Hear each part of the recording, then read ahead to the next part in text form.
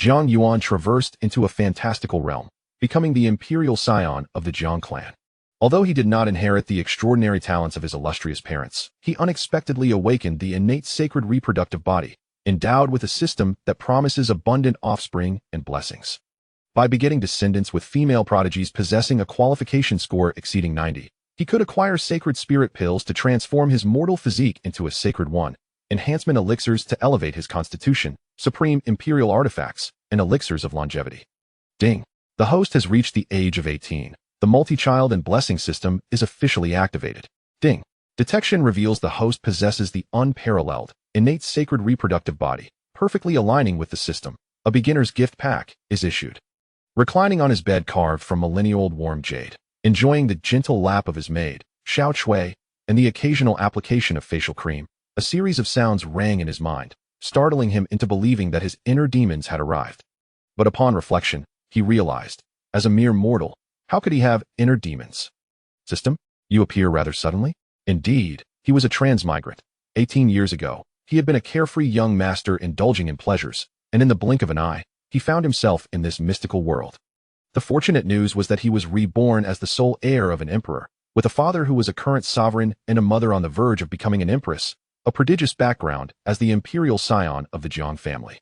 The unfortunate news was that he seemed to have exhausted all his luck on his rebirth, perfectly evading all the talents inherited from his emperor father and empress mother, rendering him a cultivation wastrel unable to advance even a single realm after 18 years of training.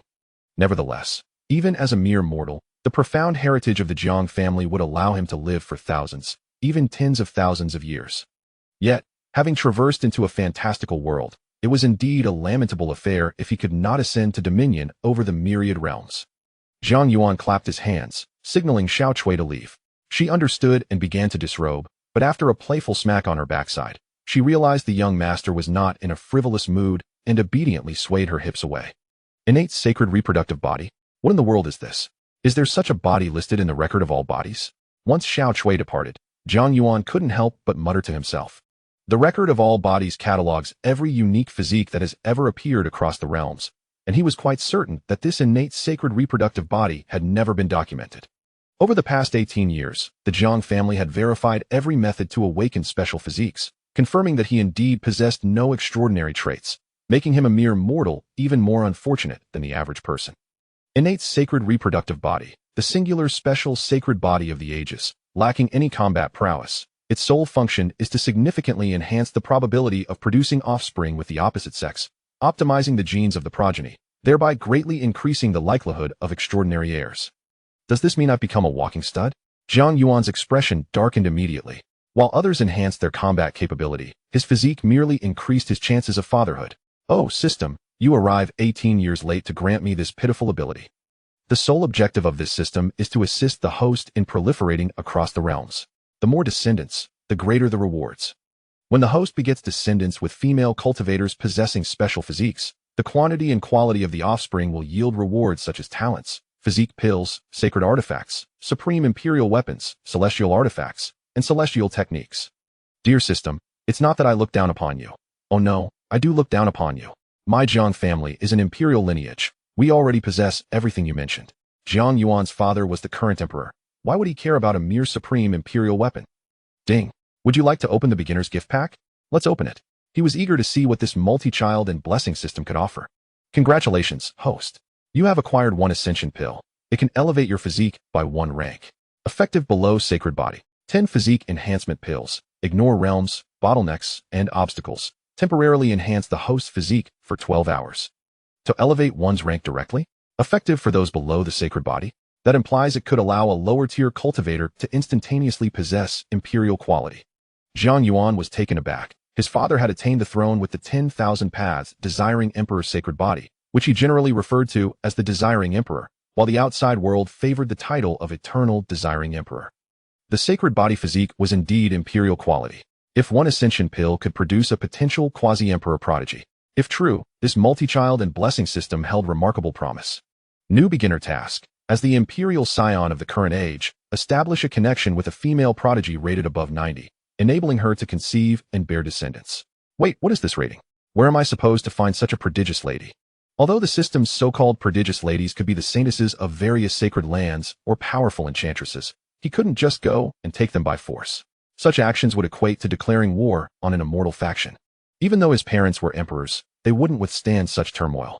Moreover, if his father learned of such deeds, he would likely break his legs at the first opportunity. However, if the ascension pill is genuine, perhaps, it's not entirely impossible. At the very least, he could demonstrate to his family that this system had merit. Besides, even if the saintesses of the great sacred lands were elusive, could there be no outstanding prodigies within the Jiang family's territory? If not within the family, what of the lower realms? While forceful abduction could tarnish his reputation, a strategic union could suffice. With the Jiang family's prestige, such matters were easily maneuvered. Yes, that's the plan. Jiang Yuan made his decision, promptly jingling the bell at his waist. Instantly, a ripple in the void heralded the emergence of an elder who knelt before him. Fuxing pays respects to the young master. This Fuxing was a guardian arranged by the family, a formidable being of the great sage realm. Uncle Fuxing, where is the clan leader now? The clan leader is in the council chamber. Excellent. Jiang Yuan quickly rose and hurried towards the Jiang family's council chamber, while Uncle Fuxing disappeared back into the void. His thoughts were simple yet audacious. Why should I toil alone? I have the immortal Jiang family behind me. My father is the current emperor, and my mother is a supreme quasi-empress, a half-step emperor, with the entire family's profound heritage and myriad powerful beings. Why must I gather information on prodigious ladies from across the realms by myself? Shouldn't such matters be handled by the family? Jiang Yuan slapped his thigh, his thoughts suddenly clear. First, he would confirm the efficacy of the ascension pill with his uncle. If it proved effective, he merely needed to inform his family about his sacred body and the system's extraordinary capabilities. With the Jiang family's resources, locating some unremarkable yet willing prodigies would be a simple task. At that point, the family would grow stronger, and he would receive rewards, continuously increasing his own power. This was not merely a win-win situation, it was a multi-win scenario. While the innate sacred reproductive body may be a liability to me personally, it is an unparalleled treasure for the entire family. A strategic weapon. Who needs to toil as a cultivation genius? Engaging in battles is exhausting. A wife found with the family's assistance, children raised with the family's support, while he simply reclines in enjoyment, reaping rewards along the way. What could be more delightful? As for those who might covet his fortune, his mighty emperor father was at the peak of his power, with several 100,000 years of longevity to spare. Surely he could withstand the wrath of an incensed emperor wielding celestial artifacts, with one hand gripping a supreme imperial weapon and the other commanding celestial techniques. He could hardly wait to see the expressions of the clan elders, who had fretted over him for so long, upon discovering that he had awakened such a remarkable sacred body. Chapter 2. The elders are stunned. This is our clan's prodigy. In the grand hall of the Jiang family, the atmosphere was solemn and heavy. In the center of the hall, over a dozen venerable elders, whose profound auras were as deep as the ocean, sat on either side. They were the core elders of the Jiang clan, each capable of shaking the Empyrean realm with a stomp of their feet. And a single drop of their blood could overturn a small world, terrifying existences indeed. At the head of the hall sat the clan leader, Jiang Yuan, the elder uncle of Jiang Yuan, who was also a formidable figure at the 14th level of the imperial realm. His visage was imposing, exuding an aura of authority without the need for anger, yet at this moment, his brows were furrowed, and he sighed deeply. The awakening ceremony for Yuan's physique had once again failed. This was one of the last few physiques recorded in the Myriad realms. Was Yuan destined to remain an ordinary person, incapable of cultivation? Upon uttering these words, the atmosphere in the hall grew even more oppressive. A fiery-tempered elder with red hair slammed his palm on the table and exclaimed, "How can this be? The bloodline of the emperor and empress could never produce a mortal physique. I refuse to believe it." Third elder, "The facts are as they stand." Another elder, his hair white as snow, spoke slowly, his voice tinged with fatigue. "Over the years, we have exhausted every means, miraculous herbs, sacred blood, and teachings from ancient scriptures, but Yuan's physique remains unresponsive. The emperor and empress had long guarded the borders. If they were to learn that Yuan possessed only a mortal physique, how profoundly disappointed they would be after countless years. Even the mighty Jiang clan, with resources sufficient to arm a grand sect to the teeth, found it exceedingly difficult to extend their lifespans beyond a limit. They understood that the more powerful a being, the longer and more arduous the process of nurturing offspring would be. After several 100,000 years, the great Emperor Hongyu had but this one child. As his cultivation grew stronger, it would be increasingly challenging to produce a second child for the Emperor and Empress. The elders wore expressions of despair and lamented softly. Jiang Yuan was someone they had watched grow. He was the heart of the entire Jiang family. However, the cruelty of being a son of the emperor, yet unable to cultivate, was unbearable. They felt a deep sense of shame towards the great Emperor Hengyu and the Empress. Enough of this clamor, Jiang Yuan said, rubbing his forehead and speaking in a low voice. At this juncture, further discussion is futile. Yuan is the son of our Jiang clan, and that will never change. From now on, no one is to mention matters of talent. Let us await the emperor and empress's response. They were aware that the great Emperor Hengyu was plotting a grand scheme. If successful, it might enable Jiang Yuan to embark on the path of cultivation. Yet, as the leader of an ancient family, Jiang Yuan understood that this path was fraught with thorns, littered with countless corpses along the way. Even the emperor was not immune to the perils of downfall. At that moment, a guard's voice rang out from outside the hall, reporting to the clan leader and esteemed elders. His Highness the Prodigy requests an audience. Yuan? Jiang Yuan was taken aback, then quickly instructed, let him in. Soon, Jiang Yuan's tall figure appeared at the entrance of the grand hall. He had shed his usual gloom, his face alight with an indescribable excitement and eagerness, walking in with a buoyant step. Greetings to the clan leader and esteemed elders. Jiang Yuan said respectfully, bowing deeply. The elders were momentarily taken aback by his demeanor. Had he undergone a transformation?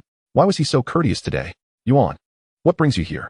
Jiang Yuan endeavored to temper his tone with gentleness. Jiang Yuan raised his head, his gaze piercingly sweeping over each elder present. Inhaling deeply before declaring with unwavering conviction, Patriarch, esteemed elders, and uncles, it seems I have awakened my innate constitution. What? Awakened? The grand hall erupted in an uproar. The most tempestuous of the elders, the third elder, swiftly advanced to Jiang Yuan's side, gripping his shoulders with fervor and probing into his essence with fervent intent. His voice trembling with excitement. Is it truly awakened? What is your talent? However, after a thorough examination, the ecstasy on the third elder's face gradually solidified into profound bewilderment. No, this cannot be right. It's still a mundane body, with blocked meridians and unresponsive spiritual energy. Yuan, could you be mistaken? Other elders extended their senses as well, only to find the same results as the third elder. The hope that had ignited in the hall was abruptly doused with cold reality. Nonsense. An elder could no longer contain his indignation. Yuan, one does not jest about such matters. I understand your desire to bring us joy, but this jest is excessive. Indeed. Yuan, yet rest assured, we shall spare no effort to help you awaken your constitution, even if it is merely the weakest spiritual body. With the resources of the Jiang family, should you be able to cultivate, we could elevate you to the status of a sage. I am not jesting. Jiang Yuan, observing the disappointment etched upon their faces, spoke calmly. My awakened constitution is rather unique. It is entirely natural for you to be unable to perceive it. I refer to it as the innate fertility sacred body. Innate fertility sacred body. The elders exchanged glances, each adorned with expressions of confusion. What manner of thing is this? Does a sacred body even involve procreation? Yuan, please elaborate. What precisely does this entail? Jiang Yuan furrowed his brow, aware that while Jiang Yuan could be playful, he generally refrained from frivolity in significant matters. Jiang Yuan cleared his throat and proceeded to explain the capabilities of his sacred body and the existence of the system. All present were his kin. There was little to conceal regarding the Jiang family's heritage. Furthermore, his ascent would inevitably require their assistance. To bolster his credibility, Jiang Yuan produced the Ascension Pill, a reward from the system's novice gift pack. This item was effective solely for sacred bodies. And since he was already an innate fertility sacred body, further consumption would be futile. This is the first treasure bestowed upon me by the entity known as the system. The Ascension Pill. Its purpose is to unconditionally elevate the status of any unique constitution beneath a sacred body. Boom. If Jiang Yuan's earlier words had merely sparked intrigue among the elders, the revelation of the Ascension Pill and its purpose left everyone in the grand hall breathless. What? How can this be possible? Yuan, do you speak in earnest? I cannot be certain, which is why I specifically brought it for you to examine, uncle. His uncle, Jiang Yuan, was not only a prospective emperor, but also a saint-level alchemist, which was precisely why Jiang Yuan had sought him out. Jiang Yuan took the Ascension Pill and, after a thorough assessment, revealed a hint of astonishment on his face. The intricacies of this pill are such that even I find it difficult to fully comprehend at first glance. Surely not, elder brother. You are a saint-level alchemist. Did you not refine a batch of saint-grade elixirs a decade prior? This can only imply that this elixir is of a grade far superior to the sacred, transcending even the imperial and celestial realms. Jiang Yuan exhaled a breath of murky air. In truth, within the current imperial celestial world, It is not an exaggeration to say that nearly all celestial-grade alchemists have perished, with only a scant few imperial-grade alchemists remaining. Yet, the so-called Ascension pill in his possession is undeniably genuine, and without a doubt, a pinnacle imperial-grade elixir. This truth cannot be faked. As for its effects, summoned Jiang Yuan. Jiang Yuan suppressed his inner excitement and instructed those outside the hall. Very well. Jiang Yuan, a side descendant of the Jiang family, has awakened the meteoric battle body, one of the Tao bodies. In the imperial celestial world, the physical constitutions are categorized from weak to strong: mortal body, spiritual body, precious body, king body, Tao body, divine body, sacred body, and celestial body. If it truly can enhance. Jiang Yuan exchanged glances with several clan elders, and in each other's eyes, they discerned unparalleled excitement and fervor. Thus, Jiang Yuan shall no longer be the Jiang family's discarded imperial scion. He will become the most significant and pivotal Qilin child in the history of the Jiang family, embodying the hope of the entire Jiang family and the vast imperial celestial world. Chapter 3. Proper Treatment. A child chooses, I desire them all soon. A robust and earnest-looking young man was ushered into the grand hall. Jiang Yuan pays his respects to the family head and esteemed elders. Jiang Yuan felt a pang of anxiety. He had been engrossed in his cultivation when he was suddenly brought here, leaving him somewhat bewildered. Jiang Yuan wasted no time and directly handed the Ascension pill to him, speaking in a solemn tone. Jiang Yuan, this is the supreme boon bestowed upon you by the Imperial Scion. Consume it. Although Jiang Yuan did not fully comprehend the significance, his unwavering trust in the family head compelled him to accept the elixir without a moment's hesitation, swallowing it whole. At the instant the Ascension pill entered his abdomen, Jiang Yuan's body convulsed violently. An indescribable torrent of terrifying energy erupted within him, akin to the very genesis of the universe, instantly sweeping through his limbs and bones. Jiang Yuan let out a tortured scream as his skin began to fissure, golden blood seeping from the cracks, transforming him into what appeared to be a fragile porcelain figure on the brink of shattering. Yet, almost immediately, an overwhelming vitality surged forth from within him, rapidly mending his shattered form. Boom! A resplendent golden divine light erupted from the crown of Jiang Yuan's head, crashing against the dome of the assembly hall. Jiang Yuan's eyes ignited with fervent brilliance as he casually raised his hand, obscuring the celestial phenomenon from view. This is the eternal star, soul, divine body, exclaimed an elder, whose extensive research into various physical constitutions rendered his voice quavering with awe. It is one of the evolutionary paths of the meteoric battle body. Indeed, it is undoubtedly the eternal star, soul, divine body. Jiang Yuan's spirit is bound to the primordial star of the ancient starry river. Even if his physical form is destroyed, he can dwell upon the ancient star to revive. An ancestral figure of the clan, Jiang Wudao, had once mastered such a divine body. One elixir, and a divine body is born. How terrifying. No, wait. Did you not hear Jiang Yuan mention that this Ascension pill can elevate those beneath the sacred body? This implies that if we had initially sought a descendant with a divine body, our Jiang family would gain another sacred body. Hiss. All the elders could not help but draw in a sharp breath. The sacred body, renowned for its potential to rival the great emperor at full maturity. Although not all sacred bodies can achieve this, many require substantial personal accumulation. A sacred body is indeed comparable to a quasi-emperor powerhouse, and that is no exaggeration. If it is a supreme sacred body, it is nearly on par with the pinnacle of quasi-emperors. Even within the Jiang family, a peak quasi-emperor is undeniably a heavy weight. Approximately a stick of incense later, the golden light enveloping Jiang Yuan gradually receded, signaling the completion of his metamorphosis. As his realm soared within a remarkably brief period from the 7th level, Unity Realm, to the zenith of the 8th level, Jiang Yuan, feeling the transformation within him, was utterly astonished. Jiang Yuan exclaimed sternly, from this day forth, you shall be the core disciple of our Jiang family. The clan will devote all resources to nurture you. Just remember, everything you possess is a gift from the Emperor's son. Yes, I am eternally grateful for the Emperor's son's rebirth. Jiang Yuan, recovering his senses, knelt before Jiang Yuan without hesitation, bowing deeply 3 times. His eyes brimming with fervent admiration and gratitude. This matter must remain confidential for now. You may withdraw. We have further discussions with the Emperor's son, Jiang Yuan instructed. Understood. Jiang Yuan respectfully bowed to Jiang Yuan and the others before departing with utmost reverence. Once Jiang Yuan had left, the 3rd elder rushed forward, excitement evident in his demeanor as he addressed Jiang Yuan. Yuan, your innate sacred body is a rare omen that our Jiang family has not witnessed in eons. You just mentioned seeking a peerless woman with a score exceeding 90? Is that correct? Jiang Yuan nodded subtly. Yes, it is a requirement from the system. The third elder, Jiang Shozhua, dismissed it with a wave of his hand. You are the emperor's son of our Jiang family. What is it to marry several outstanding women? I would say, even 10 or 100 would be inconsequential. Another clan elder interjected. I propose, esteemed head, that we immediately compile a list of all the sacred maidens, divine maidens, and imperial maidens from every holy land, divine dynasty, immortal family, and ancient sacred mountain. We shall sift through them one by one. Sift through what? Only children make choices. Our Jiang family shall have them all. Jiang Shozhua retorted, his eyes wide with fervor. Exactly. With the foundation of our Jiang family.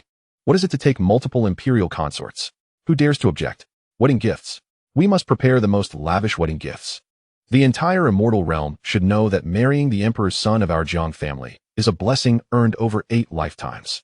The clan elders were utterly enraptured, each clamoring and debating fervently, their enthusiasm for arranging Jiang Yuan's matrimonial affairs surpassing even their own pursuits. Standing aside, Jiang Yuan observed these usually imposing elders, now animatedly strategizing for his lifelong commitment, feeling a twinge of pride and warmth. They had treated him with unwavering kindness, regardless of his ascension or the absence of his sacred body.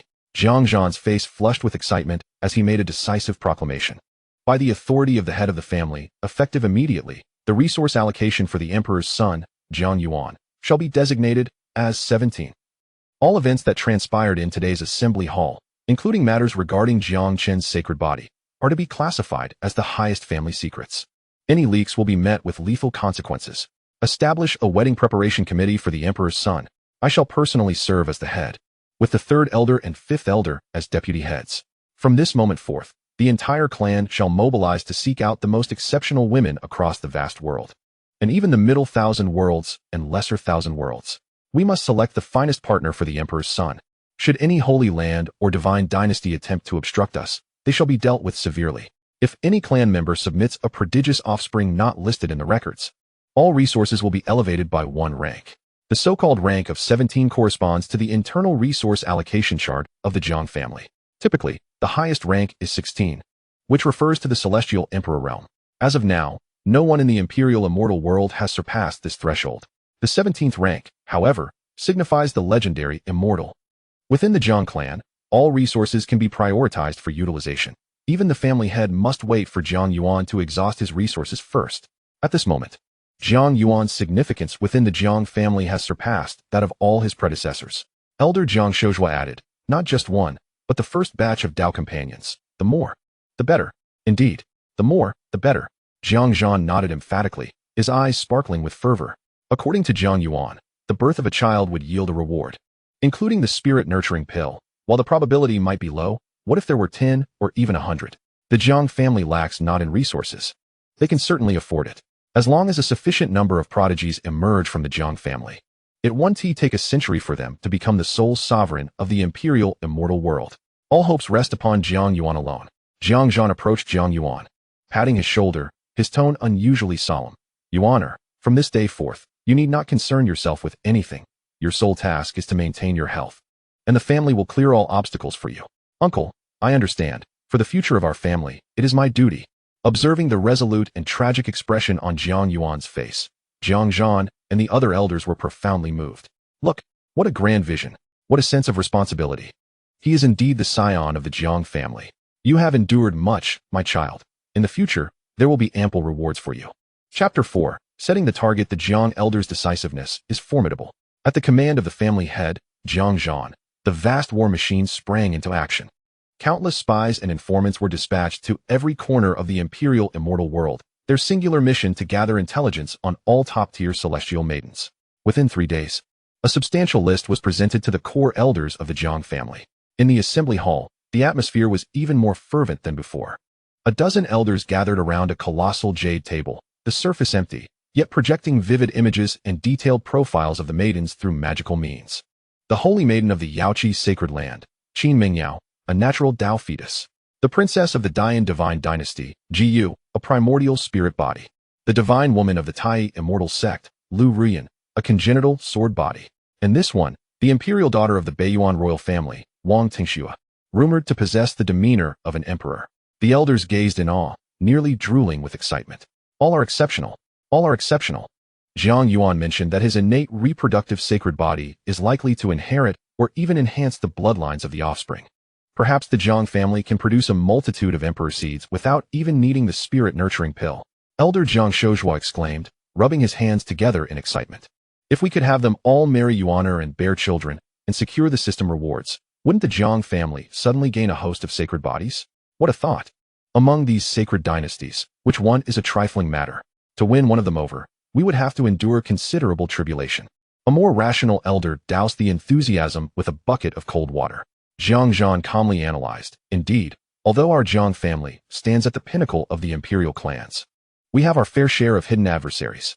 Proposing to all factions at once would inevitably provoke widespread ire. We must select the most suitable one as our initial target. Moreover, whether we can procure the Ascension Elixir from Yuaner remains uncertain. He understood clearly that even if the attempt were to fail, it would still serve as a favorable opportunity for the ninth brother, Jiang Yuan, who was due for marriage in due course. So whom should we choose? The elders began to debate once more. I believe the saintess of the Yaoqi is an excellent choice. She possesses a natural Tao physique, in harmony with the celestial principles, ensuring her offspring would possess extraordinary comprehension. The princess of the Dian dynasty is also a fine candidate, with a Yuan spirit body and mastery over elemental powers. Her lineage is noble. In my opinion, we should select Wang Tingxue of the northern Yuan royal family. If we are to pursue, let it be someone with exceptional talent. Before long, Jiang Yuan was summoned to the Grand Hall, under the pretense of allowing him to weigh in on the matter. As he gazed upon the 3D projections of these stunningly beautiful and uniquely poised celestial maidens, his heart ignited with fervor. Previously, he had only seen their appearances through jade slips. Now, the vividness of the projections left him in awe. It could be summed up in 3 words: utterly magnificent. The quality was astonishing. Any one of them could have caused a sensation across the internet in his past life with their divine beauty. Name: Qin Mingyao. Score: 96. Identity: Saintess of Yaoqi. Physique: natural Tao physique, divine body. Data: 173 centimeters, 995, 5103. Thunder attribute: D. Interface attempts: 0. Weakness: currently uncharted, cannot be viewed. Name: Gu. Score: 92. Identity: 16th Princess of Dian Dynasty. Physique: Yuan spirit body, Tao body. Data: 153 centimeters, 855,388. Thunder attribute: E. Interface attempts: 0. Weakness: currently uncharted, cannot be viewed. Jiang Yuan was astounded by the stunning revelations. After a thorough examination, he eliminated many who, despite being prodigies, were not suitable. After a rigorous selection process, the final list still comprised over 100 names, and this was merely a fraction. The first batch would undoubtedly feature renowned celestial maidens. After reviewing the options, his gaze was swiftly captured by one in particular. She wore a dress of resplendent feathers, her beauty unparalleled, exuding an air of cold aloofness. Her eyes, akin to obsidian, surveyed the world with indifference, as if nothing around her deserved her regard. Name: Bai Qingxue. Score: 98. Identity: Divine Maiden of the Ancient Divine Mountain, White Tiger. Physique: Ancient White Tiger bloodline, Tao body. Data: 175 centimeters, 11083105. Thunder attribute: F. Interface attempts: 0. Weakness: currently uncharted, cannot be viewed. Jiang Yuan assured himself that his attraction was not merely due to her high score. The most critical factor was her astounding score of 98. She was, thus far, the highest rated among them. Furthermore, the identity of the other party is rather intriguing: the ancient divine mountain. This sacred site serves as the dwelling of the ancient clans, home to numerous ancient emperors, equivalent to the great monarchs of the human race. The White Tiger clan, of which he has only heard whispers, is not deemed a significant power. More importantly, the other party possesses the bloodline of the ancient White Tiger. The White Tiger, a divine beast. How magnificent it would be to ride one. Although the Jiang family is not without their own, how can one compare the might of tigers?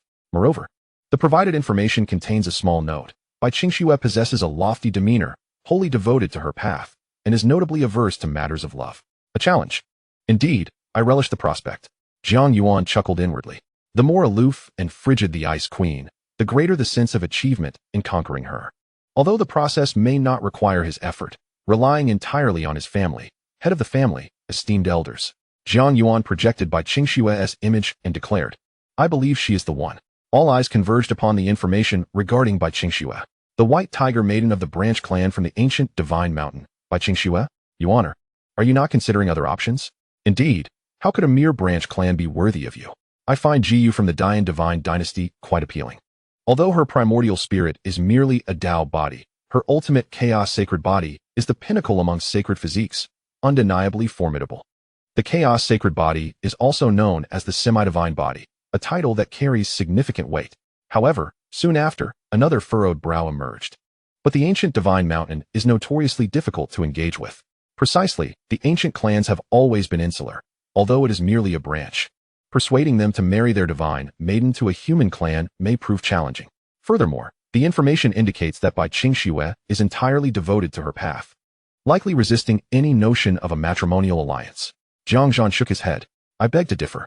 If our Jiang family cannot secure even a fallen divine maiden from a branch of the ancient divine mountain, how shall we negotiate with other forces? Let us not forget. The Jiang family, still have an emperor alive. Indeed, the eyes of the elders sparkled with renewed vigor. The Jiang family emperor is presently at his peak. Those decrepit old fools, merely clinging to life through their heritage, would not dare step outside until the moment of death.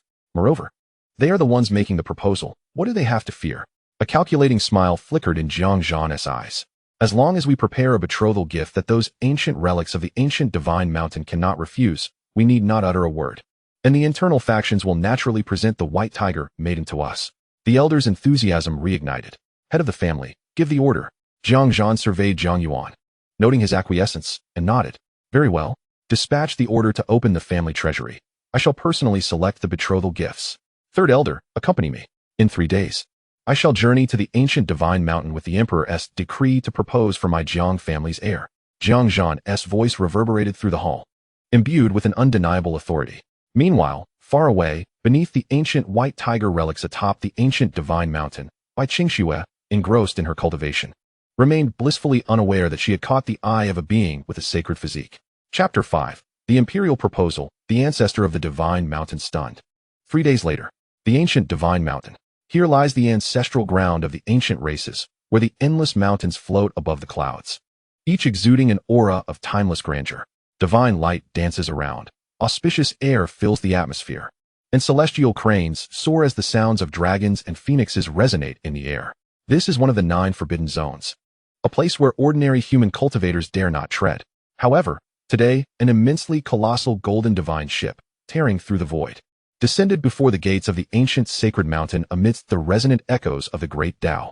Upon the divine ship, banners fluttered, and a dragon and phoenix entwined character radiated an imperial might that suppressed the ages. The Jiang clan of the human race? What brings them to the ancient sacred mountain? Within the sacred mountain, countless powerful presences stirred, their divine senses sweeping through the air.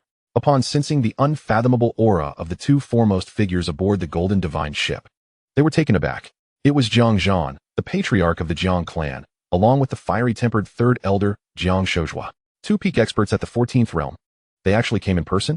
Do they intend to wage war against the ancient races? In an instant, the atmosphere within the sacred mountain grew tense, and many ancient race experts displayed their hostility. Just then, a venerable and authoritative voice resonated from deep within the mountain, echoing through the heavens.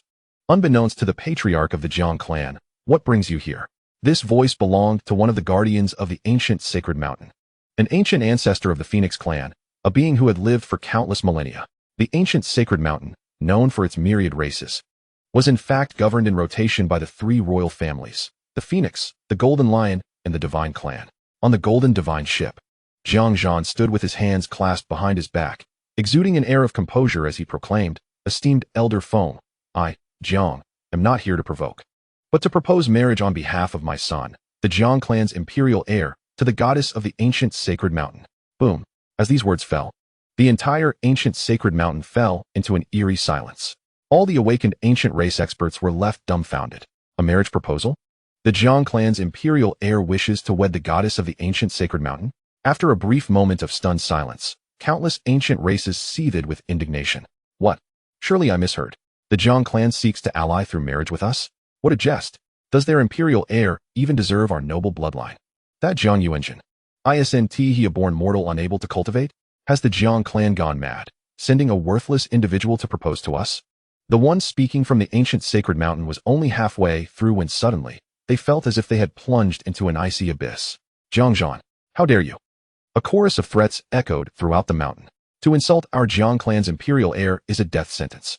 Jiang Yuan's voice remained calm, as if he were merely discussing the most mundane of matters, and in full view of all, the race that dared to insult Jiang Yuan disintegrated into nothingness, leaving not even a drop of blood behind.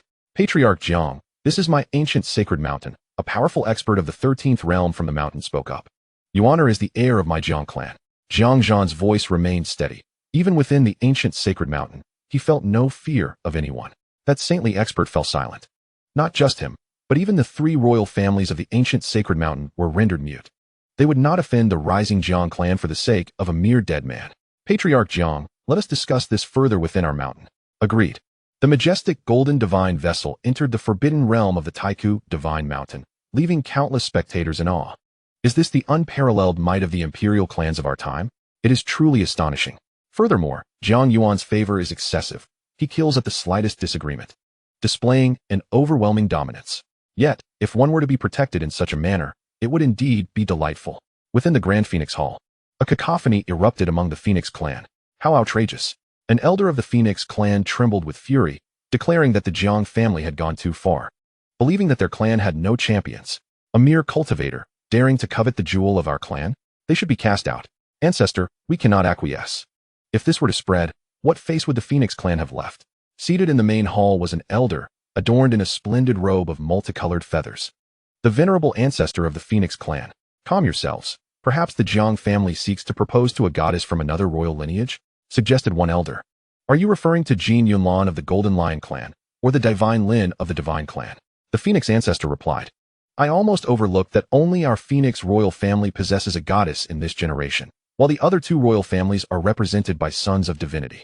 In truth, both the Golden Lion clan and the Divine clan had expressed interest in a marriage proposal, but the Phoenix ancestor was still contemplating, as he regarded both clans with a measure of disdain. A union with the Jiang family was not out of the question. Yet one would expect a paragon of divine physique to propose to the legendary waste emperor, Jiang Yuan.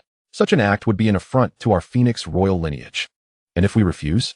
If you are unafraid of the great Emperor Hungyu's wrath, then by all means, proceed.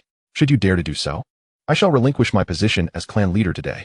Forget it, clan leader. I have exhausted my chances of rebirth. Perhaps another day, came the response. Enough. The Jiang family is not to be trifled with.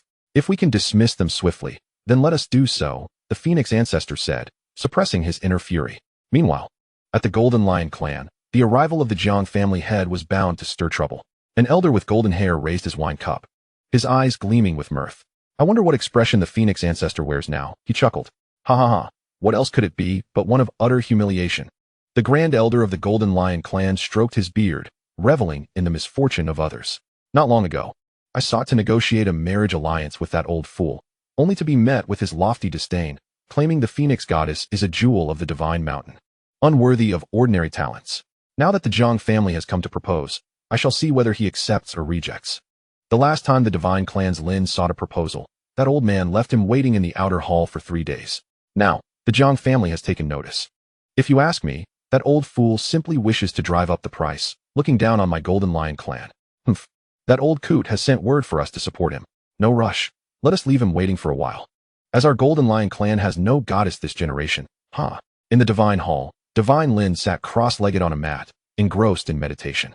He was the divine son of this generation, possessing golden divine blood, comparable to the divine physiques of humanity, regarded as one of the top prodigies among the ancient races. The Jiang family has come to propose, announced an elder of the divine clan, a hint of mockery in his tone. Shenlin opened his eyes, a glimmer of brilliance flashing within them. Who could he seek for a marriage proposal? Who else but the divine maiden of the Phoenix royal family? The only one worthy in the eyes of the Jiang family, aside from the legendary ancient sacred mountain? Shenlin let out a cold laugh. The Phoenix divine maiden was meant for Jiang family's young master. If memory serves, he was merely an ordinary man incapable of even cultivating. Indeed, the elder nodded. Noting that the Jiang family was making a formidable effort, both the family head, Jiang Zhan, and the third elder, Jiang Shouzhua, had personally arrived, even eliminating an unwise individual at the mountain gate. The Phoenix clan dared not utter a word. Excellent work, Shenlin remarked, rising to his feet. The last time he proposed, the young master had acted dismissively. Once he ascends, he would ensure that the young master becomes nothing more than a fan for his own amusement. The elder chuckled. In my old age, I believe the Phoenix ancestor will most likely refuse. A cultivation waste, even with the Jiang family backing him, is still unworthy of the Phoenix Divine Maiden. A flicker of coldness passed through Shenlin's eyes. He cared not for worthiness. His sole concern was his own strength. As for Jiang Yuan, he was merely a fortunate mortal. His life would be nothing more than that. His ambitions soared beyond the stars and the sea. Chapter 6. Cease your self-adoration. You are not worthy of my imperial lineage. At the Phoenix Sacred Mountain, beneath the Wutong tree, white flames danced in the void, radiating a holy and powerful aura. At the heart of the flames sat a breathtaking figure in meditation. Clad in a radiant feather robe, she possessed a beauty that could rival any. Yet her demeanor was as frigid as ice. This was the Divine Maiden of the Phoenix royal family, Linger. Divine Maiden, something terrible has happened. A handmaiden rushed in, interrupting Linger's cultivation. Slowly opening her eyes, Linger furrowed her brow. What causes such alarm? The Jiang family has come to propose. The handmaiden exclaimed. A proposal? Linger replied indifferently. That is a matter for the elders. It has nothing to do with me. But they are here for you. The handmaiden insisted. Both the family head and the third elder of the Jiang family are present in the council hall. Linger's expression instantly hardened. Which Jiang family? It could only be the Jiang family of the human race, the foremost imperial lineage of the Hanyu emperor. Have they lost their minds? Linger exclaimed, rising abruptly, her flames surging violently. How can mere mortals dare to propose to me, a member of the Phoenix royal family? The handmaiden trembled. It is said they are proposing for their young master, Jiang Yuan. Jiang Yuan? Linger scoffed. That waste incapable of even cultivating? She was well aware of Jiang Yuan's name. The young master of the Jiang family, son of the emperor, yet a natural-born mortal, unable to cultivate. This was no secret across the vast realm of the imperial immortals. A waste is unworthy to marry me. A flicker of anger ignited in Linger's eyes. From a young age, she had displayed exceptional talent, possessing the Phoenix Nirvana divine body, hailed as a once-in-a-millennium genius of the Phoenix royal family. Countless prodigies from ancient clans had sought her favor, only to be met with her cold indifference. In her view, cultivation was the only true path, while romantic entanglements were mere stumbling blocks along the way. Not even the sacred body had ever captured her interest. She believed her own talents were sufficient to ascend to the status of an emperor, or perhaps even surpass one. Divine Maiden, where are you going? The handmaiden inquired anxiously as Linger moved towards the exit. To the council hall, Linger replied coldly. What worth does a mere mortal, reliant on his family, have to stand beside me? With that, she stepped out of the chamber, a cascade of 7-colored light soaring into the sky behind her. She intends to personally refuse, making it clear to the Jiang family that she, Linger, will not rely on anyone. The council hall of the ancient divine mountain is vast. Its walls forged from primordial divine stones, intricately inscribed with ancient runes that exude the essence of time. At this moment, the hall is filled to capacity. At the highest seat sits the ancestral elder of the Phoenix royal family, the chieftain of the Golden Lion clan, and the leader of the divine lineage. Below them, the leaders or elders of the 10 great royal families have also gathered. The presence of the 3 royal families and the 10 great clans signifies the immense scale of the Jiang family's undertaking this time. Jiang family head. You just mentioned a proposal for the noble heir, the Phoenix elder remarks, his expression rather displeased. Jiang Yuan smiles slightly, affirming, indeed. The chieftain of the Golden Lion clan can't help but let out a chuckle, quickly feigning a cough to disguise it. The leader of the divine lineage, Shenlin's father, wears a subtle smirk. They are all eager to witness the elder's embarrassment. Taking a deep breath, the Phoenix elder strives to maintain a calm tone, stating, Jiang family head, it is not that I disregard you, but I fear that the Jiang family may be overreaching. This statement, though courteous, is unmistakably clear. Your heir is unworthy of my divine daughter. Jiang Shouju furrows his brow, ready to explode, but Jiang Yuan raises a hand to halt him. Senior Feng, you misunderstand. Jiang Yuan responds with a smile. You honor, although possessing a unique constitution. A unique constitution? The head of the royal family interjects, Jiang family head. Spare yourself the self-deception. A natural mortal body cannot cultivate. This is well known across the entire imperial immortal world. Even if your Jiang family is deeply rooted, it is impossible for a mortal to marry our divine daughter from the ancient divine mountain. Indeed, what benefit would this union hold for our Myriad clans? The 10 royal family leaders or their vice chiefs, especially those aligned with the Phoenix royal family, express their dissatisfaction. Jiang Yuan's expression remains unchanged as he is about to speak again when suddenly, the hall doors are thrust open. A radiant light of 7 colors floods in, transforming into the breathtaking figure of the Phoenix goddess, Linger. Linger, what brings you here? The Phoenix elder's expression shifts. Ignoring the elder, Linger's gaze lands directly on Jiang Yuan, her voice icy. You are the head of the Jiang family. Jiang Yuan assesses the divine maiden before him and nods, affirming. Indeed. Excellent. Feng Linger sneers. I have heard that you are here to propose for your worthless heir. At this proclamation, the hall falls into an immediate silence. All astonished that the Phoenix goddess would dare to insult Jiang Yuan in front of Jiang Yuan. Jiang Shouju's expression darkens, ready to retaliate, while Jiang Yuan's smile turns grave. Such words are misguided, for Yuan though unique in constitution. Jiang clan leader, Feng Linger interrupts, her tone haughty. My sole ambition in this life is to cultivate to become an emperor. Romantic entanglements are mere hindrances on the path of cultivation. Even if your Jiang family is powerful, and even if Jiang Yuan were not worthless, I would never marry him. Moreover, a flicker of scorn dances in her eyes. What qualification does a mortal, who cannot even cultivate, have to wed me? I, Feng Linger, would rather die than marry a worthless individual. Her words resonate throughout the hall, each syllable striking like a hammer. The Phoenix elder's face turns ashen, ready to reprimand her, but hesitates. Although Feng Linger spoke harshly, her words indeed reflected the thoughts within his heart. The Golden Lion clan and the Divine clan reveled in their misfortune. Well said, chuckled the leader of the Golden Lion clan. The Phoenix goddess truly possesses spirit. The leader of the Divine clan nodded in agreement, declaring, she is indeed the pearl of our ancient races. The two exchanged glances, igniting the flames of discord. They eagerly anticipated the Jiang family's wrath, hoping for a confrontation that would bring the Phoenix royal clan to ruin. They could not fathom how the Phoenix royal clan could stand against the Imperial Jiang family. However, Jiang Yuan, upon hearing these words, finally recognized the source of the problem.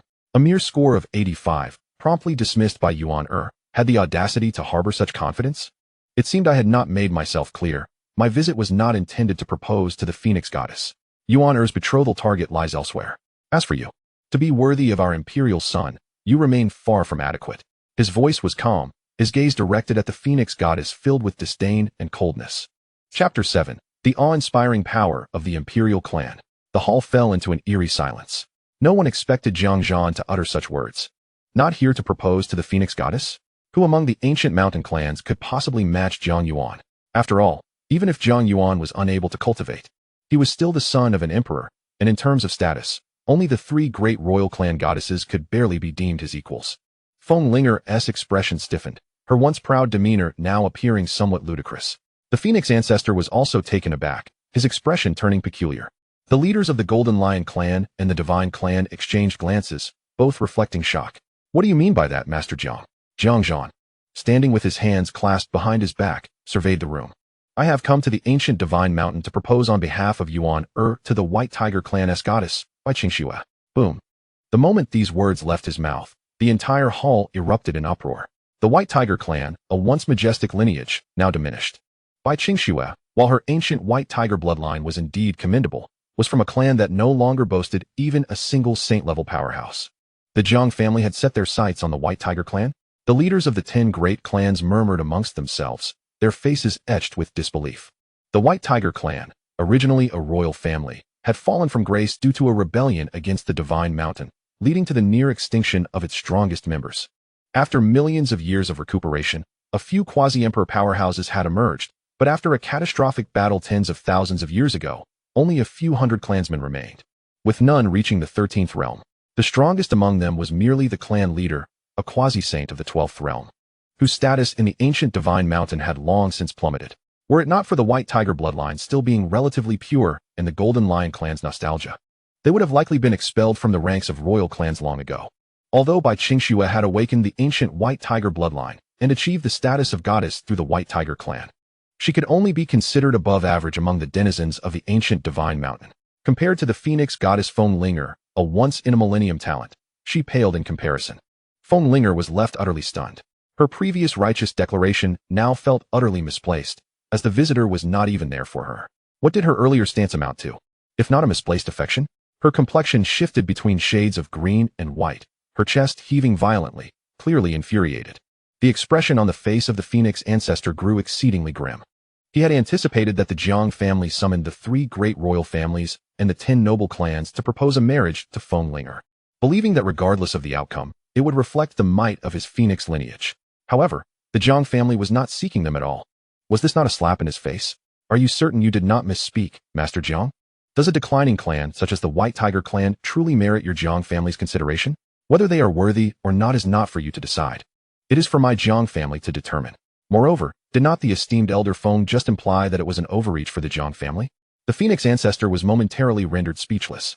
Indeed, he had uttered those words, but they were merely polite remarks. Who could have anticipated that the Jiang family was serious? Jiang Yuan spoke calmly. My Jiang family's esteemed heirs are of such nobility that not just anyone can be deemed worthy. The divine maiden just now spoke the truth. She is indeed unworthy of my Yuan. Feng Linger's complexion turned pale, her body trembling slightly. Never had she endured such humiliation throughout her life. You dare insult me?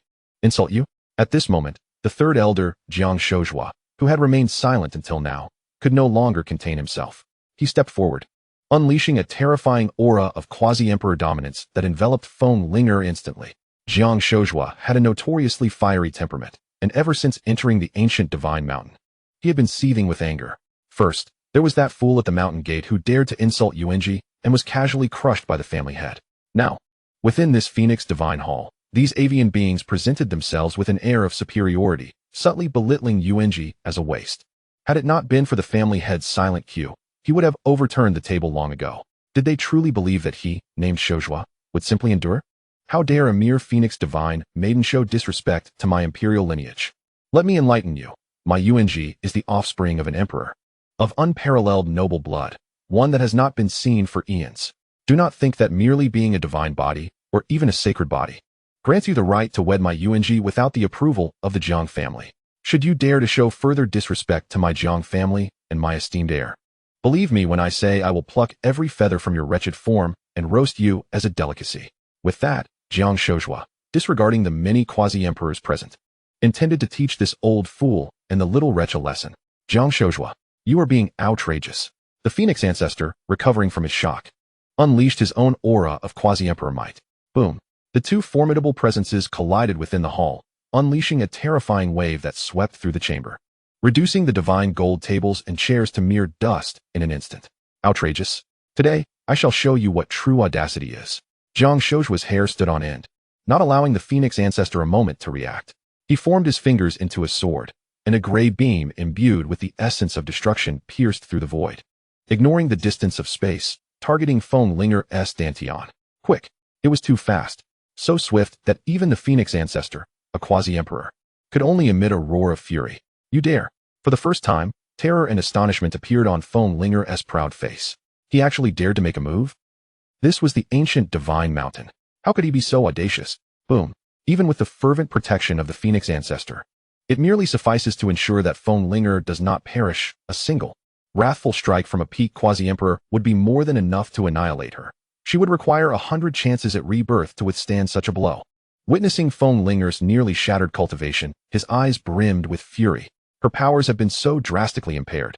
It remains uncertain how many rare treasures of heaven and earth will be necessary to restore her.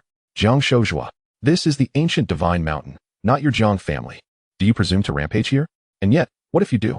Jiang Yuan slowly stepped forward, standing beside Jiang Shozhua, intertwining their quasi-emperor auras, which instantly suppressed the Phoenix ancestor's presence. My Jiang family neither instigates trouble nor fears it. Your Phoenix clan's goddess intruded upon our negotiating grounds and spoke disrespectfully to me. I have chosen not to pursue this matter, considering her youth, but that does not imply my third brother shares my leniency.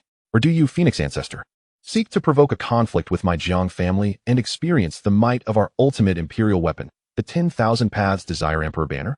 As he spoke, a black banner materialized behind Jiang Yuan, suspended in the air, overshadowing the traces of the great Tao upon the ancient divine mountain. The celestial bodies, myriad emotions, all laid within his grasp. This was indeed one of the Jiang family's ancestral treasures, an ultimate imperial weapon, and one of the legendary artifacts of the esteemed Emperor Heng Yu, the 10,000 Paths Desire Emperor banner. At that moment, countless powerful beings within the imperial immortal world sensed this tremendous fluctuation. Is this the 10,000 Paths Desire Emperor banner of the Jiang family? Who has incurred their wrath? That direction leads to the ancient divine mountain, one of the 9 forbidden zones of life. Is the Jiang family preparing to act against the forbidden zones? Is it the Phoenix clan, the Divine clan, or the Golden Lion? A great upheaval is imminent. Some sages lamented. Others rushed towards the ancient divine mountain, hoping to seize an opportunity. However, Jiang Yuan merely showcased a fraction of the Imperial Weapons' might before retracting it, his expression once again adorned with a gentle smile. Esteemed guests, allow me to reiterate. Today my Jiang family has come with utmost sincerity to propose a marriage for our imperial heir. Whom we wish to marry or not is solely our affair. As for this phoenix goddess, his gaze fell upon the prostrate Feng Linga.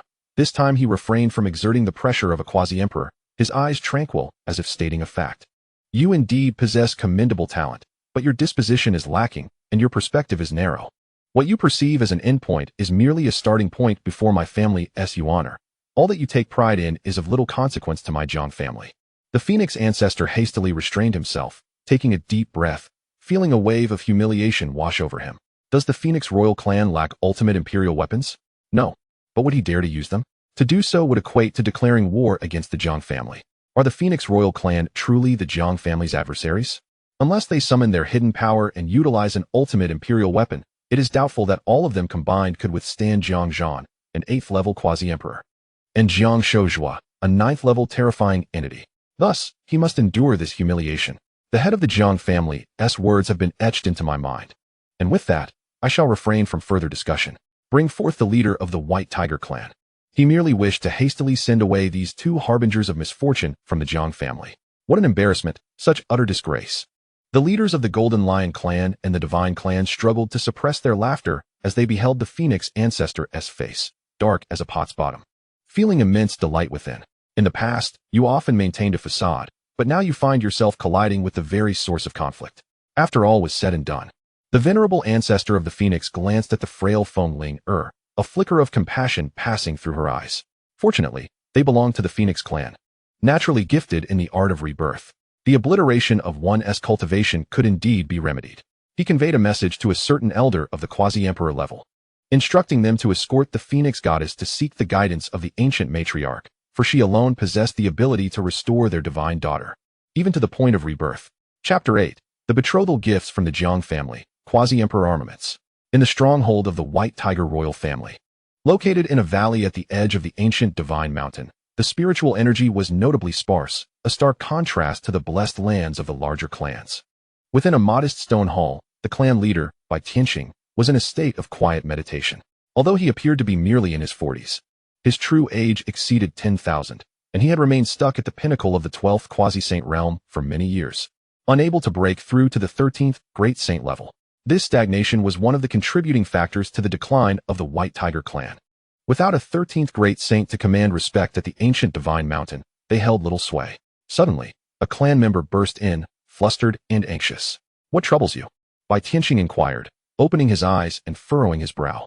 The Phoenix royal clan has sent someone, claiming there is a distinguished guest wishing to see you. A distinguished guest? Bai Tianqing was taken aback. Who might it be? It seems to be someone from the Jiang family. The color drained from Bai Tianqing's face as he quickly rose to prepare for the visit. Despite his modest cultivation, he was well aware of the significance of the Jiang family. As the foremost imperial clan of the age, a visit from them was monumental. In the Grand Assembly Hall, upon his hurried arrival, Bai Tianqing was astounded by the opulence of the gathering. Leaders from the 3 great royal families and representatives from the 10 major clans were present. Such an assembly rivaled even the grandest ceremonies of the ancient Divine Mountain. Welcome, clan leader Bai. The venerable ancestor of the Phoenix greeted with a smile that barely concealed the gravity of the situation. The head of the Jiang family seeks your audience. Bai Tianqing promptly stepped forward, respectfully bowing. I have the honor of meeting the head of the Jiang family and the 3rd elder. Jiang Yuan nodded. There is no need for excessive courtesy. I am here today to propose marriage on behalf of my son, the Jiang family's young lord, to your esteemed divine daughter. Bai Tianqing was left speechless, his mind reeling. A marriage proposal? The Jiang family's young lord wished to wed Qingxue? His initial reaction was not one of joy, but sheer incredulity. How could such fortune befall the White Tiger clan? Are you jesting, head of the Jiang family? Bai Tianqing's voice trembled with disbelief. I never jest, Jiang Yuan replied, waving his hand. What does clan leader Bai think of this proposal? Of course, we accept. This is an honor for our White Tiger clan. It is a blessing beyond measure for my daughter, Qingxue. Bai Tianqing responded without a moment's hesitation. What a splendid opportunity. The Jiang family, the foremost imperial clan of humanity. With the White Tiger clan facing dire straits, such a golden opportunity was not to be squandered. He would gladly offer his own service to the Jiang family, if it meant securing this alliance. However, clan leader Bai, let us not rush into agreement. Jiang Yuan said with a smile. Such unions should be mutually desired. The Jiang family cherishes peace and will not impose our will. This matter requires the consent of the Phoenix Goddess, Bai Qingxue herself. During the day, Bai Tianqing found himself in a predicament. He was well aware of his daughter's temperament. She was resolutely devoted to her path, possessing an icy aloofness, and had always been indifferent to matters of romance, solely focused on restoring the glory of the Baihu royal lineage. Undoubtedly, she had talent. At a tender age, she had already reached the 8th realm of Tao, and a future breakthrough to the 13th sacred realm was not beyond the realm of possibility. She was indeed the hope of the Baihu clan. However, the prospect of her marrying into the Jiang family was troubling. Jiang Yuan seemed to discern his discomfort and offered a slight smile, saying, "No need to worry. This is merely a modest token from the Jiang family, a gesture of goodwill. Please, by patriarch, do pass it on to the esteemed Qingxue for her perusal." As he spoke, he flicked his fingers, and 10 spatial rings gracefully floated before Bai Tianqing. With trembling hands, Bai Tianqing accepted the rings. "Patriarch Bai, why not take a look?" Jiang Yuan suggested, his tone laced with subtle encouragement. "Is that appropriate?" Bai Tianqing hesitated. Opening a betrothal gift before so many people seems rather ostentatious. "Not at all," Jiang Yuan replied nonchalantly.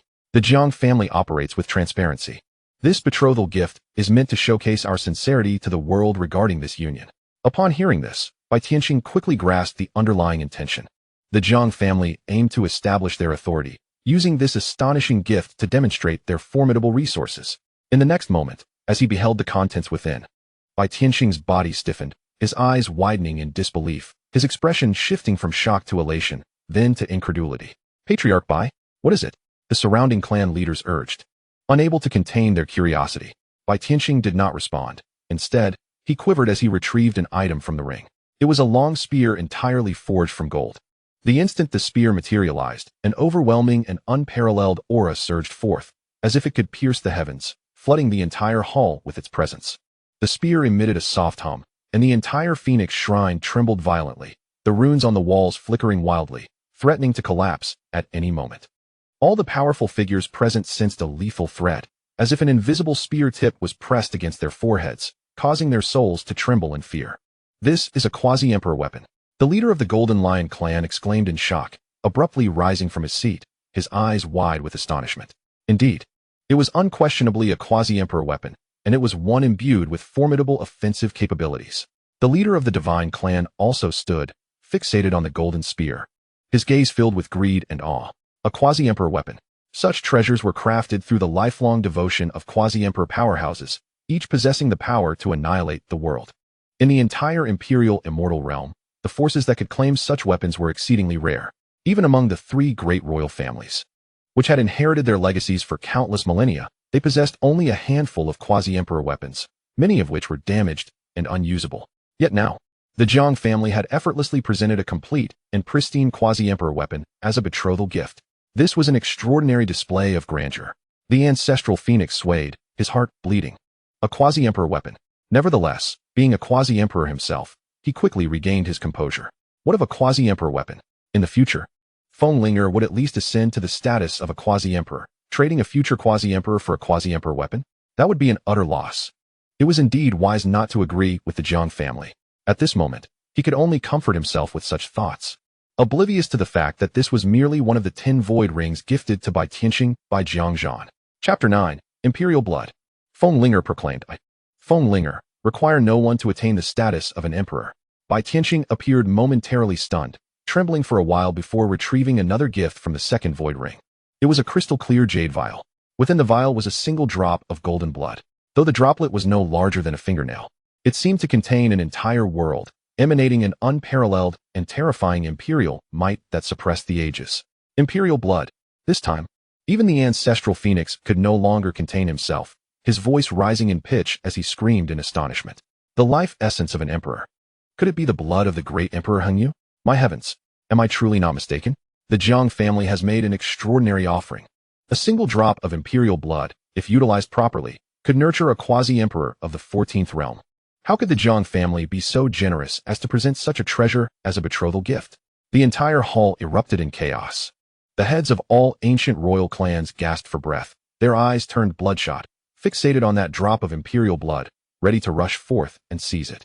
If the quasi-emperor weapon had merely shocked them, this drop of imperial blood had driven them to madness. For these ancient clans, who pursued the power of bloodlines, The allure of a drop of Imperial blood surpassed that of a quasi-Emperor weapon. After all, to fully unleash the potential of a quasi-Emperor weapon, one must possess quasi-Emperor strength. Bai Tianqing, cradling that drop of Imperial blood, felt as though he was holding not merely a droplet of blood, but the very hope of the White Tiger clan. Indeed, marrying his most gifted daughter to the Jiang family was a noble endeavor, yet the White Tiger clan boasted more than just Bai Qingxue in terms of talent. Even if he were to consume and refine it himself, it would suffice to elevate him to the 13th Great Saint realm in a short time, transforming the fortunes of the White Tiger clan. The third void ring contained a pill, exuding a chaotic aura, seemingly imbued with profound truths of the Tao. Bai Tianqing did not recognize the nature of this pill, but he sensed that its quality was at least on par with that of a quasi-Emperor weapon. He dared not reveal it further, fearing that doing so would incite the wrath of those ravenous royal clans, who might resort to outright theft. He swiftly retracted his consciousness, gripping the storage ring tightly, and then, with a thud, he knelt upon the ground. His gesture was not directed at Jiang Yuan, but rather towards the Jiang family, bowing deeply in reverence. The Jiang family's immense kindness would forever remain etched in the hearts of the White Tiger clan. Bai Tianqing was overwhelmed with emotion, tears streaming down his face as his voice trembled. He understood that from this day forth, the destiny of the White Tiger clan would be irrevocably transformed. Jiang Yuan nodded with satisfaction. This was precisely the effect he sought. His gaze swept across the assembly of covetous and envious tribal leaders, and he spoke slowly. This is merely a part of the betrothal gifts from the Jiang family. Should the divine maiden Qing Snow wed into my Jiang family, she shall enjoy the status of a core disciple of a quasi-emperor. Furthermore, the White Tiger clan will become our kin under the protection of the Jiang family. Henceforth, should anyone dare to harm a hair on the White Tiger clan, they shall be at odds with my Jiang family. The implication of his words was clear. Anyone who dared to covet these resources must consider the wrath they would incur from the Jiang family. The elder of the Phoenix clan felt a momentary weakness, regretting the rigidity of Feng Linger's stance. If only she had been more amenable. Compared to the deficient foundation of the White Tiger clan, this drop of Imperial blood could significantly enhance their chances of nurturing a quasi-emperor. Meanwhile, Feng Linger was merely a potential candidate for such a title. The leaders of the Golden Lion clan and the Divine clan exchanged glances, their eyes reflecting frustration. Damn it! Why doesn't TR clan have a divine maiden? The White Tiger clan has stumbled upon such a grand opportunity. They were determined to claim a share of the bounty, despite lacking a divine maiden. Elder Bai, the sincerity from the Jiang family is evident, and I believe this union is quite favorable, Bai Tianqing remarked. Looking towards the leader of the Golden Lion clan, a quasi-emperor with 7 golden lion forms. The latter smiled and said, "The Jiang family is the foremost imperial clan of our era. It is a blessing for your White Tiger clan to forge an alliance with them. Do not overlook this opportunity." The leader of the Divine clan nodded in agreement, stating, "Indeed, such fortuitous events are rare." Bai Tianqing's heart stirred. He discerned that these two imperial clans sought to partake in the Jiang family's generous betrothal gifts. As expected, the leader of the Golden Lion clan transmitted a message. However, "Elder Bai, you must recognize that your White Tiger clan is currently in a precarious position. If someone were to harbor ill intentions towards you, it would be unfortunate. I suggest you agree sooner rather than later." The leader of the Divine clan added with a smile, "Fear not.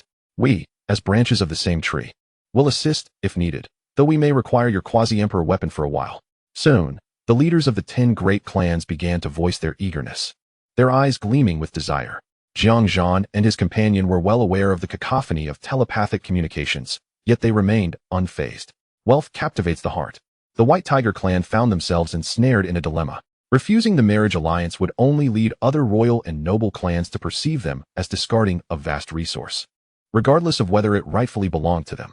After all, how could a clan without even a great sage claim such riches? Conversely, agreeing to the alliance would expose them to manipulation, as other clans would find ways to drain the White Tiger clan dry without provoking the Jiang family. Bai Tianqing's expression darkened as realization dawned upon him. A wave of sorrow washed over him. The plight of the weak was all too apparent. In a place like the ancient Divine Mountain, where the law of the jungle prevailed, the desire for the possessions of the White Tiger clan was unmistakable. Let them wait, he thought. During the day, Bai Tianqing gritted his teeth and resolutely agreed to Bai Mo's proposal. Jiang Yuan nodded with satisfaction, declaring that he would personally attend the wedding. After speaking, he turned to the Phoenix ancestor and smiled, saying, "Elder Phoenix, I apologize for the disturbance today. Farewell." The expression on the Phoenix ancestor's face was extremely grim as she forced a smile, responding, "May the head of the Jiang family take care."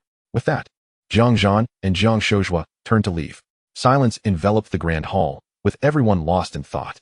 Meanwhile, on the other side, Fengling, who had been sent to the ancestral land awaiting the summons of the ancient ancestor, caught wind of the Jiang family's generous gifts.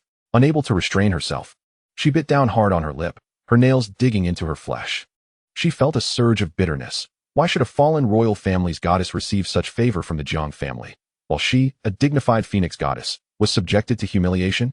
Her voice trembled as she spoke of her grandfather. The elder who had escorted Fengling shouted angrily, "It's all your fault. Had you not acted so foolishly, our phoenix royal family would not have suffered such disgrace. If only you hadn't barged in, the clan leader could have found a way to gloss over it." Fengling trembled, suppressing her fury and secretly vowing to herself. She would train and grow stronger. She would prove to everyone that she, Fengling, was the greatest genius. Even without support, she could ascend to the status of a quasi-emperor, even an emperor. As for Jiang Yuan, that waste. She would obliterate the Jiang family as her first act upon her ascension. Chapter 10. The choice of Bai Qingxue. Bai Tianqing returned to the valley where the White Tiger royal family resided with unprecedented speed. Upon arrival, he immediately issued orders. Activate the protective array. All clan members, enter a state of vigilance. No one is to leave the valley without my command. Although the clan members were puzzled, they recognized the gravity of their leader's demeanor and swiftly complied. Soon, a faint white light enveloped the entire valley. After completing these measures, Bai Tianqing breathed a sigh of relief, trembling slightly as he retrieved 10 spatial rings. Delving into their contents, he gazed upon treasures capable of inciting madness across the entire imperial immortal world, and his heart raced uncontrollably. Quasi-emperor weapons, the blood of an emperor, and that pill of indiscernible rank, yet undoubtedly extraordinary. Alongside a mountain of sacred herbs, divine materials, and scriptures, this was a windfall. The revival of the White Tiger royal family was imminent. With these treasures, not only could he himself break through to the great saint realm, but he could also nurture several quasi-saints with ease. However, amid the exhilaration came a deeper concern. Could he safeguard these treasures? The answer was clear. He could not. He could vividly perceive the covetous gazes of the Golden Lion clan and the Divine clan. If these treasures were not promptly dealt with, the entire White Tiger royal family might be devoured alive by them. The only solution was to forge an unbreakable bond with the Jiang family. Once Bai Qingxue married into their family, the White Tiger clan would become in-laws with the Jiang family. Who would dare to provoke them? Knowing the wrath of the Jiang family? With this thought, Bai Tianqing resolved to act without hesitation. Bring forth the goddess. Soon, a woman clad in a flowing white gown, with unparalleled beauty and a cool demeanor, entered the stone hall. She was Bai Qingxue. Her eyes resembled two pure obsidian gems, seemingly impervious to the tumult of the world around them. "Father, have you summoned me?" Her voice mirrored her demeanor, as crisp and serene as freshly fallen snow. Bai Tianqing, gazing upon his exceptionally gifted daughter, found himself momentarily at a loss for words. She excelled in all respects, yet her singular focus remained on cultivation. Dismissing matters of romance with disdain, would she consent to marry a stranger, rumored to be a cultivation failure? "Please, speak plainly," Bai Qingxue suggested, sensing his hesitation. With a heavy sigh, Bai Tianqing steeled himself, laying bare his concerns.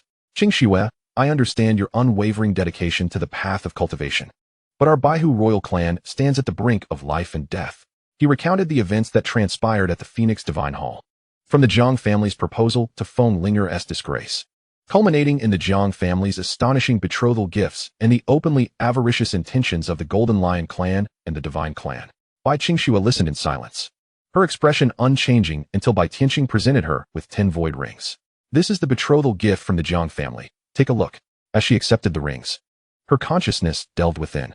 Despite her typically composed nature, her breath quickened as she beheld treasures capable of redefining her understanding and altering the fate of the Baihu royal clan.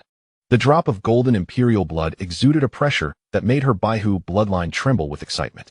The golden spear seemed as though it was forged specifically for the martial prowess of her clan. "Father," she withdrew her consciousness, raising her gaze, her once placid eyes now shimmering with a glimmer of hope. "Are you suggesting that if I marry the Jiang family's heir, these treasures will belong to our Baihu royal clan?" "Indeed," Bai Tianqing affirmed with a nod. "Moreover, the head of the Jiang family has pledged that upon your marriage, our Baihu clan shall be under their protection. From this day forth, anyone who dares to harm us will be considered an enemy of the Jiang family."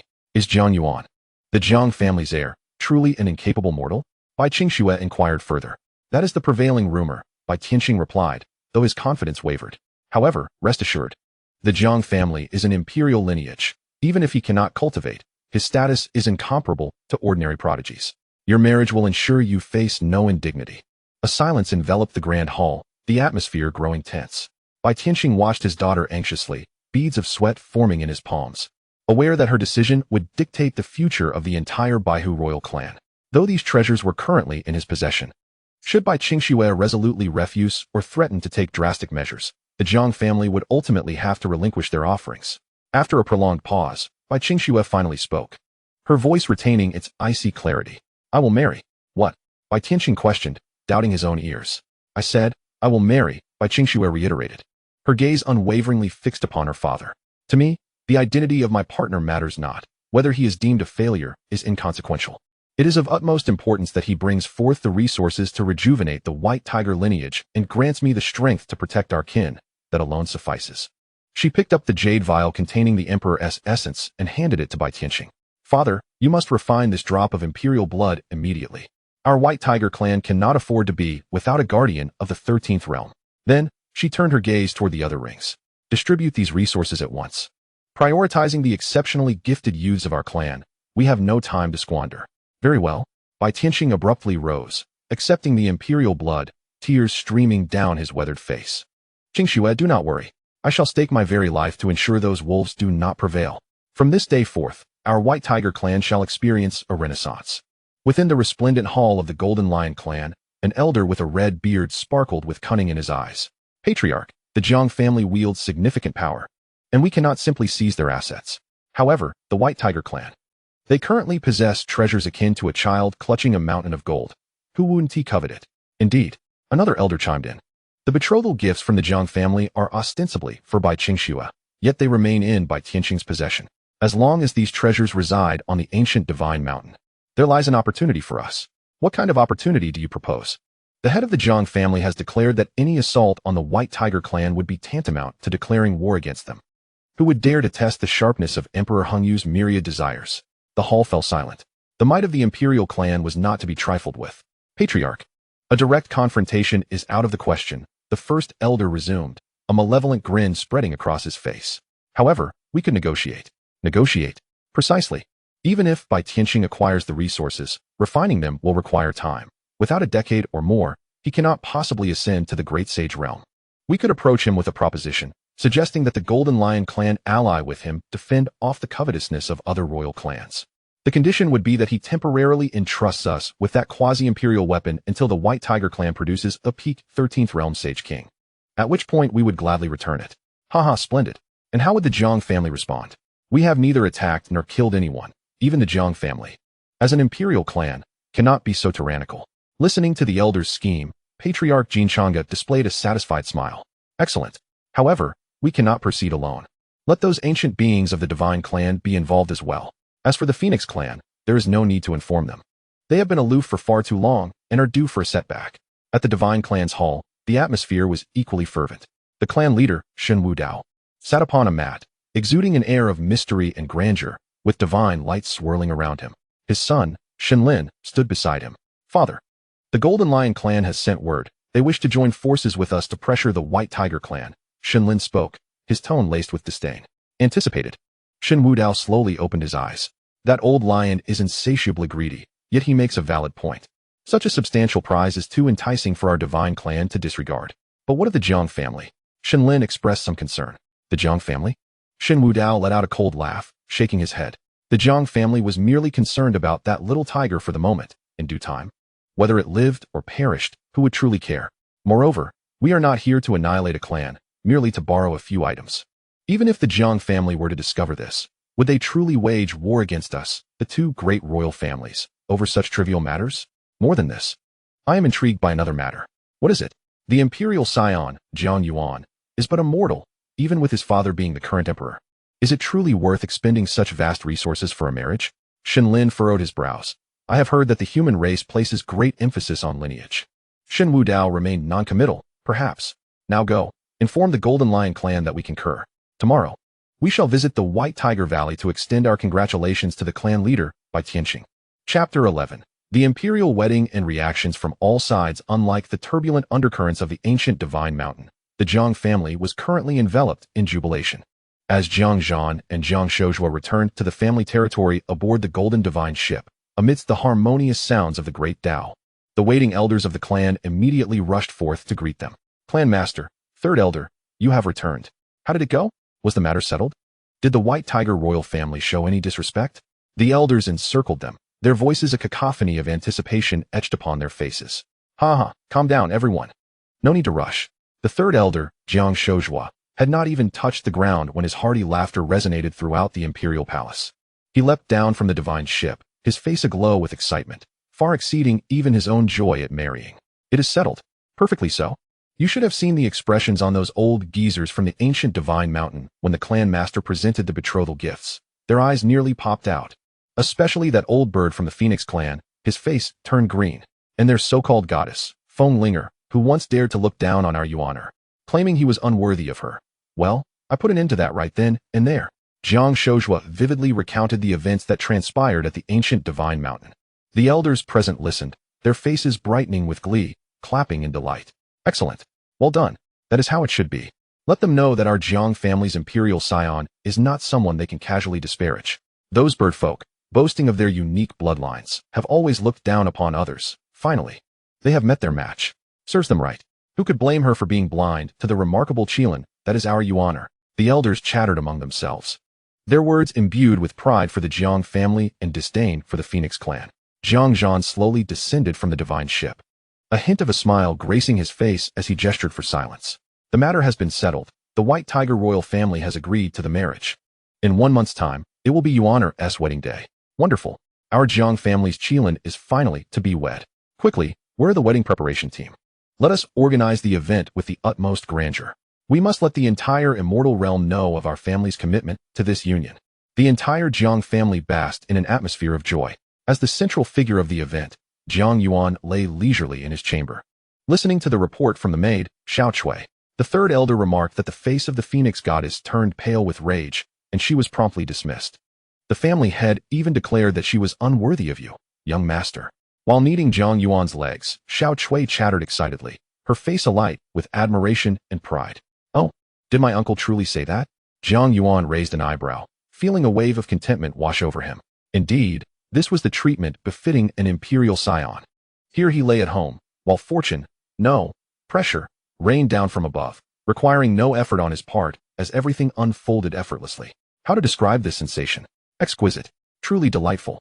No wonder his uncle was so adept at posturing, emulating his father's grandeur from years past. Jiang Yuan summoned the system interface, his gaze falling upon the information regarding Bai Qingxue. Name, Bai Qingxue, rating, 98, identity, ancient divine mountain white tiger goddess, fiancée of the Jiang family's imperial scion, constitution, ancient white tiger bloodline, divine body, data, 175 centimeters, 11083105, F, interface, 0, vulnerability, her clan is in decline, desperately seeking resources and protection for revival. She is irresistibly drawn to anything that can enhance her strength or aid her tribe. Ah, her vulnerabilities are laid bare. Jiang Yuan chuckled at the revelation, his delight intensifying. This affirmed that the family strategy was entirely correct. Engaging an ambitious woman like her in matters of the heart would be akin to playing music to a cow. It would be far more effective to overwhelm her with resources and strength, as long as he could assist her in realizing her aspirations. She would likely be willing to marry not just a useless man like him, but even a pig, if it meant achieving her goals. While he languidly savored Xiao Chui's massage, occasionally caressing the young maiden's ample thighs with his other hand, the news of the ancient divine mountain's agreement to ally with the Jiang family through marriage spread like wildfire throughout the vast realm of the immortal emperors. A stone cast into still waters rippled far and wide. What? The goddess of the ancient divine mountain is to wed the Jiang family's imperial scion? Is this for real? The head of the Jiang family personally visited to propose, and the bride price reportedly left the ancestral elders of the Phoenix clan bewildered. I heard it even included quasi-imperial weaponry. I thought it was supreme imperial artifacts. Aren't they celestial treasures? Regardless, the Jiang family must be extraordinarily wealthy to expend such resources on a mere mortal. What could they possibly gain from this? Who knows? Perhaps the imperial scion is simply too favored. However, the goddess of the ancient divine mountain is indeed in a pitiable position, a fresh bloom placed amidst dung. Hush! Speak softly. Do you dare to call the Jiang family's imperial scion dung? Aren't you afraid of being hunted down by Jiang family enforcers? A little-known fact, she is not an imperial goddess, but rather a royal goddess, specifically of the White Tiger royal clan. Major sacred grounds, divine dynasties, and immortal families all buzzed with discussions about this affair. Some expressed envy, others jealousy, but many more were bewildered and derisive. To them, the Jiang family epitomized the foolishness of the wealthy, while the so-called goddess of the White Tiger royal clan became the principal victim of this absurd union. Yaoqi's sacred land. Saintess Qin Mingyao listened intently to her maid's report, her delicate brows slightly furrowed. What exactly was the Jiang family plotting? She, too, was one of the candidates listed among the Jiang family's esteemed elders. At her level of understanding, she was well aware of the Jiang family's significant regard for that mortal prince. In the Dian divine dynasty, Princess Jiyu toyed with a jade pendant in her hand, a playful smile gracing her lips. How intriguing. Was this an extreme display of favoritism, or had something transpired with Jiang Yuan? The cunning old foxes of the Jiang family certainly would not engage in a losing venture. In the northern Yuan Wang family, the esteemed imperial daughter, Wang Tengxue, listened to the report with a trace of indifference, dismissing the servants with a wave of her hand. It has nothing to do with me. Her gaze was fixed solely on the supreme path, showing no interest in such trivial gossip. Jiang Yuan, too, remained unconcerned with the external debates. His singular focus was on when he could wed the illustrious F-bride and what rewards the system might bestow upon him. Chapter 12, A Year. A month swiftly passed. During this time, the immortal imperial clan, the Jiang family, reveled in a festive atmosphere. Lanterns were hung and divine lights filled the sky. Countless rare and exotic flowers were transplanted throughout the family estate, where celestial melodies floated in the air and auspicious beasts frolicked. The news of the imperial wedding for the prince had already spread across the realms. On the day of the wedding, a multitude of dignitaries arrived to pay their respects. Nearly all prominent factions from the divine world sent representatives to witness the occasion. Divine ships and ancient war chariots traversed the void, docking in the ethereal space surrounding the Jiang family, creating a scene of unprecedented grandeur. From the ancient divine mountains, a magnificent bridal procession was dispatched, personally escorted by the three royal families and the head of the White Tiger clan, radiant with myriad rays of light, delivering by Qingxue to the Jiang family. As the groom of the day, Jiang Yuan donned a celebratory red wedding attire, adorned with a bright red flower on his chest and a customary smile on his face, standing at the entrance to greet guests. To be honest, he felt a bit overwhelmed. The esteemed guests who came to congratulate him exuded formidable auras, each one at least a peak of the 13th realm. However, Jiang Yuan remained unfazed. Mere saints were of little consequence. The Jiang family had plenty to spare. All he needed to do was act as a lucky charm, standing there smiling and collecting gifts, while the family head and elders managed everything else. Congratulations, Master Jiang. Best wishes, Your Highness the Prince. May the prince and the White Tiger maiden be forever united and blessed with offspring soon. The guests offered their flattering words, yet each harbored their own calculations. They simply could not fathom the true intentions behind the union of the Jiang family and the ancient divine mountain. Yet, upon witnessing the extravagant wedding arrangements and the genuine joy radiating from the Jiang family's upper echelons, doubts began to creep in. Was Jiang Yuan truly favored to the extent that even mortals would expend such resources?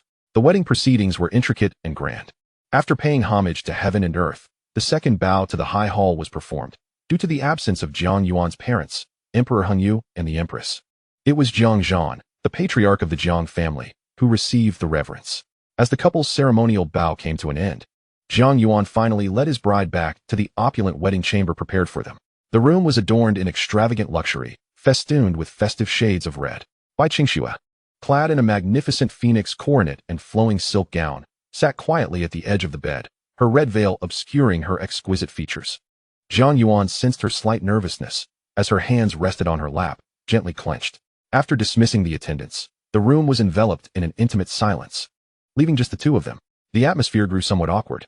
Jiang Yuan rubbed his hands together, picked up a jade ruby from the table, and approached the bed, carefully lifting the veil from Bai Qingxue's face.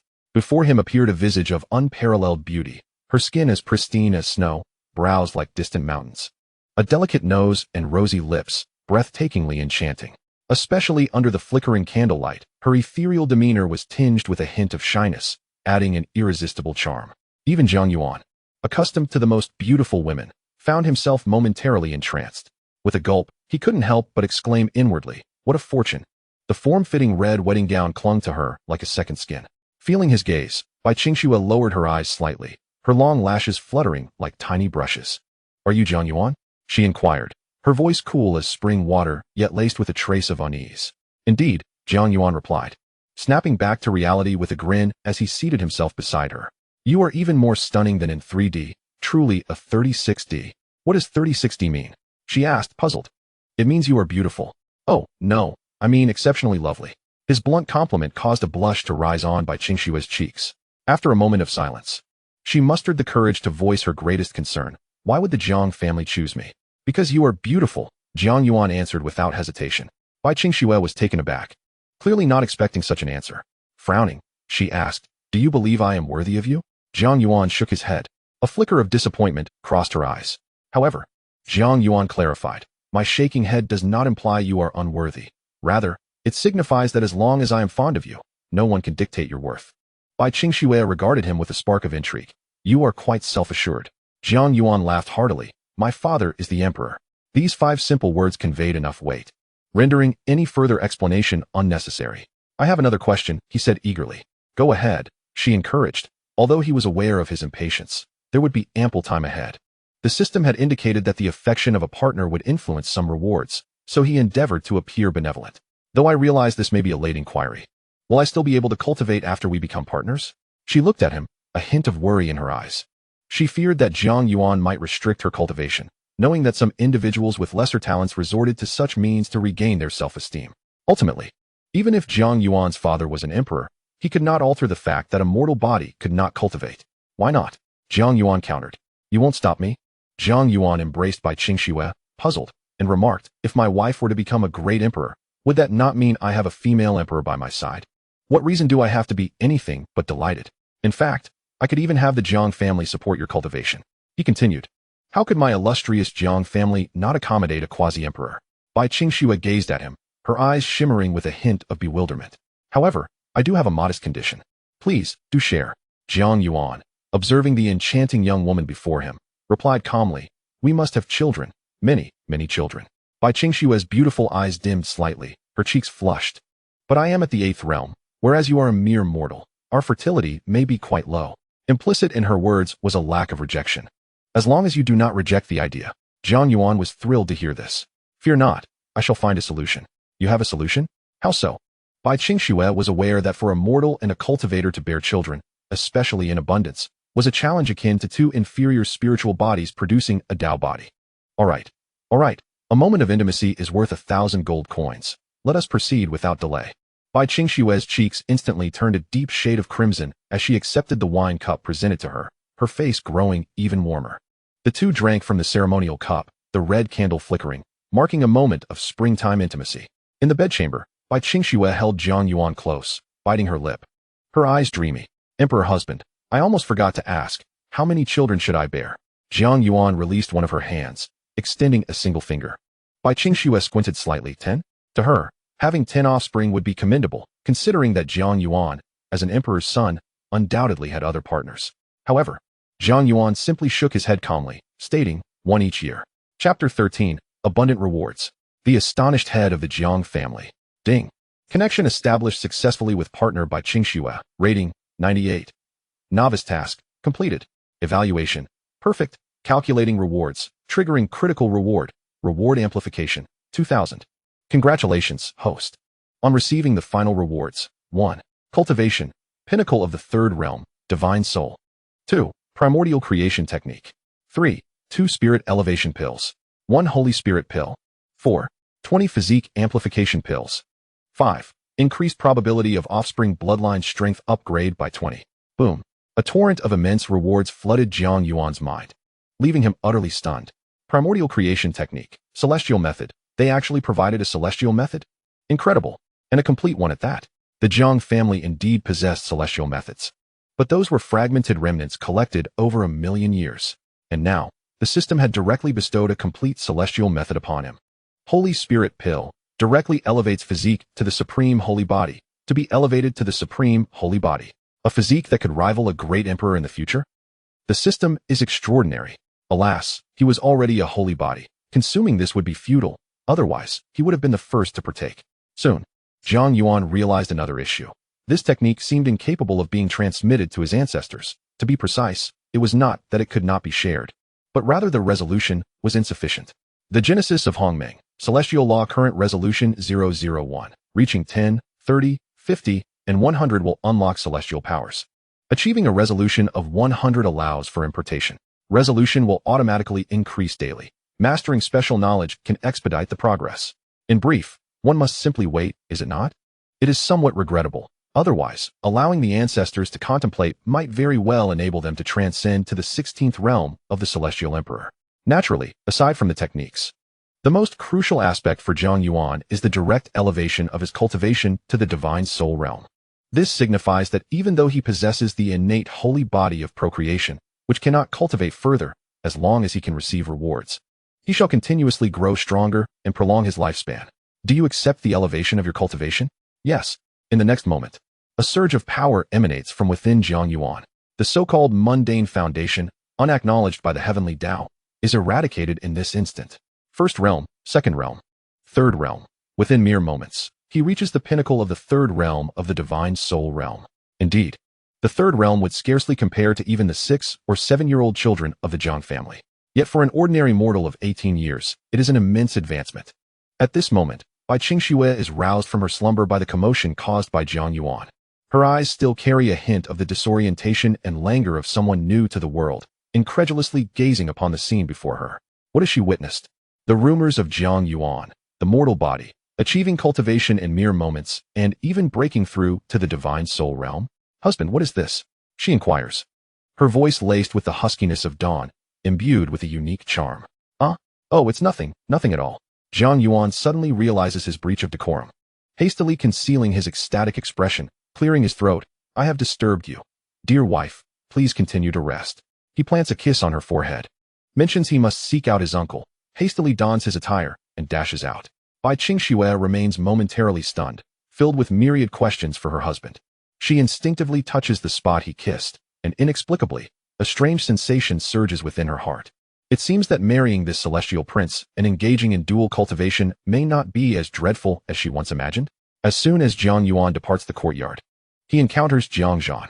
Before he can utter a word, he finds Jiang Zhan excitedly grasping his hand, probing with his spiritual consciousness. In an instant, that face, which had remained stoic even before emperors, is now streaked with tears of joy. Yuan, you have finally attained cultivation. Heaven bless the Jiang family. With this alone, Jiang Yuan's marriage has not been in vain. Jiang Yuan interrupts Jiang Zhan, who is eager to celebrate this momentous occasion, and solemnly states, Uncle, let us not rush to speak of my cultivation. Yes, I must quickly inform your parents and have them return at once. That is not what I meant, Uncle. I wish to enter the ancestral grounds of the Jiang family. Jiang Zhan's eyes flicker with clarity as his mind rapidly calms. Realizing he had just been overly exuberant and nearly overlooked a far more significant matter, Jiang Yuan's sudden ability to cultivate must undoubtedly be linked to that so-called system. Yuan has mentioned that such systems typically bestow more than one reward. This could be something extraordinary. Thus, without further inquiry, he accompanied Jiang Yuan as they ventured forth using secret methods, swiftly arriving at the ancestral grounds of the Jiang family. This sacred domain represented the very heart of the Jiang lineage, a place markedly different from the ethereal aura of the outside world. Instead, it was engulfed in chaos. Shrouded in a dense, gray mist, where the principles of the great Tao appeared obscured and indistinct.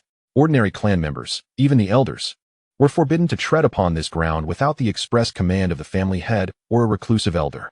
However, Jiang Zhan and Jiang Yuan stepped boldly inside. Observing the excitement radiating from Jiang Yuan's face, Jiang Zhan felt a surge of warmth within him and, lowering his voice, inquired, Yuan, your urgency in bringing me here, particularly to the ancestral grounds, suggests that the system has bestowed upon you something remarkable, has it not? Jiang Yuan chuckled, not one to keep secrets, and replied mysteriously, Uncle, prepare yourself. This reward is rather astonishing. Oh, how astonishing. Jiang Zhan's interest was piqued. Is it more formidable than the spirit elevation pills from last time? To him, the spirit elevation pill, which could unconditionally enhance one's physical constitution, was already a miraculous treasure of extraordinary caliber. Far more formidable. Jiang Yuan nodded emphatically. With a flicker of thought, he produced 2 spirit elevation pills, rewards from the system. Uncle, behold, these are 2 spirit elevation pills. 2. Jiang Zhan's breath quickened. He eagerly seized the pills, scrutinizing them closely, and an expression of uncontainable joy washed over his face. Wonderful. Truly the spirit elevation pills. Yuan, did you and that girl Qingxue really earn 2 pills in just one day? His voice trembled with excitement. 1 spirit elevation pill signified the potential for a sacred body, a future quasi-emperor. Thus, 2 meant 2 such beings. This efficiency is astounding. He could already envision that if Jiang Yuan were to take on additional wives and diligently engage each night, the Jiang family would surely produce numerous sacred body prodigies daily. In less than a few hundred years, the Jiang family could form a legion of quasi-emperors. Would they not then sweep across the entire imperial immortal world? Uncle, do not become overly exhilarated. This is merely an appetizer, Jiang Yuan observed Jiang Zhan's naive astonishment, feeling a twinge of pride. An appetizer? Jiang Zhan was taken aback. Glancing at the 2 spirit elevation pills in his hand, his mind struggling to comprehend. If this was merely an appetizer, what on earth could the main course be? A celestial artifact? Or perhaps a complete celestial technique? Jiang Yuan took a deep breath, gravely retrieving the sacred spirit pill from the system's space. The moment this pill emerged, the entire Jiang ancestral grounds, this chaotic expanse, seemed to freeze in time. What manner of pill was this? It radiated a hue of chaos that defied description. As though it contained the mysteries of the universe's inception, the surface of the pill exuded no brilliance, yet it appeared to devour all light, drawing one's gaze to the point where one's very soul might be ensnared. Even more terrifying was the supreme aura emanating from the pill, transcending imperial might and rising above all paths. In the presence of this aura, Jiang Zhan, a quasi-emperor, felt an overwhelming sense of insignificance and reverence emanating from the depths of his soul. He felt as though he were not confronting a mere elixir, but rather a living embodiment of a supreme emperor. Jiang Zhan's eyes widened in astonishment, fixated on the pill in Jiang Yuan's hand. His mouth agape as if it could accommodate an egg, yet he found himself utterly speechless. As a quasi-emperor and a master alchemist of the sacred tier, he had encountered countless treasures of heaven and earth, even having had the fortune to witness pills crafted by emperors themselves. Yet, nothing he had ever seen could compare to the extraordinary elixir before him. It was of an entirely different caliber. If the emperor-grade pills were akin to monarchs of the mortal realm, then this elixir was the celestial emperor above the 9 heavens. Uncle, this is called the sacred spirit pill. Sacred spirit pill? Jiang Zhan swallowed hard, his voice dry as he inquired. What? What is its purpose? Observing his uncle's dazed expression, Jiang Yuan grinned and articulated each word with clarity. Its function is quite simple, just one. It grants the user the ability to directly possess the supreme sacred body. Boom. Jiang Yuan's words detonated within Jiang Zhan's mind like countless chaotic divine thunders. He stood frozen, his thoughts blank, rendered incapable of rational thought. Directly possessing the supreme sacred body? What a jest. That was the supreme sacred body. What does it mean to possess the supreme sacred body? It signifies an existence that can genuinely contend with ordinary emperors once fully realized. In comparison to those alternative path emperors, it is equally formidable. Each sacred body stands as an unparalleled prodigy capable of suppressing an entire era. Yet now, Jiang Yuan was telling him that by merely consuming this pill, one could directly forge a supreme sacred body. This was no mere defiance of destiny. It was an act of myth-making. Jiang Zhan felt his worldview shatter in that moment, trampled underfoot and repeatedly crushed. He gazed at Jiang Yuan, then at the sacred spirit pill radiating an aura of supremacy, his lips trembling for what seemed an eternity before he managed to utter, "Yuan, pinch me. Am I dreaming?" Chapter 14. The Ancestral Ground of the Jiang Clan. Ancestor and awed deep within the ancestral ground of the Jiang Clan, one found themselves in a true chaotic realm, where the flow of time had slowed to an almost imperceptible pace. Stone coffins, crafted from ancient divine stone, floated serenely amidst the chaotic currents. Each coffin was entwined with massive chains of order, exuding a terrifying imperial might. Here lay the ancient beings of the Jiang clan, those who had contributed to the shaping of destiny, but chose to seal themselves away for various reasons rather than pass into oblivion. Each of these individuals had once been supreme emperors, overseeing epochs and gazing down upon the ages. They represented the deepest foundations of the Jiang clan, the true reason for their unassailable position atop the emperor and immortal realm. At this moment, these ancient beings, who had slumbered for countless eons, were stirred almost simultaneously by an imperceptible breath of chaos. A voice, seemingly from the very fabric of chaos itself, emanated from the oldest of the stone coffins, carrying with it the weight of time and boundless authority. What is this aura? How is it possible for one to penetrate the seal of this emperor and awaken my dormant will? Another stone coffin, entwined by the skeletal remains of 9 true dragons, quivered violently. What pure essence of life! This transcends the mere realm of life essence. Is this the breath of creation? The Heavenly Emperor. It is indeed the aura of the Heavenly Emperor. There can be no mistake. Has the Heavenly Emperor been born into this world? Where is he? Swiftly investigate. At this moment, ancient wills, so terrifying they could cause the collapse of galaxies and the reversal of the cosmos, stirred from their long slumber. They had not awakened for eons. The last time was over 100,000 years ago, during the time of the great Emperor Hung Yu's enlightenment. Yet, even the resonance of the great Tao summoned by Hung Yu's enlightenment paled in comparison to the shock this breath instilled within them. For from this breath, they sensed a power that surpasses even that of the Emperor, a realm they had pursued throughout their lives but could never reach. The 16th realm of the Heavenly Emperor. Swish, swish, swish. Invisible yet capable of piercing through the 3,000 worlds, terrifying divine thoughts emerged from the stone coffins, sweeping across the ancestral land of the Jiang family. The chaotic space began to boil violently under the scrutiny of these 6 imperial wills. Jiang Yuan and Jiang Yuan, who were still in shock over the sacred spirit pill, failed to react. In the next instant, the 6 terrifying wills locked onto them with unerring precision. Jiang Yuan felt as though his very soul was on the verge of being torn apart.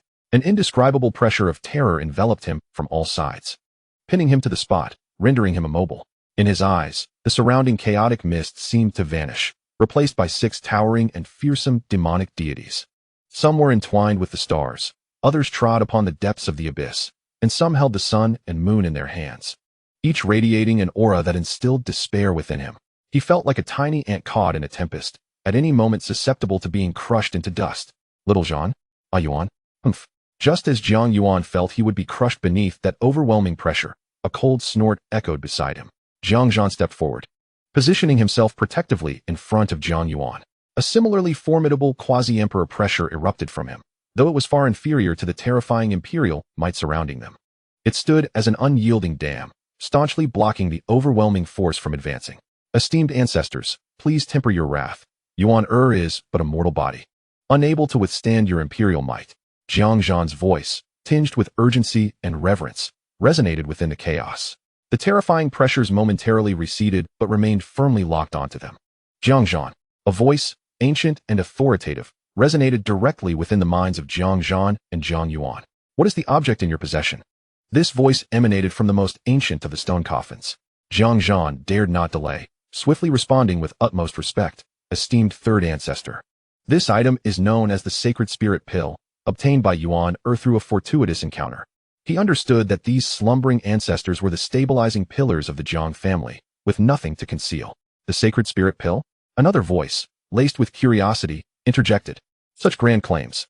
What purpose does it serve? How could such an astonishing aura emanate from him?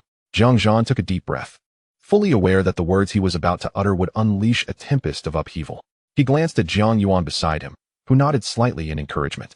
With a resolute determination, he spoke in a deep voice. Esteemed ancestors, according to Yuan this elixir can grant the user the supreme sacred body. As these words resonated, the ancestral grounds of the Jiang family fell into an eerie silence.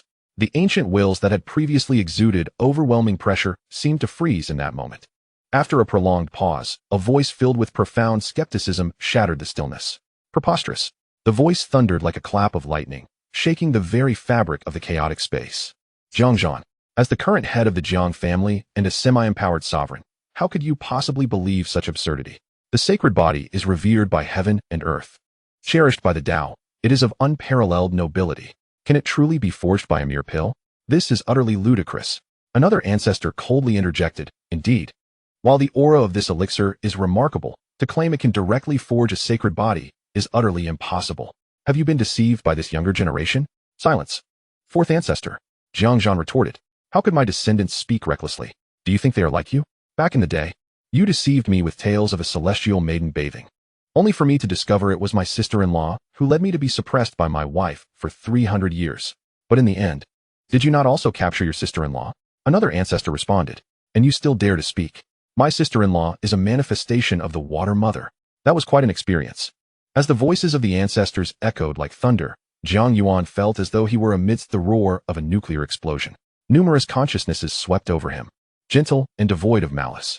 Jiang Yuan conveyed through telepathy to the bewildered Jiang Yuan. This is the 6th ancestor, an elder of our lineage. There are also the 1st and 3rd ancestors, And of course, we must include your father. Upon hearing this, Jiang Yuan couldn't help but gasp. He was aware of the formidable legacy of the Jiang family, but he never anticipated it to be so formidable. Counting his father, there were 7 great emperors in the lineage.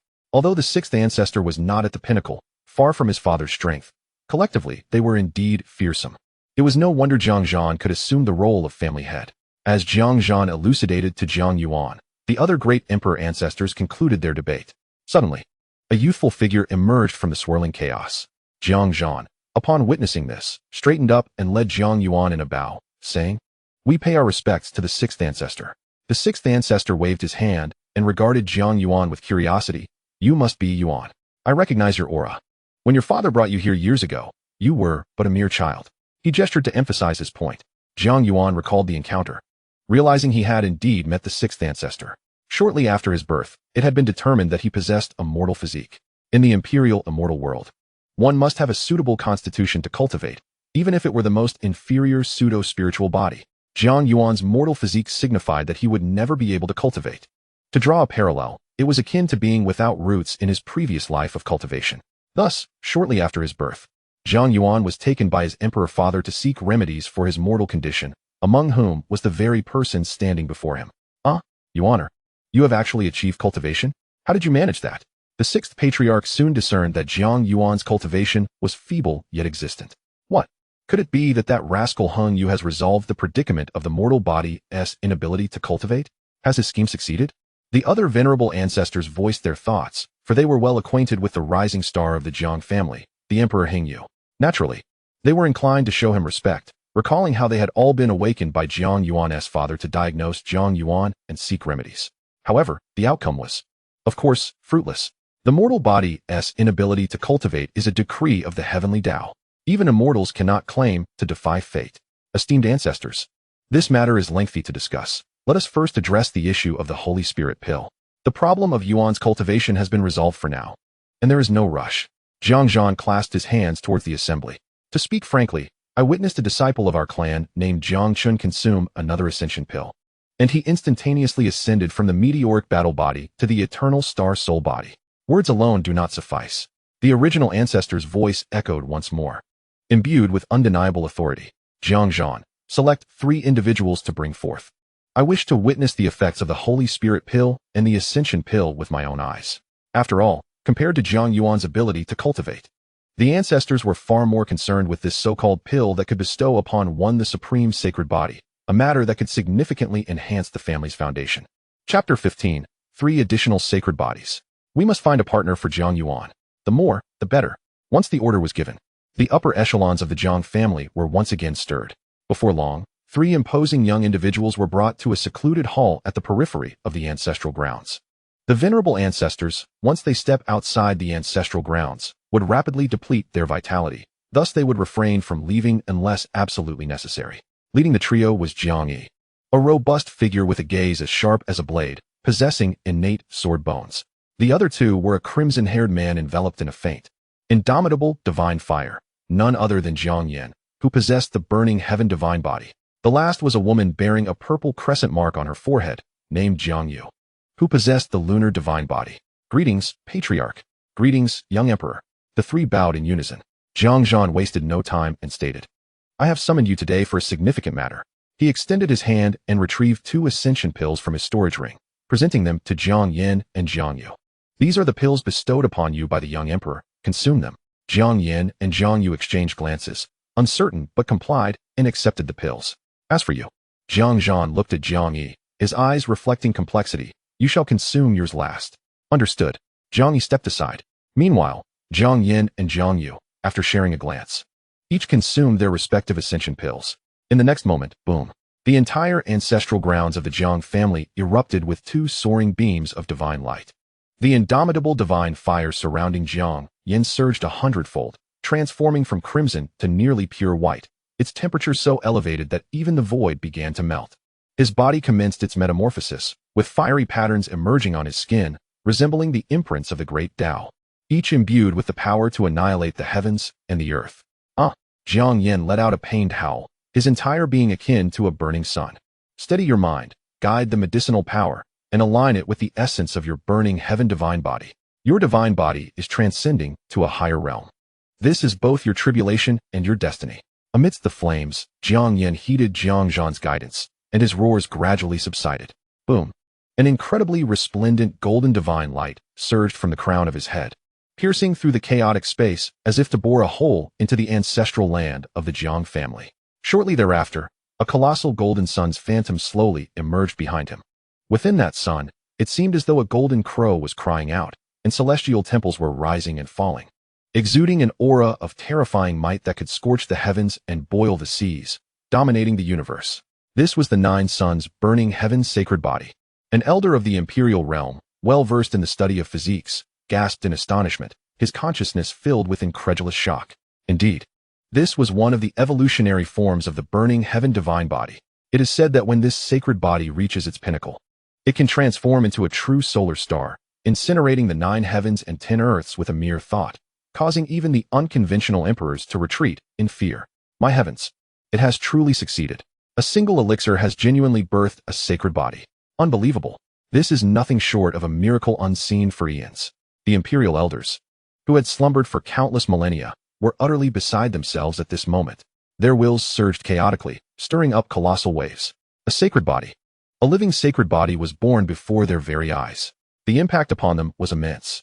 It must be known that even within the Jiang family, a sacred body does not manifest in every generation. It requires the perfect alignment of time, place, and circumstances. Yet now, in merely the span of an incense stick, a single pill has forcibly created a sacred body. Meanwhile, on the other side, Jiang Yu erupted with an extreme chill. The crescent mark on her forehead flickered wildly, ultimately transforming into a complete purple full moon hovering above her head. Endless lunar power converged from the void, forming a massive vortex around her. A grand and radiant moon's phantom slowly appeared behind her. Within that bright moon, one could vaguely discern an expansive, boundless palace. Beneath a colossal osmanthus tree in front of the palace, a figure in white danced gracefully. An aura of coolness and solitude, seemingly not of this world, emanated from that luminous moon. The lunar power was metamorphosing towards the source of the Guanghan. An elder of the Imperial realm spoke gravely. Her lunar divine body was evolving into the legendary Guanghan Lioli sacred body. The Guanghan Lioli sacred body? Is that not the exclusive sacred body of the Moon Fairy?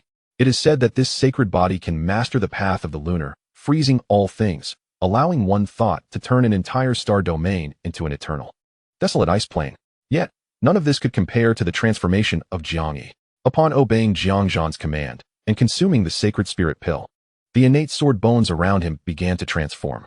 Behind Jiang Yi, an enormous, ethereal divine sword gradually coalesced into shape. The sword's form was exceedingly ancient, lacking a hilt or guard, merely a piece of the purest chaotic stone shaped into the form of a sword. For the first time, the voice of the ancestral figure was tinged with unmistakable astonishment. This was the legendary Chaos Sword Body. The Chaos Sword Body. How could this be possible? Such a physique, which was believed to exist solely in myths and legends, has truly manifested? It is said that the chaotic sword body is the essence of the first ray of sword light born at the dawn of the universe, innately mastering the path of chaotic swordsmanship, capable of slaying emperors with a single strike. It represents the ultimate form of all sword cultivators. My heavens! Is our Jiang family about to give rise to a chaotic sword body? All the ancestors are in a frenzy. If the previous 9 suns burning heaven's sacred body and the Guanghan Lioli sacred body merely astonished them, the emergence of the chaotic sword body has plunged them into utter fervor. There are distinctions even among sacred bodies. It is akin to the difference between an ordinary sacred body and a supreme sacred body. Without a doubt, the chaotic sword body stands atop all sacred bodies. Among a select few, in terms of offensive prowess, it may surpass even the legendary auxiliary celestial bodies. Those who possess such a physique, provided they do not fall midway, are almost guaranteed to attain the status of an emperor in the future, with even a slim possibility of becoming a contemporary emperor. Jiang Yi opened his eyes, the sword intent surrounding him gradually receding. He turned to Jiang Yuan, kneeling on one knee, his voice resonant and full of boundless gratitude and fervor. Jiang Yi expresses profound thanks for the grace bestowed by the emperor's son. From this day forth, wherever the emperor's son points, there shall my sword's edge follow. Whether ascending to the azure skies or descending to the yellow springs, Jiang Yi is willing to be the sword in the emperor's hand, vanquishing all foes. Jiang Yin and Jiang Yu, realizing the gravity of the moment, hurriedly stepped forward, also kneeling on one knee. Jiang Yin, Jiang Yuan expresses gratitude for the unparalleled endowment from the Emperor's son, willing to brave fire and water for the Emperor's son, undeterred by death. 3 sacred bodies. 3 future paragons destined to reign over an era, now kneeling devoutly before Jiang Yuan, pledging their allegiance. The several ancestors exchanged thoughts, all having learned from Jiang Zhan about Jiang Yuan's system, as well as the origins of the Spirit Elevation Pill and the Sacred Spirit Pill. As long as he unites with a heavenly beauty scoring over 90, rewards will follow. At this moment, a singular thought occupied their minds. Find a partner. They must secure a partner for the young lad. Whatever his demands, they shall be met. This young man will be the greatest trump card for the Jiang family's dominance in the Emperor's sacred world. Chapter 16. The ancestors seek to bind the sacred maiden. The imperial daughter? Silence. The ancestral grounds of the Jiang family fell into an eerie stillness. 6 imperial ancestors, who had slumbered for countless millennia, seemed collectively rendered voiceless. Their consciousness and will were firmly locked onto Jiang Yuan, akin to 6 famished primordial behemoths beholding a succulent and delectable celestial delicacy. Shock. No. Shock scarcely encapsulates their current emotions. It is a complete upheaval, a total madness that obliterates their understanding and worldview as emperors. 1 pill, giving rise to 3 sacred bodies. One of which is the chaotic sword body, a supreme sacred body that exists only in the mythic epic. What is this called? It is not merely defiance of the heavens. It is a creation of the universe. Gulp. After an indeterminate time, a sound of difficult swallowing echoed through the chaos. The source of this sound was the 6 ancestors, the tempestuous and bold ancestor, who once dared to wield the imperial weapon and confront the boundaries of life in a fit of rage, now exhibited an unexpected tinge of obsequiousness in his fluctuating resolve. Ah, Yuan, the 6th ancestor cautiously approached Jiang Yuan, his tone dripping with gentleness. Do you still possess that divine elixir known as the Holy Spirit Pill? Might I trouble you for one? This old bone of mine has been ensnared in the realm of the Emperor for countless years. Perhaps consuming such a treasure could allow me to pierce through the celestial veil and behold the vistas of the heavenly Emperor. Jiang Yuan, taken aback by this abrupt shift in demeanor, found himself at a loss. Was this truly the same formidable ancestor who had just moments ago radiated overwhelming pressure and questioned his very existence? The atmosphere had dramatically shifted. Ahem, Grandfather 6th. I regret to inform you that the Holy Spirit Pill is no longer available. Jiang Yuan coughed lightly, speaking the truth. The system had rewarded him with a single pill for testing purposes, and now he had no means of procuring another. He would have to wait for a future opportunity. Not available. The 6th ancestor's countenance fell instantaneously, his essence dimming with palpable disappointment. Truly, not even one remains. Old 6th, step aside. A commanding voice interjected. Belonging to the 3rd ancestor. At your age, how can you still be bickering over trifles with the younger generation? Have you no shame? In the next moment, the 3rd ancestor's will took form, appearing as a figure of ethereal grace. He addressed Jiang Yuan with a benevolent demeanor. Yuan, do not heed your 6th ancestor's folly. He is merely a brash fool who knows not the value of decorum. Us elder fellows would never covet your possessions. Jiang Yuan felt a sense of relief, reassured by the 3rd ancestor's reliability. However, the tone soon shifted as the 3rd ancestor rubbed his hands together, grinning slyly like a cunning fox. But Yuan, do enlighten me. Did you truly acquire the Holy Spirit Pill and the Ascension Pill from that source? Jiang Yuan nodded and exchanged a knowing glance with Jiang Zhan, who immediately understood and stepped forward respectfully, addressing the esteemed ancestors. Honorable ancestors, this matter is rather intricate. Jiang Yi, Jiang Yan, and Jiang Yu, you may withdraw for now. Understood. In the blink of an eye, an invisible force swept through, transporting the 3, along with their sacred body manifestations, out of the ancestral grounds. The grand enclosed hall was left with only Jiang Yuan, Jiang Zhan, and the 6 incarnations of the ancestors' wills. Now let us delve into the details. Jiang Yuan inhaled deeply, ready to convey his meticulously prepared discourse. But as his words reached the ears of the ancestors, their expressions transformed dramatically. The innate holy body possesses a 90-point potential for procreation, as decreed by the divine system. I comprehend everything now. The 6th ancestor suddenly slapped his thigh, exclaiming with fervor. I knew it.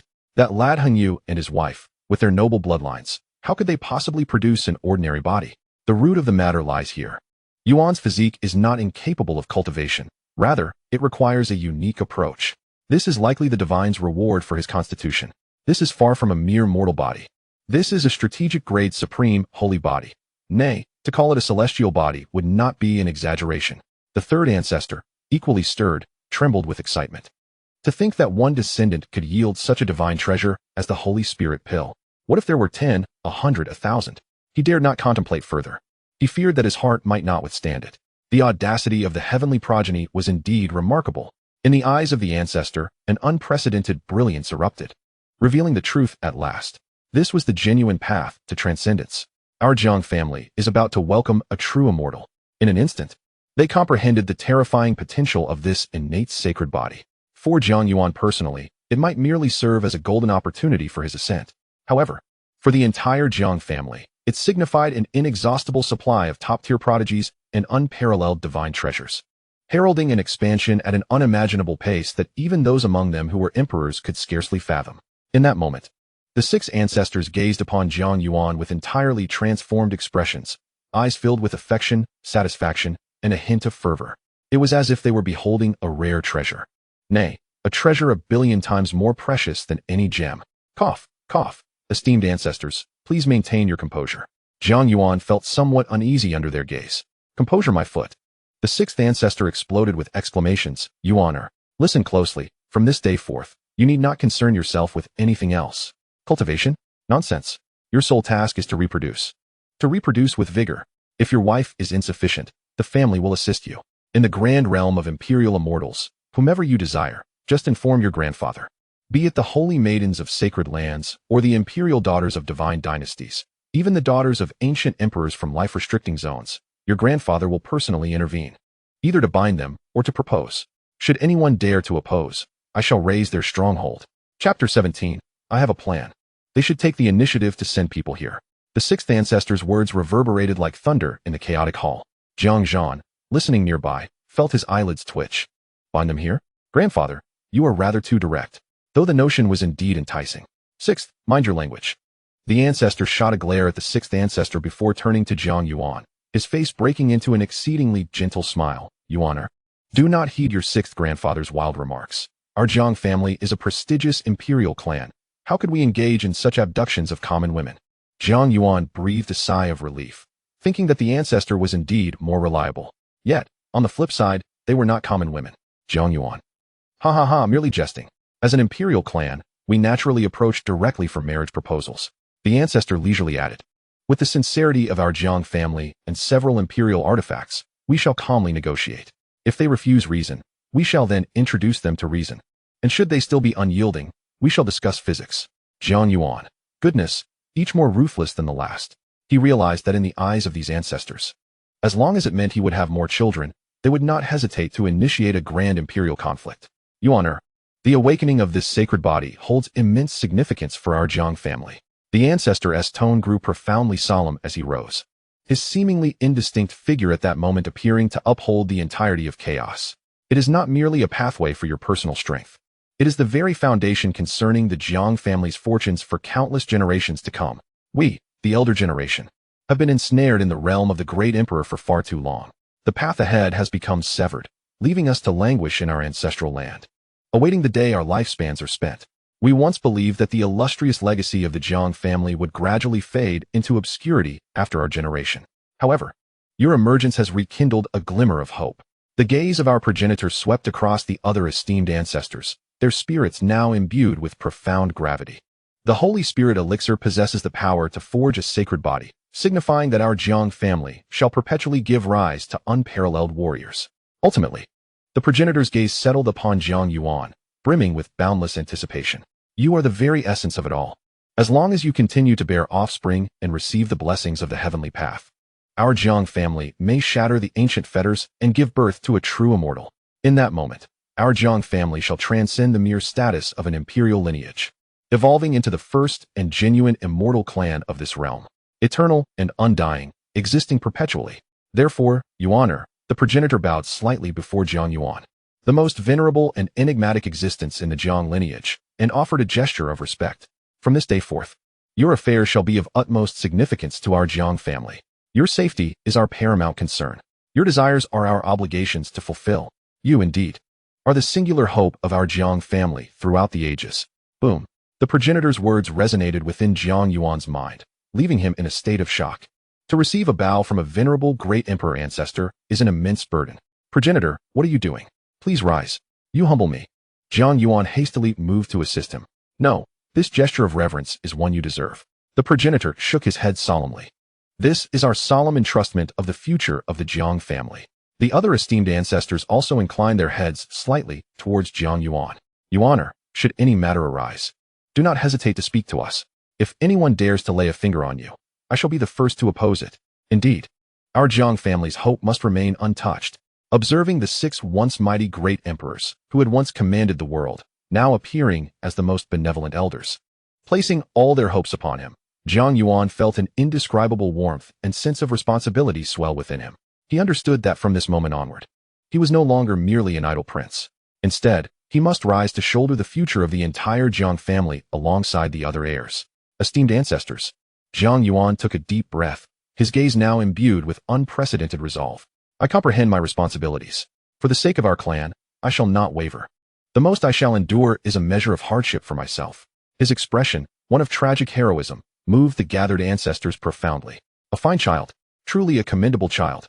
With such a sense of duty, how could our Jiang family not flourish?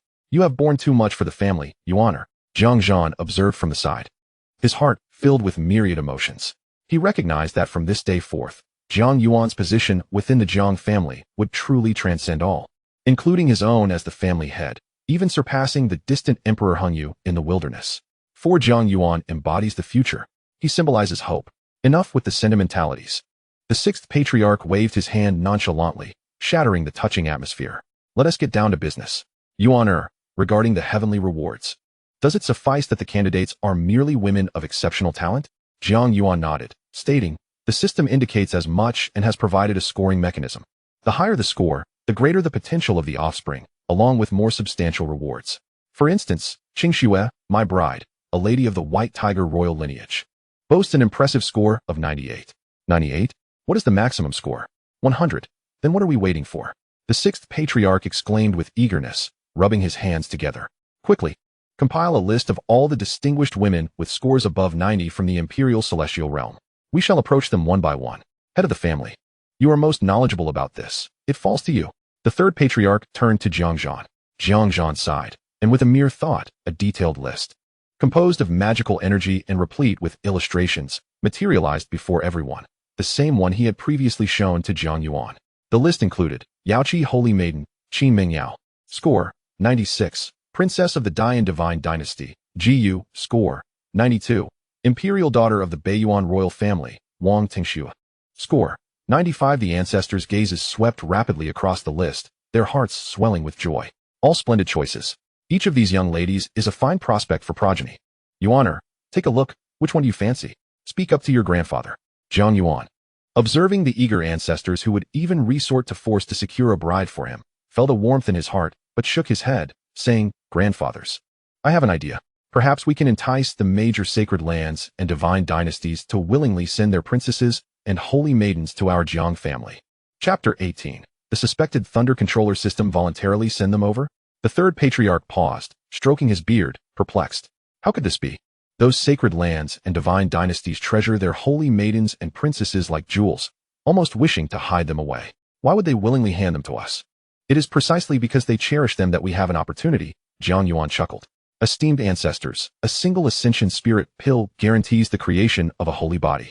While the Holy Spirit pill can forge the supreme holy body directly, a single holy body equates to a quasi-emperor. What force in the Imperial Celestial Realm could resist such temptation? Need it even be said? If such a Holy Spirit pill exists, it would be worth unleashing an immortal imperial war. Thus, my proposal is quite simple. Overtly proclaim our intentions. We need not hide in the shadows. Let us boldly disseminate this information. What? Jiang Zhan's expression shifted dramatically. Yuaner, that is unthinkable. This is our Jiang family's greatest secret. Should it be divulged, we would likely become targets for all, with every faction descending upon us like sharks drawn to blood. No, Jiang Zhan, Yuaner is correct. The 5th patriarch interjected. Today, our Jiang family has produced 3 holy bodies. Even if we can obscure the heavenly secrets within our ancestral grounds, how long can we maintain such concealment? What the 5th patriarch says is true. Do not forget the celestial golden rankings that emerge every century. The ancestral figure nodded in agreement, affirming that what Yuan Air stated was indeed correct. The heavenly ranking of this world is a manifestation of the celestial will of the Emperor Immortal Realm. revealed once every century, detailing all the prodigies of the age, their physiques, potentials, and every minute detail. Only a handful of methods can elude the scrutiny of this ranking. In essence, it serves as a cosmic leaderboard. When the time comes, the chaotic sword body of Jiang Yi, the 9-yang burning heaven sacred body, and the various extraordinary physiques of his future offspring will all be laid bare before the world. If just one or two can be attributed to good fortune, the sudden emergence of a multitude would blatantly signal to others that our family harbors treasures worth seizing. This was the sunlit strategy Jiang Yuan devised after reflecting on records he had once encountered. Having calculated the time remaining, only 53 years stand between us and the next heavenly ranking. Rather than passively becoming the target of everyone's covetous glances, thrust into the eye of the storm, it would be far more prudent for us to take the reins of this tempest ourselves. I suspect Yuan Heir shares this sentiment. Indeed, I believe we should proactively disseminate the news that we possess the means to produce sacred bodies, and we are willing to share this opportunity. We shall make the affairs of Jiang Yi and his 2 companions public as the finest proof. Furthermore, for any celestial prodigy who becomes my Tao partner, the Jiang family shall offer a spirit elevation pill as a bride price. Jiang Zhan and several elders were rendered speechless, their minds buzzing. This plan was audacious, indeed. It bordered on madness. Yuan Heir, are you suggesting we exchange a spirit elevation pill for a celestial prodigy? Grandfather of the 3 ancestors, this calculation is not so straightforward. Jiang Yuan shook his head and smiled, explaining that while offering a spirit elevation pill may mean the loss of a sacred or divine body, what we gain is a celestial prodigy scoring above 90. The rewards from the system could potentially include new spirit elevation pills or even superior sacred pills. If this cycle can be set in motion, each pill we offer could yield 2, 3, or even more in return. This does not even account for my descendants. This is the true foundation for countless generations to come. Moreover, when the time is ripe, we can assert that only those who bestow sufficient gifts are worthy of marrying into the Jiang family. Refuse? Others will marry and obtain spirit elevation pills or even sacred pills. Will you remain unwed? Then prepare to be left behind. Most crucially, through this method, all forces allied with us will be firmly bound to the chariot of the Jiang family. They will enjoy the benefits and must assume corresponding obligations. In the future, should other factions grow envious and seek to confront us, these allies will be compelled to stand by our side. The Emperor Immortal Realm is vast. It is unrealistic for the Jiang family alone to monopolize all resources, and such ambition would easily incite animosity. However, if we can rally a group of the most elite forces to form an unbreakable alliance, jointly establishing rules and sharing profits, then the entirety of the Emperor Immortal Realm will bend to our will.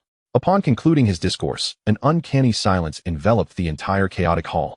As the 6 venerable emperors exchanged glances, having lived countless millennia, yet never before witnessing such a bold stratagem. After all, they typically communicate through their fists. It was not until a considerable time had passed that the ancestor finally exhaled deeply and exclaimed with genuine admiration, "What a grand scheme." Rather than becoming the target of everyone's scorn, it is far wiser to take the initiative and become the one who controls the game. Thus, this strategy was firmly established. The next step was to await the birth of Yuan's first child, the arrival of a mortal body emperor's offspring, a prodigy of a sacred physique, would in itself serve as the most resounding and persuasive declaration.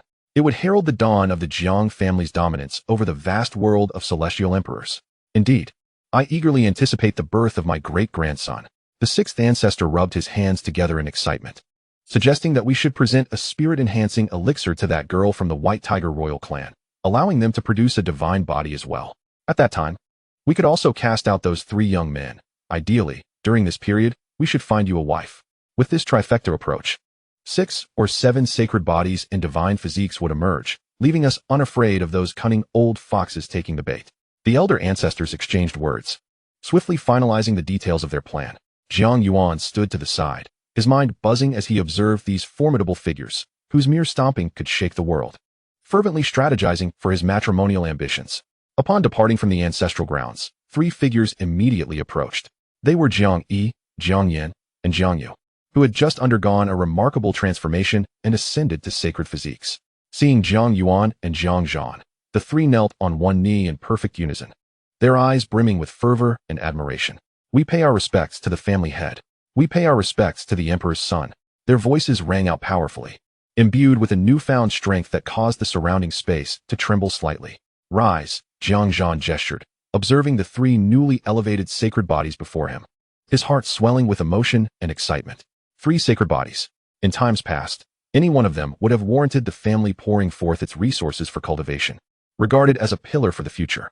Yet now, it was merely Yuan's initial foray, and he had effortlessly produced 3. If this were to spread, the entire world of celestial emperors would surely go mad. Jiang Yuan's gaze fell upon the trio. Jiang Yi, with his chaos sword body, exuded a contained aura. Yet Jiang Yuan sensed that he resembled a legendary sword concealed within its sheath. Once drawn, it would undoubtedly create a tremendous upheaval. Jiang Yuan, with his 9 suns burning heaven's sacred body, resembled a walking sun, the intense energy distorting the air around him, imbued with an unparalleled aura of destruction.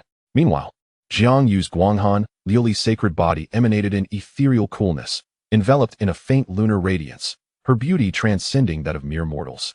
While her chilling power sent a shiver through Jiang Yuan's soul. Ah, such fine specimens. Jiang Yuan marveled inwardly, instinctively scanning Jiang Yu with the system. Name, Jiang Yu. Rating, 88. Identity, core disciple of the Jiang family. Physique, Guanghan, Liuli's sacred body. Data, 173 centimeters. 855-891. B.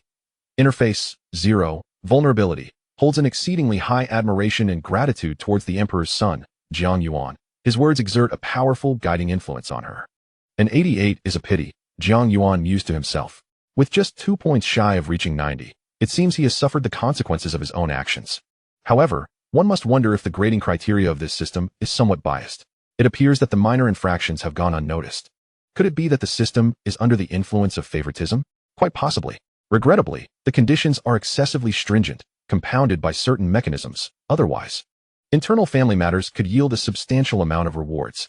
Yet, upon reflection, one cannot simply exploit their own resources, can they? Moreover, despite Jiang Yu's score falling short of 90, she possesses a sacred body and will undoubtedly become one of the pillars of the family, as well as a devoted supporter. It is certainly not due to concerns about their future offspring facing hunger. Chapter 19. A new objective as Jiang Yuan returned to the newly prepared Imperial Palace. Dawn was just breaking. Yet, for cultivators, the distinction between day and night is negligible, at most a continuous cycle. The palace was grand, enveloped in mist, with celestial cranes soaring above, constructed to the highest standards of the Jiang family. Upon pushing open the doors to the chamber, a faint and enchanting fragrance wafted through the air, reminiscent of Bai Qingxue. There she sat, his newlywed wife, in a meditative posture upon the bed, seemingly engaged in cultivation. However, the aura surrounding her was somewhat disordered, indicating a restless mind. At the sound of the door creaking, Bai Qingxue opened her eyes. Her cold yet piercing gaze filled with complexity. She watched Jiang Yuan approach, her lips parted as if to inquire, yet she hesitated, uncertain of where to begin. The events of the previous night had profoundly impacted her. First, this rumored mediocre prince displayed a ferocity utterly incongruous with his reputation. Then, to her astonishment, this man, before her very eyes, had transitioned from an unrefined mortal to a formidable being at the 3rd realm of the spirit realm in the blink of an eye. A mortal could cultivate. This was an outright subversion of the ironclad rules of the imperial immortal world. Most critically, she had begun to sense it herself. As an 8th realm cultivator, she could not possibly overlook the changes within her body. In just one night, a mortal and a cultivator like herself? This was utterly astonishing. For the first time, she felt that her husband was enveloped in mysteries. Darling, Bai Qingxue could not help but speak. Come, give me a kiss. Jiang Yuan approached the bedside, seated himself effortlessly, and drew her into his embrace, placing a gentle kiss upon her smooth cheek. Bai Qingxue's body tensed slightly. Although they had shared intimate moments the previous night, she still found it challenging to navigate such assertiveness from a man. Yet, oddly enough, she felt little resistance. Instead, a peculiar sensation stirring within her. Summoning her courage, she voiced her burning question. You are not a mortal, are you? How can you cultivate? Her eagerness for an answer was palpable. This inquiry not only pertained to her understanding of her husband, but also had profound implications for her and the future of the entire Baihu royal family. For it was only through the longevity of this prince that the Baihu clan could thrive under his protection. Oh, you mean that? Jiang Yuan replied nonchalantly. Perhaps it is simply that my parents' bloodline is too potent to be contained, and it inadvertently awakened. He could hardly divulge that his rewards stemmed from their union. For that would be too beastly. Though this was precisely what I did, Jiang Yuan mused within himself. Bai Qingxue evidently found this explanation hard to believe. Awakening by sheer chance. Transitioning directly from a mortal to the spirit realm? Are you trying to deceive a ghost? If it were truly that simple to awaken, would the Jiang family have allowed you to remain a mere mortal for 18 years? observing the mischievous grin on Jiang Yuan's face. She sensed that this man harbored a monumental secret. However, she wisely refrained from pursuing the matter further. Everyone possesses their own secrets. Since he chose not to disclose his, it would be futile for her to inquire any further. My husband, I seem to have. Could we perhaps uphold our agreement of 1 per year? Bai Qingshue's face flushed deeper, her voice barely above a whisper. Although it was possible that this was merely a coincidence, her intuition suggested that Jiang Yuan's seemingly absurd notion of 1 per year was unlikely to be a mere fluke. This man, indeed, appeared to possess a terrifying capability. Of course, it's true, Jiang Yuan chuckled, his hands becoming increasingly audacious. This is just the beginning. Our revolutionary journey is still far from over. Come, my lady. I have heard that there is a chance of twins, but it's still daytime. And what of it? Daytime offers a more profound sensation. My courtyard is quite spacious. It would be perfect for me to embrace you and become familiar. After becoming acquainted with merely the tip of the iceberg of the palace's depths, Jiang Yuan left the imperial prince's palace with a refreshed spirit. Meanwhile, Bai Qingxue lay on the bed, utterly weakened, unwilling to move even a finger. Her lovely face flushed to the point of appearing as if it might bleed. She realized that she seemed increasingly less averse to this advantageous husband. In fact, perhaps there was even a hint of fondness. The mere thought startled her. Bai Qingxue, devoted to the path, how can I indulge in the pleasures of love? She quickly shook her head, attempting to cast away this perilous notion. Yet Jiang Yuan's mischievous face involuntarily surfaced in her mind. No, Bai Qingxue. How could you descend into such depravity? Cultivation must take precedence. As Jiang Yuan exited the imperial prince's palace, he was met with a throng of individuals kneeling at the entrance. At the forefront stood his guardian, Uncle Fu, along with the maid Xiao Chui and a multitude of newly appointed servants. Congratulations, Your Highness, on your joyous nuptials. Congratulations, Your Highness, the imperial consort. The crowd erupted in a unified and grand chorus. Enough, everyone rise. Jiang Yuan waved his hand. Your Highness, Uncle Fu stood, his face beaming with smiles, respectfully presenting a jade vial. This is the 9-turn tiger and dragon pill, specially instructed by the family head for you. It is said to solidify your foundation and enhance your physique. Jiang Yuan's lips twitched. The 9-turn tiger and dragon pill? Really? ISNT, this a tonic meant for those elderly men suffering from energy depletion? I am but 18, full of vigor. Do I truly require such a thing? What does my uncle mean by this? Is he worried I might exhaust my fields? Or that my ox might perish? Moreover, Xiao Chui approached with a food box. This is the Divine Phoenix Rejuvenation Soup, personally prepared by the third elder, made with the eggs of the 9 heavens divine phoenix and 10,000-year-old blood ginseng. Simmered for 7 days and nights. He said you should drink plenty. Jiang Yuan's eyelids twitched even more vigorously. 7 days and nights? The Divine Phoenix Rejuvenation Soup? Understood. Let it be. He waved his hand with a mix of amusement and exasperation. Indeed, after Fu Bo and Xiao Chui departed, Jiang Yuan let out a sigh. Although it felt somewhat peculiar to be regarded as a mere stud, one could not deny that it was rather enjoyable. With his wife aided by her family in finding a suitable partner and the upbringing of their child supported by the family, he merely needed to lie back and relish the rewards that came his way. Such a life would be coveted even by deities. Young master, Xiao Chui approached once more. Speaking softly, the head of the family has asked you to rest up and then proceed to the council hall to discuss several promising candidates he has identified for you. Another one? Jiang Yuan's eyes brightened. I just secured one, and they are this efficient? I like it. He playfully patted Xiao Chui's pert backside, chuckling, understood. Tell my uncle I shall be there shortly. Startled by his gesture, Xiao Chui blushed and hurried away. Jiang Yuan gazed at her retreating figure, contemplating. This young girl was growing increasingly charming. However, it seemed her system rating was somewhat lacking at just over 70 points, a pity indeed. Nevertheless, serving as a life secretary was not a bad idea. He could have her handle matters, or even play mahjong when there was nothing pressing. He straightened his robe, clasped his hands behind his back, and strode toward the council hall with an air of nonchalance. Chapter 20. The blossoming mother and daughter in the forest realm. Upon arriving at the Jiang family's council hall, Jiang Yuan found it already brimming with attendees. His uncle, Jiang Zhan, occupied the main seat, surrounded by a dozen core clan elders. Yuana has arrived. Come, take a seat. Jiang Shozhua exclaimed upon spotting Jiang Yuan, rising from his seat to personally guide him to the position beside Jiang Zhan. This seat was traditionally reserved for the clan's young master, the future heir of the family. Although Jiang Yuan was an esteemed figure, he was not the young master. Even though the Jiang family held him in high regard, they would not place a non-cultivator in such a position. Yet now, with no one else qualified, who could dispute it? Cough, cough. Third uncle, you are too gracious. Though he said this, Jiang Yuan made no effort to decline, promptly sitting in the young master's seat. What is this? You honor. You toil for the continuation of our Jiang lineage. Indeed, another elder chimed in. You honor. How did you rest last night? Is that girl Qingxue accommodating? If not, speak to sixth uncle, and he can arrange for a change. Jiang Yuan thought to himself. How can they speak of by Qingxue as if she were a mere commodity to be exchanged? After all, she was a breathtaking beauty with a rating of 98. Everything is fine. Jiang Yuan coughed lightly, redirecting the conversation. Uncle, Xiao Chui mentioned that you have identified new prospects for me. At this, the eyes of all the elders sparkled with interest. Look, what a remarkable sense of duty. What a commitment. On the second day of your marriage, you are already contemplating expanding the family lineage. Truly, you are the pride of the Jiang family. Ha ha ha, do not rush, you honor, Jiang Zhan said with a broad smile. He waved his hand, and a colossal star map unfurled in the center of the hall. Above the starry map, countless luminous points twinkle, each representing a distinct world. Among them, the largest and brightest is the Imperial Immortal Great World, where they reside.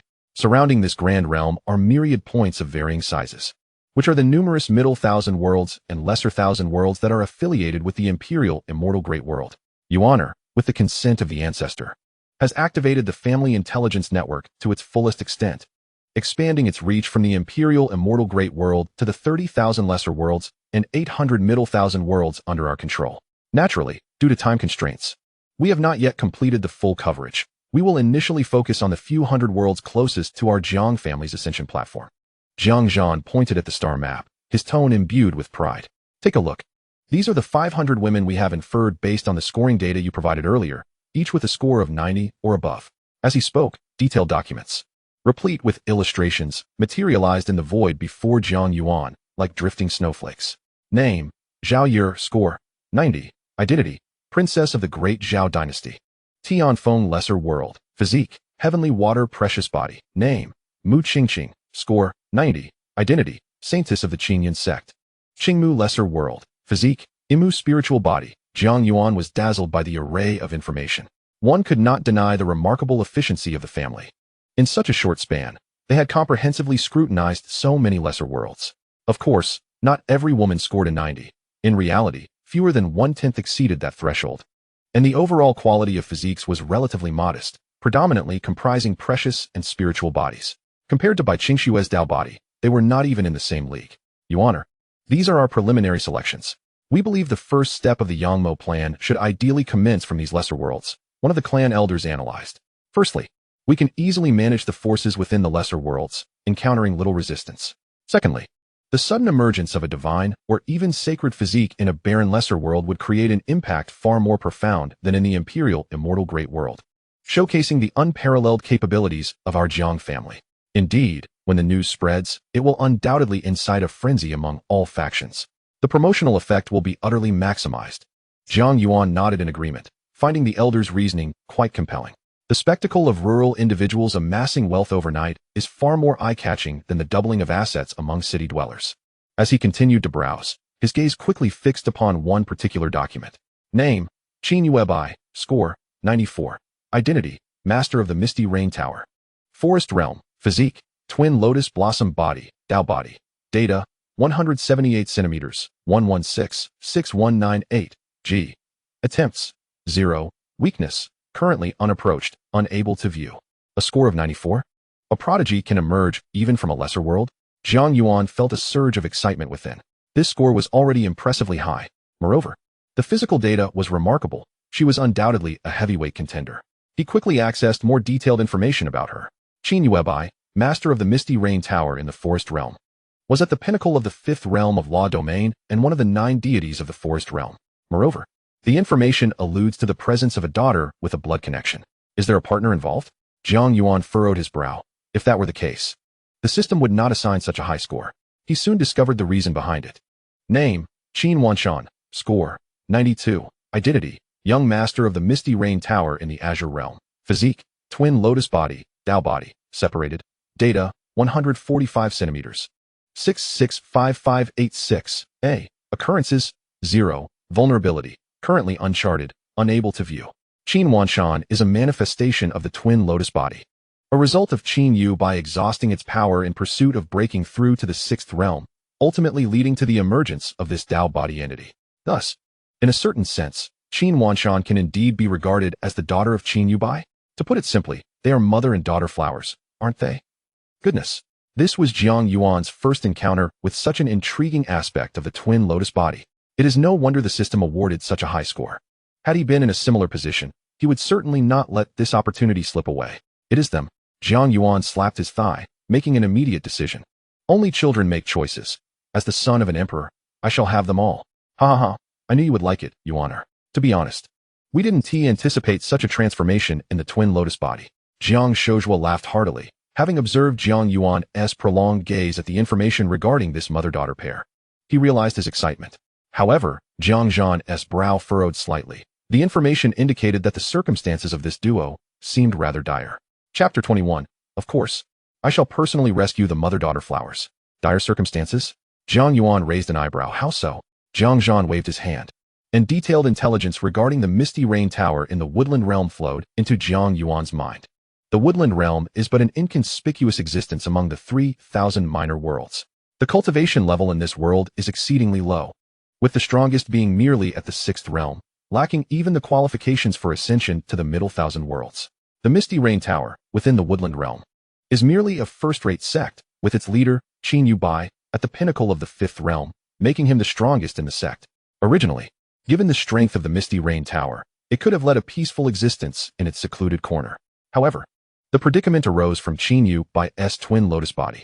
These two physiques may not be highly regarded in the Imperial Immortal Great World, but in the Woodland Realm, where the wood path spiritual energy flourishes, a Tao body such as the twin lotus body, rich in wood properties, possesses formidable combat enhancements.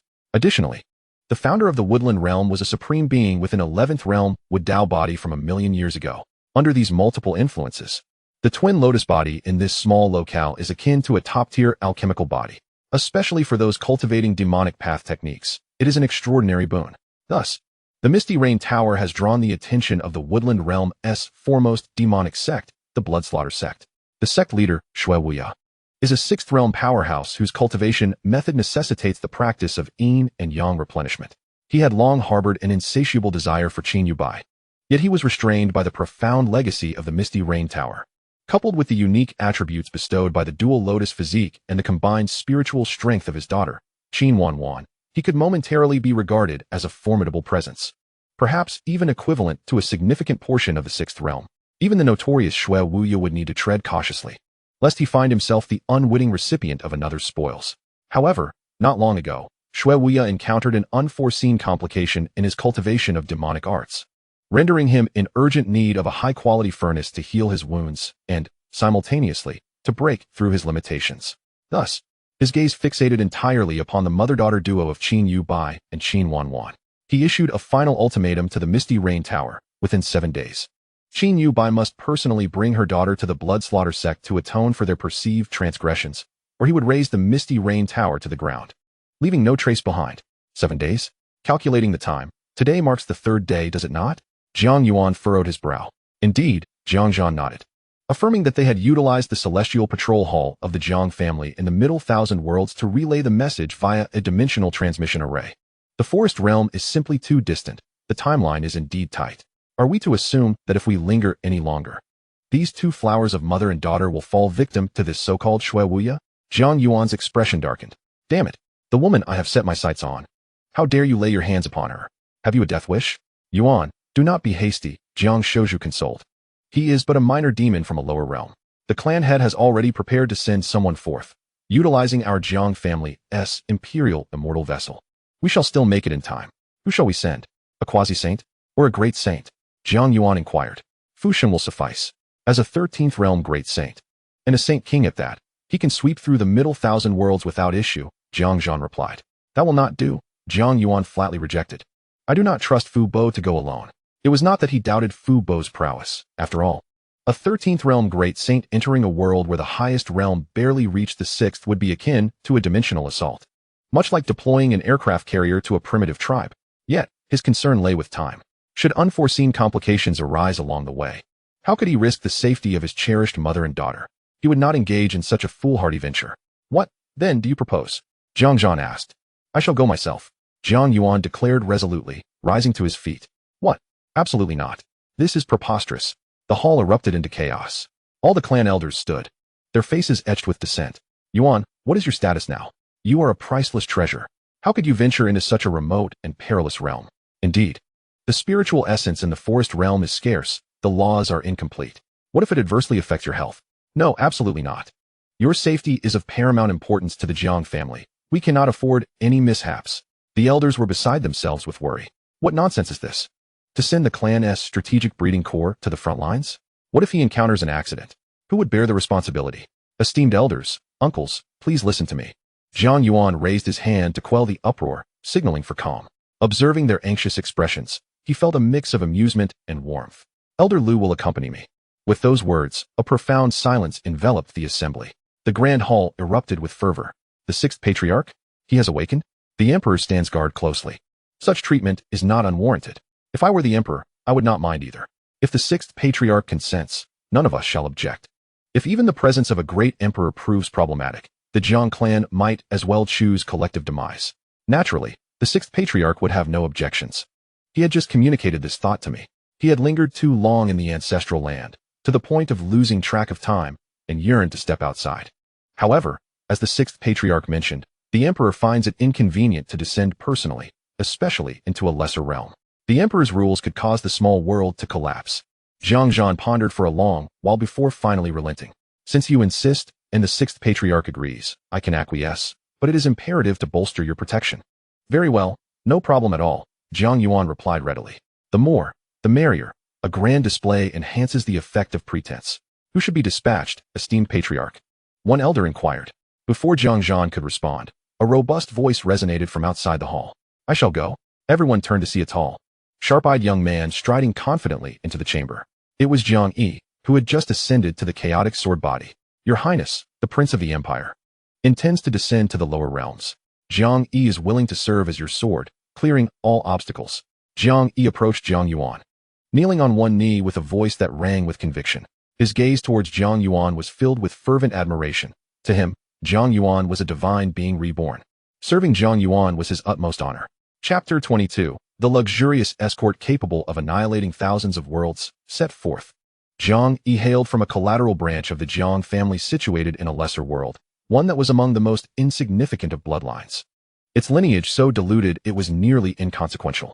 Although he possessed a natural affinity for swordsmanship, his humble origins and scarce resources led to his persecution by the direct descendants of the clan, even provoking envy that culminated in treachery.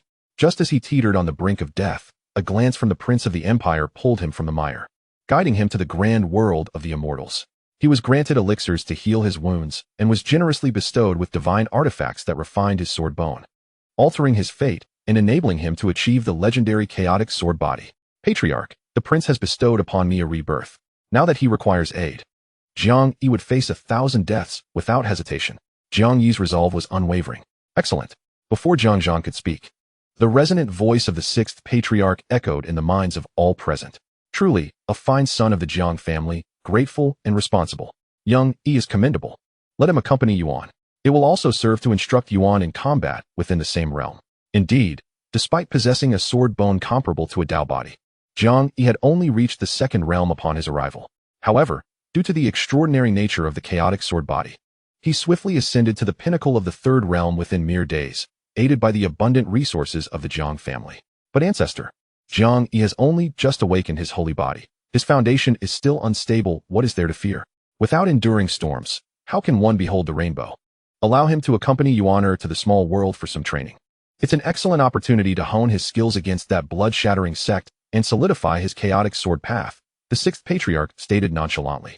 Furthermore, one Jiang Yi is insufficient. His voice resonated once more. Little Zhanzi, listen carefully. This time Yuan descends to the mortal realm. Safety is paramount, and we must maintain our family's prestige. Relay my orders. Let that old fellow Jiang Fuxing serve as Yuan's steward. Additionally, summon 10 guardians of the 13th realm to act as personal bodyguards and 100 half-step 11 realm warriors. You need not calculate the specifics. The world of quasi-emperors would obliterate the realm. Why do you cultivate such power? Jiang Yuan interjected. Sixth patriarch, I am also part of your lineage. Enough, enough. Just find a few quasi-emperors to discreetly accompany them without entering the realm. Also, send my broken boundary divine vessel to Yuan. It's swift enough to traverse from the Imperial immortal world to that forest realm in a day. He continued.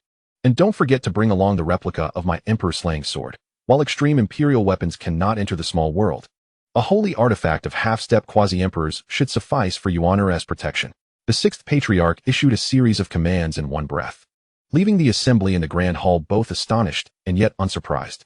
Were it not for the fact that the small world could only bear the presence of those at the Saint Realm, and with restrictions on the sacred treasures they could carry, even quasi-emperors would likely pave the way to safeguard Jiang Yuan, such as the foundation of the imperial family. However, this arrangement left Jiang Yuan feeling somewhat overwhelmed.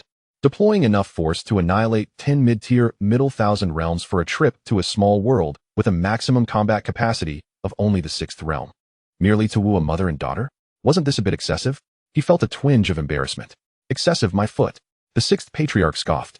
You are the apple of our Jiang family, Si. Your safety is of utmost importance, more significant than the heavens themselves. Do not think that merely visiting a small world is trivial. Even if you aim to stroll through a life-restricting zone, I would gather a complete set of Imperial weapons for you to traverse there. Very well, as long as you are pleased, esteemed elder. We shall proceed as you have instructed. Jiang Yuan affirmed decisively. With the elder's decree, he naturally harbored no dissent. Before long, a retinue, arguably the most opulent in history, was assembled for the purpose of courting. Steward, Jiang Fuxing, a peak Saint Realm master. Bodyguards, 10 nameless Saint Realm guardians. Bodyguards, 100 warriors of the 10th realm, having comprehended the laws. Sword-wielding attendant, Jiang Yi, a chaotic sword body. Transport, the boundary-breaking divine vessel. The broken boundary, divine ship. Weapon, holy artifact, the replica of the emperor-slaying sword, replica. Jiang Yuan gazed at the formidable assembly before him and nodded in satisfaction. Indeed, this arrangement befits my status as the scion of the Jiang family. Yuan, exercise utmost caution during your descent to the mortal realm, Jiang Yuan said, stepping closer and placing a reassuring hand on his shoulder. Remember, your mission is to safely escort that mother and daughter back. Leave everything else to Fuxing and his team. Above all, do not act recklessly, understand? His concern for Jiang Yuan's safety was palpable. Understood, uncle. Jiang Yuan, however, remained unfazed, for he was under the vigilant protection of the six patriarchs. With a hidden emperor at his side, his stature was indeed formidable. Before departing, Jiang Yuan made a point to bid farewell to Bai Qingxue. At that moment, she was already attired elegantly, embodying the serene goddess she was known to be. Yet, the lingering allure in her brow and the remnants of springtime in her eyes revealed the experiences of the previous night. Upon seeing Jiang Yuan return, her gaze was imbued with complexity.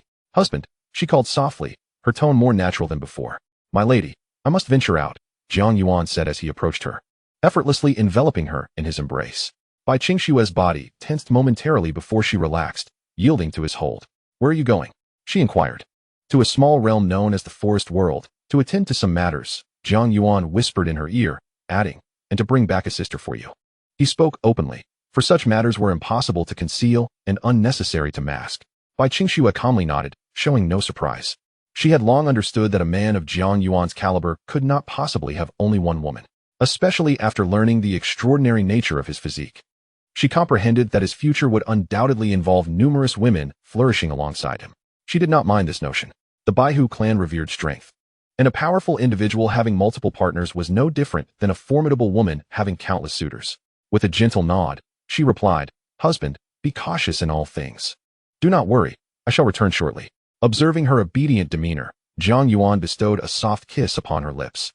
Outside the Jiang family's domain, a black divine vessel, forged from an unknown celestial metal and resembling a colossal sword, hovered silently in the void. On board, the vessel pulsated with the flow of grand runes, exuding a terrifying aura capable of tearing through eternity. This was the sixth patriarch's chariot, the realm-breaking divine vessel. Accompanied by his luxurious entourage, Jiang Yuan boarded the divine ship. Your Highness, please secure yourself. The steward, Fu Sheng, respectfully urged, channeling a vast reservoir of magical energy into the vessel's core. With a hum, the realm-breaking divine vessel illuminated. And in the next instant, the space before it was effortlessly torn apart, revealing an unimaginably deep spatial passage. The vessel transformed into a streak of black light, vanishing into the portal. As the divine vessel disappeared, the wills of several ancestors deep within the Jiang ancestral grounds began to communicate once more. Is everything arranged? Rest assured, elder brother. With the realm-breaking divine vessel and a dozen holy realms, along with several supreme realms, and hidden guardians ready to assist. Even if Yuan were to cause a ruckus in the lower realms, it would suffice. Very well, let us commence preparations for the Emperor Immortal world as well. We shall project the glory of our clan's imperial son to the entire realm, compelling them to present their divine maidens and imperial daughters on their own accord. Chapter 23. The Desolate Misty Rain Tower, a crucial moment. In the forest world, at the Misty Rain Tower, the palace, towering amidst the mist-laden Emerald Mountains, now finds itself shrouded in an atmosphere of profound silence. Within the grand hall, a dozen elders of the Misty Rain Pavilion have convened, each visage etched with anxiety and despair. The deadline imposed by the Bloodslaughter sect is but 2 days away. A venerable elder, his hair as white as snow, trembled as he spoke, his hands tightly gripping his cane, knuckles blanched from the exertion. Are we truly to stand by and witness the annihilation of the Misty Rain Pavilion? Another elder queried, his teeth clenched, eyes brimming with indignation. At the head of the assembly sat Jiang Yuan, draped in an ethereal white gown, her beauty unparalleled, exuding an otherworldly grace akin to that of a celestial being. Yet, within her enchanting gaze lay an unmistakable depth of fatigue and resignation. Esteemed elders, how I wish to safeguard the Misty Rain Pavilion, she uttered softly, a trace of bitterness lacing her tone. However, Blood Wuyo is at the 6th realm of divine abilities. Even if I were to exert every ounce of my strength, I would still be no match for him. Suddenly, a middle-aged elder rose, a glint of madness flickering in his eyes. We all know that your dual lotus body possesses a unique capability. His words trailed off. Yet the implication resonated with all present. The atmosphere in the hall grew tense, thick with unspoken thoughts. Jiang Yuan's body quivered slightly as she raised her gaze, scanning the faces around her. You wish for me to consume Yuan. Her voice, though soft, carried weight, resonating clearly with every listener. Forgive me, Pavilion Master. The middle-aged elder knelt, his tone unwavering. But this is the only solution. Your dual lotus body, being inherently a singular entity manifested as twins, could merge into one. This synthesis would undoubtedly allow you to transcend to the 6th realm. What then could Blood Wuyo achieve? Not only would we preserve the Misty Rain Pavilion, but we could also ascend to dominance in the forest realm. For the sake of the thousands of disciples of our pavilion, you must make a choice, Pavilion Master. In the face of righteousness, one cannot be swayed by maternal compassion. One by one, the elders knelt, their voices rising in urgency and fervor. Jiang Yuan closed her eyes, aware that the elders spoke a harsh truth. The peculiarity of the dual lotus body lay in its nature. It could split into another being or rejoin. Once united, their combined powers would surely enable her to surpass her current limits. Yet she opened her eyes, her gaze falling upon the quiet figure in the corner of the hall, Jiang Yuan, her daughter. Although, in a certain sense, Yuan was merely her counterpart. After all these years of shared existence, Yuan had transcended the role of a mere fragment, evolving into a being of flesh and blood, with her own thoughts and emotions. How could she possibly contemplate the act of consuming her own daughter? Mother, at that moment, Jiang Yuan spoke, her voice gentle yet commanding silence throughout the hall. The young girl approached Jiang Yuan, a tender smile gracing her lips. Mother, the elders are right. This is the only way. Jiang Yuan's voice trembled. Mother, you need not bear the burden of guilt. Jiang Yuan extended her hand, gently clasping Jiang Yuan's. Their faces, nearly identical save for their differing physiques, pressed together. I have always been a part of you. Now that I have returned, it can be viewed as a leaf returning to its roots. Moreover, your newfound strength enables you to safeguard the Misty Rain Tower and all its inhabitants. Is that not wonderful? No, I refuse. Jiang Yuan abruptly rose, her eyes glistening with tears. Yuan, you are my daughter. How could I? But you are also the master of the Misty Rain Tower. Jiang Yuan interrupted, maintaining her smile. Mother, you taught me that sometimes we must make choices. Now is that moment. Master, please make a decision. Time is of the essence. The voices of the elders echoed once more, each more urgent than the last. Jiang Yuan's body trembled as she gazed upon Yuan, observing the face that bore a striking resemblance to her own and the clarity within her daughter's eyes. Her heart bled. Mother.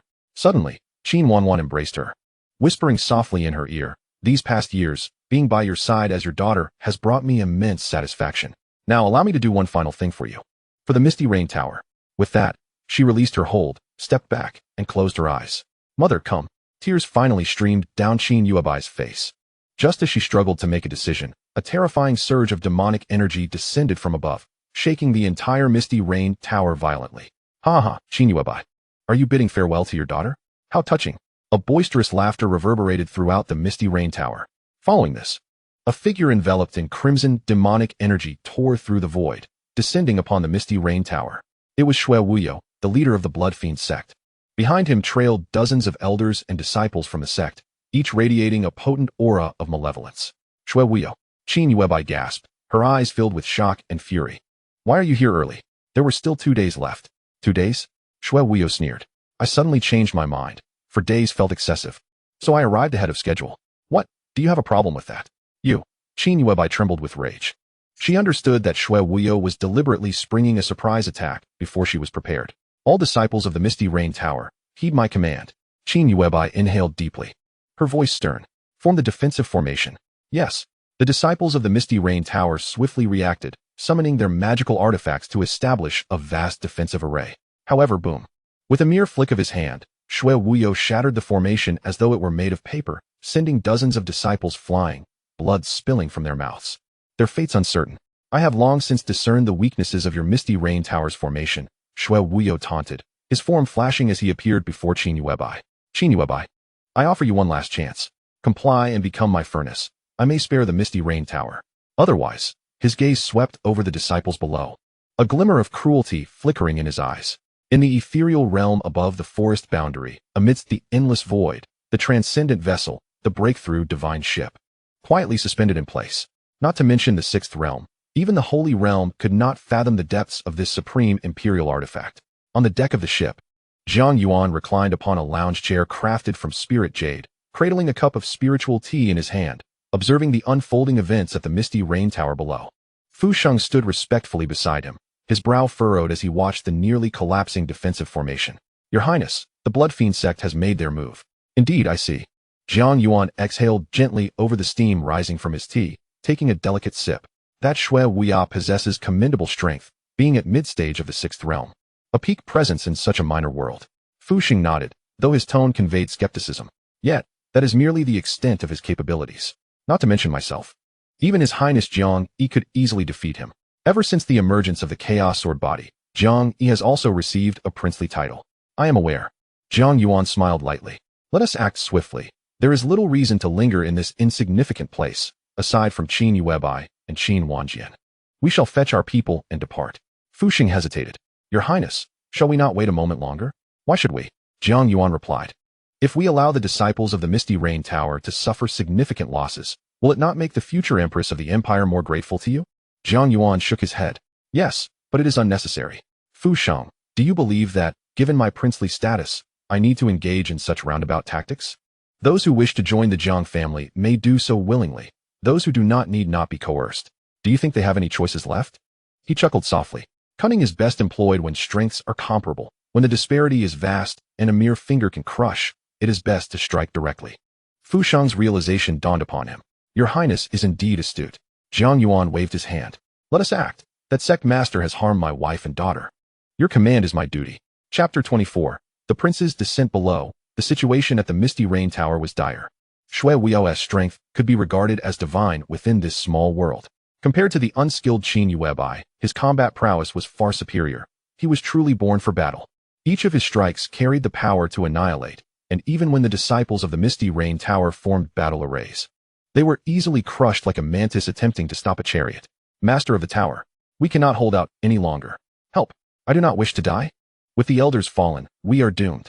The surviving disciples cried out in despair, utterly losing their will to fight as they scattered in panic. Yet where could they possibly escape to? The disciples of the Blood Fiend sect, like ravenous wolves, pursued with wicked glee, reveling in this one-sided slaughter. Qin Yuebai's heart was wrenched with anguish. She beheld her once respectful disciples, now lifeless in pools of blood, and her heart bled for them. Shui Wuya, I will fight you to the end.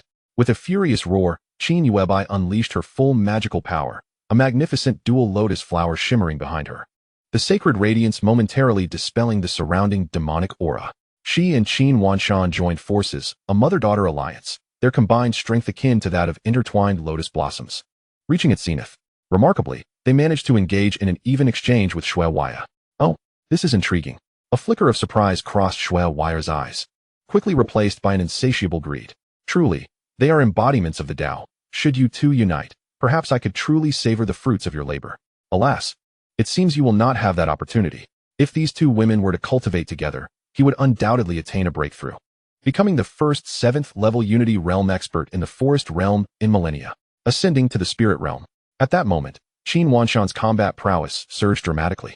She was burning her essence. No. Qin Yuan let out a heart-wrenching scream. She could sense that Qin Wanshan was transferring her own essence into her body. Ha! Such profound maternal love.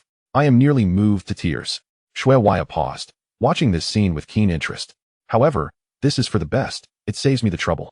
Once you achieve your breakthrough, my harvest will be even more fruitful. Qin Yuan fell into utter despair. She cradled her increasingly weakened daughter.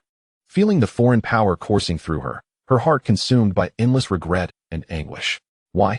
Why must the heavens treat us so cruelly? Just as they found themselves in the depths of despair, the clear sky above the forest realm, previously devoid of clouds, suddenly split open without warning, revealing a vast, gaping chasm. The rift was dark and profound, as if it connected to an unknown world. An indescribable, overwhelming pressure, surpassing the limits of comprehension in this realm, began to seep from the fissure. Thunder rumbled. The laws of heaven and earth in the forest realm groaned under the unbearable weight. The sky crackled with lightning. The earth trembled violently, as if the apocalypse had arrived. What is this? Shui Waya abruptly looked up, his once arrogant face now etched with horror. He could feel a terrifying aura that sent his very soul trembling, emanating from the rift. What kind of power is this? As a 6th-level expert in the divine ability realm, he felt as insignificant as dust before this presence. Within and around the Misty Rain Tower, all those who still lived, whether demonic cultivators of the Blood Slaughter sect or disciples of the Misty Rain Tower, trembled in fear, collapsing to the ground, their bodies quaking uncontrollably. Even Qin Wanshan, who was sacrificing herself, and the grief-stricken Qin Yuan were stunned by this sudden turn of events, instinctively looking up at the sky. In the next moment, the broken boundary ship, anchored in the boundless void, trembled violently and began to emerge from the massive spatial rift. What kind of divine vessel is this? It was entirely black, shaped like a colossal sword poised to cleave the heavens.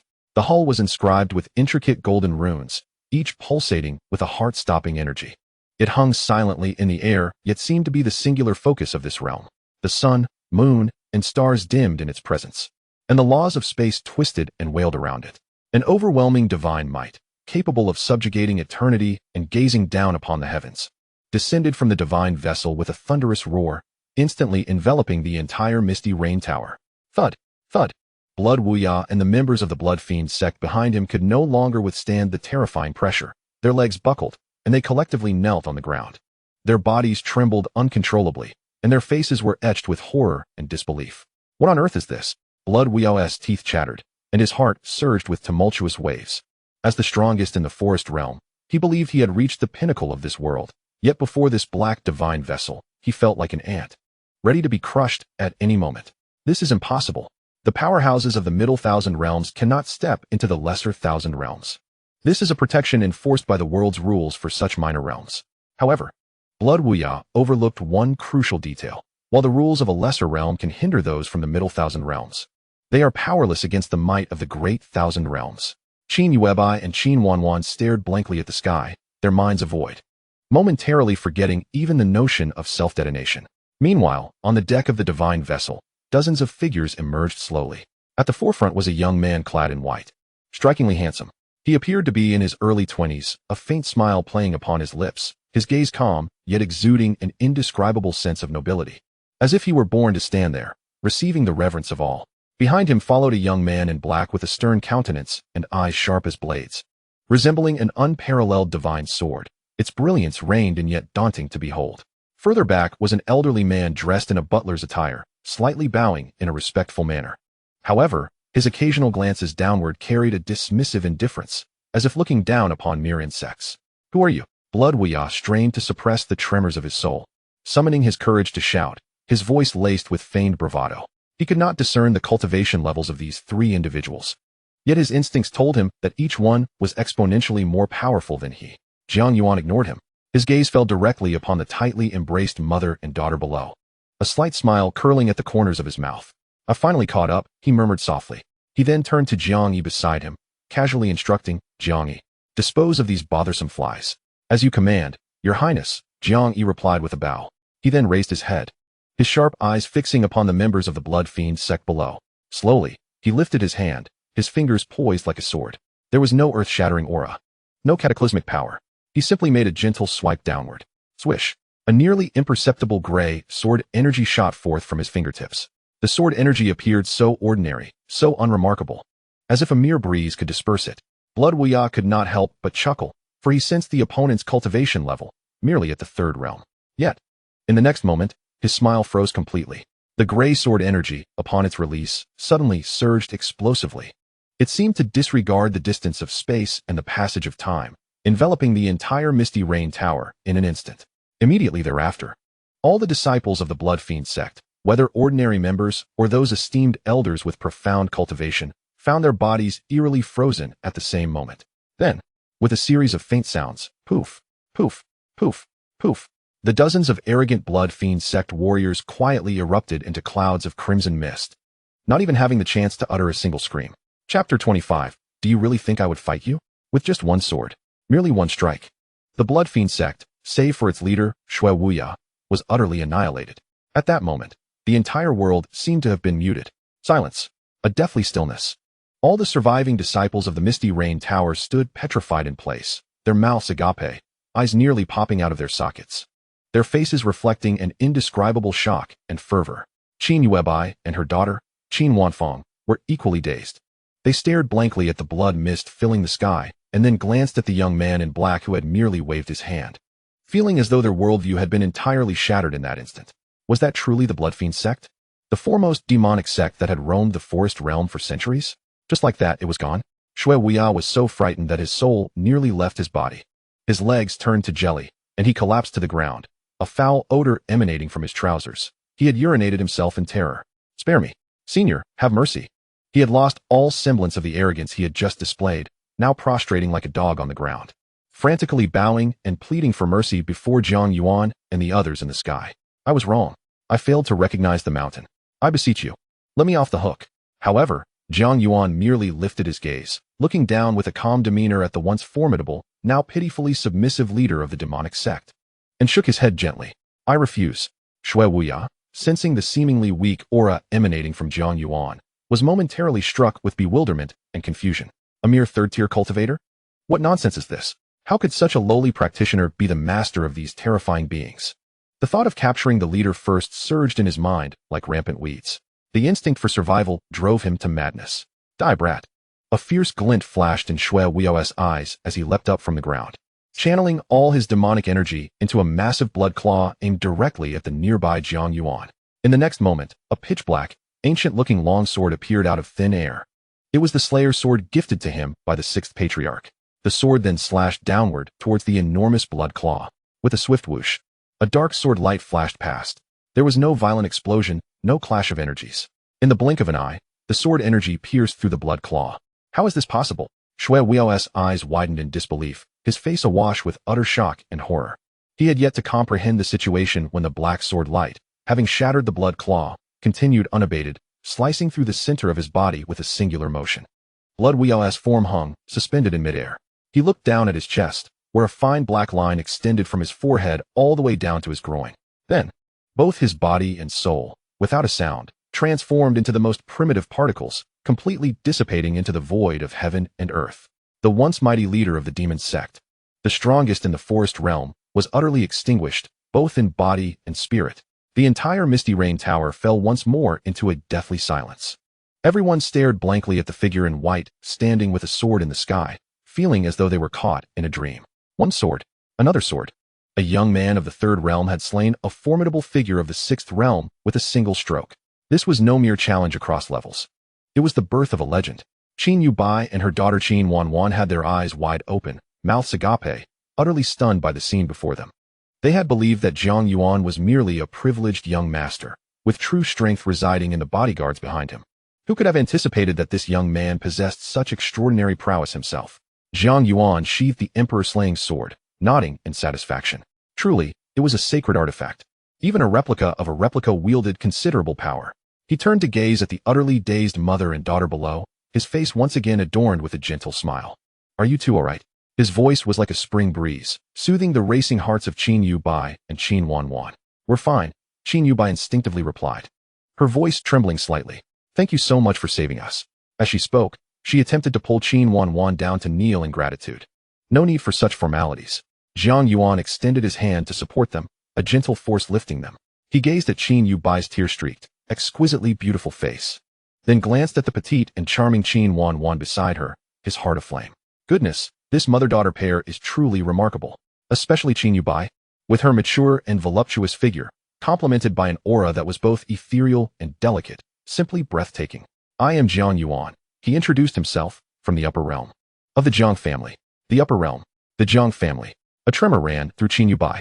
Although she resided in a small world, she had come across scattered records about the upper realm in ancient texts. It was said that in that distant realm, ancient families and immortal lineages, some with legacies spanning billions of years, possessed power sufficient to easily obliterate a small world. Furthermore, she believed she had seen the surname Jiang in a tattered ancient manuscript, which stated that the Jiang family was one of the foremost imperial clans of the upper realm, having produced more than one emperor capable of suppressing the ages. Could it be? She dared not entertain the thought further. May I inquire, esteemed sir, what brings you to our humble Misty Rain Tower? Qin Yubai forced herself to calm down and respectfully inquired. She could hardly believe that someone so divine would appear here without reason. I have come for you, Jiang Yuan stated directly. For us? Both Qin Yubai and Qin Wan were taken aback. Indeed, Jiang Yuan gazed intently at Qin Yubai, his eyes ablaze with determination. I have come to ask for your hand in marriage. Boom. His words struck like celestial thunder, reverberating in the minds of Qin Yubai and Qin Wan. Marry her? Qin Yubai was utterly bewildered. She questioned whether she had misheard. This esteemed figure from the upper realm, possessing unfathomable power, was actually proposing to her? What was happening? Sir, are you jesting? Qin Yubai's voice trembled. Do I appear to be joking? Jiang Yuan retorted. Observing her incredulous expression, he realized he needed to deliver a more compelling explanation. He succinctly elaborated on the grand plan he had previously discussed with his family, omitting any mention of the system, merely stating that his unique constitution required him to unite with various exceptional women to grow stronger. In return, the Jiang family would bestow unimaginable benefits upon them and their affiliated powers. Thus, should you agree to marry me, the Misty Rain Tower will henceforth be allied with the Jiang family, under our protection. Furthermore, I will present you with a gift substantial enough to transform both you and the entire Misty Rain Tower. After finishing, Jiang Yuan quietly regarded her, awaiting her response. Qin Yubai was left utterly stunned. The magnitude of the information was overwhelming, nearly beyond her comprehension. To unite with this son of the Jiang family would grant him strength, and the Jiang family would reciprocate? It sounded remarkably like a transaction. Yet, the stakes were tantalizingly high. The Jiang family's protection, a gift capable of revitalizing the entire sect, for the already beleaguered Misty Rain Tower. This was akin to an opportunity to ascend to greatness. She glanced at her daughter, who was equally dazed, and then at the elders and disciples around them, all of whom were gazing at her with hopeful anticipation. She understood that she had no grounds to refuse. Or rather, she simply could not refuse. Taking a deep breath, she was about to acquiesce when Jiang Yuan added, "Oh, and not just you, but also her." He pointed at Qin Wan. "I wish to marry her as well." Qin Yubai, Qin Wan, what? The young girl's face flushed instantly, turning as red as a ripe apple, her neck blushing as well. You want her too? Jiang Yuan observed the expressions of the mother and daughter with amusement, chuckling inwardly. Children make choices. I wish to have both. But sir, Wan is still just a child, Qin Yubai said, her voice tinged with hesitation. That is inconsequential. I can wait for her to grow up. Jiang Yuan replied nonchalantly. In any case, I desire both of you. What do you think? Qin Yubai fell silent. What other considerations could she possibly entertain? The master of the demon sect was effortlessly slain by a single sword strike, and the fate of the entire Misty Rain Tower rested in his hands. Moreover, the conditions presented were exceedingly generous. This was no mere assistance in times of need. It was akin to elevating her from the depths of hell directly to the celestial realms. With a bitter smile, she knelt slowly before Jiang Yuan. Qin Yubai wishes to serve you alongside my daughter, Wan. Mother. Qin Wan also knelt, her small face burning with embarrassment, nearly burying itself into the ground. Excellent, Jiang Yuan said, nodding in satisfaction. He stepped forward, gently lifting the exquisite mother and daughter, embracing them tenderly, one on each side. The softness and warmth of their presence was delightful, especially that of Qin Yubai, whose mature and full figure was simply irresistible. Fu Bo, at your service. Send word back to the family that the matter is settled, and prepare to welcome the new empress. Yes, your highness. Fu Xing bowed in compliance. Jiang Yuan, holding the trembling mother and daughter, leaned in close and whispered, Let us return home, my beloved consorts. Oh, I almost forgot, Fu Bo. Please instruct that those disciples of the Misty Rain Tower who perished due to the blood-killing sect be revived. Understood. Jiang Yuan and Jiang Yuan exchanged bewildered glances. What is this? Can the dead truly be brought back to life? Jiang Yuan remained silent. While it was indeed impossible in the great world of emperors, souls that had departed from a smaller world could return within that realm to undergo reincarnation. With the power of the sacred realm, one could breach the heart of a small world and locate the souls of the deceased. As Fu Bo's words settled, the sacred seal upon him shattered, releasing a formidable aura that left the two women trembling. Fortunately, they were shielded aboard the divine vessel, for the residual power alone could have claimed their lives 100 times over. Is this the might of a saint? As they stood in astonishment, Fu Bo had already delved into the core of the realm, retrieving the souls of the fallen disciples of the Misty Rain Tower.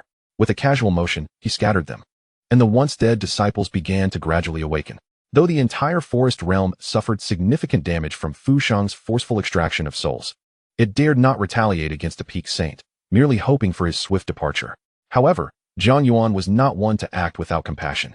He gave Fu Bo a knowing glance.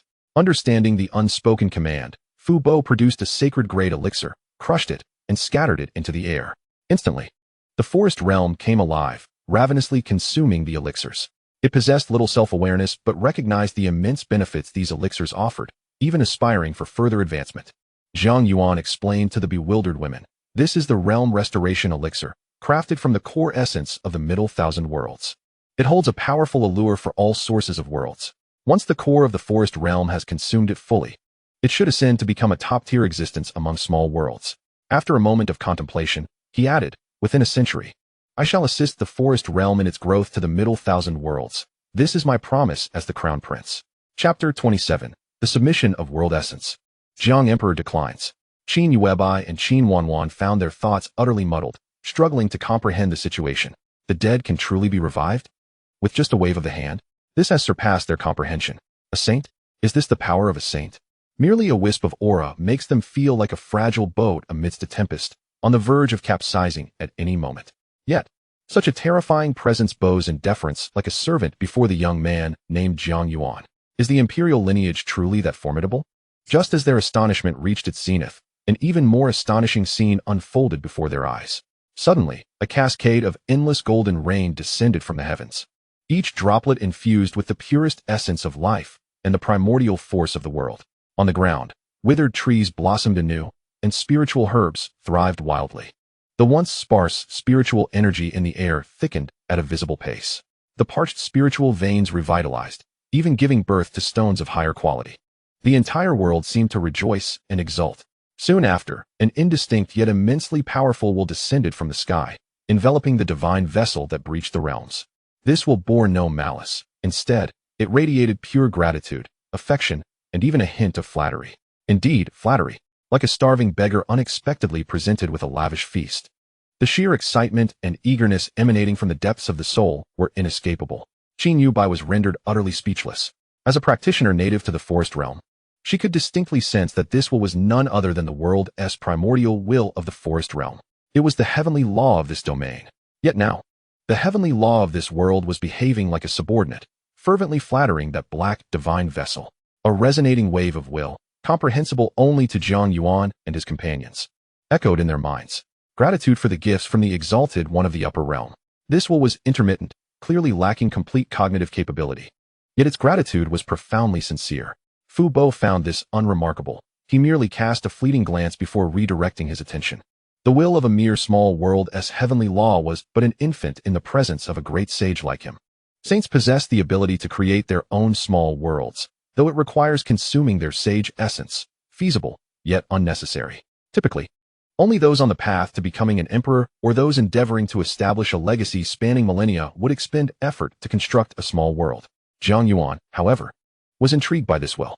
It was quite interesting, demonstrating a commendable sense of gratitude.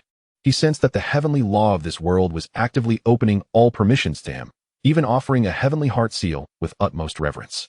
The so-called heavenly heart seal could be understood as a form of authority. Possessing it would allow one to refine this world, thereby obtaining a world avatar.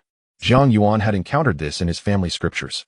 If a practitioner at the sixth realm could refine a small world, it would signify that they were nearly invincible within the vastness of the Middle Thousand Worlds. Certainly, this does not imply that anyone can defeat him.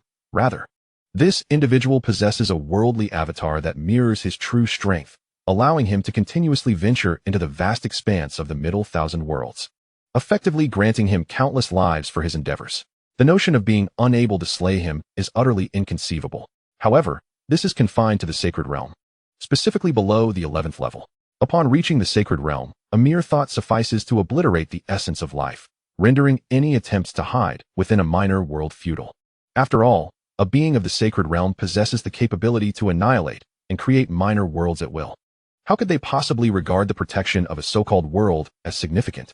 Naturally, Jiang Yuan dismisses the heart seal of a minor thousand world. He would only deign to acknowledge the heart seal of a greater thousand world. With a casual wave, he sends it away. The world consciousness of the forest realm immediately reveals a sense of sorrow, yet dares not utter more, departing in a dejected manner. Nevertheless, the cascading golden rain continues to fall, nurturing the land that has just endured severe devastation. This, however, is merely a facade. The world consciousness is astute, planning to grow stronger once Jiang Yuan and his companions have departed. Qin Yubai and her daughter Qin Yuan have become utterly numb. Their worldview has been shattered and reshaped time and again today. In the presence of true power, even the heavenly Tao of a realm must bow and plead for mercy. Even the heart seal they have pursued their entire lives is met with disdain in his hands. Come, my beloved consorts, do not linger. It is time to return home. Jiang Yuan's voice pulls them back from their astonishment.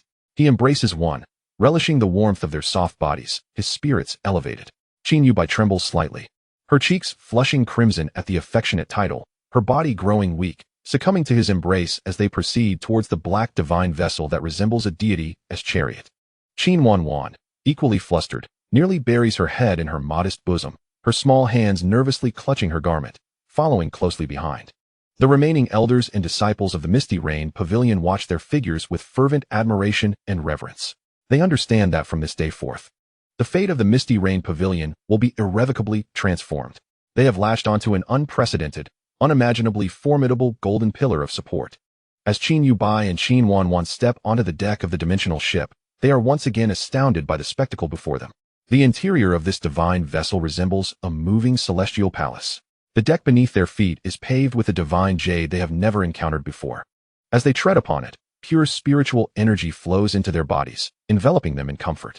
The distant railings are crafted from a divine metal that emanates the brilliance of stars, intricately adorned with lifelike dragons, phoenixes, and Shilants. The air is infused with the soothing fragrance of elixirs and tea. Merely inhaling, it loosens the constraints of their cultivation. Is this the realm of the immortals? Qin Yuan cannot help but whisper in awe. Though Qin Yubai remains silent, the astonishment in her eyes is no less than that of her daughter. She perceives that the concentration of spiritual energy here surpasses that of the most bountiful caves in their forest realm by at least 100-fold. To cultivate here for a single day is surely equivalent to a year of training in the realm of the woods. Do you find it appealing? Jiang Yuan inquired with a smile, observing their naive expressions. From now on, this will merely be the standard configuration. Standard configuration? The hearts of Qin Yubai and Qin Yuan trembled profoundly. They gazed at the man before them, reminiscent of a celestial being.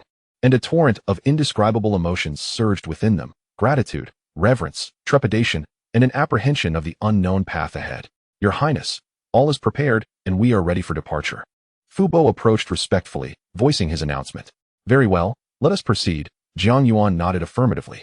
The boundary-breaking divine vessel emitted a soft chime once more, its orientation shifting as it gracefully entered the vast rift in space. Just before the vessel vanished entirely, Jiang Yuan cast a final glance at this miniature world, as well as the multitude below, who were kneeling and fervently prostrating themselves in worship at the Yinyu Tower, a faint smile curving upon his lips. The first step of the grand scheme had been perfectly set in motion. Next, the entire realm of the immortal emperors would be set ablaze with fervor. Chapter 28. Titles within the spatial passage. The scene was a kaleidoscope of colors, and countless shards of laws streaked by like shooting stars. For an ordinary cultivator, even a sage, traversing such chaotic spatial turbulence would require utmost caution. Otherwise, a moment's carelessness could result in being swept into an unknown time and space, becoming utterly lost.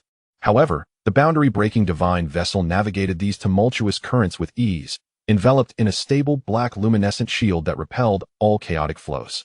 Inside the vessel, the sensation was so serene that not a single tremor could be felt. The two women sat uneasily at a table crafted from a millennium-old warm jade. scarcely daring to breathe. Before them lay an array of celestial fruits and ethereal teas, the sense of which ignited their appetites, yet they were too intimidated to reach out. How extravagantly lavish. Everything here was so opulent it left them feeling awestruck. Even a single cup was fashioned from spirit jade imbued with an aura 100-fold more potent than the finest they had ever encountered in the woodland realm. A fruit they had never seen contained a spirit energy far purer and richer than that of the signature elixirs of Yinyu Tower. They felt as though they were two rustic girls who had stumbled into a royal palace, marveling at everything with a sense of novelty, yet more so, overwhelmed by an innate sense of inferiority and restraint. Why do you not indulge? Jiang Yuan's voice drifted from beside them. He had changed into comfortable attire.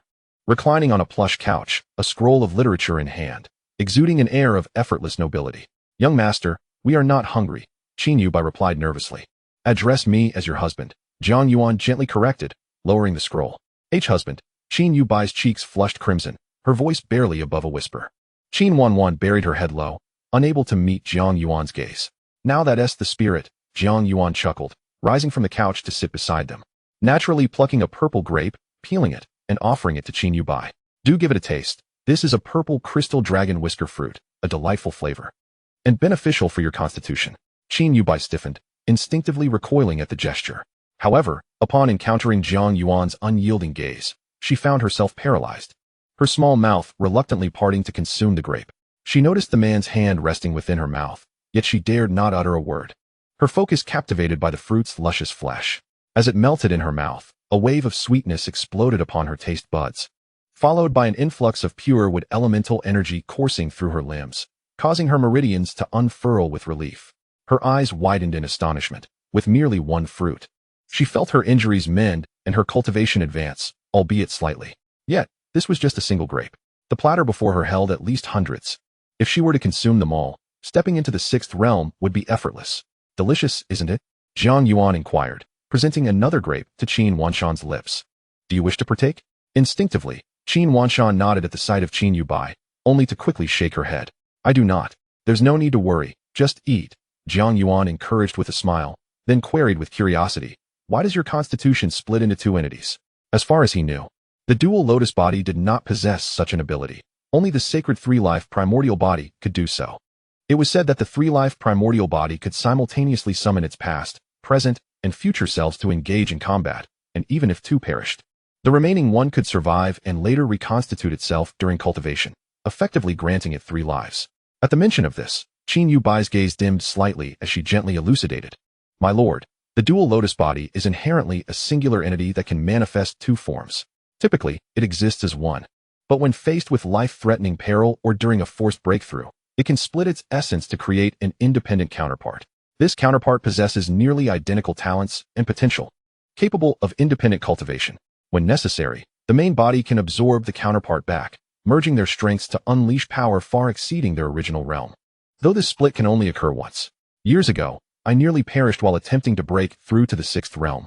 And it was during that unforeseen incident that Wanshan was born from my split essence. That aligns with the information provided by my uncle, Jiang Yuan remarked. It seems a mutation occurred during your cultivation, resulting in the emergence of this smaller entity. So, if you were to merge, would Wanshan cease to exist? Jiang Yuan inquired. His concern palpable. Qin Yubai nodded, a flicker of pain crossing her features. Indeed, Wanshan's consciousness would be utterly extinguished, and all her power and memories would revert to me. That cannot be allowed, Jiang Yuan insisted, shaking his head resolutely as he regarded them. From now on, do not speak of merging. You are both individuals. His words were delivered with an unwavering conviction and an undeniable authority. Yet, to Qin Yubai and Qin Wanshan, they struck a profound chord within their hearts. My lord, but Wanshan's path injury, she began, referring to the injury sustained during the coercive merging imposed by Shui Wuyo. Jiang Yuan waved his hand dismissively. A mere path injury, what is that?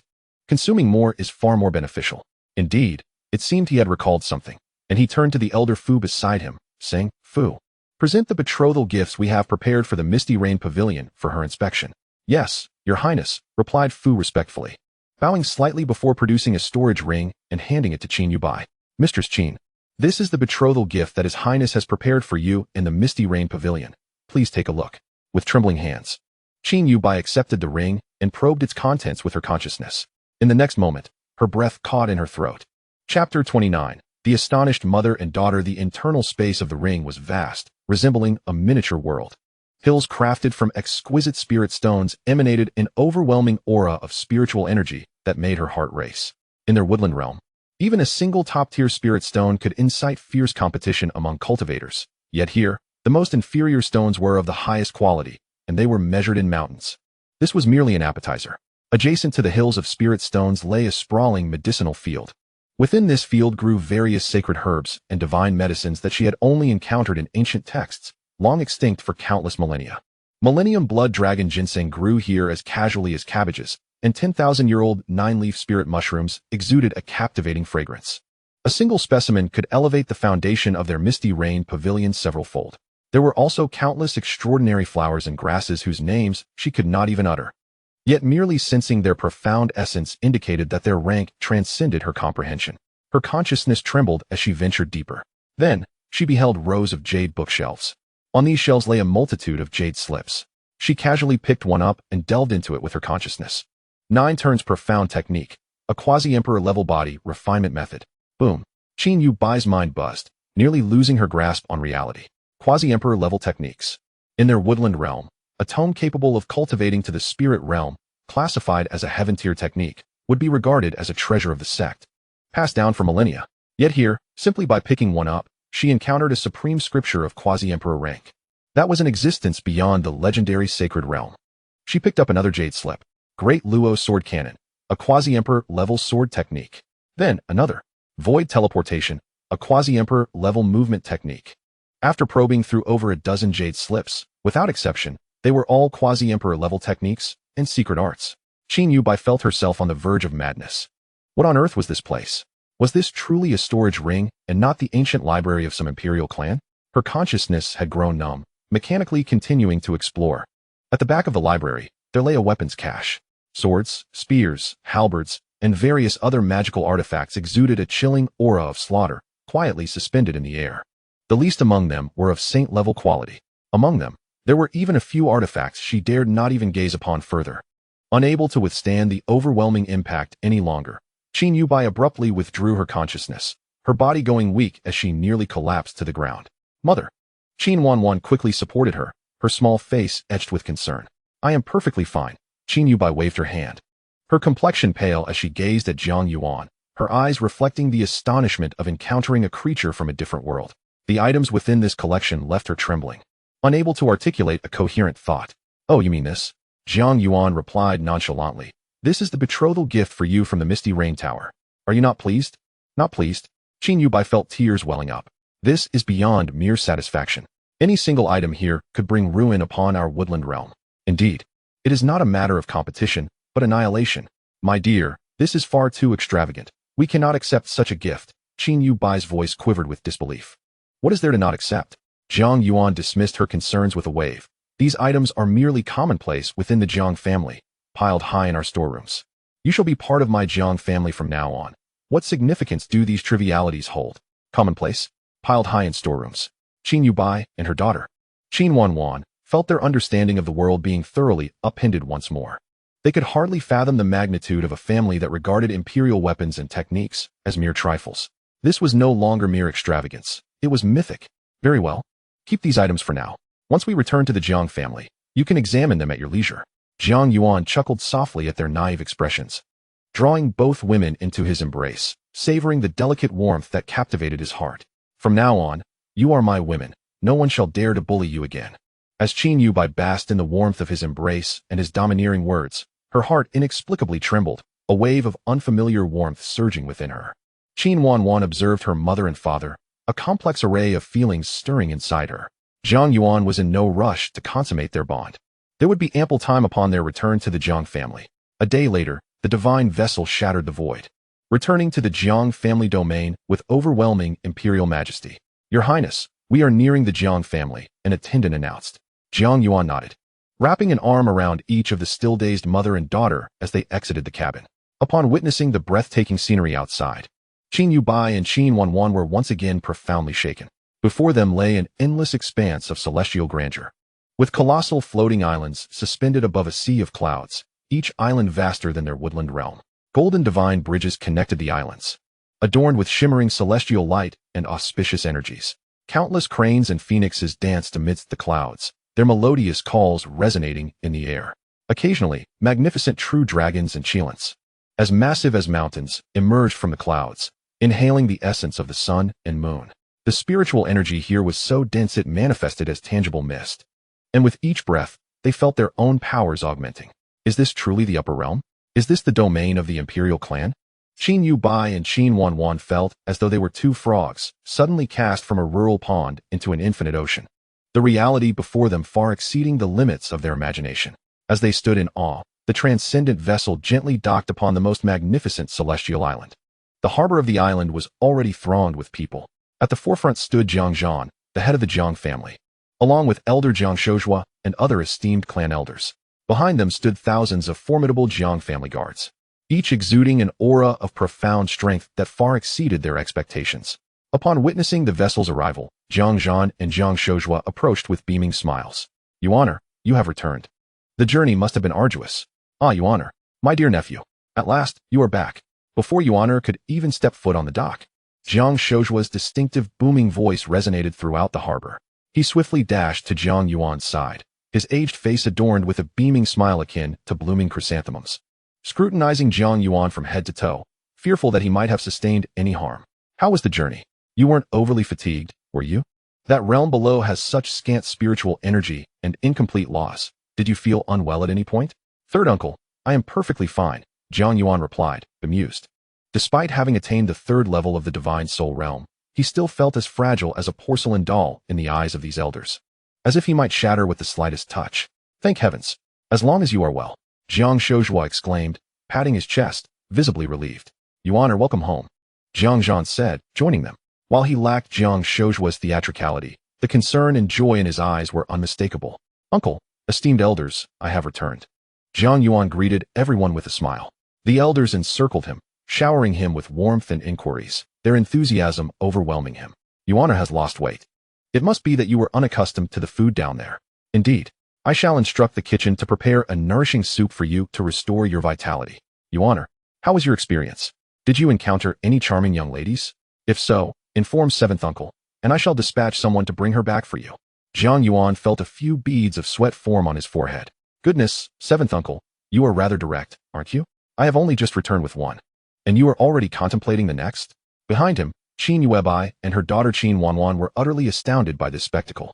They stood there, feeling uneasy, bewildered by the overwhelming presence of the elders, whose formidable energy left them breathless, yet each one was overly enthusiastic towards Jiang Yuan, making them feel utterly out of their depth. The status of the imperial heir was far beyond what the mother and daughter had anticipated. Ahem. Noticing the discomfort of the duo, Jiang Yuan cleared his throat to interrupt the elders' fervor. Esteemed elders and uncles, allow me to introduce you. He brought Qin Yubai and Qin Yuan forward, smiling as he said, this is Qin Yubai, who will henceforth be your daughter-in-law, and this is Qin Yuan, her daughter. Oh, so this is the new bride that Yuan has brought back. Instantly, the gazes of all the elders converged upon Qin Yubai and Qin Yuan. The piercing gazes, as tangible as substance, rendered the mother and daughter duo exceedingly uneasy, their palms damp with apprehension. Indeed, remarkable. Such extraordinary bone structure, with their primordial essence intact. They are destined to flourish. An elder of the clan, stroking his beard, nodded incessantly. Ah, this one possesses a robust and voluptuous figure, a clear sign of fortune. Although the younger one is still in her tender years, she is nonetheless a beauty in the making. With proper nurturing, she shall undoubtedly blossom into a stunning vision. Most crucially, they both embody the rare dual lotus physique. An altered variant, no less. Yuan has truly stumbled upon a treasure this time. Ha ha. The Jiang family shall soon welcome new additions. The elders, exchanging remarks with fervor, scrutinized Qin Yubai and Qin Yuan. Their excitement palpable as if envisioning countless little ones, adorned with dual lotus physiques, frolicking before them. The cheeks of Qin Yubai and Qin Yuan flushed crimson, nearly as if they would bleed. Enough, enough. Let us not frighten the young ladies, Jiang Yuan interjected, his demeanor more composed. He cast a stern glance at the rowdy elders before approaching Qin Yubai, his face adopting a gentle smile. Miss Qin, welcome to the Jiang family. From this day forth, this shall be your home. Do not feel constrained. Should you require anything, do not hesitate to inform the servants. Thank you, head of the family. Qin Yubai responded hastily, bowing respectfully. Jiang Yuan nodded, and then instructed the maidens behind him. Bring the two esteemed ladies to the Imperial Consort Palace to rest. Ensure they are well attended to, and do not err in your duties. Yes.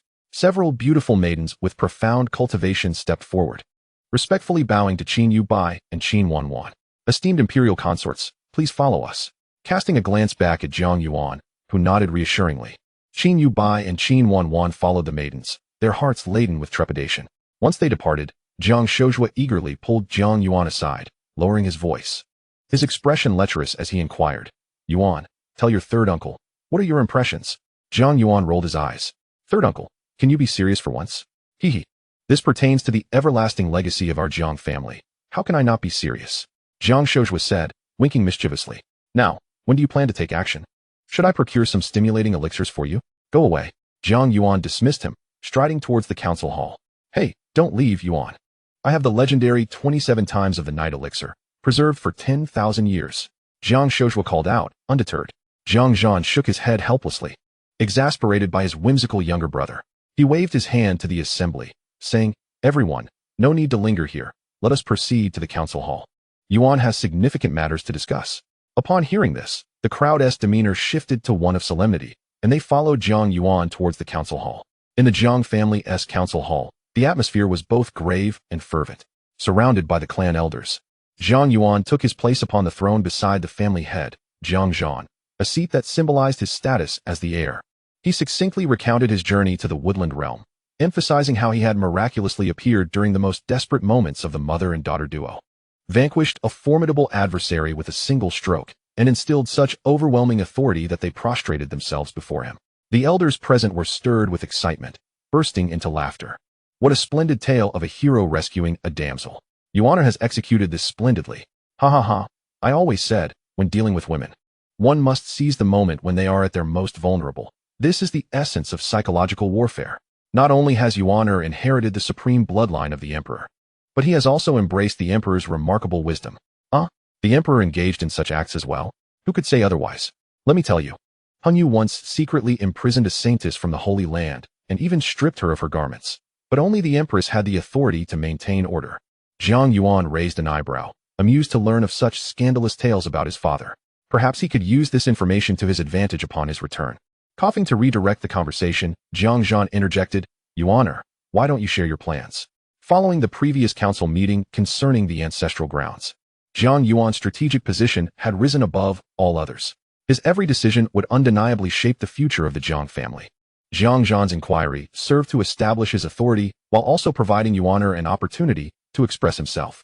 My plan is quite simple, divided into 3 steps, Jiang Yuan declared, holding up 3 fingers. Step 1. We shall immediately announce to the world that I, Jiang Yuan, the son of the emperor, am taking a new consort, the master of Yinyu Tower, Qin Yuebai, and her daughter, Qin Wanjian. This news must be disseminated through the fastest channels of the Jiang family, reaching every corner of the emperor's immortal world and the 8 major realms under our control, ensuring that all know of it. Jiang Zhan nodded. That is manageable. I will arrange it at once. Step 2, Jiang Yuan continued. Simultaneously with this announcement, we shall release another significant bombshell. We will proclaim that in celebration of the emperor's wedding, the Jiang family grants Yinyu Tower a generous gift to assist Master Qin Yuebai and her daughter in their physical evolution, propelling them into the realm of divine bodies. This had been previously agreed upon. Since the celestial gold list would emerge in 50 years, and with the Jiang family's multitude of divine and sacred bodies, it was prudent to make this public rather than conceal it. In 50 years, it would be impossible to break the supreme curse, which forbids any breakthrough to the 11th realm of supremacy before the age of 200. Even sacred bodies must patiently endure their lifespans while awaiting the heavenly heartmark of the emperor's immortal world. Of course, there was another route to achieve supremacy in the small realms, but that path would be limiting, confining one to the sacred realm for a lifetime. As for the 3rd step, it is essential to demonstrate our sincerity. As long as one becomes part of the Jiang family's union, we shall provide protection for all matters, great or small, and we will certainly aid each other in growing stronger, extending beyond the woodland realm to include the White Tiger royal lineage as well. Upon hearing this, Jiang Zhan, as the head of the Jiang family, instantly comprehended that Yuan intended to seize the opportunity to intervene in domestic affairs. In the name of marital alliances, they are subtly intervening in the internal affairs of each other's families and factions, gradually orchestrating a grand design to annex the Myriad realms. The ambition of this Yuaner is indeed vast. Jiang Yuan, too, was aflame with fervor. He abruptly struck the table, rising to his feet, and commanded with a booming voice. By the decree of the head of the Jiang family, henceforth, in the name of the Jiang clan, we shall issue an announcement to all realms. The content of the announcement shall be as Yuaner has proposed. Furthermore, we shall designate the Misty Rain Tower as the highest-ranking kinship force of the Jiang family, dispatching 3 quasi-saints and 20 world realms to assist the Misty Rain Tower and the Woodland Realm. Should anyone dare to lay a finger on the Misty Rain Tower, they shall be considered enemies of the Jiang family, and there will be no mercy. Yes, with Jiang Yuan's command, the entire Jiang family, this colossal war machine, dormant for countless years, began to operate with unprecedented efficiency, swiftly coming to life. Golden edicts, imbued with the will of the Jiang family, transformed into streams of light, tearing through the void to reach every corner of the Imperial Immortal World. Chapter 31. The Imperial Immortal World trembles. Who is the Misty Rain Tower? In the central court of the Dian Divine Dynasty, deep within the palace, in a temple suspended high above the 9 heavens, the Dian Divine Lord, a middle-aged man draped in a dragon robe, was quietly reviewing documents. Each stroke of his pen seemed to resonate with the great Tao, as laws evolved before him. At that moment, a commander of the golden armored guards burst in, panic etched upon his face, and knelt on one knee. Reporting to the Divine Lord, the Jiang family has just issued an announcement to the world. The Jiang family? The Dian Divine Lord raised his gaze, his brows arching. What scheme are they concocting now? Is the Emperor Hengyu returning? No, it is the Jiang family's royal scion seeking to take another consort. Bring me the jade slip. At once, the Dian Divine Lord's consciousness delved into the jade slip, his starry eyes flickering. To celebrate the royal wedding, the Jiang family has bestowed upon the Misty Rain Tower's leader, Qin Yu, unparalleled fortitude, aiding his physique's evolution to ascend to the divine body realm. Boom. The Dian Divine Lord suddenly sprang from his dragon chair, an uncontrollable aura of imperial might erupting forth, causing the entire temple to tremble violently. Assisting him in attaining the divine body. What realm is this Woodland Realm? What is this Misty Rain Tower? Why would the Jiang family elevate such an ordinary individual? While there are methods to enhance one's physique, to elevate it to the divine body is a cost that even the Dian Divine Dynasty would find burdensome. Why is the Jiang family acting so irrationally? Investigate this Misty Rain Tower and this Qin Yu, uncover their true origins, and ascertain the intentions behind the Jiang family's actions. Yes, in the sacred land of the Yaoqi, amidst the swirling mists of the Yaoqi wonderland, the saintess Qin Mingyao sat cross-legged upon a colossal golden lotus, absorbing the essence of heaven and earth. The rhythm of the Tao swirled around her, and her innate aura intertwined with the very fabric of the cosmos, rendering her ethereal, unlike any mortal. A handmaiden hurriedly flew in, respectfully presenting the Jiang family's announcement. Qin Mingyao slowly opened her eyes to receive the jade slip. As she perused its contents, a tumultuous wave stirred within her usually placid gaze for the first time. In the misty rain of the tower, the name Qin Yu echoed softly as she murmured it, her delicate brows knitting tightly together. She recalled that not long ago, the Jiang family had just celebrated the marriage of that so-called wasteful prince, Jiang Yuan, to the white tiger goddess of the ancient divine mountain. At the time, she thought the Jiang family had lost their senses, investing so heavily for the sake of a mere mortal. Yet now, it seemed the situation was far more intricate than she had initially perceived. The white tiger goddess, with her ancient bloodline, possessed an unparalleled innate talent fit for the Tao, making her a reasonable match for Jiang Yuan. But what of this Qin Yu? Merely the master of a lower realm sect, what merit did she possess to ascend to such heights? Qin Mingyao's mind raced as she sensed she might have overlooked a monumental secret, a secret concerning the legendary waste of a prince, Jiang Yuan. Could it be that Jiang Yuan was not a waste at all? The thought startled her. Yet, if this were not the case, how could one explain the series of unusual actions taken by the Jiang family? Come here, she called softly. Your Highness, the Saintess, came the reply. Maintain close surveillance on all movements of the Jiang family. Any sign of disturbance must be reported to me immediately. Understood. In the northern plains, the Wang family, an ancient and immortal lineage, had once produced emperors whose might overshadowed the ages. However, for nearly 1,000,000 years, no emperor had re-emerged from their ranks. Presently, the imperial daughter, Wang Tengshui, a paragon hailed for embodying the potential of an emperor, sat alone atop a towering snow-capped mountain, contemplating the profound principles of heaven and earth. Clad in white, she blended seamlessly with the surrounding ice and snow, exuding an aloofness as though untouched by mortal concerns. A flying sword of communication pierced the air, hovering before her. Without even opening her eyes, she sensed its contents with a mere sweep of her consciousness. Jiang family. Jiang Yuan. A faint, almost imperceptible smile graced her lips. How intriguing. Unlike others, she did not react with shock or skepticism. For she understood better than anyone that someone capable of prompting the foremost imperial lineage of the era to invest so recklessly in their cultivation could not possibly be a waste. It seemed this game was becoming increasingly entertaining. She rose slowly, her gaze drifting towards the distant central continent, her eyes sparkling with an enigmatic light. Jiang Yuan, I hope you do not disappoint me. This opportunity for the Emperor's ascendance is rightfully mine. In an instant, the entire immortal Emperor world erupted in fervor due to this announcement from the Jiang family. The unfamiliar names of the Misty Rain Tower and Qin Yu reverberated through the ears of every significant figure within a single day. Countless spies were dispatched to probe every detail regarding these two names. Upon discovering that the Misty Rain Tower was merely a minor sect from the lower realms, capable of nurturing only to the 6th realm, and that Qin Yu was merely a 5th realm cultivator, chaos ensued. Have they lost their minds? Is the Jiang family mad? To create such a commotion over a mere insect from the lower realms? Ascending to the heavens and achieving a divine body. Are they weaving a myth? Does the Jiang family think us fools? There must be something amiss. An enormous conspiracy is certainly afoot. Investigate thoroughly, leave no stone unturned.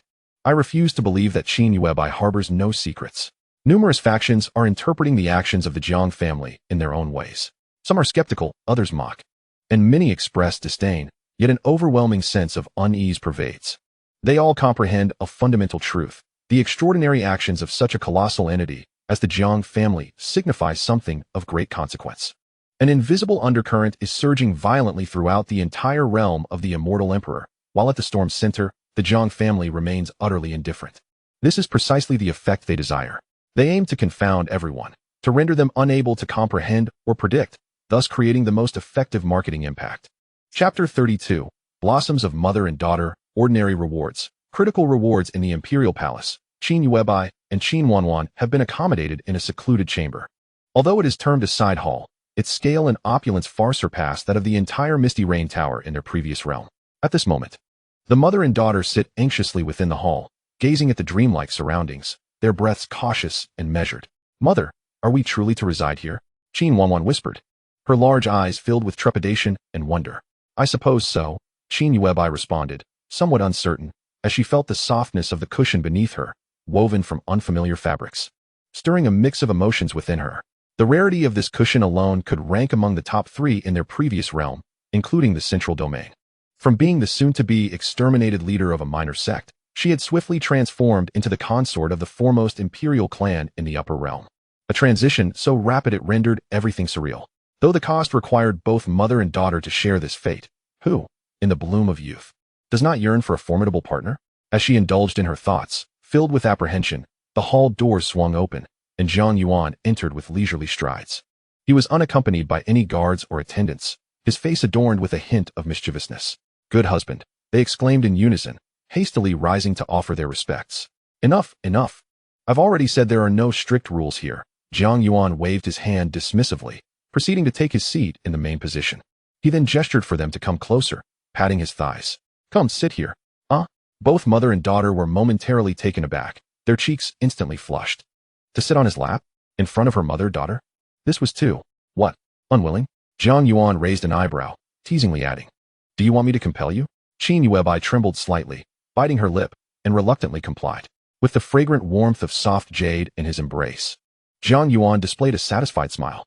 He pulled Qin Yu's voluptuous figure into his arms without hesitation, leaning down to blow gently in her ear. Now this is more like it. Qin Yu lowered her head, her expression one of bashfulness. Yuan, it's your turn. Jiang Yuan then turned his gaze to the still dumbfounded Qin Yuan. I. HM. Jiang Yuan narrowed his eyes. Startled, Qin Yuan quickly complied. The maiden's form, though far less voluptuous than her mother's, exudes a delicate softness that could easily be toppled with a gentle push. Jiang Yuan gazed upon the two exquisitely beautiful faces before him, which bore a striking resemblance, and mused that this was indeed commendable. Husband. Qin Yu felt a rush of warmth to her cheeks, urging silence. Jiang Yuan's voice resonated with an undeniable authority. He understood that in addressing a woman whose heart was still fraught with uncertainty, no words of comfort could rival the most direct form of assurance, physical action. Only in stillness could one truly appreciate the beauty and transformation at hand. This approach would allow them to genuinely lower their defenses and embrace their new family. Of course, this was applicable to those who complied. Should one resist, Jiang Yuan was more than willing to demonstrate the adage that a forcibly picked fruit may not be sweet, yet can still quench thirst. His gaze fell upon the alluring, mature woman, a divine being of the woodland realm. Before long, a night had passed. Jiang Yuan stretched lazily, observing the petite Qin Wanjian, who had succumbed to slumber from exhaustion. This was hardly surprising. Her innate sacred physique had significantly augmented his own constitution. Though his combat prowess had yet to be evaluated, it felt comparable to that of Jiang Shouzhua after consuming the miraculous elixir 17 times in one night. Seizing this opportunity, he finally had the leisure to peruse the system notifications. Ding! Detected that the host has successfully established a connection with their partner, Qin Yuan, rating 94. Mission accomplished. Evaluation, excellent. Calculating rewards. Congratulations, host, on receiving the final rewards. 1. Cultivation, peak of the 4th realm, Xiangang realm. 2. Heavenly Tao prediction, fragment of immortal technique. 3. 3 spirit enhancement pills. 4. A sapling of the world tree. 5. 30 body enhancement pills. 6. Increased probability of offspring bloodline strength upgrade by 15. Boom. In the blink of an eye, his cultivation soared from the 3rd realm, spirit soul realm, to the 4th realm, Xiangang realm. Despite the seemingly modest increase of one realm, this represented a monumental advancement for Jiang Yuan, who was still unable to cultivate. Heavenly Tao prediction, fragment of immortal technique capable of divining all matters within the Empyrean immortal world, tracing back to their origins, limited to once per year. This sounded exceptionally impressive. Although it was limited to once a year, for a cultivator, this bore little difference from a daily occurrence. Moreover, the 3 spirit enhancement pills equated to the potential of birthing 3 ordinary sacred bodies. While merely ordinary, they still possessed imperial qualifications. This was a stroke of fortune. Jiang Yuan was nearly propelled off the bed in his excitement. He stifled the impulse to rush to the clan elder and share his joy, redirecting his attention elsewhere. Fully aware that the system offered a tenfold critical reward. Ding! Detected that the host has successfully established a connection with their partner, Qin Wanjian, rating 92. Mission accomplished. Evaluation, perfect. Calculating rewards, triggering critical hit bonus, reward amplification 2000. Congratulations, host, on receiving the final rewards. 1. Cultivation, early stage of the 6th realm. Divine ability realm. 2. Supreme Emperor weapon, reincarnation disc. 3. 1 spirit enhancement pill. 2 holy spirit pills. 4. 9 apertures exquisite heart, talent. 5. 20 body enhancement pills. 6. Increased probability of offspring bloodline strength upgrade by 10. Once again, a bountiful wave of rewards has arrived. My cultivation has surged forward, breaking through to the initial stage of the 6th realm. Additionally, I have been granted an extraordinary Imperial weapon. Such an item would be a treasure even within the Jiang family. What thrilled Jiang Yuan the most was the unique talent known as the 9 apertures Linglong Heart. 9 apertures Linglong Heart, a special talent that grants its possessor unparalleled clarity of thought and divine comprehension, allowing one to see through the essence of things at a glance and quickly grasp any martial arts or divine abilities, applying knowledge to new situations. Goodness! Is this not the hallmark of a protagonist's innate understanding? With this ability, mastering any martial art in the future will be effortless. How delightful! Jiang Yuan reveled in the sudden surge of power within him, accompanied by an influx of profound insights in his mind, feeling as though he had reached the pinnacle of existence. Casting a glance at the two who had completely succumbed to slumber on the bed, he felt a surge of pride. The return on investment is simply astounding. Although his current level of cultivation, in the presence of the Jiang family's formidable figures, who are often at the Saint Realm or Quasi-Emperor level, still resembles that of an ant, for him, it represents a monumental change. Most importantly, he has glimpsed a glimmer of hope, a grand path that can lead to limitless strength. The grand scheme can officially commence. Jiang Yuan looked at the 4 spirit elevation pills and 2 divine spirit pills in his hand, a fox-like grin spreading across his face. It was time to visit the clan elders. Chapter 33, Mother and Daughter Astonished to Become Sacred Bodies. Jiang Yuan did not linger in the Imperial Sun Palace for long. His mind was brimming with schemes. He could not remain idle. After tucking the exhausted mother and daughter under their blankets, he left the sleeping quarters with a refreshing spirit. Heading straight for the council hall, he made no effort to conceal his aura, and thus his cultivation was immediately noticed. The 6th realm? The realm of divine abilities.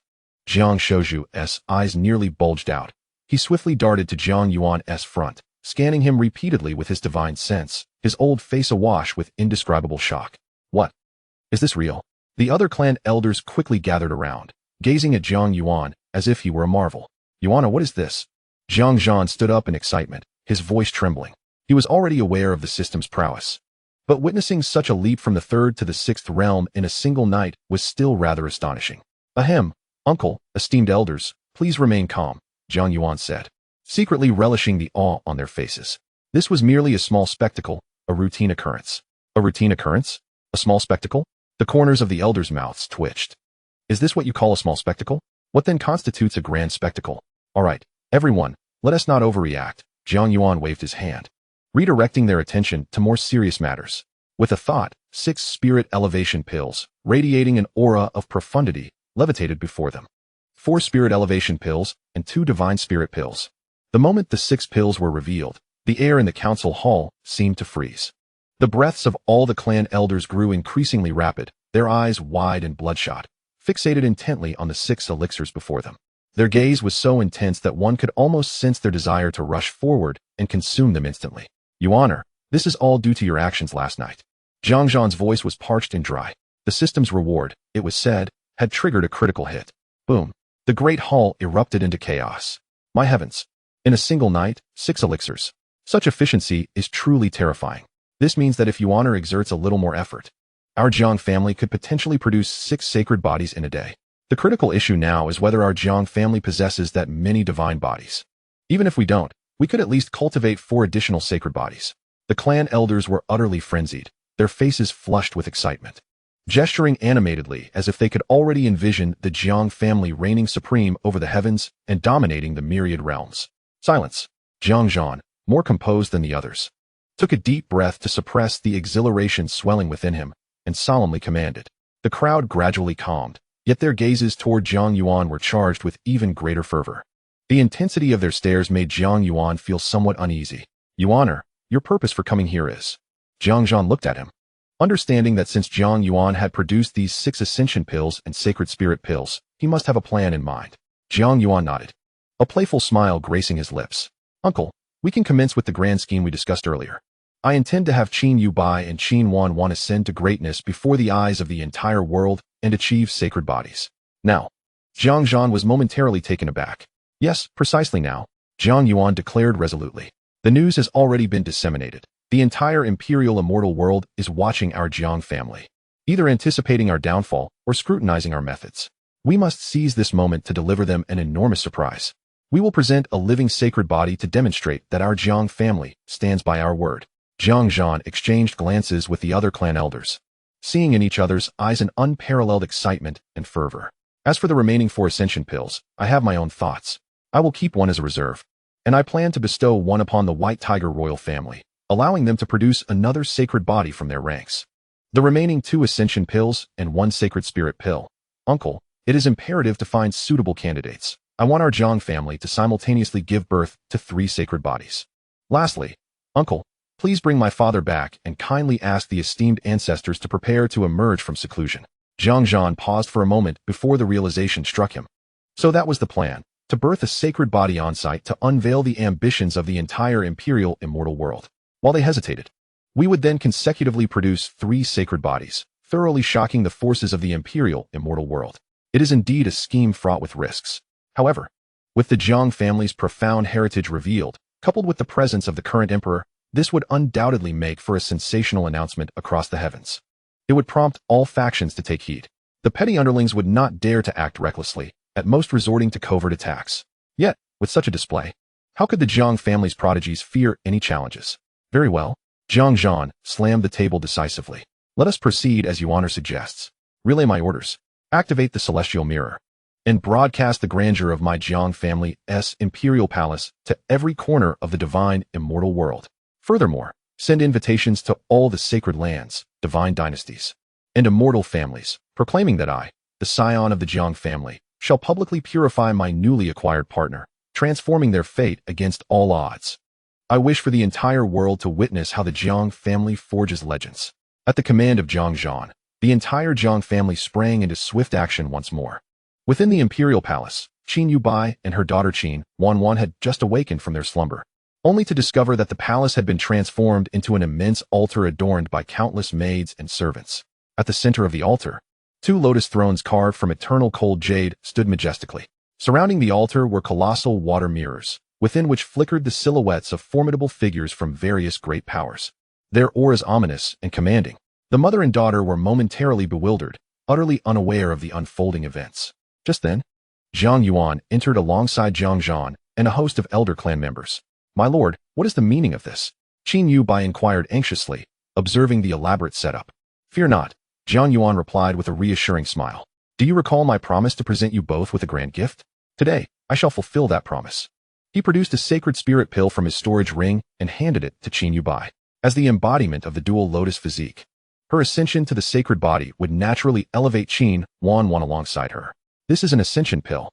Consume it, and your dual lotus physique shall evolve into a sacred body." A sacred body. Qin Yubai and Qin Yuan gasped in astonishment, their eyes wide with disbelief as they gazed at the pill in their hands. While they were uncertain of the true strength of a sacred body, Jiang Yuan's earnest tone conveyed that this was indeed a transcendent opportunity capable of altering the course of their destinies. "But my lord, this is far too precious." Qin Yubai hesitated, feeling unworthy of such a gift. "There is no need for concern regarding its value." Jiang Yuan dismissed her worries casually. "You are my beloved. It is only right that I empower you. Hold it in your mouth and await my command to swallow." Qin Yubai looked at him, opened her mouth, and held the sacred spirit pill within. "Now, ascend to the thrones. The entire world awaits to witness your transformation." Exchanging a glance filled with both excitement and trepidation, Qin Yubai and Qin Yuan stepped up to the 2 lotus thrones. "Esteemed guests," Jiang Zhan proclaimed, stepping forward. His voice resonated through the celestial mirror, echoing across the divine immortal world. "Today, in celebration of the Jiang family's imperial wedding, we bestow upon the 2 imperial consorts unparalleled fortune. Let all bear witness to the birth of a miracle." With that, he nodded towards Qin Yubai and Qin Yuan. Taking a deep breath, Qin Yubai swallowed the sacred spirit pill in one decisive motion. Boom. The moment the pill entered her belly, an indescribable surge of terrifying energy erupted within her. The excruciating pain compelled Qin Yubai to emit a cry of agony. Qin Yuan watched with a pained heart, but soon, as her mother underwent transformation, her own aura began to shift into something unfathomable. A surge of vibrant life erupted from Qin Yubai, swiftly mending her shattered form. In the interplay of destruction and rebirth, their very essence was undergoing a monumental transformation. With a thunderous roar, 2 resplendent azure beams of divine light shot forth from their crowns, piercing the dome of the imperial sun's palace and soaring into the heavens. This time, bereft of the concealment of the Jiang family's ancestral grounds, the manifestation of the sacred body was laid bare. Behind them, 2 colossal lotus blossoms, intertwined in their bloom, gradually materialized. Upon these blossoms, the rhythm of the Tao flowed, the laws resonated, and a terrifying aura, far surpassing that of a mere Tao body, engulfed the entire Jiang family. This presence echoed throughout the Myriad realms. This was the Genesis Azure Lotus sacred body. My goodness, it is truly a sacred body. They have genuinely evolved into sacred beings. Before the celestial mirror, all the formidable beings who witnessed this spectacle were driven to madness. Chapter 34. The Heavens Boil. The first step of the plan. Before the celestial mirror, the entire imperial immortal world fell into an eerie silence. Countless pairs of eyes, whether belonging to exalted sovereigns, divine lords, or reclusive quasi-emperors, as well as the royal entities within the great forbidden zones, were fixated on the 2 azure beams ascending towards the sky and the 2 ethereal forms gradually unfurling, exuding an aura of supremacy. At that moment, their minds seemed to collectively freeze. A sacred body? Or 2? Has it truly come into being? A master from a realm of scarce spiritual energy and incomplete laws, and a young girl of modest cultivation, have, by virtue of marrying the fabled wastrel of the Jiang family, ascended to become sacred beings? Is this a tale from mythology? After a brief silence, the atmosphere erupted like a volcanic explosion. Impossible. This is absolutely inconceivable. The divine dynasty's lord abruptly rose from his dragon throne, his body trembling beneath the imperial robe. Even the legendary elixirs could not yield such extraordinary effects. To conjure sacred beings from nothingness? This defies the fundamental principles of the Tao. The divine lord, however, could not dispute the veracity of the celestial mirror. The manifestation of the sacred body, that aura, could not be fabricated. Beside him, the elderly eunuch's voice was sharp, his face etched with shock. I know it cannot be a fabrication. The divine lord of the great Yin paced restlessly, his gaze flashing with madness. The very fact that it could not be a falsehood rendered it even more terrifying. What earth-shattering means does the Jiang family possess? Suddenly, he halted, fixing his intense gaze on the figure in white standing beneath the altar, Jiang Yuan, who bore an expression of serene indifference. Qin Yubai and her daughter. Both mere Dao bodies, shared only one commonality. They were wed to Jiang Yuan. Then, a thought struck him. Reminiscent of Bai Qingxue from the White Tiger royal lineage, a notion that sent shivers down his spine, emerging uncontrollably from the depths of his mind. Could the key not be the elixir, but Jiang Yuan himself? As this idea crystallized, the divine lord of the great Yin shuddered, feeling a chill race from his feet to the crown of his head. He took a deep breath, forcing himself to regain composure, and commanded, "Bring my daughter to me at once. No, I shall go to her personally."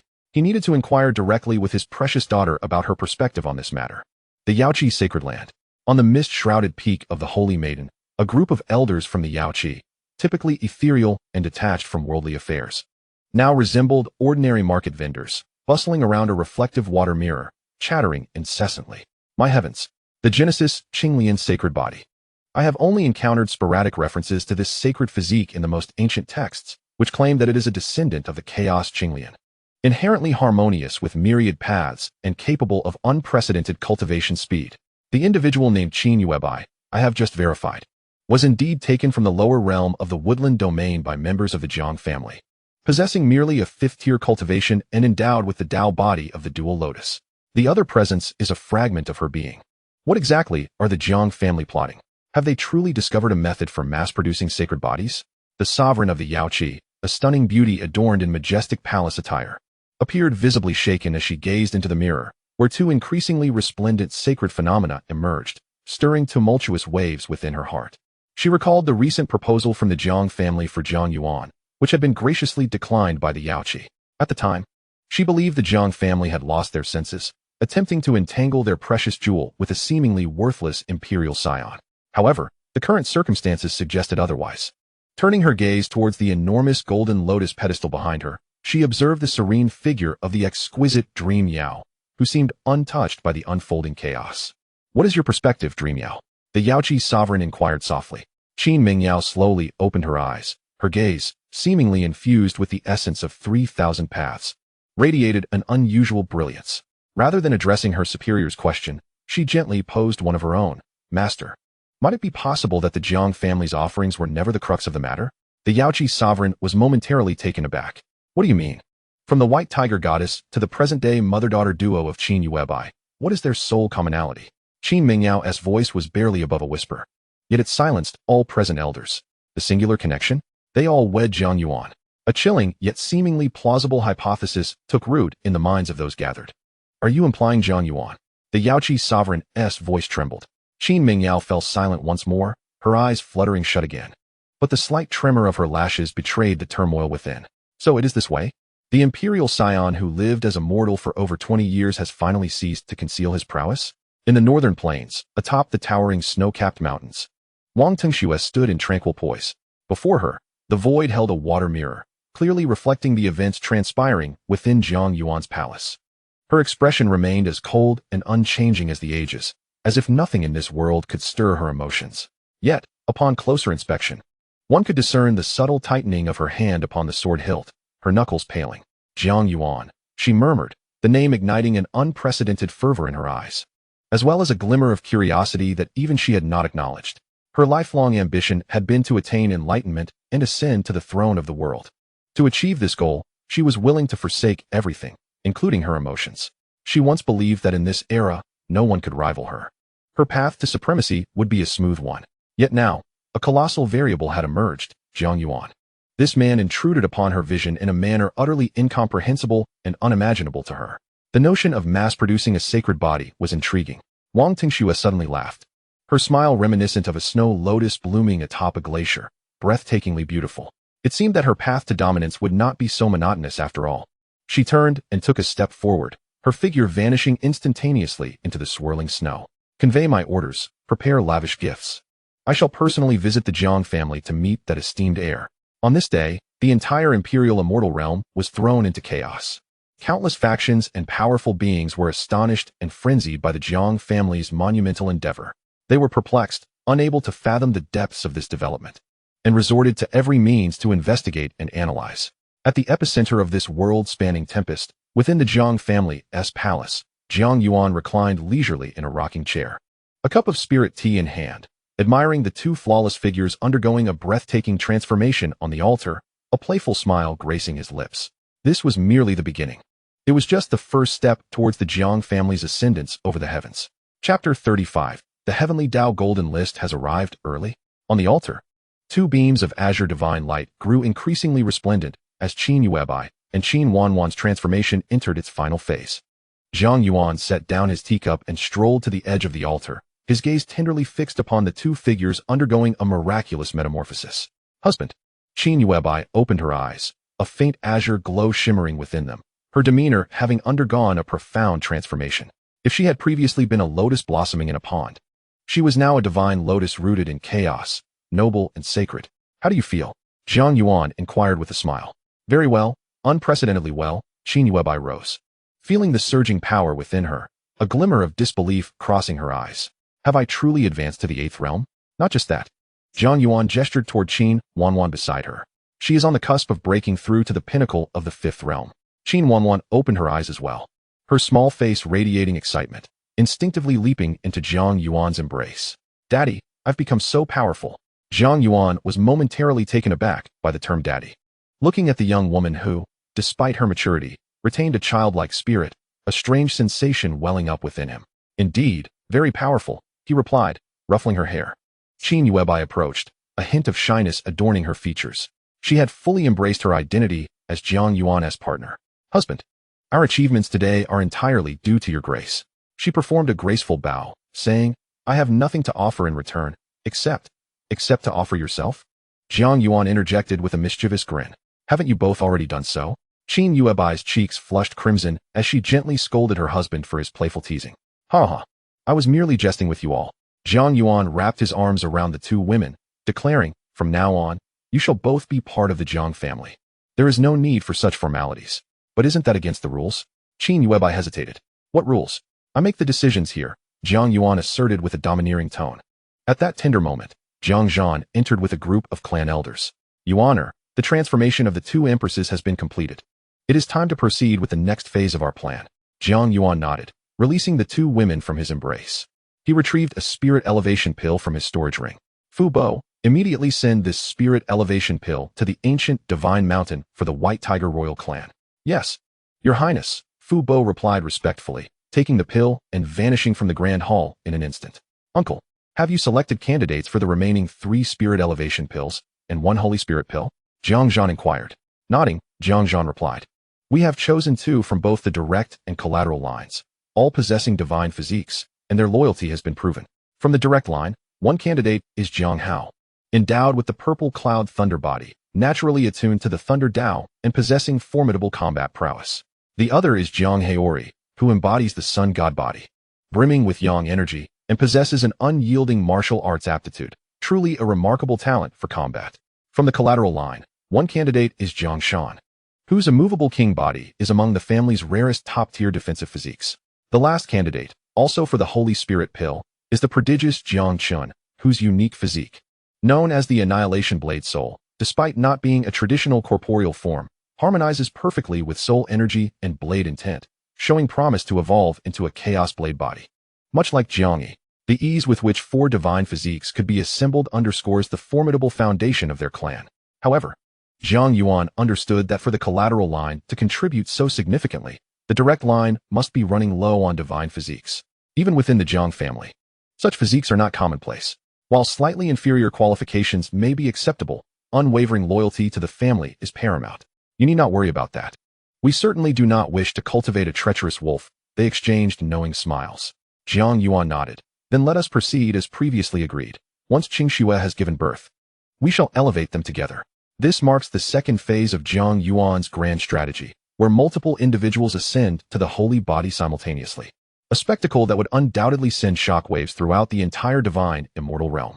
Just as he was about to speak, a violent tremor suddenly shook the entire Empress Palace. No, it was not just the palace. The entire Jiang family territory, indeed the entirety of the divine immortal realm. And even the 36 great thousand worlds and the countless mid-thousand worlds sensed this shift. This was a change from the heavenly Tao. What on earth is happening? Jiang Shouju's expression shifted. A brilliant golden beam of light descended from the heavens, piercing through the Jiang family and crashing down onto the plaza of the Emperor's palace. Boom. A terrifying wave of energy surged forth. Could this be? Jiang Zhan's expression grew grave, a sense of foreboding taking root within him. Jiang Yuan stepped out of the grand hall, gazing upwards. The once clear sky was now enveloped in an endless golden radiance. A magnificent golden scroll slowly materializes from the void. Upon this scroll, golden light swirls and the essence of the Tao flows, emanating an aura both vast and sacred, compelling all to bow in reverence. Jiang Zhan's pupils constrict as he speaks in a somber tone. Indeed, this is the heavenly gold list. Impossible, Jiang Shouju exclaims. Isn't the heavenly gold list supposed to appear in 53 years? How could it manifest prematurely? Jiang Yuan gazes intently at the golden scroll, an ominous premonition rising within him. He recalls what the ancestor mentioned. The heavenly gold list is a manifestation of the will of heaven, cataloging all the prodigies of the era, their physiques, and potentials. Yet, the ancestor had calculated that it would not appear for another 53 years. Could he have miscalculated? Just then, the golden scroll unfurls completely, with lines of golden text beginning to emerge upon its surface. Chapter 36. Jiang Yuan's frantic thoughts above the plaza of the Imperial Sun. The colossal golden scroll stretches like a divine tapestry across the celestial dome of the great world of immortal emperors. Each golden character on the scroll embodies the essence of heaven's Tao, vividly etched into the sight of every living being. List of prodigious physiques. These 5 simple characters seem to carry unparalleled authority, causing the souls of all who behold them to tremble. It is truly the heavenly gold list. Jiang Zhan's face pales to an extreme, vexed beyond measure at this premature revelation. Jiang Yuan's heart also sinks. Can the calculations of our ancestor truly be erroneous? This Tao of heaven is showing us no respect. Just as I was warming up the scene, preparing to draw in my catch, you have directly overturned my trump card. How am I to proceed from here? While Jiang Yuan mentally laments, an ancient and helpless voice resonates within his mind and those of all the high-ranking members of the Jiang family. This matter is not the fault of the 5th. It is the voice of the first ancestor. Following this, another voice, slightly younger and tinged with a hint of wryness, reaches them. It is the 5th ancestor. My calculations were not incorrect. Under normal circumstances, the gold list would indeed not emerge for another 53 years. However, there is a legend we have previously overlooked. What legend? Jiang Zhan inquires eagerly. The Age of Gold. The first ancestor's tone grows exceedingly grave. According to legend, when an era simultaneously births over 50 saint body-level prodigies, it will invoke the Tao of heaven and prematurely usher in the Age of Gold. At that moment, the heavenly gold list will immediately descend, proclaiming to the world that myriad paths shall vie for supremacy, and the path of emperors shall reopen. 50 saint bodies. Jiang Zhan and all the clan elders gasp in unison, their gazes swiftly turning towards Jiang Yuan. Jiang Yuan, taken aback, feels a jolt in his heart. What? Such a hidden condition exists? I have only just secured a few wives, and the rewards from the system have barely granted me a handful of saint bodies. Including Qin Yuebai and her daughter, that only adds up to 5. Even with the few the Jiang family already possesses, we cannot possibly reach 50. There is no need for you to panic, Yuaner. Seemingly perceiving Jiang Yuan's confusion, the voice of the ancestor echoed once more. The heavenly golden list does not merely enumerate the prodigies of the new generation. It encompasses all beings of the present age, including those ancient figures long renowned. Even those who have sealed themselves away. As long as their life imprints endure in this vast world, they will be counted among its ranks. Jiang Zhan's expression grew increasingly peculiar. Could it be that there are even quasi-emperors, and perhaps even great emperors, listed? Indeed, the ancestor's voice carried a note of nostalgia, proclaiming that this is an unprecedented great era, where all hidden monsters lurking in the shadows shall be unveiled by this golden list. And the Jiang family can no longer conceal its presence. In the brief moment of their exchange, the heavenly golden list finally began to reveal its first name. Prodigy Physique Ranking, 100th. Heavenly Tao Embryo, Divine Body. Qin Mingyao, Saintess of the Yaoqi Sacred Land. Gasp. The Saintess of Yaoqi ranks merely 100th? How can this be? The Heavenly Tao Embryo is a top-tier divine body, with a high probability of achieving the status of quasi-emperor in the future. Yet it occupies the lowest position? How terrifying is this list? In the entire imperial immortal world, all who beheld this ranking were left dumbfounded. Within the Yaoqi Sacred Land, Qin Mingyao gazed at her name on the list, and for the first time, her usually placid face displayed a hint of emotion. She was merely ranked 100th? Subsequently, the names on the list began to refresh rapidly. Prodigy Physique ranking, 99th. Primordial Spirit Body, Tao Body, GU, Princess of the Dian Divine Dynasty. Familiar and unfamiliar names flickered on the list, each representing a prodigy capable of dominating an era. What astonished everyone was that those they considered top prodigies could not even make it into the top 50 on this list. Finally, when the list refreshed to the 50th position, all breaths were held in suspense. Prodigy Physique ranking, 50th. Guanghan, Liuli Sacred Body, Jiang Yuan. Affiliated Force, Jiang Family. A sacred body. At last, a sacred body has appeared. Jiang Yuan? Who is this? I have not heard of anyone by that name in the Jiang family. I know her. She is a disciple of the collateral branch of the Jiang family, previously possessing the Tian divine body. How did she suddenly become a sacred body? As the crowd buzzed with speculation, still reeling from the shock, the list refreshed once more. Prodigy Physique ranking, 49th. Xianhuang Indestructible Body, Li Xian. Affiliated Force, Tianxian Sword Sect. Prodigy Physique ranking, 48th. Pure Yang Dao Body He. Affiliated Force, None. Prodigy Physique ranking, 39th. Nine Suns Burning Heaven Sacred Body, Jiang Yan. Affiliated Force, Jiang Family. The Jiang family has unexpectedly produced a second sacred body? Truly, the Jiang family is a dynasty of eternal emperors. The imperial clans of this age are indeed formidable. This Jiang Yan shares a name with the Jiang Yan who possesses the burning heaven divine body. Could it be mere coincidence? I know that Jiang Yan as well. Wait, unless he has perished, how could he not ascend with his divine body qualifications? Jiang Yuan gazed at the list, his face a picture of despair.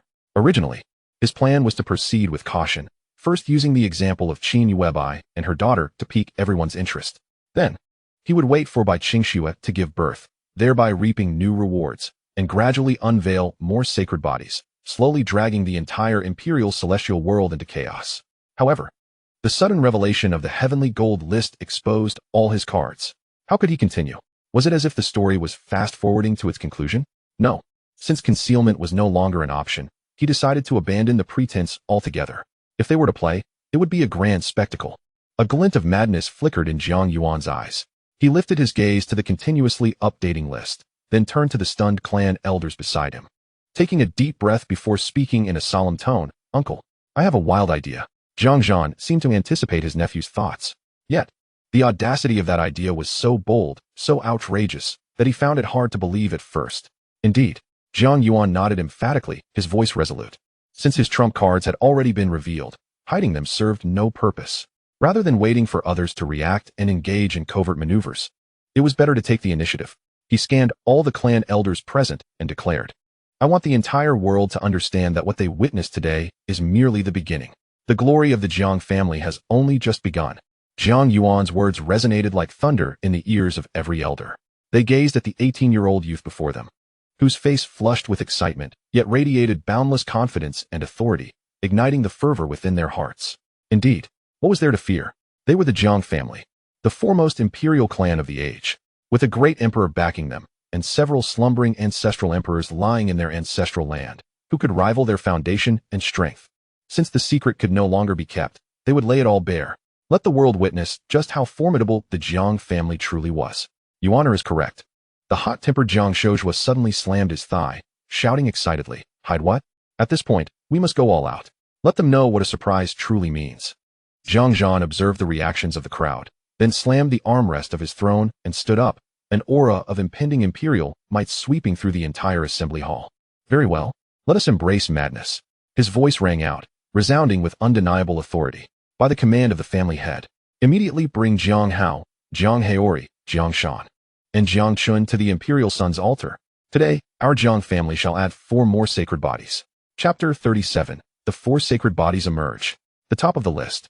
What sort of sacred body is the innate fertility sacred body? Outside the assembly hall, 4 figures emerged from the void almost instantaneously upon Jiang Zhan's command. They had been waiting for this moment. "We pay our respects to the family head. We pay our respects to His Highness the Imperial Son." The 4 knelt on one knee, their voices harmonious and unified. Jiang Yuan appraised the 4 individuals and nodded in approval. They were indeed the chosen prodigies of the family, their presence far surpassing that of ordinary cultivators. "You may rise." Jiang Zhan waved his hand, summoning you all, and I trust you have surmised the reason. Jiang Hao raised his head, his eyes glimmering with barely contained excitement. The family head intends to elevate us. Indeed. Jiang Yuan stepped forward, retrieving 3 ascension pills and 1 Holy Spirit pill from his storage ring. Today, before the eyes of the world, the 4 of you shall ascend to greatness and achieve the holy body. Boom. It was as if a thunderclap had shattered the minds of the 4. The holy body, the realm they had longed to attain, was suddenly laid before them. Is this truly happening? Jiang Shan's voice trembled. This paragon, known for his composure, was now as exhilarated as a child. Of course, it is real. Jiang Yuan handed an ascension pill to Jiang Hao, Jiang Haori, and Jiang Shan, before presenting the Holy Spirit pill, radiating an even more profound aura, to Jiang Chun. Your unique constitution necessitates the Holy Spirit pill for your transformation. Jiang Chun, trembling, accepted the Holy Spirit pill, his eyes glistening with unshed tears. Born into the collateral branch, though endowed with decent talent, he had always lingered on the fringes of the family. He had envisioned standing atop the Jiang family, earning the admiration of all, countless times. Yet, he had never anticipated that this day would arrive so swiftly, so unexpectedly. Thank you, Prince of the Empire. Thank you, family head. The 4 knelt, their gratitude genuine and heartfelt. Enough of the sentimentality. Jiang Shojua casually approached, patting Jiang Hao on the shoulder. Quickly, let us proceed to the altar. The crowd outside awaits the spectacle, and we must not disappoint them. Yes. The 4 rose, following Jiang Yuan toward the altar of the Imperial Palace. At this moment, the gaze of the entire divine immortal world was fixed upon the Jiang family. Before the celestial mirror, countless eyes were glued to the direction of the Jiang family's Imperial Palace, fearful of missing any detail.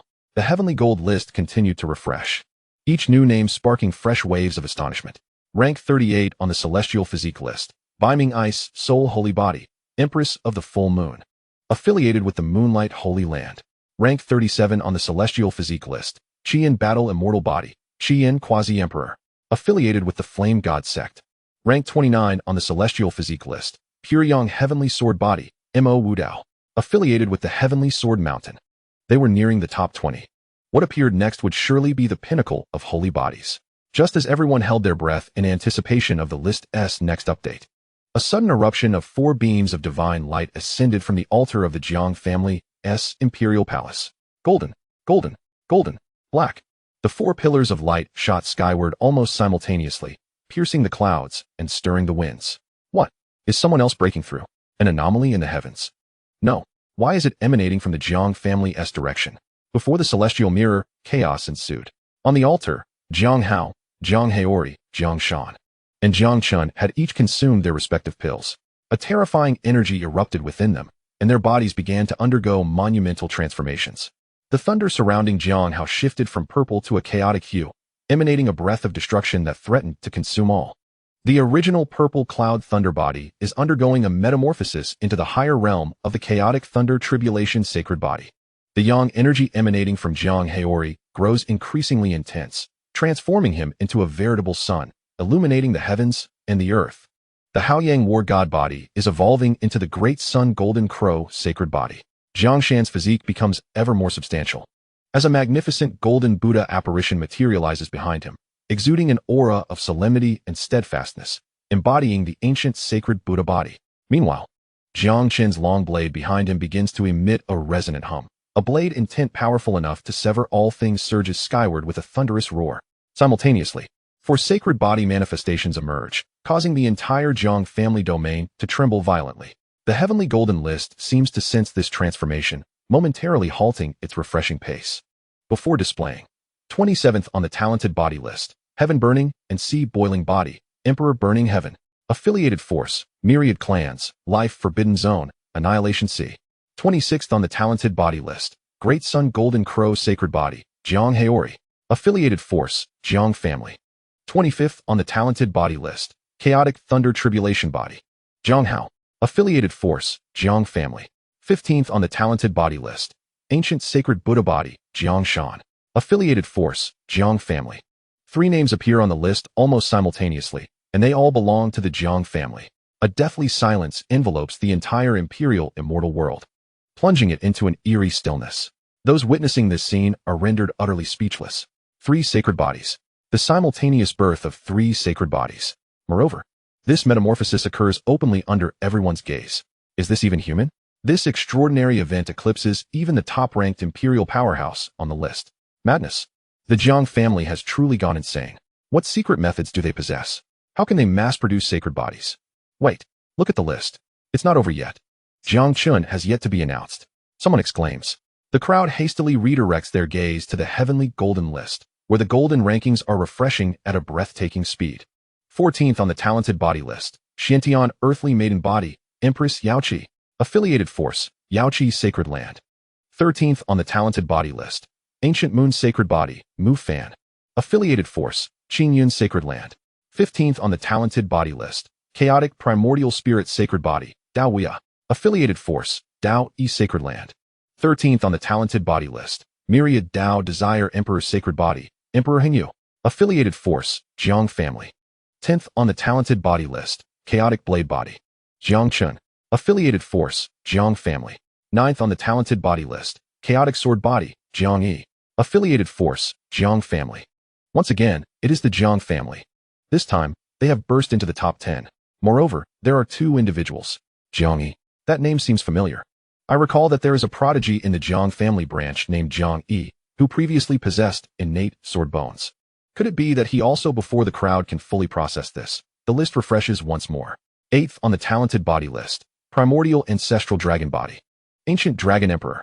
Affiliated force, Myriad clans, life forbidden zone, ancestral dragon nest. 7th on the talented body list, chaotic myriad Dao body, void Dao emperor. Affiliated powers, 10,000 races, life forbidden zone, chaotic ancient clan. 6th on the talent physique ranking, the burial heaven sacred body, emperor of burial heaven. Affiliated powers, 10,000 races, life forbidden zone, burial heaven tomb. 5th on the talent physique ranking, the devouring heaven demon body, ancient demon emperor. Affiliated powers, 10,000 races. Life forbidden zone, ancient demon abyss. 4th on the talent physique ranking, the Genesis blue lotus sacred body, Qin Bai. Affiliated powers, Jiang clan. 3rd on the talent physique ranking, Nun, the mysterious emperor. Affiliated powers, 10,000 races, life forbidden zone, mysterious plateau. As the rankings reached this point, the entire immortal emperor world erupted in chaos. Not only were the top 10 almost entirely occupied by royal figures from various life forbidden zones, but what did that signify? Having once been a great emperor, they had sealed their essence to become part of the life forbidden zone. Once they achieve ultimate transcendence, they would equate to a living emperor. In such a scenario, the physique ranking revealed that the 13th ranked Emperor Heng Yu surprisingly possessed the capability to overshadow numerous royal emperors, dominating an era, showcasing his terrifying combat prowess. Even more astonishing was the fact that the Jiang clan held 3 positions among the top 10. Qin Bai, Jiang Chun, Jiang Yi. Just as the entire immortal emperor world was in awe of the Jiang clan's formidable display, the heavenly golden ranking finally updated to reveal the last 2 names. 2nd on the talent physique ranking, the immaculate body, Wang Tung Shui. Affiliated powers, Wang clan. 1st on the talent physique ranking, the innate fertility sacred body, Jiang Yuan. Affiliated powers, Jiang clan. Boom. The moment Jiang Yuan's name appeared at the top of the list, the entire heavens trembled. Countless gazes pierced through the void, landing upon the Jiang clan's young master, who was leisurely savoring tea, a hint of playful amusement gracing his lips. First, that legendary useless young master had actually ascended to the pinnacle of the talent physique ranking. Moreover, his physique was named the innate fertility sacred body. What on earth was that? Chapter 38. The 7 great emperors of the Jiang clan as the last line of text on the heavenly golden ranking. Those astonishing 7 characters clearly imprinted themselves in the eyes of every being in the immortal emperor world, plunging the entire realm into an unprecedented, eerie silence. Innate fertility sacred body. What on earth was this? Countless cultivators, regardless of their cultivation level or location, widened their eyes, their faces etched with the same confusion and bewilderment. Fertility? Does a sacred body even concern childbirth? After a brief moment of silence, a tidal wave of uproar and discussion ensued. Am I seeing this correctly? Innate fertility sacred body. Why does this name sound so absurd? This must be a mistake. The heavenly Dao golden ranking has aired. How could a physique never before heard of rank first, overshadowing the imperial daughter of the Wang clan, who possessed imperial bearing? Indeed. Fertility? What use is this physique? Can one crush their opponent with childbirth during a battle? Do you think it's possible that Jiang Yuan is actually a woman? That thought has some merit. However, he is the Jiang clan's young master, a male. In an instant, the entire imperial celestial world was engulfed in fervent discussions, from the tea-houses and taverns of mortal towns to the grand assembly halls of prestigious sects, all captivated by the astonishing concept of the innate fertility sacred body. Many deemed it utterly absurd. A constitution that seemingly possessed no combat prowess had ascended to the pinnacle of the hero ranking, an affront to the ranking's credibility. However, those truly at the zenith of the world sensed an unusual undertone beneath this seemingly ludicrous title.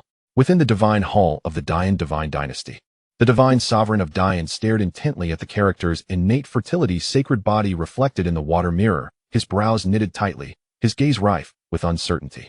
Fertility sacred body, he muttered, gnawing on the phrase as visions of the Jiang family's recent peculiar behaviors flashed chaotically through his mind.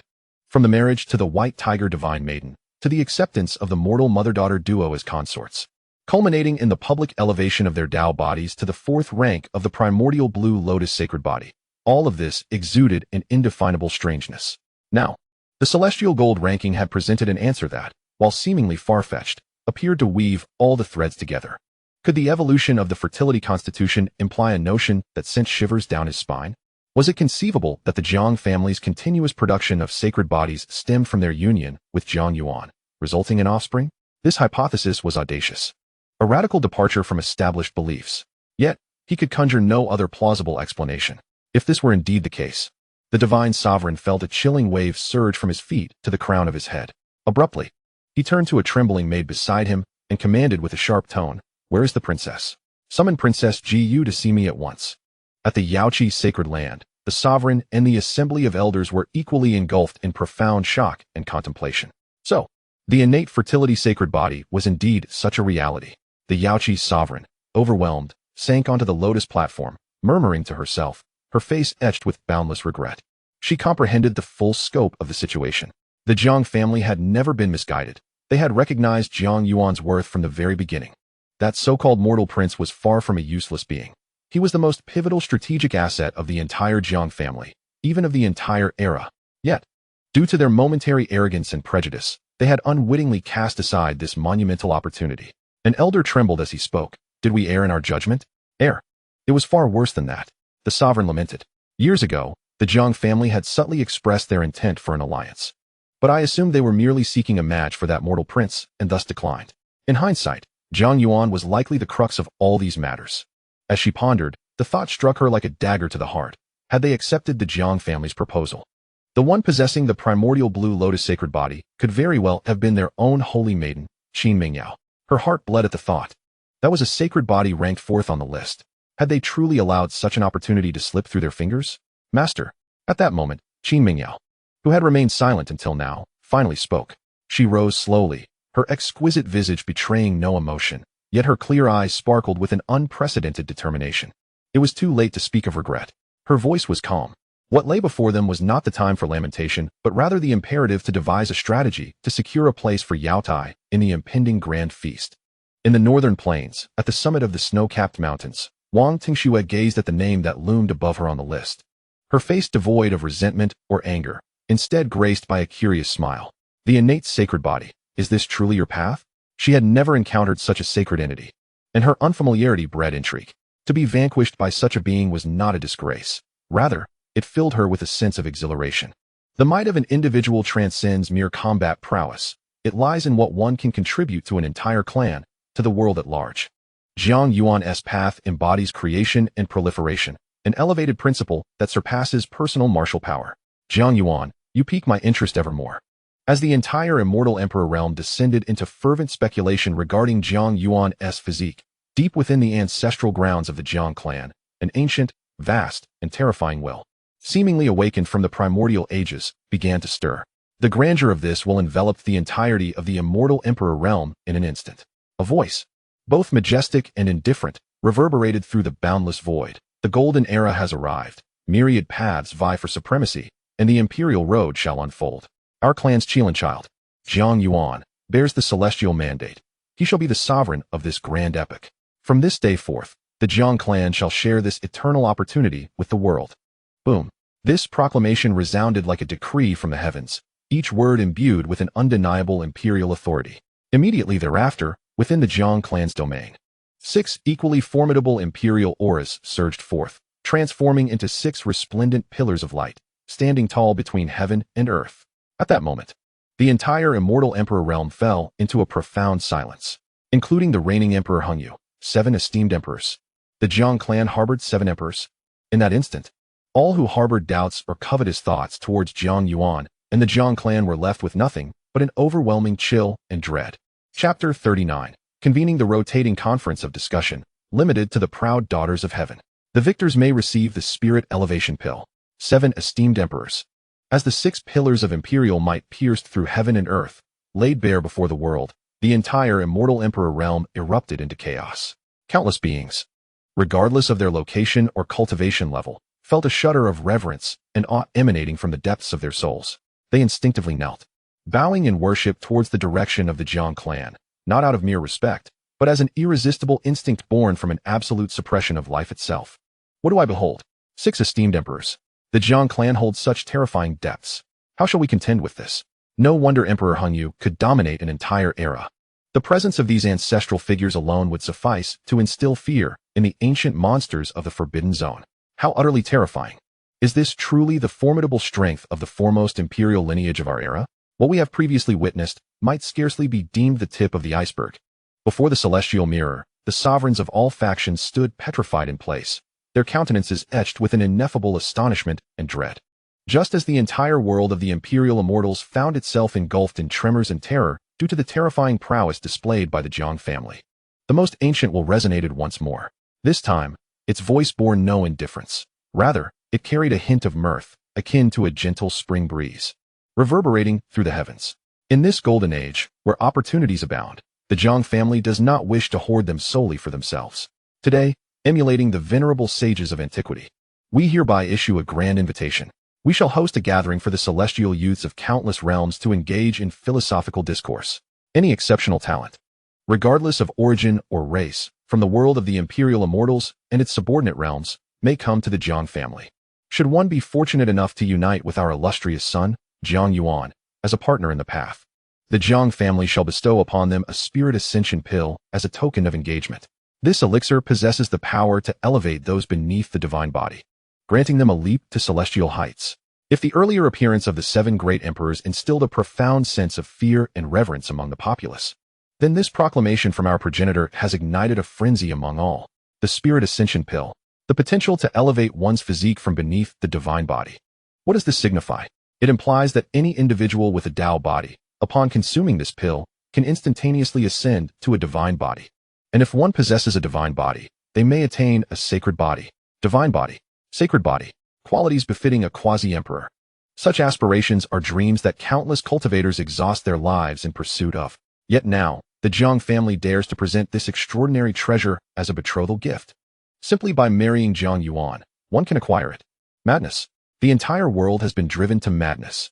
Countless sovereigns of sacred lands, divine dynasties, and immortal clans, upon hearing these words, found their eyes ablaze with fervor.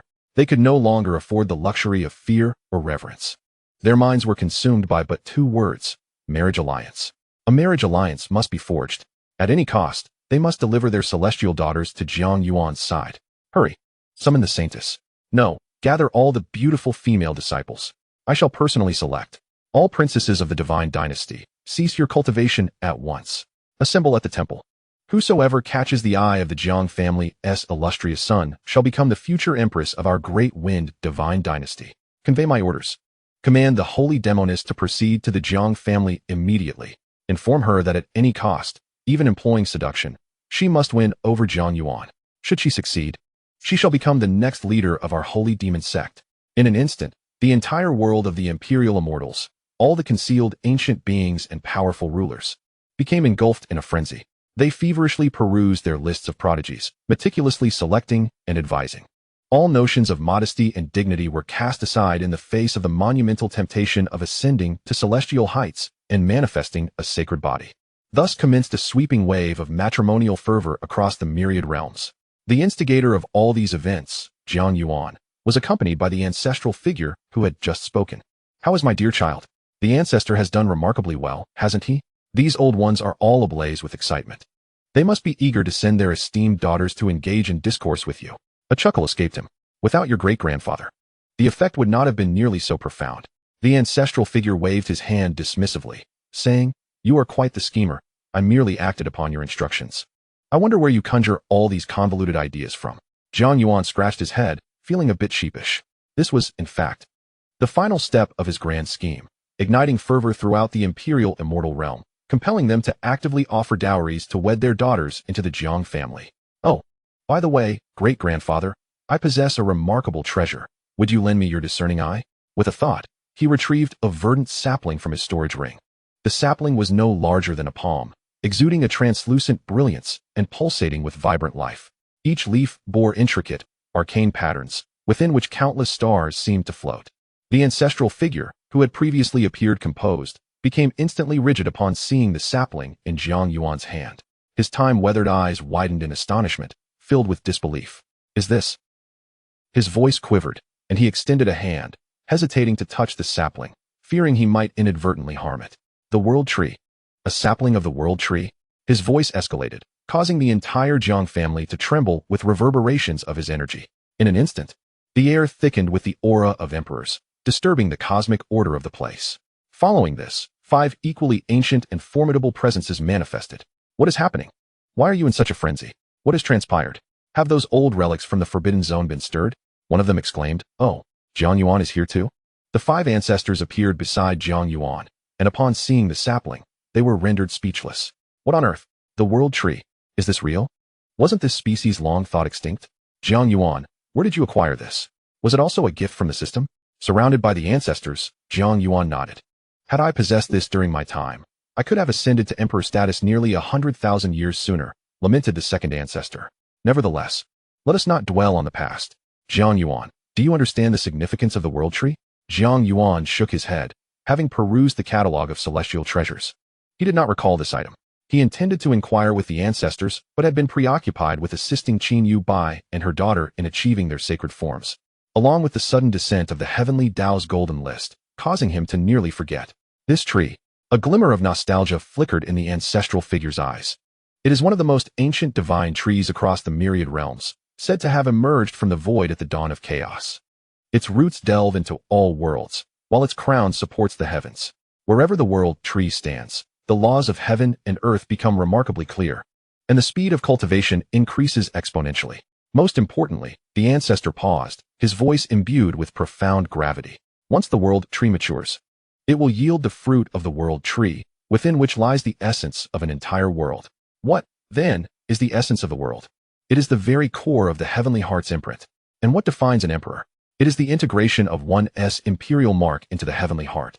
Typically, a cultivator aspiring to ascend to the status of emperor must vanquish all contemporary rivals and earn the recognition of the heavenly heart's imprint to succeed. However, possessing the World Tree fruit is akin to directly acquiring a heavenly heart imprint. Provided one's cultivation is sufficient and the realm attained, one can directly embark on the path of enlightenment." "Astonishing." Jiang Yuan gasped in awe. "Does this not mean it could aid in achieving the status of an emperor?" "Yet, the growth cycle of the World Tree is exceedingly lengthy. Even with abundant resources, it would require at least 10,000 years to bear fruit. 10,000 years, though, is not an absolute necessity." The ancestor gazed at the sapling of the World Tree. It can be directly assimilated into the body, subsequently growing stronger alongside its master. "Is there such a method?" Jiang Yuan was taken aback by the sapling of the World Tree. After a moment's contemplation, he presented the sapling to the ancestor. "In light of this, let us donate it to the family. Great uncle, could you help me find a potential emperor within the Jiang clan to utilize it?" Chapter 40. Allowing the Jiang clan to produce another emperor. Upon hearing Jiang Yuan's words, several elders were momentarily stunned. "Yuan, are you certain?" The ancestor's voice quivered slightly. "This is the sapling of the World Tree. In a sense, it equates to an emperor." "Absolutely." Jiang Yuan nodded earnestly. "I have no use for it, and it would serve the family far better. Although the sapling of the World Tree is extraordinary, it holds no utility for me at this moment. Until now, my cultivation has relied solely on the system's guidance. I possess the title of an innate sacred body, yet it does not facilitate my cultivation. Thus, the World Tree sapling serves merely as an ornamental piece for me. It would be more beneficial to entrust it to the family, thereby allowing them to gain another emperor. The stronger the family, the safer I shall be. Without a doubt, I know there are numerous eyes upon me at this moment." The ancestor regarded Jiang Yuan with deep admiration. This child possesses truly grand aspirations. Were it any ordinary individual who came upon such a miraculous treasure, they would likely hoard it, wishing to savor its benefits alone. Yet, Jiang Yuan can unhesitatingly present it for the benefit of the family. This spirit, this thoughtfulness for the family, truly marks him as a prodigal son of the Jiang clan. Excellent, excellent, excellent, the ancestor exclaimed thrice, his excitement causing his beard to tremble. Yuan, your intentions will not be forgotten by the elders. Rest assured, the family will not neglect your contributions. Then, ancestor, to whom would it be best to allocate this world tree sapling? Jiang Yuan inquired, focusing on the matter at hand. He had not presented the sapling for arbitrary allocation.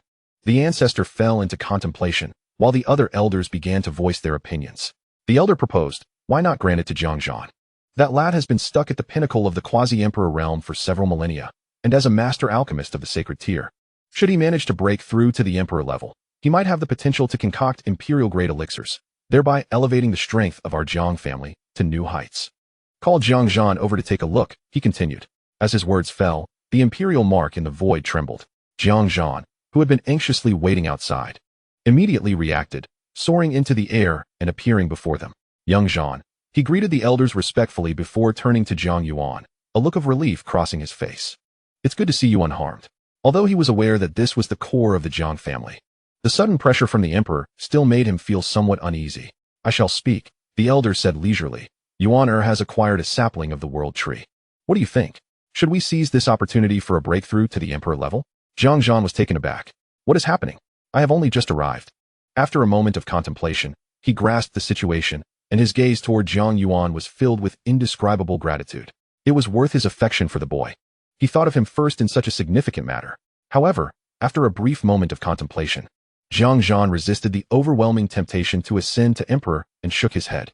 Yuan, this sapling of the world tree is far too precious, and it is not the right moment for me to become an emperor. Why? As the head of the Jiang family, I bear the heavy responsibility of our clan. I cannot afford to enter closed-door cultivation lightly. Should I choose to refine the sapling, I would inevitably disappear for a period, thus losing my role in the shadows. Jiang Yuan and the elders fell silent. Indeed, Jiang Yuan, as the patriarch, attracted too much attention, which would not be beneficial for the Jiang family's hidden strength. Since my uncle cannot use it, let us give it to my third uncle, Jiang Yuan suggested, shifting his gaze to elder Jiang Shozhua. Shozhua, that lad as Chinko battle body is quite suitable for combat. Oh, and Yuan, if possible, procure a spirit elevation pill for Shozhua as well, enabling him to evolve into a sacred body. This would help mitigate any deficiencies in combat power, even if he uses the sapling to become an emperor. Agreed. The founding ancestor raised his hand, summoning Jiang Shozhua, while Jiang Yuan quickly explained the situation. Jiang Shozhua was taken aback, pointing to himself. Me? Yuan, are you joking? Third uncle, your loyalty to the Jiang family has always been unwavering, and you have treated me well. If you can break through to the emperor level, you would serve as a hidden emperor for our family, instilling fear in our adversaries. Jiang Yuan replied with a smile. Yuan, Jiang Shozhua was so overwhelmed with excitement that he could hardly find his voice. He never imagined such an extraordinary fortune would fall upon him. Who wouldn't he desire to become an emperor? Yet, how many could truly achieve it? The legendary emperor positions were said to total only 72, and no one knew how many remained in the vast expanse of the imperial immortal world. Even if using the world tree sapling was a shortcut to attain the emperor status, it was still that of an emperor, incomparable to a quasi-emperor. Elders, the sapling of the world tree was acquired by Yuan. Whoever he wishes to bestow it upon, we old folk shall certainly not object.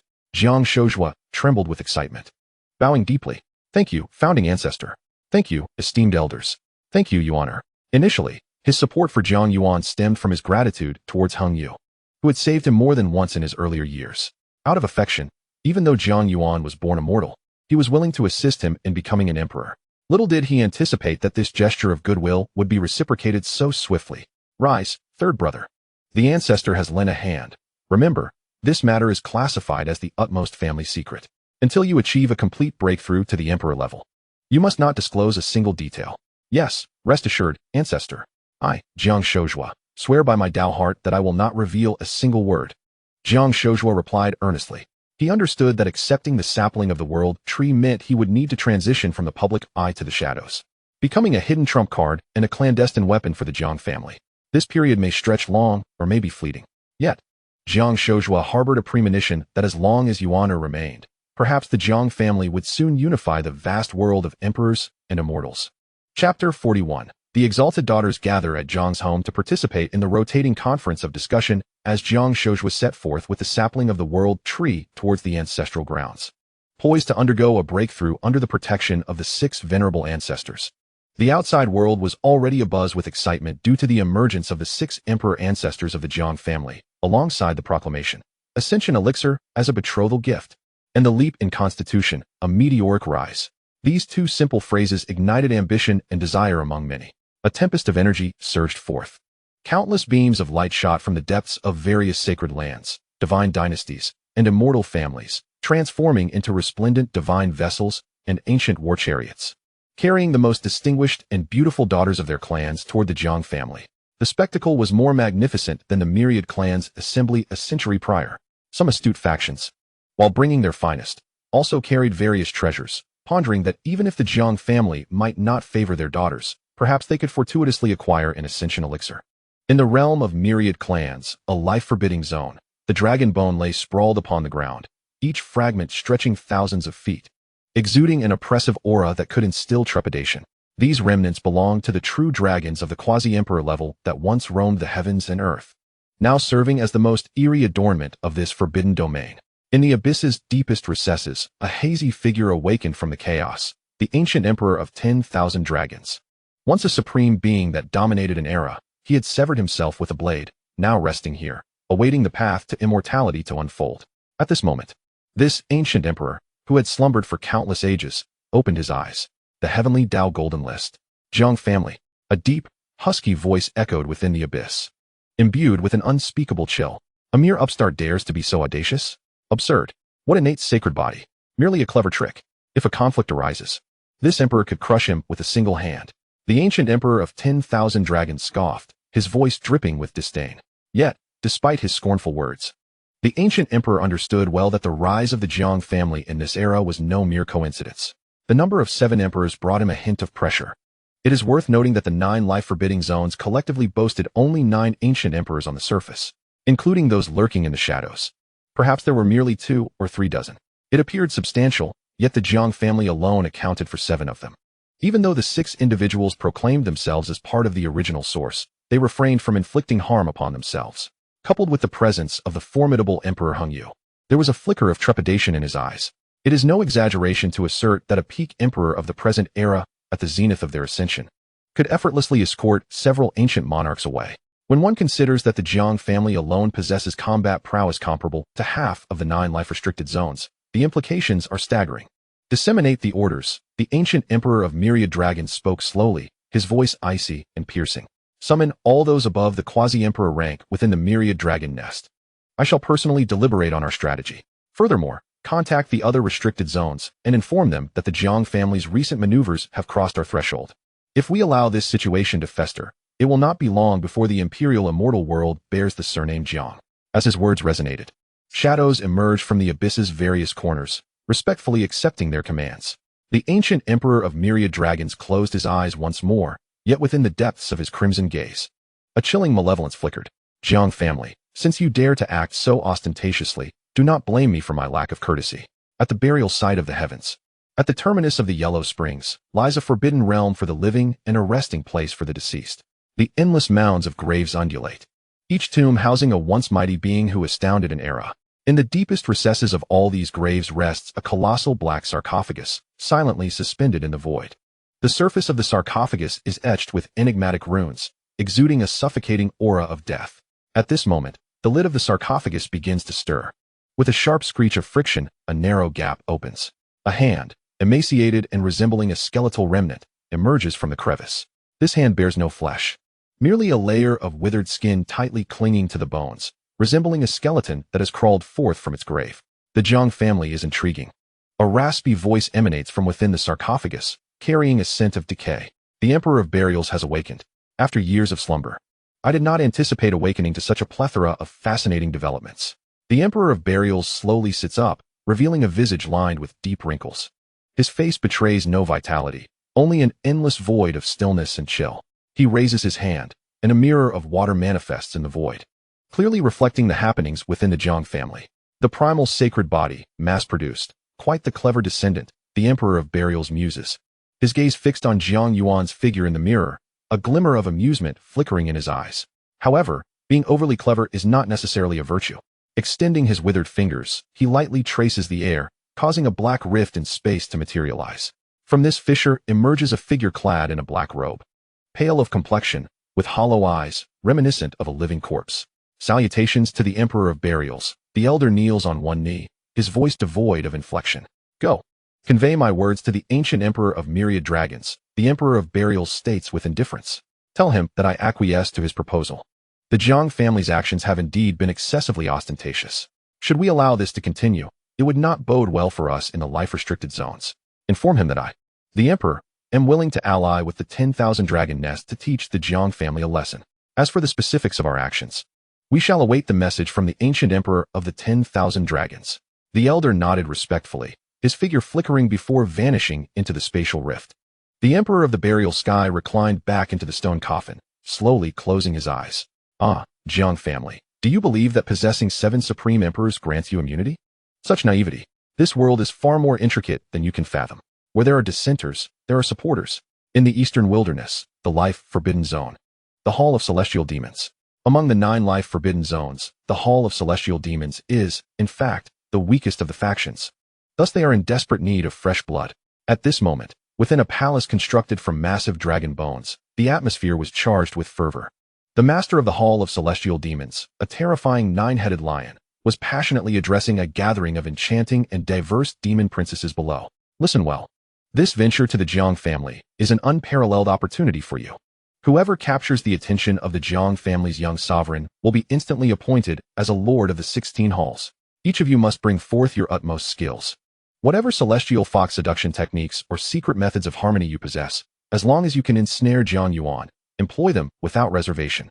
Should anyone dare to falter, be prepared to face the consequences in the demon refinement pool. Below, the demoness's eyes sparkled with ambition, eagerly rubbing their hands together. Particularly, the princess of the 9-tailed celestial fox clan, with her sultry gaze, radiated confidence. When it comes to enticing men, the 9-tailed fox clan fears no rival. In the human realm, in the western desert, at the 10,000 Buddha temple, this ancient temple, standing amidst the golden sands, should have been a sanctuary of tranquility and solemnity, yet it had descended into chaos. A group of portly, dignified old monks surrounded a young nun clad in white robes, whose ethereal demeanor and breathtaking beauty captivated all. Miaoyin, our Buddha is compassionate, guiding all sentient beings. The Jiang family's young sovereign is a man of destiny. Should you forge a connection with him, it would not only be your personal fortune, but also a momentous opportunity for our Buddhist sect. Indeed, the Buddha said, if I do not enter hell, who will? For the eternal legacy of our Buddhist lineage, what is the sacrifice of your modest allure? Miaoyin, you must go. Consider it an endeavor to subdue demons and vanquish evil. The young nun, known as Miaoyin, felt her cheeks flush crimson with indignation and embarrassment as she listened to her elders. What does it mean to sacrifice one's modest allure? What does subduing demons entail? Do you, a band of old bald monks, truly forsake your dignity for a mere spot in the sacred body? Yet, upon gazing at the invitation from the Jiang family in the abbot's hands, along with his unwavering gaze, she let out a resigned sigh, her hands clasped together. Amitabha, disciple obeys. In the central continent, at the Alchemist Alliance. As one of the wealthiest factions in the Imperial Immortal world, the Alliance's response was swift and decisive. The leader issued a direct order to select 100 of the most talented and beautiful female alchemists from the Alliance to form a delegation of alchemical fairies, personally led by the vice leader, to proceed to the Jiang family. Their slogan is, whether one can marry or not is inconsequential. First, one must familiarize oneself with the face. As long as one can connect with the Jiang family, who would worry about not having pills to sell in the future? In a short span, throughout the vast realm of the Immortal Emperor, from the 36 great worlds to the subordinate middle thousand worlds, all notable factions sprang into action. The Holy Maiden, the Divine Maiden, the Imperial Maiden, the Demon Maiden, the Monster Maiden, the Buddhist Maiden, each one of these extraordinary women, typically hidden away and treated as treasures by their respective factions, now flocked in droves towards the Jiang family, as if attending a grand fair. As for the small thousand worlds, unfamiliar and unknown, to enter this grand game, one must at least possess the caliber of the middle thousand worlds. Chapter 42. The arrival of 10,000 immortals outside the domain of the Jiang family. The once desolate and lofty void transformed into a scene more vibrant than the busiest marketplace in the mortal realm. Ships of various magnificent designs, each exuding a terrifying aura, and ancient war chariots, densely packed in the void, rendered the area utterly congested. Each vessel proudly displayed a prominent banner. Look, that is the 9 dragons incense chariot of the Dian divine dynasty. It is said to be the carriage of the Dian divine lord, and today, it has come to escort the princess. Over there is the 7-colored lotus platform of the Yaoqi sacred land. My goodness, the Yaoqi sacred land is truly making a grand effort this time, even bringing out their ultimate imperial weapon. And there is the ice ship of the Baiyuan royal family, reportedly forged from 1,000,000 years of profound ice, creating its own small world. Those from the demon path have also arrived. That is the 10,000 demons banner of the holy demon sect. It is said that their holy demoness possesses an innate charm, excelling in the art of nurturing vitality, bringing fortune to the Jiang family's young master. Look quickly. The monks from the western desert's 10,000 Buddha temple are also here. Goodness. They wouldn't have brought the legendary Buddhist maiden Miaoying, who possesses the glazed heart, would they? Ranked 51st among the prodigies, the first beneath the holy body. Such a rare talent in the Buddhist sect. Would they truly allow her to renounce her vows?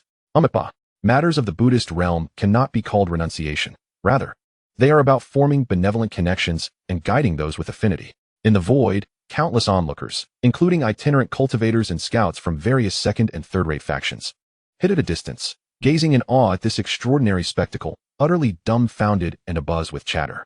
Sacred lands, divine dynasties, immortal families, ancient royal clans, formidable demons, eminent Buddhist monks. Almost all of the top factions within the immortal emperor realm have arrived. The holy maiden, the divine maiden, the imperial maiden, the demon maiden, the monster maiden. The Buddhist maiden, some are ethereal as celestial beings, some enchanting and alluring, some valiant and poised, while others are diminutive and adorable, creating a mesmerizing kaleidoscope of beauty. At this moment, these prodigious women have all converged here, united by a singular purpose, the Jiang family. More precisely, the esteemed Jiang Yuan, who has just ascended to the top of the heavenly golden list, possessing the astonishing innate sacred body of fertility. At this juncture, the entrance of the Jiang family is already teeming with people. Jiang Yuan, the head of the Jiang family, personally stands at the door to welcome guests alongside a host of core clan elders. A standard yet imposing smile adorned his face as he gazed upon the splendid carriages before him, from which emerged formidable figures exuding an aura of terror. His heart brimmed with myriad emotions, for he understood that Yuan heir's plan had not merely succeeded, but had far surpassed their collective expectations. They had anticipated that the revelation of the Ascension Elixir as a prize would provoke countless factions to covet and test their resolve, potentially leading to a tempest of bloodshed. Yet, who could have foreseen the premature emergence of the heavenly gold list and the earth-shattering arrival of the 7 emperors, which had effortlessly transformed this contest from a hellish ordeal into a mere novice tutorial?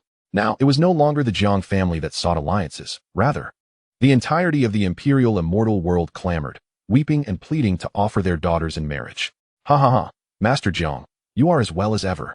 A hearty laugh resonated through the air as the royal uncle of the Dian divine dynasty, a long-established quasi-emperor, descended from the majestic 9 dragons incense carriage alongside a stunning young lady clad in exquisite palace attire, radiating beauty and noble grace. It was none other than the illustrious Prince Yan. Jiang Yuan smiled and clasped his hands in greeting. This must be the renowned Princess Jiyu. Indeed a paragon of beauty and elegance. Princess Jiyu inclined her head slightly, offering a courteous bow, her voice as melodious as a nightingale. Jiyu pays her respects to Master Jiang and esteemed elders. Her gaze, however, discreetly scanned the entrance of the Jiang family, seemingly searching for something elusive. Ha ha ha, Your Highness need not be so formal. Please, come inside. Elder Jiang Shoqing warmly welcomed her, his eyes darting over Princess Jiyu with keen interest, nodding approvingly. Indeed, the princess of the Dian divine dynasty, though rated only 92, possessed a noble lineage and appeared delicate and charming, surely a match to delight their Yuan heir. At that moment, the 7-colored lotus platform of the Yaoqi Holy Land gracefully descended. The Holy Master of Yaoqi, accompanied by the saintly maiden Qin Mengyao and several esteemed elders, made their entrance. It is an honor to welcome the Holy Master of Yaoqi. Jiang Yuan maintained his smile, though his tone was slightly more subdued than it had been with the Dian divine dynasty. The Holy Master's heart tightened, yet she dared not reveal any sign of her distress, instead forcing a smile that was more akin to a grimace.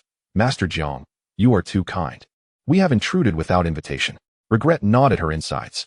Had they known how events would unfold, they would not have rejected the Jiang family's overtures. Glancing at the perpetually aloof Qin Mingyao beside her, her heart sank further. Mingyao, have you not yet greeted Master Jiang and the esteemed elders? Qin Mingyao stepped forward, slightly bowing. Qin Mingyao pays her respects to Master Jiang and esteemed elders. Her voice remained cool and detached, yet her clear eyes held a hint of complexity. She too was searching, seeking the man who, in a manner beyond her imagination, wielded dominion over the entire imperial immortal world. Jiang Yuan, what manner of person are you? Jiang Zhan gazed at the entourage from the Yaoqi's sacred land, a disdainful smirk gracing his lips, his heart brimming with dissatisfaction. So, now you feel regret? Why didn't you act sooner?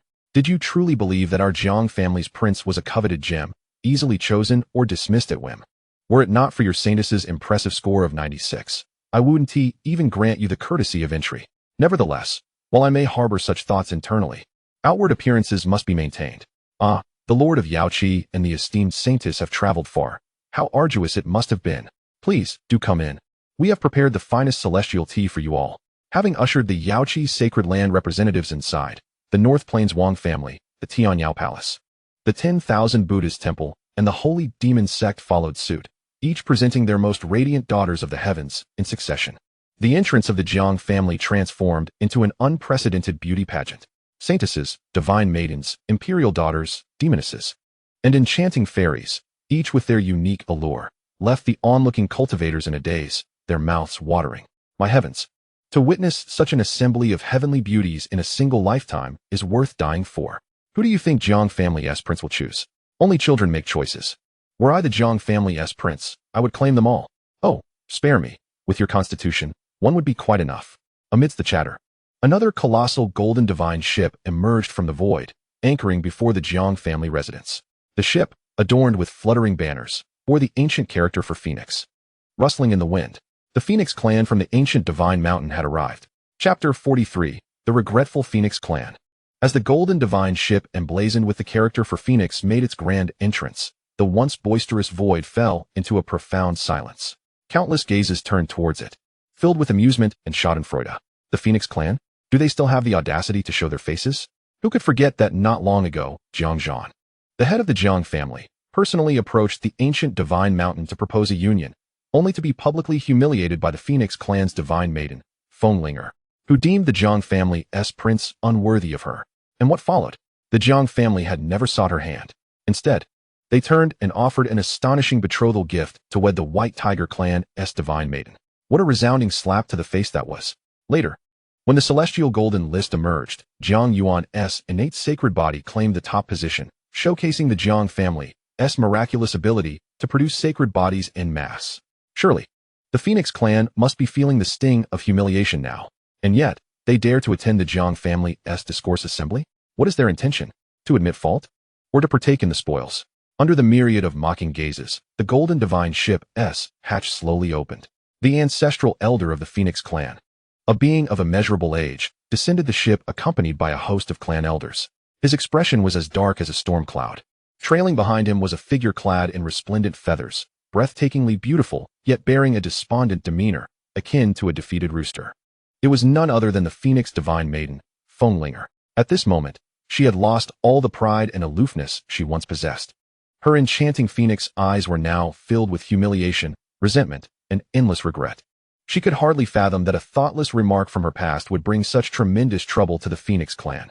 What was even more unbearable was the revelation that the man she once deemed worthless was, in fact, an awe-inspiring existence, a sacred body of innate fertility, the foremost on the talents ranking. The mere thought of having publicly rejected such a suitor made her cheeks burn with shame, wishing only to disappear into the depths of the earth. Old Master Foam, I hope you are well, Jiang Zhan greeted warmly, approaching with a bright smile, as if the previous unpleasantness at the ancient divine mountain had never transpired.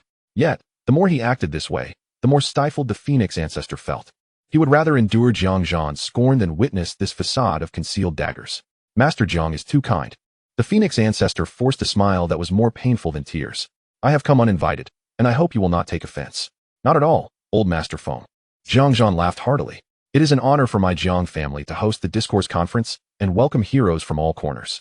Please, do come inside. He gestured aside, allowing entry. The Phoenix ancestor, accompanied by a group of elders and the disheartened Feng Linger, stepped through the gates of the Jiang family, enduring the piercing gazes of onlookers. Huh, now you know regret? It's too late. Someone remarked, their cultivation evidently high, at least at the peak of the Saint Realm. And it was clear they belonged to the Jiang family. The footsteps of the Phoenix clan members faltered, and Feng Linger trembled violently, her nails digging deep into her flesh. Yet, she dared not turn back, gritting her teeth as she swallowed this profound humiliation. The Jiang family resided on a celestial island, tailored for receiving esteemed guests. With pavilions and towers shrouded in ethereal mist, the scenery was breathtaking. The extraordinary young women from various factions were gathered here, awaiting the commencement of the discourse conference. At that moment, the island was alive with the chatter of elegant ladies, a veritable paradise for admirers. Saintesses, deities, imperial daughters, and enchantresses. Any one of these stunning beauties could incite a frenzy among cultivators, yet they were all present here, seemingly awaiting the selection of someone special. Have you heard? The Phoenix clan has arrived, and that Feng Linger has lost all face. A group of goddesses from different factions whispered together in a pavilion, gossiping quietly. Deservedly so. Who told her to underestimate the Jiang family's young master? Indeed, I wonder if she regrets it now. I heard that the Phoenix ancestor has brought a substantial gift this time, hoping to seek another opportunity from the Jiang family. An opportunity? It's not so simple. Did you not notice the Jiang family's noticeably colder demeanor toward them? I fear this time, the Phoenix clan has lost both their lady and their soldiers. However, one must ponder, what manner of person is that Jiang family's young master? The innate sacred body of rebirth is indeed a peculiar constitution. Who can say? Yet, the fact that the Jiang family has made such a grand endeavor suggests he is far from ordinary. My curiosity about him continues to grow. Princess Gu of the Dian Divine Dynasty sat nearby, quietly absorbing the discussions around her, a playful smile gracing her lips. She toyed with a jade pendant in her hand, inwardly reflecting. A group of foolish women, still preoccupied with these superficial matters. Jiang Yuan, this man, is far more intriguing than you can imagine. Meanwhile, within the celestial hall of the Yaoqi's sacred land, Qin Mingyao sat cross-legged, her aura harmonizing with the cosmos. A maid hurried in, respectfully reporting, Your Highness, the young master of the Jiang family has just emerged from seclusion. Qin Mingyao slowly opened her eyes, a subtle ripple of emotion flickering in her clear gaze. He is finally making his appearance, is he? At this moment, the focal point of all discussions, Jiang Yuan, languidly reclined in a rocking chair within the imperial palace, relishing the gentle kneading of his shoulders by Qing Snow and the soothing of his legs by Xiao Chui, all while enjoying the somewhat awkward dance of Qin Yuebai and her daughter Qin Wanjing. He munched on a life fruit, purportedly bestowed by a queen of the elven race from some obscure corner of the realm. Ah, delightful. Though their movements lacked fluidity, they were undeniably beautiful and well-proportioned. He gazed at the two perfect figures partially concealed beneath delicate veils, nodding in satisfaction. His wife, Qin Yuebai, felt her cheeks flush under his gaze, her movements becoming somewhat ungraceful. Daddy, I can't dance, Qin Wanjing stammered, her embarrassment nearly bringing her to tears, for she was but a child. Fear not, with practice. You shall master it, Jiang Yuan replied nonchalantly, regarding it merely as a prelude to their meal. Xiao Chui delicately offered him another life fruit, gently placing it into Jiang Yuan's mouth. Young master, the rumors are rampant outside, proclaiming you as the chosen one, the protagonist of this golden era. Oh, protagonist? Jiang Yuan raised an eyebrow. I feel more like a stallion. You jest, young master. Xiao Chui blushed. You are sacrificing for the grand revival of your family. You are a hero. Ha ha ha. You have a way with words, my dear. Jiang Yuan chuckled, teasing. Does this mean you wish to partake in my family's revival plan? At this, Xiao Chui's face flushed crimson, her hands growing limp as she softly replied, I have no such intentions. Oh, so Xiao Chui looks down upon this young master? Not at all. Xiao Chui's voice rose in pitch, then she quickly lowered her head shyly. Young master. What have you made me say? Ha ha. Well then, have all those women assembled outside? Yes, young master. They have all gathered, and are currently awaiting you on the immortal welcoming island. The family head requests you prepare, for the discourse conference is about to commence. A fleeting shadow of disappointment crossed Xiao Chui's eyes, but she quickly regained her composure, responding. She understood that, given her status, it was impossible for her to bear offspring for the young master, thereby continuing the family line. However, as long as she could remain by the side of the esteemed one and be of service to him, she felt utterly content. Acknowledging this, Jiang Yuan stretched lazily and rose from the rocking chair. He cast a glance at the bustling scene outside, a mischievous smile curling at the corners of his lips. The grand performance was finally about to commence. He adjusted his robe and strode forward with an air of indifference towards his kin. heading in the direction of the immortal welcoming island.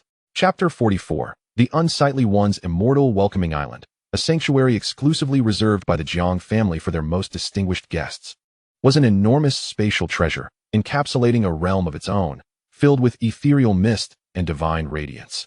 At this moment, in the heart of the island, a vast platform constructed of celestial white jade was already teeming with guests. No, it would be more accurate to say it was overflowing with immortals. Scanning the surroundings, one would observe that each of the lotus thrones encircling the platform was occupied by enchanting beauties, each more stunning than the last. Each possessed a visage that could drive countless cultivators to madness and a talent potent enough to dominate their realms. These were the holy maidens, divine maidens, and imperial daughters from the most prestigious factions of the immortal world. Each had been meticulously instructed by their elders to carry forth the hopes of their sects and families, converging here in anticipation of the arrival of that man. The atmosphere was palpably delicate. These lofty and proud daughters of heaven, typically accustomed to being venerated, now felt akin to goods displayed upon a shelf. Though they endeavored to maintain their dignity and pride, furtive glances towards the entrance betrayed their inner tension and eagerness. Humph! What a grand spectacle! The Jiang family's esteemed one certainly has a flair for theatrics, making us all wait for him, remarked a woman clad in a striking red gown, her fiery temperament evident in her explosive figure. She was the divine maiden of the Flame God sect, daughter of the Red Flame Sovereign. With a natural physique ranking 87th on the Constitution list, her character as fiery as her appearance. Never had she experienced such disdain. Beside her, a woman draped in black gauze, with a bewitching figure and an enchanting gaze, covered her mouth with a delicate laugh. Oh dear Sister Yenlinger, why such wrath? He is, after all, the number one on the talented individuals list. What's a little waiting? Perhaps he is currently ensconced in some sister's tender embrace, unable to come forth? At her words, many divine maidens around flushed, casting scornful glances. The speaker was none other than the contemporary holy maiden of the sacred demon sect, possessing an innate allure that could captivate souls with but a glance. Yenlinger was momentarily silenced, her charming face flushed with indignation, at a loss for a retort. Just then, a cool, resonant voice broke through the tension. He approaches. It was Qin Mingyao, the holy maiden of the Jade Pool, dressed in pure white. She sat serenely upon her lotus throne, her ethereal presence seeming to transcend the mortal realm. Yet, her gaze was firmly fixed on the entrance of the debating platform. In an instant, all the gazes of the heavenly maidens converged towards the entrance, where a tall figure clad in white was leisurely making his way forward. He possessed an elegant demeanor, adorned with a gentle smile, and his deep-set eyes seemed to harbor the vastness of the stars and the ocean. Although he was merely at the 6th level of divine cultivation, he exuded an air of composure and mastery, akin to the majesty of towering mountains. Behind him trailed a young man in black, stern of visage and bearing a long sword, alongside several stunning women, notably by Qing Xue and her daughter Qin Yuebai. The moment Jiang Yuan made his entrance, the entire debate platform fell into an immediate hush. Countless gazes, curious, inquisitive, scrutinizing, envious, and fervent, were fixated solely upon him. Was he truly the illustrious Jiang Yuan of the Jiang family? He appeared to possess no extraordinary abilities, and his cultivation was hardly exceptional. How had he secured the top position on the list of prodigies? 6th level. The last time I visited the Jiang family with my grandfather to attend the wedding of the esteemed son, Jiang Yuan's aura was still that of a mere mortal. Wait, has it only been a little over a month? To ascend from mortal to 6th level in such a brief span? Even enlightenment cannot occur this swiftly. Hush, look closely. That black-clad swordsman behind Jiang Yuan, the chaotic sword body, Jiang Yi, and those two women, they are the creation Blue Lotus saint bodies. All are newly recognized saints of the Jiang family. My heavens, he has even brought that mother-daughter duo along? What does this signify? A display of power? The illustrious young women murmured amongst themselves, each with their own thoughts. Meanwhile, Jiang Yuan seemed oblivious to the myriad of gazes around him. He strode directly to the center of the debate platform, where a throne crafted from ancient imperial jade had been prepared by the family head, Jiang Zhan, and seated himself with casual ease. Then, addressing the assembly of enchanting beauties below, he flashed a radiant smile. Ladies, thank you for your patience. The term ladies rendered all the esteemed young women present momentarily speechless. When had they ever been addressed in such a manner? Yet, for reasons unknown, when it emanated from Jiang Yuan's lips, it bore no hint of frivolity. Rather, it evoked an inexplicable warmth. Jiang Yuan scanned the crowd, taking in the expressions of all the women before him. However, his attention remained fixated on the system's scoring panel. A jolt of surprise coursed through him. The quality here is undeniably high.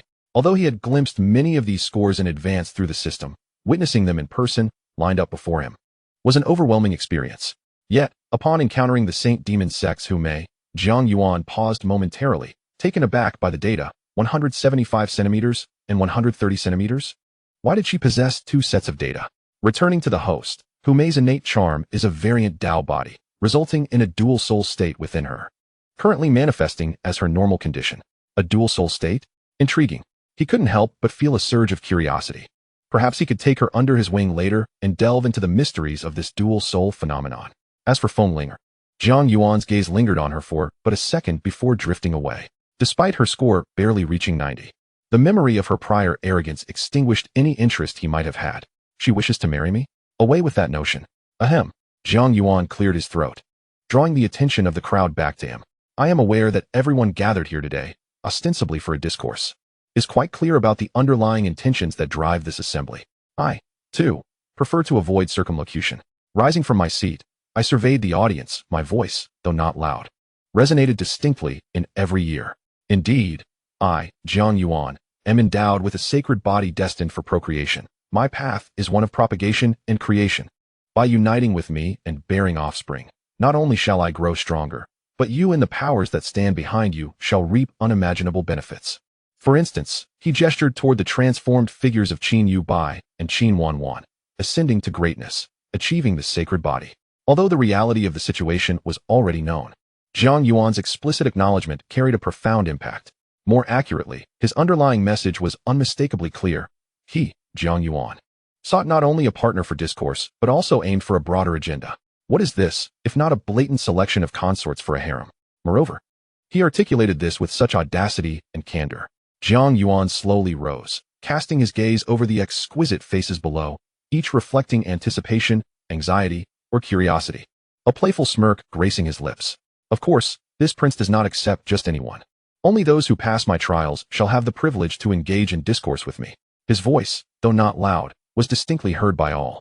I have no other particular fondness, save for the admiration of beauty. Thus, my first trial is, he paused, his gaze sweeping across the assembly of celestial women, then casually pointed in a direction. You, and you, all of you, too unsightly, eliminated. Chapter 45. This prince disdains you. Unbridled audacity. A feminine exclamation, akin to thunderclaps, echoed across the silent discourse platform. The goddess of the flame god sect, Yenlinger, abruptly stood, her enchanting visage aflame with fury, pointing accusatorily at Jiang Yuan. Trembling with indignation. Jiang Yuan, you are far too presumptuous. We are all esteemed women of the major factions, the future saints and divine lords. And yet you so brazenly belittle us. You are insulting us. You insult all the powers that stand behind us. Yenlinger's words instantly resonated with many of the proud women present, particularly those singled out by Jiang Yuan, including those from influential factions like the Flame God sect, which boasted quasi-imperial strength.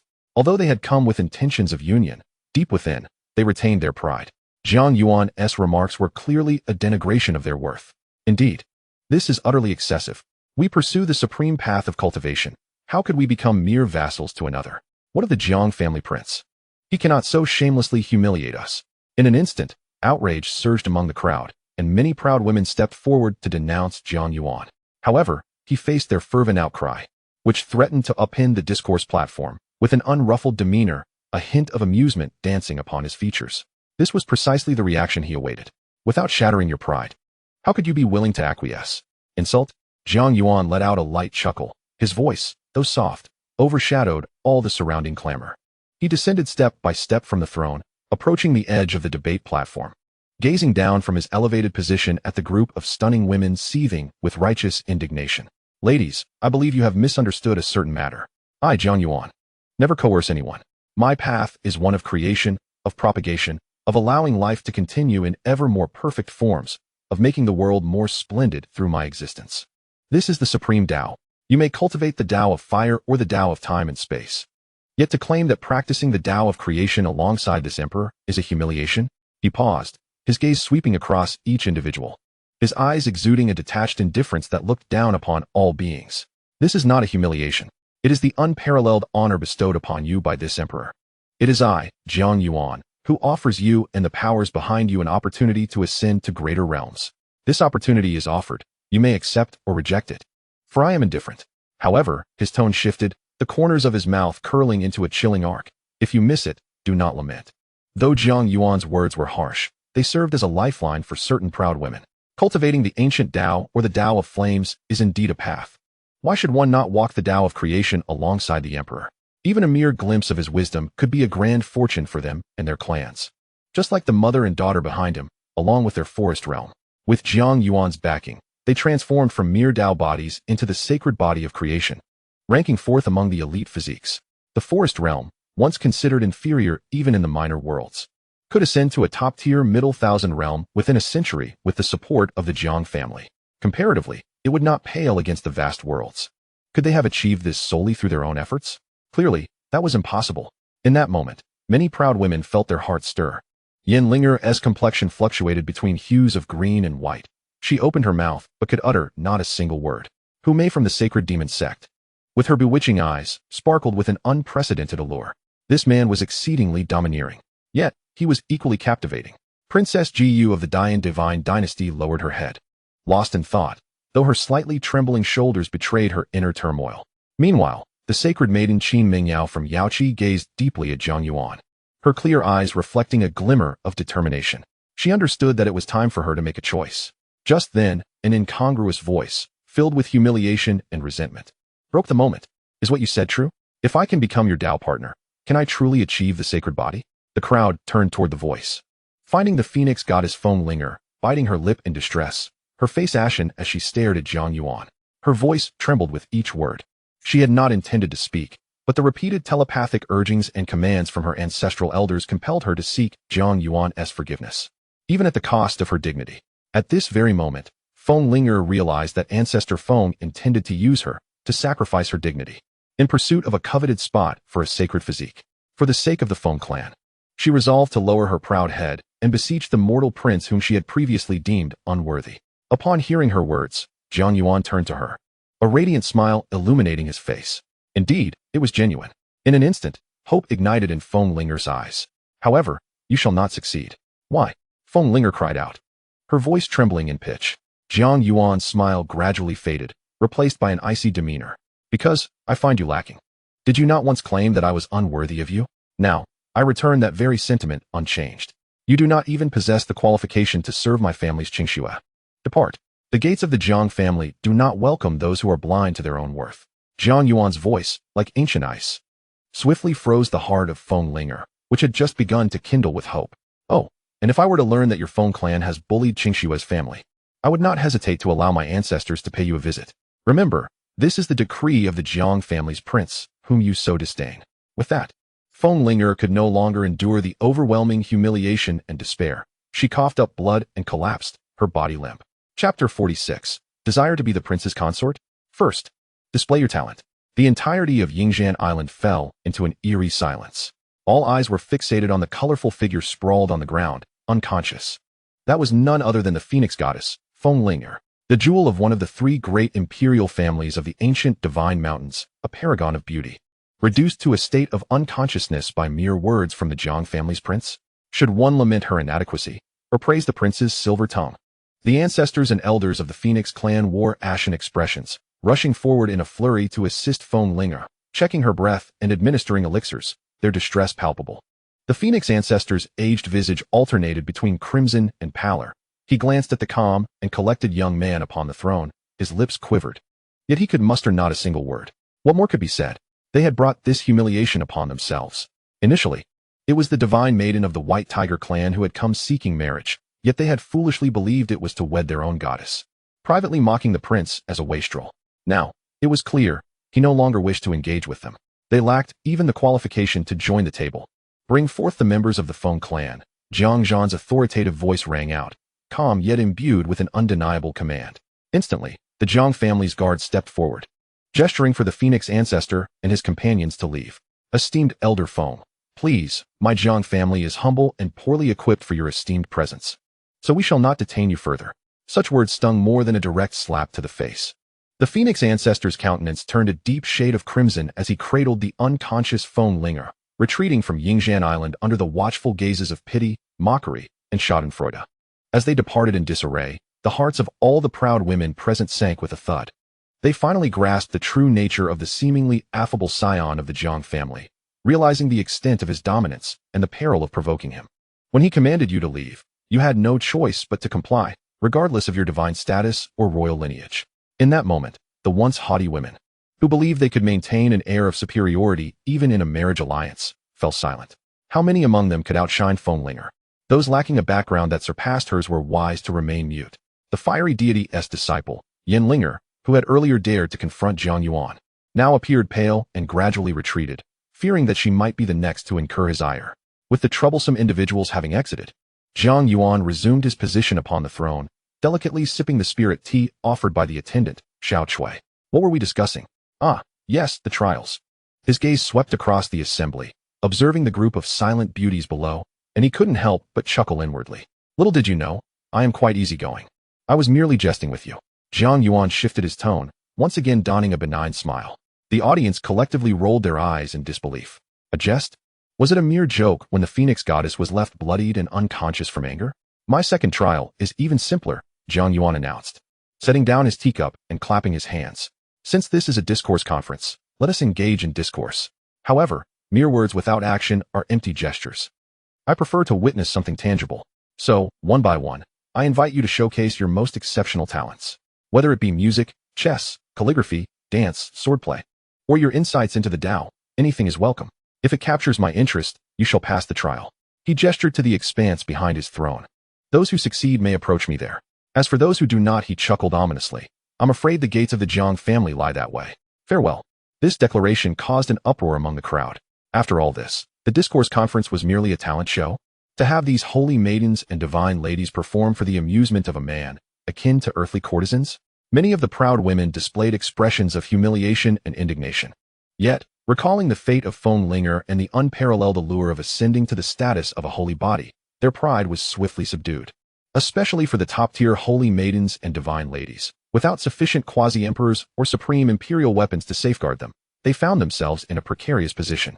Unlike those from lesser factions who toiled daily for survival, caught in the middle.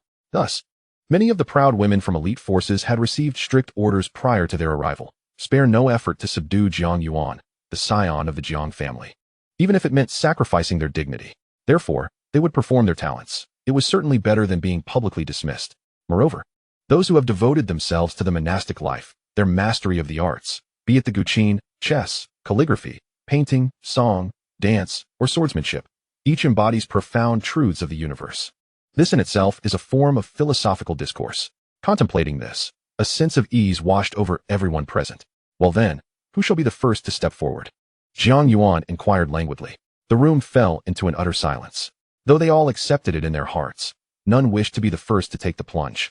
Just as the atmosphere grew awkward, a figure, ethereal and cold as a celestial being, gracefully rose from the lotus throne. It was the saintess of the Yaoqi, Qin Mingyao. Clad in white, untouched by the mundane world, her exquisite visage revealed no trace of emotional fluctuation. She stood there quietly, akin to a snow lotus blooming in the heavens. Pure and sacred. I, Qin Mingyao, humbly offer a tune for His Highness, the Emperor's son. Her voice, akin to heavenly music, clear and melodious, instantly captivated the attention of all. Jiang Yuan's eyes sparkled with interest. Oh, the saintess of Yaoqi, with a remarkable score of 96, has risen first? How bold. I admire that. Excellent. Jiang Yuan regarded her with keen interest. Then, esteemed saintess, please commence your performance. He was eager to witness what surprises this naturally gifted saintess could unveil. Qin Mingyao slightly bowed before Jiang Yuan and proceeded to the center of the discussion platform. She did not take up a guqin or any instrument. Instead, she sat cross-legged in serene silence, closing her eyes. Just as the crowd pondered what she intended to demonstrate, her ruby lips parted, and an ethereal, distant melody, seemingly hailing from the dawn of time, slowly emerged from her mouth. This song bore no lyrics, merely profound and enigmatic syllables. Yet, the moment the melody resonated, the entire Yingzhan Island, and indeed the entire Jiang family domain, fell abruptly silent. The winds ceased, the clouds stilled, and even time itself seemed to suspend in that instant. Then, an astonishing spectacle unfolded. As Qin Mingyao's song continued, mysterious golden runes, forged from the laws of the universe, began to materialize in the air above the discussion platform. These runes circled around Qin Mingyao, slowly rotating, emanating an awe-inspiring and sacred aura. The heavens rained down brilliant light, and golden lotuses emerged from the earth. The esteemed ladies present, as well as the sovereigns of various forces observing through the celestial mirror from afar, felt their souls, at that moment, cleansed and purified. They seemed to witness the universe's genesis, the birth of all things, the evolution of the great Tao, and the transformation of laws.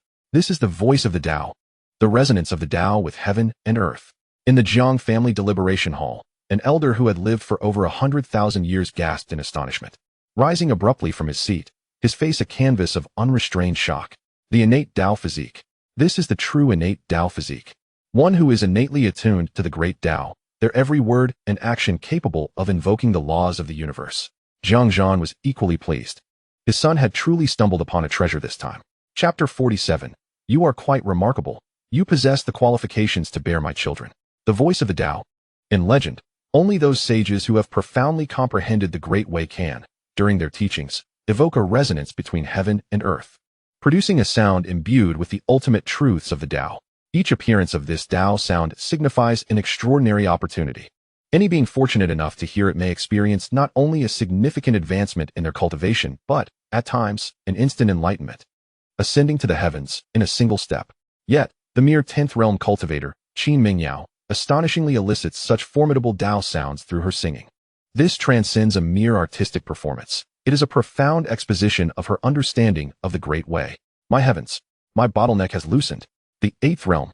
I have unexpectedly broken through to the 8th realm. Is this the terrifying power of a natural Tao embryo? It is utterly unimaginable. Upon the Tao platform, those proud women who once viewed Qin Mingyao as a rival now were expressions of sheer astonishment mixed with a hint of bitterness. There is no comparison. It is utterly incomparable. What she has presented is not merely a display of talent. It is a dimensional assault. While they pondered how to charm Jiang Yuan with their skills in music, chess, calligraphy, and painting, she has directly ascended the platform to impart teachings, stirring the resonance of heaven and earth. How can they continue? Yan Linger's delicate face flushed crimson, overwhelmed by a surge of helplessness. The holy maiden of the sacred demon sect, Hu Mei, retracted her beguiling gaze, replaced by an air of solemnity. Even Wang Tingxue, the imperial daughter of the Wang family from the northern plains, who had remained aloof and indifferent with her eyes closed, slowly opened them, casting a glance at Qin Mingyao that flickered with approval. Truly, as the direct disciple of the Empress of the Yao Pool, she stands on the brink of becoming an ancient innate Tao body. Meanwhile, from a distance, the leaders of various powerful factions, observing this scene through the celestial mirror, were similarly taken aback. The Yao Pool sacred land has indeed nurtured such a formidable individual. The natural Tao embryo is no empty boast. If this woman does not fall, her ascension to the status of an emperor is all but assured. However, the Yao Pool sacred land actually concedes to a marriage alliance with the Jiang family? It is incomprehensible. Within the Yao Pool sacred land, the sacred master and the elders, watching the image of Qin Mingyao, who appeared like a celestial maiden descending to the mortal realm, were overwhelmed with emotion, tears streaming down their faces. They had not anticipated that Qin Mingyao's innate Tao body had reached such heights unbeknownst to them. Excellent. Truly excellent. Mingyao is indeed a prodigy seldom seen in a millennium at the Yao Pool. With such a holy maiden, how could our Yao Pool not flourish? Yet, following their excitement, a deeper regret settled in. They gazed at the image in the water mirror, the Jiang family's young master, sitting calmly on a throne and sipping tea. Seemingly indifferent to the astonishing spectacle before him, caused them pain akin to a knife cutting through their hearts. Such an extraordinary holy maiden, such a defiant talent, is about to become the property of that young man. The mere thought of Qin Mingyao one day bearing children for him left them feeling anguished in body and spirit. But what could they do? The circumstances are more powerful than individuals. For the chance to ascend to the heavens and achieve the sacred body, they would not hesitate to allow even themselves to enter the fray. However, they were aware that this was also Qin Mingyao's own wish. She wished to see him in person before making her decision. The melodious singing resonated, the Tao sound lingered. As the final notes of the performance lingered in the air, the myriad phenomena on the Tao platform gradually dissipated. Qin Mingyao opened her eyes, rose to her feet, and once again inclined her head slightly towards Jiang Yuan. This humble girl has shown her shortcomings. A profound silence enveloped the audience, all eyes converging upon Jiang Yuan, awaiting his judgment. Although it was universally acknowledged that Qin Mingyao's performance was flawless, leaving no room for criticism, the spectators were eager to witness the evaluation from the esteemed Jiang family scion. Jiang Yuan set down his teacup, gazing at the ethereal beauty before him, a maiden whose grace seemed otherworldly, and nodded with satisfaction. Truly, she was a paragon of excellence, deserving of a score of 96. Most significantly, he sensed a remarkable resonance within his innate sacred body, which reacted to her melody with a delightful harmony, as if celebrating in joyous exuberance. Ding! Host's innate Tao embryo resonates with the grand Tao, enhancing the likelihood of superior offspring by 5. Could it be such a fortuitous occurrence? Merely by listening to her sing, one could elevate the potential of future generations? If he were to hear her serenade day and night, would their progeny not be extraordinary? A fervent warmth surged within Jiang Yuan, his gaze towards Qin Mingyao becoming increasingly fervent.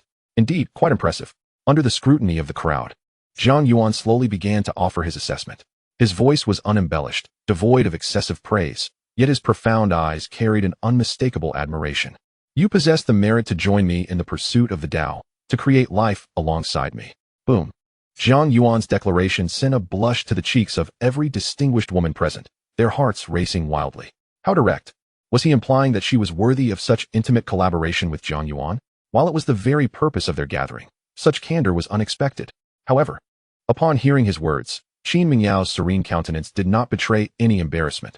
Rather, a subtle, almost imperceptible flush graced her cheeks. She bowed gracefully to Jiang Yuan once more. Thank you, Your Highness. Then, amidst the envious, jealous gazes of many, she glided gracefully to the vacant space behind Jiang Yuan, standing poised and tranquil. The first to succeed. Very well, the next one. Jiang Yuan languidly reclined in his throne, beckoning to the assembly. With Qin Mingyao setting such a high standard, the remaining distinguished women felt an immediate surge of pressure. None could guarantee that their performances would evoke the same celestial resonance as the previous one. As uncertainty lingered in the air, a fiery figure abruptly rose from her seat. It was Yin Linger, the goddess of the flame god sect. Her flowing crimson hair resembled flickering flames, and her stunning visage radiated an indomitable spirit. Jiang family scion, I am here. Her voice was as fierce and direct as her nature. Jiang Yuan raised an eyebrow, observing her. Oh, this little firecracker possesses quite the audacity. Just moments ago, she had narrowly escaped elimination, yet here she was, the first to step forward. How intriguing. He cast a glance at the system panel. Name, Yin Linger, score, 87. Physique, Scarlet Flame Battle Body, Divine Body, a score of 87. Jiang Yuan shook his head inwardly. What a pity, just 3 points short. However, since she has stepped forward, it would be unreasonable not to allow her a performance. Very well, let us see what you are capable of. Jiang Yuan beckoned her with a finger, urging her to showcase her abilities. Yin Linger let out a cold snort and strode to the center of the debate platform. She was determined to prove her strength, demonstrating that she was no inferior to anyone else. She aimed to make this arrogant scion of the Jiang family pay for his disdain. Taking a deep breath, she spread her arms wide, and her fiery red gown billowed without wind. A torrent of scorching, violent energy erupted from her, shaking the very air. With the explosion of Yin Linger's intense aura, the temperature on the entire Xiangxian island surged dramatically. It felt as if invisible flames were igniting in the air, causing the skin of those nearby to burn with discomfort. The remarkable women surrounding the platform summoned their powers to withstand the oncoming wave of heat, their gazes towards Yin Linger now tinged with solemnity. Truly, she was the daughter of the Scarlet Flame Prince. The power of the Scarlet Flame Battle Body was indeed as formidable as rumored. Humph. Yin Linger, sensing the astonished eyes upon her, smirked with a hint of pride. This was precisely the effect she desired. Her strength was certainly not inferior to that of the elusive saintess of the Jade Pool. In the next moment, she moved. There was no music, no accompaniment. In the center of the debate platform, she began to dance gracefully. Yin Linger's movements were starkly different from the typical grace of women, brimming with strength and wildness. Each motion seemed to encapsulate the rhythm of flames. At times, she resembled a raging wildfire, fierce and unrestrained, while at other moments, she was like a flickering flame, lively and sprightly. As she danced, lotus flowers formed from pure flames blossomed at her feet, only to wither away in an instant. Fiery dragons encircled her, emitting silent roars. At that moment, the entire debate platform transformed into an ocean of flames. The spectacle was both resplendent and devastatingly beautiful. What a dance of flames. This transcended mere dance. It was an interpretation of the path of fire. Observe how each step she took resonated with the profound truths of fire's essence, and how every turn summoned the elemental fire energies of the world. Her mastery was nothing short of astonishing. In the distance, the elite powers of the Flame God sect and their allies began to boast amongst themselves. While the Scarlet Flame Battle Body was impressive, it was merely that. In terms of combat prowess, there might be a victor or vanquished, but when it came to discourse, It could not compare to the innate Tao embryo capable of evoking the resonance of the Tao. The leader of the flame god sect, the Scarlet Flame Prince himself, stroked his beard, basking in the flattery that reached his ears, a proud smile gracing his face. Ha ha ha, truly, she is my daughter. Such talent, such strength, who among the younger generation could rival her? He seemed to envision the moment when the esteemed heir of the Jiang family would be utterly captivated by his daughter's unparalleled dance, promptly declaring her successful passage of the trial. Following this, she would triumph over numerous challenges, ultimately acquiring an extraordinarily precious ascension pill, elevating one of the divine body-bearers within their sect to the status of a saint body. The mere thought ignited a fervent excitement within the heart of the Crimson Flame Sovereign. Upon the discourse platform, Jiang Yuan observed Yen Linger's performance with keen interest. It must be said that this fiery little pepper indeed possessed remarkable prowess. Her dance was undeniably passionate and exuberant, stirring an exhilarating rush within the onlookers. Particularly captivating were her long legs, enveloped in a fiery red gown, which, with each movement, tantalizingly revealed glimpses of her form, utterly enchanting. In a previous life, such a performance would undoubtedly have made her a top-tier dancer, complete with mesmerizing effects. Jiang Yuan mused to himself, his impression of Yen Linger transforming considerably. Despite her fiery temperament, she was undeniably a person of genuine talent. If only she could perform a dance that showcased her waist with such fervor. Yet, alas, dear sister, it's not that you lack excellence. Rather, the other celestial maidens are simply too extraordinary. With a mere C rank, it would be best to concede to others. For no one should endure hardship, especially not a child. As Jiang Yuan's thoughts meandered, Yen Linger's dance reached its zenith. Suddenly, she spun fiercely, soaring into the sky. Behind her, a colossal fiery phoenix apparition emerged, emitting a resounding cry towards the heavens.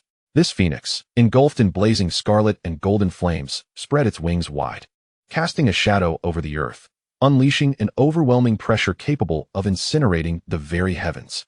Suspended in midair, Yen Linger gazed down upon Jiang Yuan, her stunning visage radiating pride and confidence. She was certain that after displaying such formidable strength, the Jiang heir would no longer dare to underestimate her.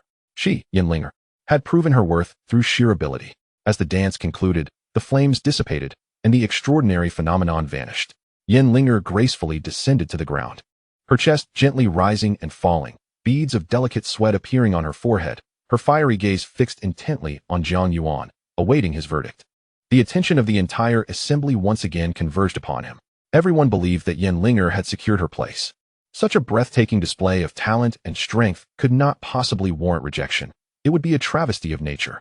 Jiang Yuan, observing her countenance that implored him to praise her, found himself amused. He rose slowly, offering her a round of applause. Well done, indeed. Upon hearing Jiang Yuan's commendation, a victorious smile instantly illuminated Yen Linger's face, her chin instinctively lifting with pride. See, I knew no man could withstand my charm. However, before she could revel in her triumph, Jiang Yuan's subsequent words doused her with an icy chill from head to toe. However, he continued, a look of regret shadowing his expression, you have been eliminated. What? Eliminated? Yen Linger's smile froze in disbelief. She questioned whether she had misheard him. What did you say? I said, you have been eliminated. Jiang Yuan repeated his words once more, his tone calm, yet unequivocal. Suddenly, the entire debate platform erupted in chaos. What was happening? Why was there an elimination?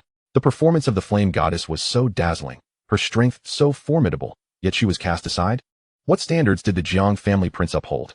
Everyone was bewildered, utterly unable to comprehend Jiang Yuan's actions. Yen Linger seemed struck by lightning, her mind blank as she stood frozen in place. She could not grasp it. Why, after performing so flawlessly, was she still eliminated?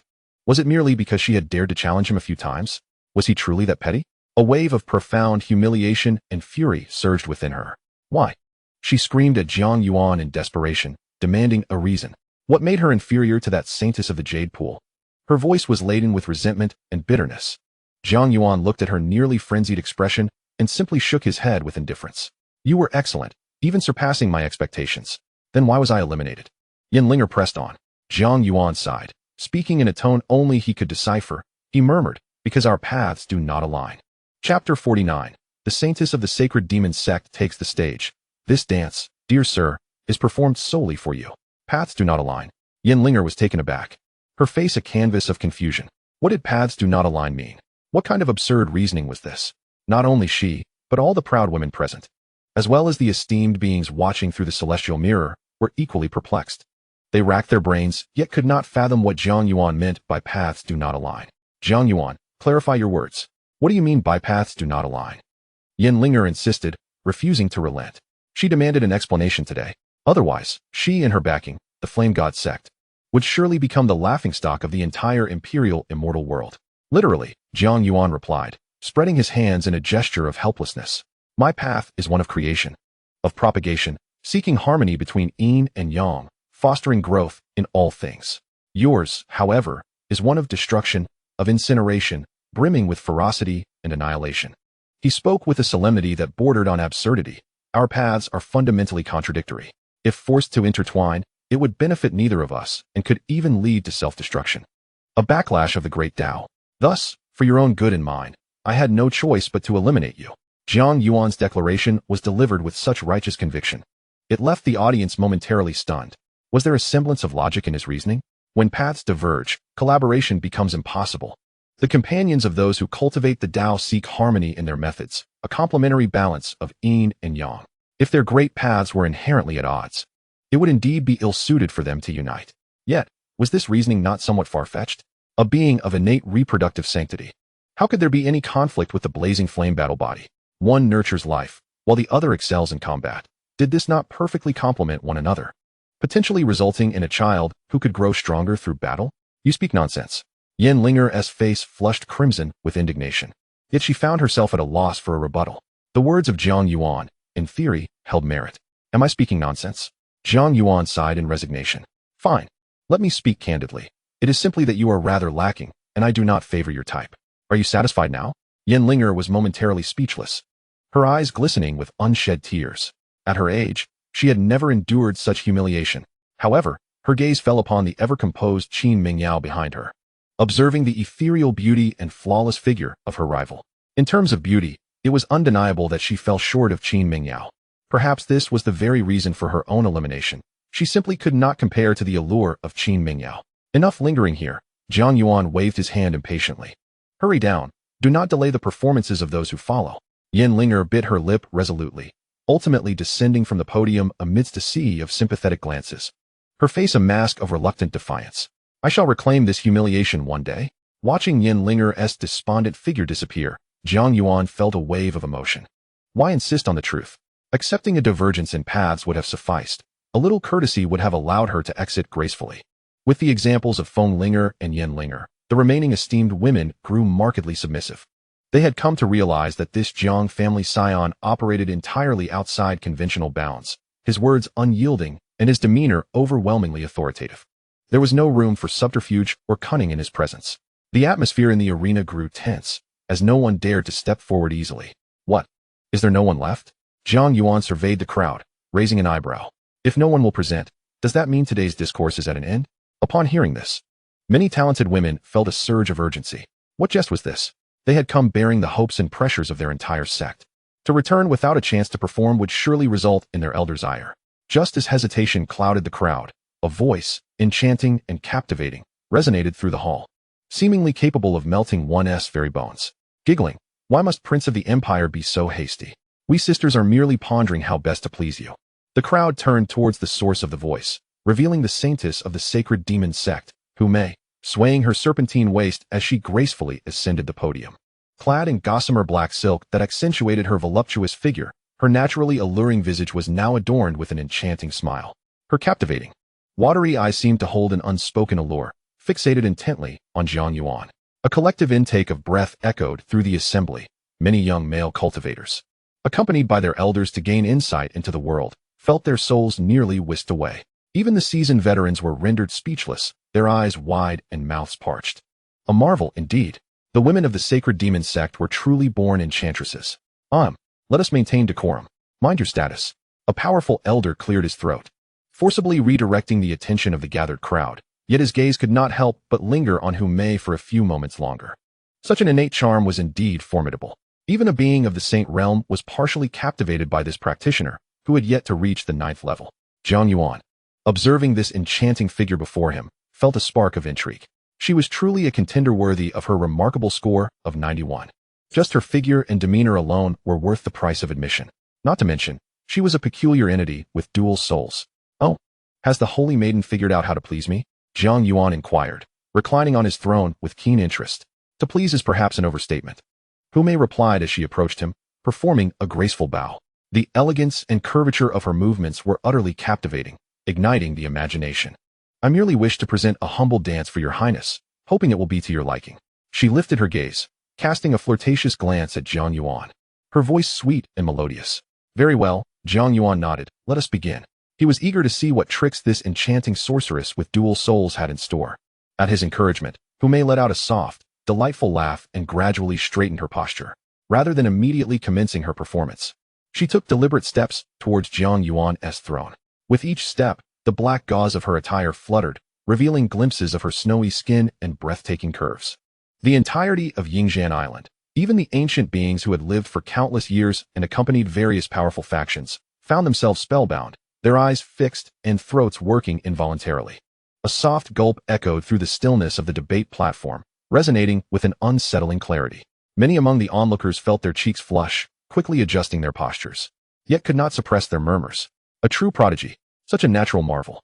How has the holy demon sect managed to cultivate such a bewitching creature? After 10,000 years of cultivation, I believed my heart to be unmoved, yet today I nearly lost my composure. Cough cough.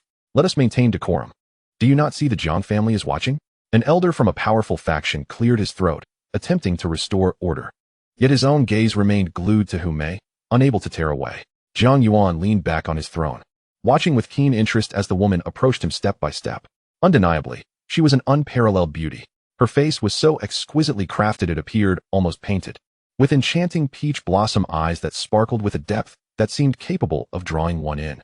Her figure was equally remarkable, exaggeratedly ample where it should be, and delicately slender where it mattered most. She seemed to have stepped straight out of a fantastical realm. Your Highness, Hu Mei finally reached the foot of Jiang Yuan's throne. Pausing to slightly tilt her head upward, her sparkling eyes fixed intently on him, her voice soft, as if it could melt. This dance is performed solely for you. Chapter 50. My father seeks enlightenment through desire. You walk the path of desire. Thus, I am essentially your father. Upon finishing her words, she bowed gracefully once more to Jiang Yuan. In that moment of bending down, the scenery beneath the black veil ignited a thrilling pulse within one's veins. Jiang Yuan smiled, gesturing invitingly. At last, the music began to play. No, it was not merely music. It was an intoxicating melody, resonating deeply within the soul, awakening the most primal and profound desires buried within the heart. As this enchanting sound filled the air, Hu Mei began to move. Her dance, distinct from the ethereal grace of Qin Mingyao and the fiery spirit of Yan Linger, exuded an ultimate allure and irresistible seduction. A mere glance from her was enough to ensnare countless unsteady-hearted cultivators, plunging them into utter oblivion. Beneath the Taoist platform, a young cultivator could no longer suppress his groans, his eyes aflame, breath heavy, veins bulging on his forehead, clearly ensnared in a fantasy from which he could not extricate himself. Awaken, cried the elder beside him, his face paling as he struck the young man's back with a swift palm. A surge of pure mana flooded in, pulling him back from the depths of illusion. Upon regaining consciousness, the young cultivator's countenance turned ashen, filled with dread. Such a terrifying allure, and he had merely brushed against its aftereffects. As the object of Hu Mei's focused attention, the pressure Jiang Yuan faced was beyond imagination. Pink mist enveloped the throne, within which appeared countless ethereal maidens, their bodies bare, coyly posing and emitting alluring sighs. Exotic fragrances infiltrated his nostrils, stimulating his nerves, causing a tempest of energy to surge uncontrollably within him. Jiang Yuan felt his body grow increasingly warm, a wicked fire igniting in his lower abdomen, leaving him parched and breathless. He even experienced a fleeting illusion, as if he had returned to a past life, to a world of opulence and nightly revelries. This is something, Jiang Yuan thought, moistening his dry lips. He sensed that this was no ordinary illusion. The force was genuinely influencing his flesh, arousing his desires. Were he an ordinary cultivator at the 6th level, he would have long succumbed to the temptation, transforming into a wolf and pouncing at once. Even Jiang Yuan himself felt a stir of untamed longing. He could not deny that the sensation was rather exhilarating. He even contemplated the idea of going along with it, pretending to be enchanted, and then, in front of the whole world, claiming her for himself. This script seemed quite thrilling. In the distance, the leader and elders of the sacred demon sect observed the scene, their faces adorned with triumphant smiles. Ha ha ha, it worked. I knew no man could resist Mayor's charm. Truly, she is a once-in-a-millennium natural seductress. Once she becomes his Tao partner and aligns with the Jiang family, obtaining the ascending spirit pill, our sacred demon sect shall give rise to a holy body. Then, let us see if those so-called righteous sects dare to look down upon us. They envisioned a glorious future where the sacred demon sect would soar to new heights, standing equal to the great sacred lands and divine empires. Just as everyone believed Jiang Yuan was on the brink of succumbing to Humei's boundless allure upon the throne, Jiang Yuan's once dreamy eyes suddenly regained their clarity. A hint of coldness, accompanied by a smirk laced with mockery, curled at the corners of his mouth. Playing with fire? Have you dared to bring it upon me? He scoffed inwardly. You wish to wield desire as a means to control me? Little do you know. My father ascended to emperor by mastering the boundless desires of the emperor of 10,000 paths. The blood coursing through my veins is that of ancestors who toyed with desire. By all accounts, I am akin to Humei's father, which seems rather fitting. Jiang Yuan acknowledged Humei's seductive prowess. Her power was insidious, capable of penetrating all defenses and reaching the very essence of the soul, magnifying one's deepest desires infinitely. Yet, regrettably, it bore no effect on him. Not to mention the 9-aperture clear heart that grants its possessor clarity of thought, even without it. He practiced the primordial creation sutra, a celestial technique absent even within the Jiang family. Dispelling her enchantments would be a mere trifle. Were it not for the direct impartation of this technique, he would have already distributed copies to every aspiring emperor in the Jiang family. Interesting, yet not overly so. Jiang Yuan mused. Since you wish to play, I shall indulge you. He refrained from immediately exposing Humei's ruse. A woman so steeped in her own schemes would require considerable effort to fully submit. However, the duality of their souls made it worthwhile. With this thought, Jiang Yuan feigned being deeply enchanted, his gaze glazed and breath heavy. Seeing this, Humei below the debate platform felt a surge of joy, her smile growing increasingly triumphant. Success! This scion of the Jiang family is indeed just a mundane man, swayed by desire. How naive of me to think he was exceptional, she thought disdainfully, her dance becoming more alluring and audacious. The black gauze upon her skin slipped away with each movement, revealing vast expanses of flawless, smooth flesh. The entire debate platform became shrouded in a pink, amorous atmosphere. From afar, representatives of various factions watched with complex expressions. Alas, even heroes falter before the charms of beauty. This Jiang family scion is ultimately young, and his resolve wavers. This enchanting woman of the holy demon sect surely possesses remarkable skills. It seems she will claim the top prize this time. Humph. The paths of wickedness will never hold true merit. Even if she succeeds, we, the righteous sects, shall not share in her glory. Some felt regret, others jealousy, while some scoffed at Humei's methods. Meanwhile, the leader and elders of the holy demon sect were nearly ready to pop champagne in celebration. Ha ha ha, splendidly done.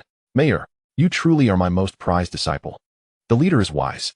This time, our holy demon sect shall soar to new heights. As for the other proud daughters of heaven watching from below the platform, each held their own thoughts upon witnessing Jiang Yuan's state. What a lecher. Ensnared by such base seduction. He dares to vie for the top of the heavenly talents ranking? Yen Linger scoffed, her eyes brimming with disdain and envy.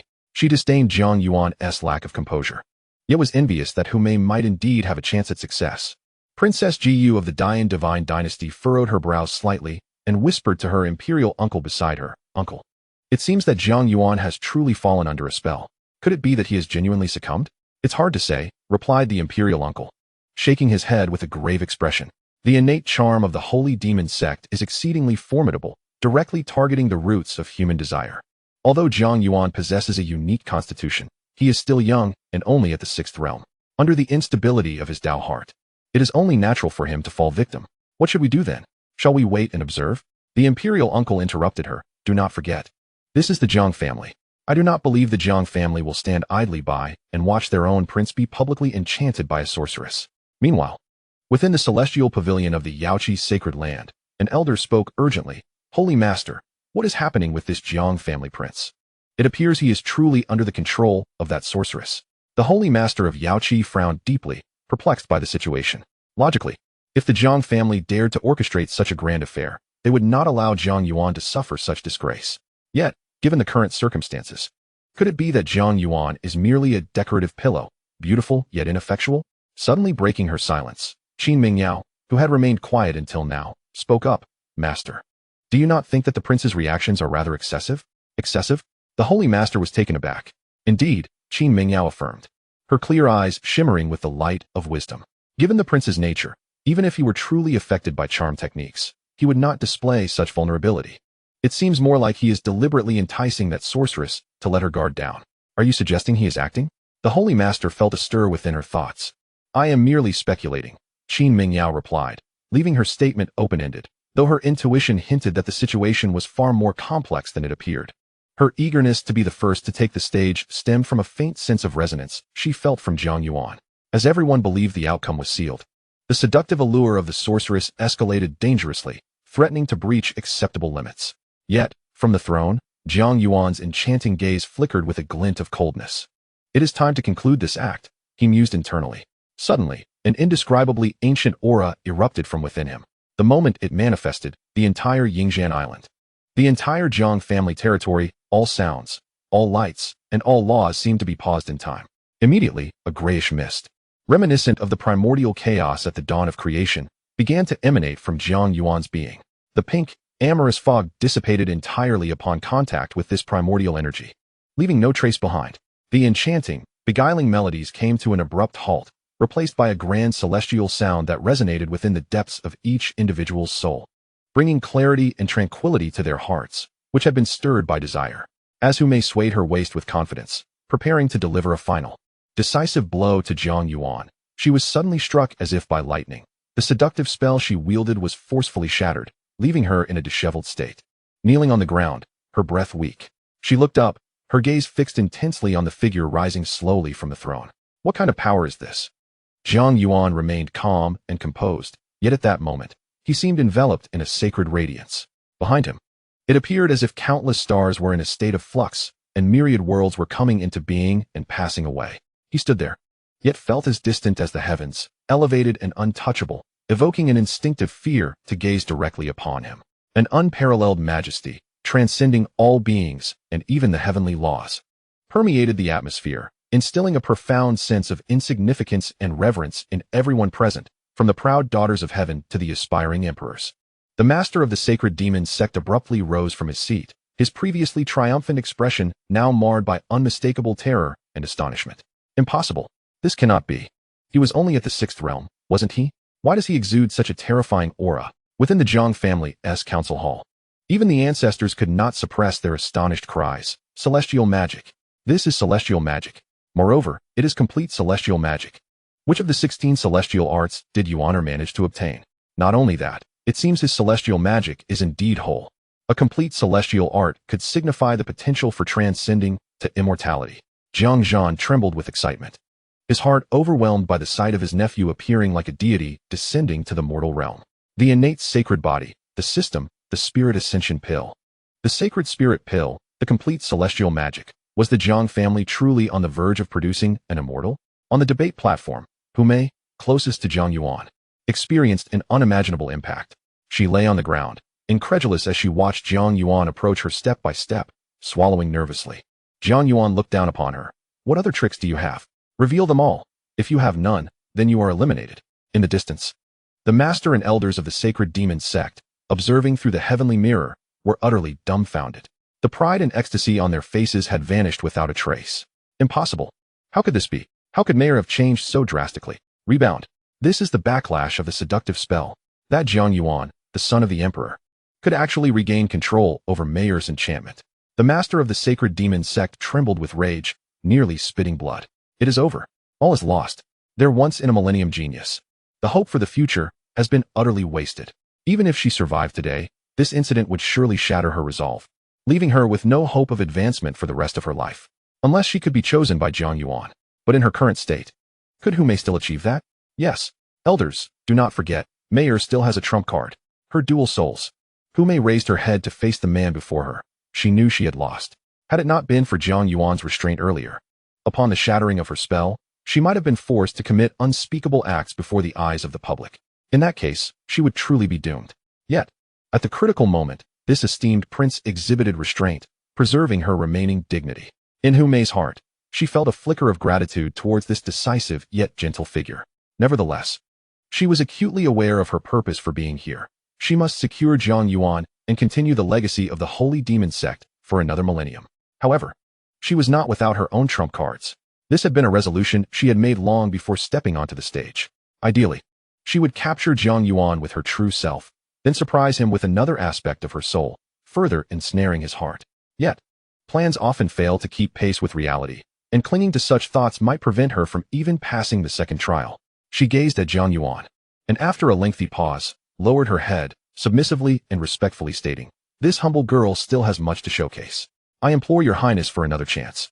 Jiang Yuan, looking down from his elevated position, observed the girl who had finally bowed her head, a smile gracing his lips. Though it was merely the beginning, it was a promising start. Granted, he leapt gracefully back to his throne. Hu Mei took a deep breath, rose from the ground, brushed off non-existent dust, and this time, instead of immediately dancing, she extended her delicate fingers to gently touch her brow. A unique wave of energy emanated from her being. In the next moment, an astonishing scene unfolded. Hu Mei's formerly mature and alluring form began to shrink at a visible rate. Her voluptuous figure and enticing curves vanished, replaced by that of a petite, innocent girl with twin ponytails. Clad in a pink princess dress, her large, sparkling eyes curiously surveyed her surroundings, her expression tinged with shyness. "Hello, big brother." The little girl gazed at Jiang Yuan, her voice soft and sweet, tinged with a hint of childishness. "I am Hu Bao. Can I dance for everyone?" Chapter 52. In public, a sudden kiss. Goodness. Although he was somewhat prepared, Jiang Yuan could not help but be astonished as he beheld Hu Mei, the sultry seductress, suddenly transformed into an innocent little girl. This dual-soul identity was indeed an unexpected twist. He instinctively glanced at the system panel. Name: Hu Mei Hu Bao. Score: 91. Identity: Saintess of the Holy Demon Sect. Physique: innately charming bone mutation, Dao body, dual soul. Data: 175 centimeters, 130 centimeters.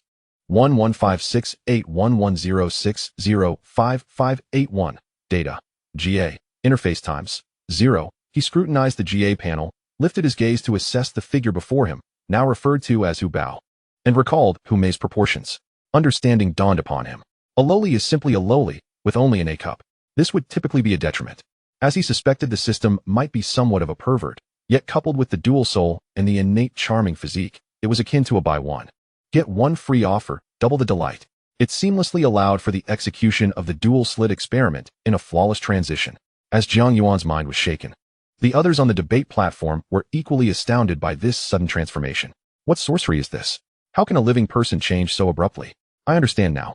It is the art of transformation. No, it is not merely transformation. Her aura, her very essence of life, has been utterly transformed. This is akin to two individuals inhabiting one body, a legendary dual soul. The Holy Demon Sect has indeed found a successor possessing such a rare constitution. Although the dual soul is not as rare as the sacred body, it is still an extraordinary existence, seldom found among the masses. Those endowed with this constitution possess two distinct personalities and talents, allowing them to cultivate at twice the speed of ordinary individuals, while their minds remain resilient, making them exceptionally resistant to inner demons. The sect leader of the Holy Demon Sect, a mysterious woman shrouded in black mist, gazed upon the diminutive and charming figure in the water mirror, a satisfied smile gracing her lips. Hu Mei and Hu Bao are her greatest trump cards. She is confident that no man could possibly resist such dual temptations. The Jiang family as prince, the number one on the talent leaderboard? Today, you shall kneel before the allure of my Holy Demon Sect. On the debate platform, Hu Bao, transformed into a cute little girl, appeared somewhat bashful. Her cheeks flushed as she bowed to Jiang Yuan before commencing her dance. Her movements were a stark contrast to Hu Mei's previous sultry allure, brimming with innocence and vitality. Like a butterfly frolicking among flowers, she danced with grace and joy. Each motion exuded an enchanting purity and charm, complemented by her innocent visage and soft voice, melting the hearts of all who beheld her. Many of the distinguished ladies present could hardly contain their maternal instincts, yearning to rush forth and embrace her, wishing to squeeze her tightly. How utterly adorable. My heart is melting. How vexing. Why am I not a man? Otherwise, I would surely take her home as my bride. Jiang Yuan, witnessing this lively little girl before him, felt a flutter of emotions. Setting aside her adorable form, the true form of Hu Mei, as a mature and alluring woman, was simply irresistible. Just as everyone was still enamored by this delightful dance, Hu Bao's body began to change once more. With a playful spin, her figure expanded at a visible pace. In the blink of an eye, the petite and charming girl reverted to the mature and captivating Hu Mei. With her voluptuous figure, the previously cute dance transformed into a display of sheer elasticity, fearing that her attire might burst from the strain.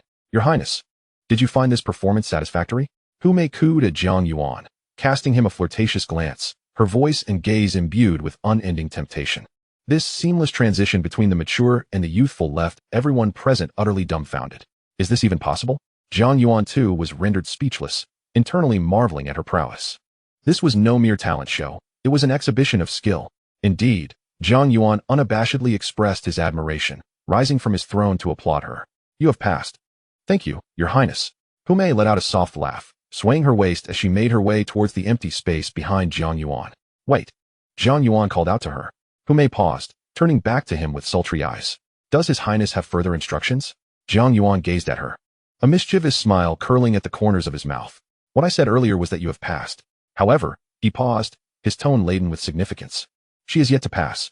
Hu Mei's pupils constricted sharply, instantly grasping Jiang Yuan's implication. This man.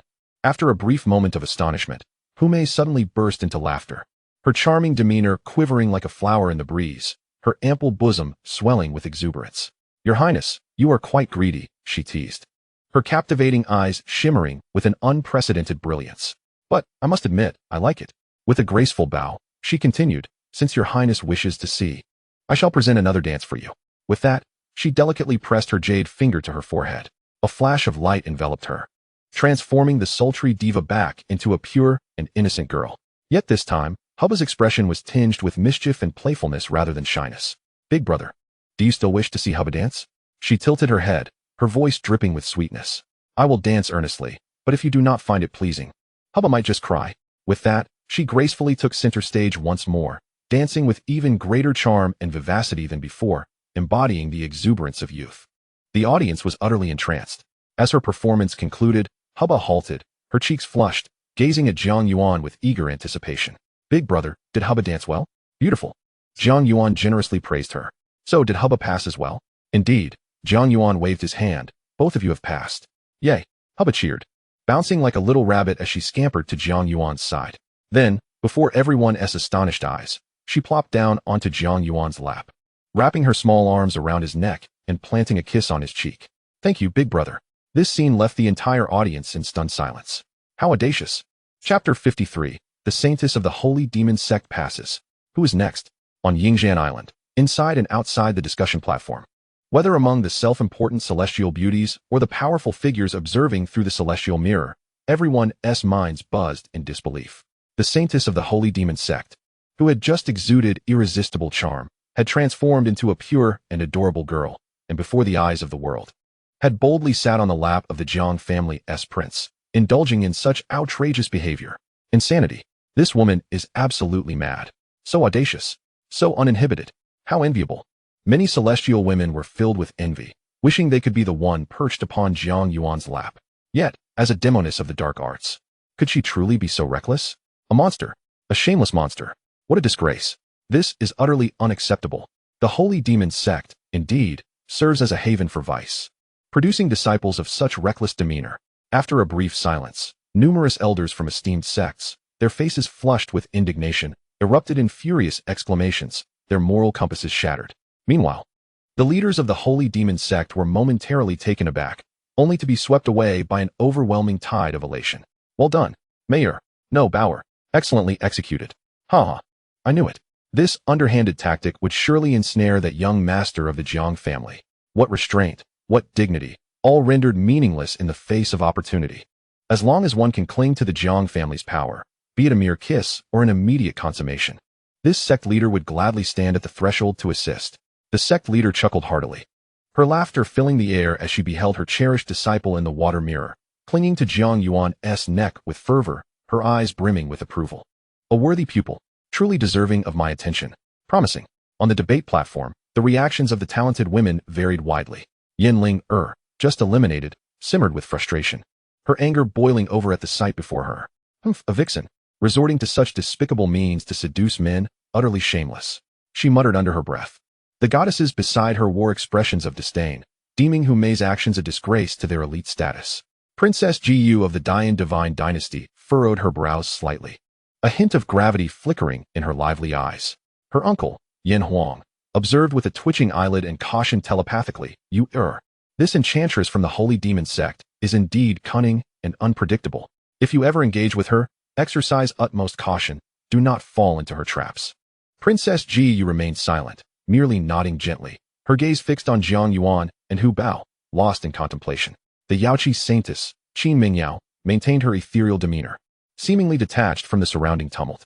Yet, upon closer inspection, one would notice her delicate hand resting on her knee, having unconsciously clenched into a fist. Behind her, Qin Yubai and her daughter Qin Wanwan were left speechless.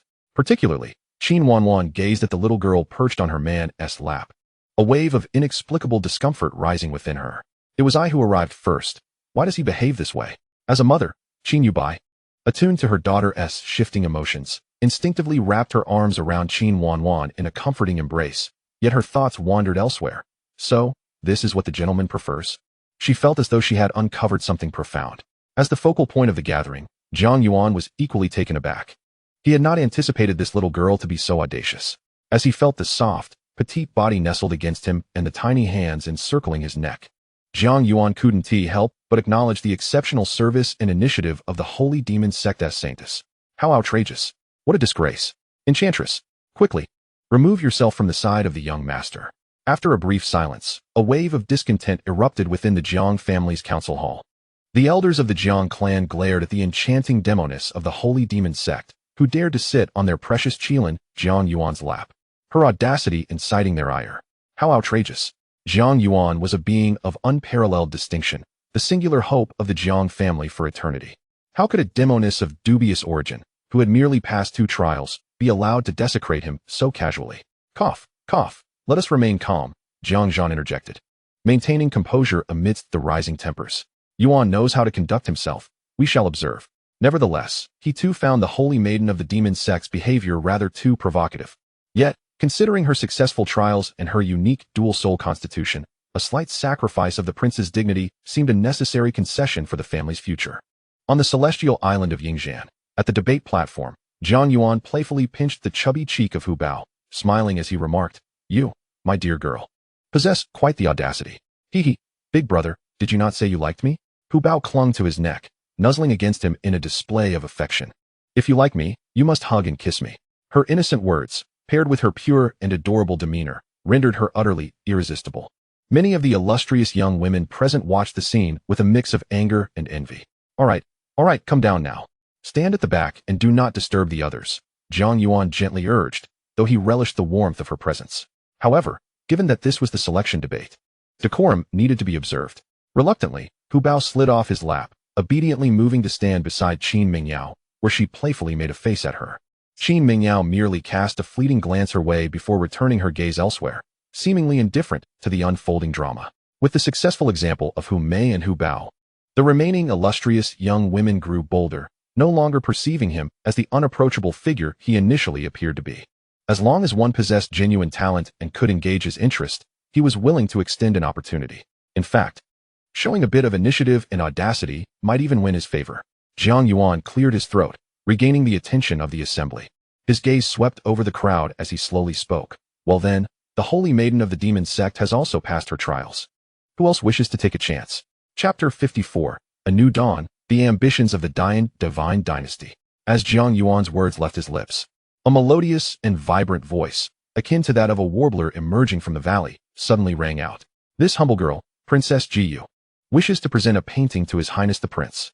The assembly turned towards the sound, beholding Princess Jiyu of the Divine Dynasty standing gracefully from her seat.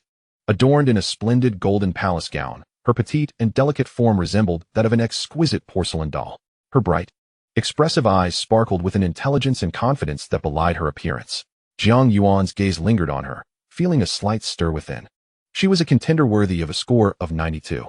In the grand realm of the Divine Dynasty, the princess, with her unique Yuanling physique, may seem somewhat lacking in comparison to others. However, beneath her petite and delicate appearance lies a quality that rivals even the likes of Qin Yuebai and Hu Mei, renowned figures of considerable stature. "Your Highness, please," Jiang Yuan gestured courteously, his curiosity piqued regarding what this eminent princess intended to create. Princess Jiyu performed a graceful bow before Jiang Yuan, then glided elegantly to the center of the debate platform.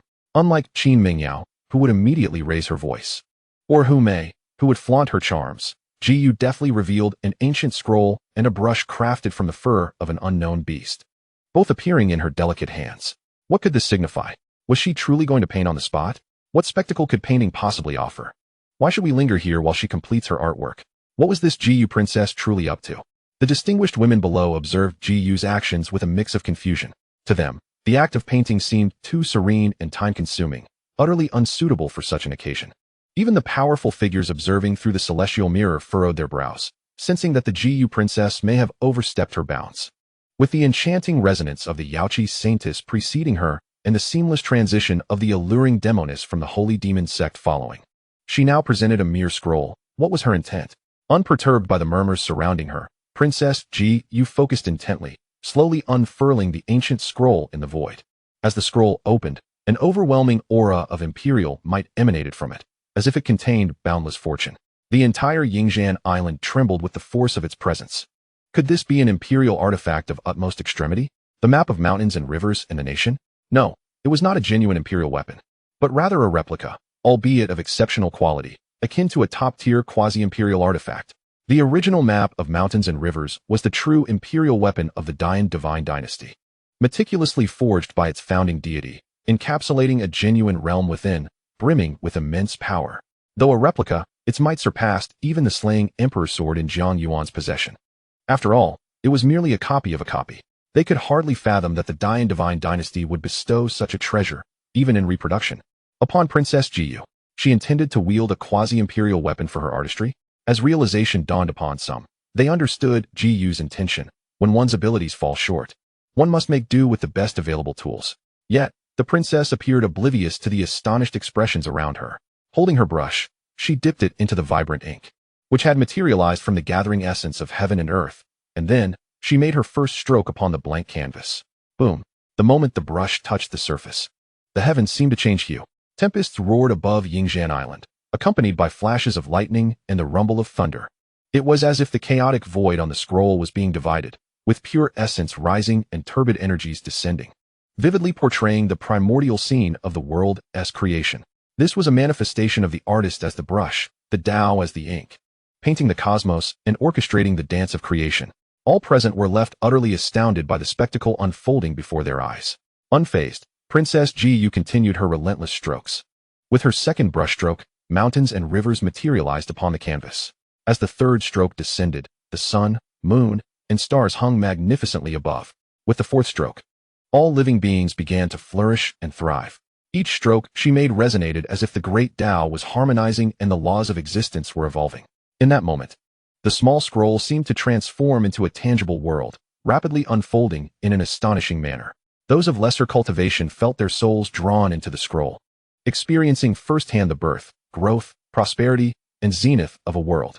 They witnessed the rise of humanity, the clash of 100 schools of thought, and the succession of dynasties. Ultimately, all scenes crystallized atop an immense divine capital, so grand that words could scarcely convey its majesty. Within the divine capital, countless citizens paid homage, as the auspicious golden dragon spiraled through the heavens. At the highest point of the divine capital, within a resplendent palace, a vague yet supremely dignified imperial figure slowly turned. Though the countenance of this figure remained obscured, all present beheld beside it another figure, radiant and regal, embodying the essence of motherhood to the world. This figure was none other than Princess Jiyu. Boom! Upon witnessing this, all understood. The Dayan divine dynasty harbored grand ambitions. This was a declaration to Jiang Yuan and the Jiang family, revealing that the Dayan divine dynasty sought not only to ally through marriage, but also to leverage the power of the Jiang family and Jiang Yuan's innate sacred body, elevating the fortunes of the Dayan divine dynasty to new heights.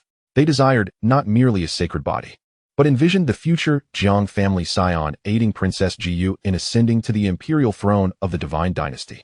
Truly, what a magnificent Dayan divine dynasty. What an extraordinary Princess Jiyu. This was not merely painting. It was an overt manifestation of ambition. The sovereigns of various factions were all struck by profound astonishment, their gazes towards the Dayan divine dynasty shifting dramatically. Yet, they no longer feared inviting wolves into their fold. Would the entire Dayan divine dynasty be consumed by the Jiang family? Meanwhile, the Dayan divine dynasty's esteemed uncle stroked his beard, a hint of smug satisfaction gracing his features. This was their open strategy, to convey to the Jiang family the worth of the Dayan divine dynasty. We possess not only a daughter of heaven, but also the ambition and capability to hunt for supremacy. An alliance with us represents a formidable union for your Jiang family. He believed that as long as the Jiang family was not foolish, they would comprehend the proper choice to make. On the debate stage, Jiang Yuan gazed at the scenes depicted on the scroll, observing the Princess Ji Yu standing alongside the emperor, yet his expression remained unchanged, save for a subtle curve at the corner of his mouth. How intriguing. They seek to paint an alluring picture for me? To make Jiang Yuan and the Jiang family mere tools for the divine dynasty? To aid you, Ji Yu, in claiming the empress's throne? Quite the audacious notion. But alas, he could choose to assist your ascension or to thwart it. It is only Jiang Yuan who determines who shall ascend the throne. Just then, all scenes upon the scroll began to gradually dissipate. Princess Ji Yu withdrew her brush, her delicate visage adorned with a touch of rosy hue and anticipation. Before offering a graceful bow towards Jiang Yuan, the young lady humbly presents herself, uncertain of whether His Highness, the Imperial Son, finds satisfaction in the future of our Dian divine dynasty. Chapter 55. Your thoughts please me greatly, yet I am less pleased with your scheming demeanor. Indeed, I am satisfied, most certainly. Jiang Yuan rose from his throne, his smile radiant as the sun. As he applauded, he strolled gracefully to Princess Ji Yu, lavishly bestowing his praise. Your Highness, your mastery of divine artistry has truly opened my eyes. With your body as the brush and the way as ink, you have crafted a celestial realm, reshaping the state with such grandeur and skill that none among the contemporary youth could rival. Upon hearing Jiang Yuan's commendation, Princess Ji Yu felt a surge of joy, a glimmer of pride flickering in her expressive eyes. She knew that no man could resist the allure of power, ruling over the land and ascending as the empress. The imperial son of the Jiang family was no exception. Your Highness bestows too much flattery upon me, she replied, modestly lowering her gaze. This meager skill of mine is but a trivial display before your esteemed presence. Oh, Your Highness, you err, Jiang Yuan interjected, waving his hand, his expression serious. Your painting is magnificent, truly exceptional. He paused, then shifted his tone to one laced with temptation. So extraordinary that it compels me to imagine what a grand spectacle it would be if the world within your painting could be rendered into reality. Upon hearing this, Princess Ji Yu's heart soared with exhilaration. She had ensnared him. Suppressing her inner excitement, she lifted her gaze, her eyes sparkling with anticipation as she looked at Jiang Yuan. Does your Highness mean? My meaning is clear. Jiang Yuan's smile took on a playful quality. You have passed. Really? Princess Ji Yu exclaimed, overjoyed. Indeed, Jiang Yuan nodded. You are worthy to stand behind me. Thank you, Your Highness. Princess Ji Yu quickly bowed, her heart brimming with excitement as she turned to stride towards the vacant space behind Jiang Yuan. However, after taking just 2 steps, his voice drifted from behind her once more. However, her footsteps halted abruptly, an ominous premonition rising within her. She turned back, gazing anxiously at Jiang Yuan. Does your Highness have further instructions? Jiang Yuan regarded her, his smile gradually fading, replaced by an inscrutable depth. Your Highness's painting is indeed remarkable, and the ambition it conveys is vast. Yet, there is one aspect you appear to have misrepresented. Misrepresented? Princess Ji Yu blinked, perplexed. Where have I gone wrong? The world depicted in your painting, that divine dynasty, is indeed grand and powerful, Jiang Yuan replied slowly. However, within that highest palace, upon that supreme dragon throne. He approached her, extending his hand to gently lift her chin, compelling her to meet his gaze. His voice, imbued with undeniable authority and gravitas, echoed in her ears. Word by word, it should be I who sits, while you can only kneel at my feet. Boom. Jiang Yuan's words struck like a thunderbolt on a clear day, abruptly shattering Princess Ji Yu's dreams and thrusting her back into the unforgiving realm of reality. Her eyes widened in disbelief as she gazed upon the man before her. Her delicate visage drained of color, rendered pale as death. How dare he utter such blasphemous words? In the distance, the emperor of the Dian divine dynasty, Yan Huangshu, sprang to his feet, a wave of terrifying quasi-emperor pressure erupting uncontrollably, his gaze fixed menacingly upon Jiang Yuan. Insolence! How dare you insult my divine lineage? Yet, before he could finish his tirade, a far more formidable and overwhelming imperial aura emanated from the depths of the Jiang family estate, instantly shattering his quasi-emperor pressure into oblivion. With a gasp, Yan Huangshu was struck as if by a heavy blow, blood spurting from his mouth, his countenance turning ashen. An ancient and frigid voice resonated within the minds of all present. In my Jiang family's domain, to disrespect my Jiang family's son of the emperor, do you seek death? It was the voice of the ancestral founder. Yan Huangshu's body trembled violently, his eyes filled with boundless terror. He had acted impulsively. This was the Jiang family, a terrifying existence guarded by 7 great emperors. Here, not only he, a mere quasi-emperor, but even the Yin divine lord himself would have to behave with deference. Ancestral founder, please quell your wrath. The younger generation acknowledges their error. Yin Huangshu hastily knelt, fervently bowing his head in supplication. At that moment, his heart was overwhelmed with profound regret and fear. The Divine Lord had sent him to test the Jiang family's limits during this philosophical conference and to rally support for Jiyu, hoping to secure a more advantageous position for the Dayan divine dynasty in the forthcoming grand feast. Yet he could never have anticipated such a fierce and domineering reaction from the Jiang family. A living emperor had intervened directly. He had merely spoken in bravado, never intending, nor daring, to confront Jiang Yuan physically. On the philosophical stage, Princess Jiyu was equally pale, her delicate form swaying precariously. She stared vacantly at the man before her, a faint smirk gracing his lips, her mind a blank slate. This was not how the script was supposed to unfold. She had believed her plan to be flawless. With the empire as her canvas and the world's ruler as bait, no man could resist such temptation. Once Jiang Yuan was smitten, she could seamlessly ascend to become the Jiang family's empress and, with their backing, rise to become the empress of the divine dynasty, ruling the world alongside Jiang Yuan and the Jiang family, unifying the grand celestial realm. As for what would follow, who could say? However, she had miscalculated one crucial detail. She had regarded Jiang Yuan as a mere pawn, a stepping stone. She had forgotten that this man was the Jiang family scion, the foremost prodigy on the celestial rankings, the cherished child safeguarded by 7 great emperors. How could he possibly acquiesce to become another's tool? Jiyu parted her lips, yearning to articulate something, yet found her throat parched, unable to utter a single word. What could she say? Acknowledging her faults? Admitting her excessive ambition? Yet she was a princess of the divine dynasty, instilled from birth with the imperative to live for the glory of her realm. As long as the divine dynasty thrives, everything can be exploited and equally discarded. Jiang Yuan regarded her desolate expression, teetering on the brink of tears, and his lips curled into a more pronounced smirk. What? Are you dissatisfied? He released his grip on her chin, stepping back to observe her from a superior vantage point, his voice cold and detached. Do you feel humiliated by me? Do you believe the Jiang family is abusing its power? Let me make myself clear today. If your Yin divine dynasty wishes to dominate the world, that is permissible. If you aspire to unify the realms, that too is feasible, provided you possess the requisite strength. Not by relying on a woman and employing petty tricks to draw grand illusions and test the limits of the Jiang family. Do you think your trivial schemes can elude anyone's notice? Jiang Yuan's voice, though soft, struck with piercing clarity, embedding itself deeply in Jiyu's heart.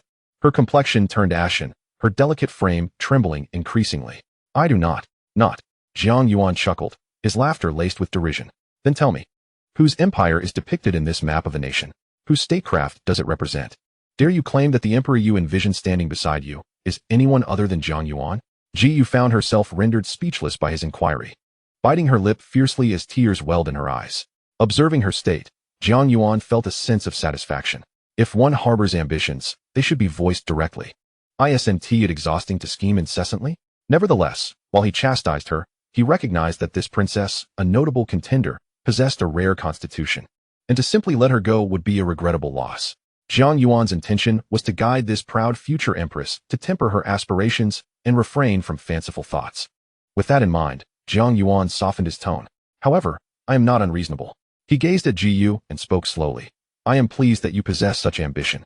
I am satisfied by your desire to elevate the Yin divine dynasty. Yet, I am dissatisfied with your attitude. Nevertheless, I can offer you and the Yin divine dynasty an opportunity.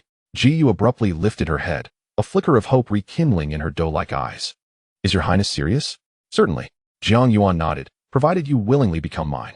I, Jiang Yuan, can promise that in the future, your Yin divine dynasty shall be the foremost among the Jiang family's dominions. What say you? Jiang Yuan observed her, a playful smile gracing his lips. He did not elaborate on his feelings towards Jiyu. He understood that for someone ensnared by ambition, the illustrious promise of the divine dynasty served as a far more effective bait.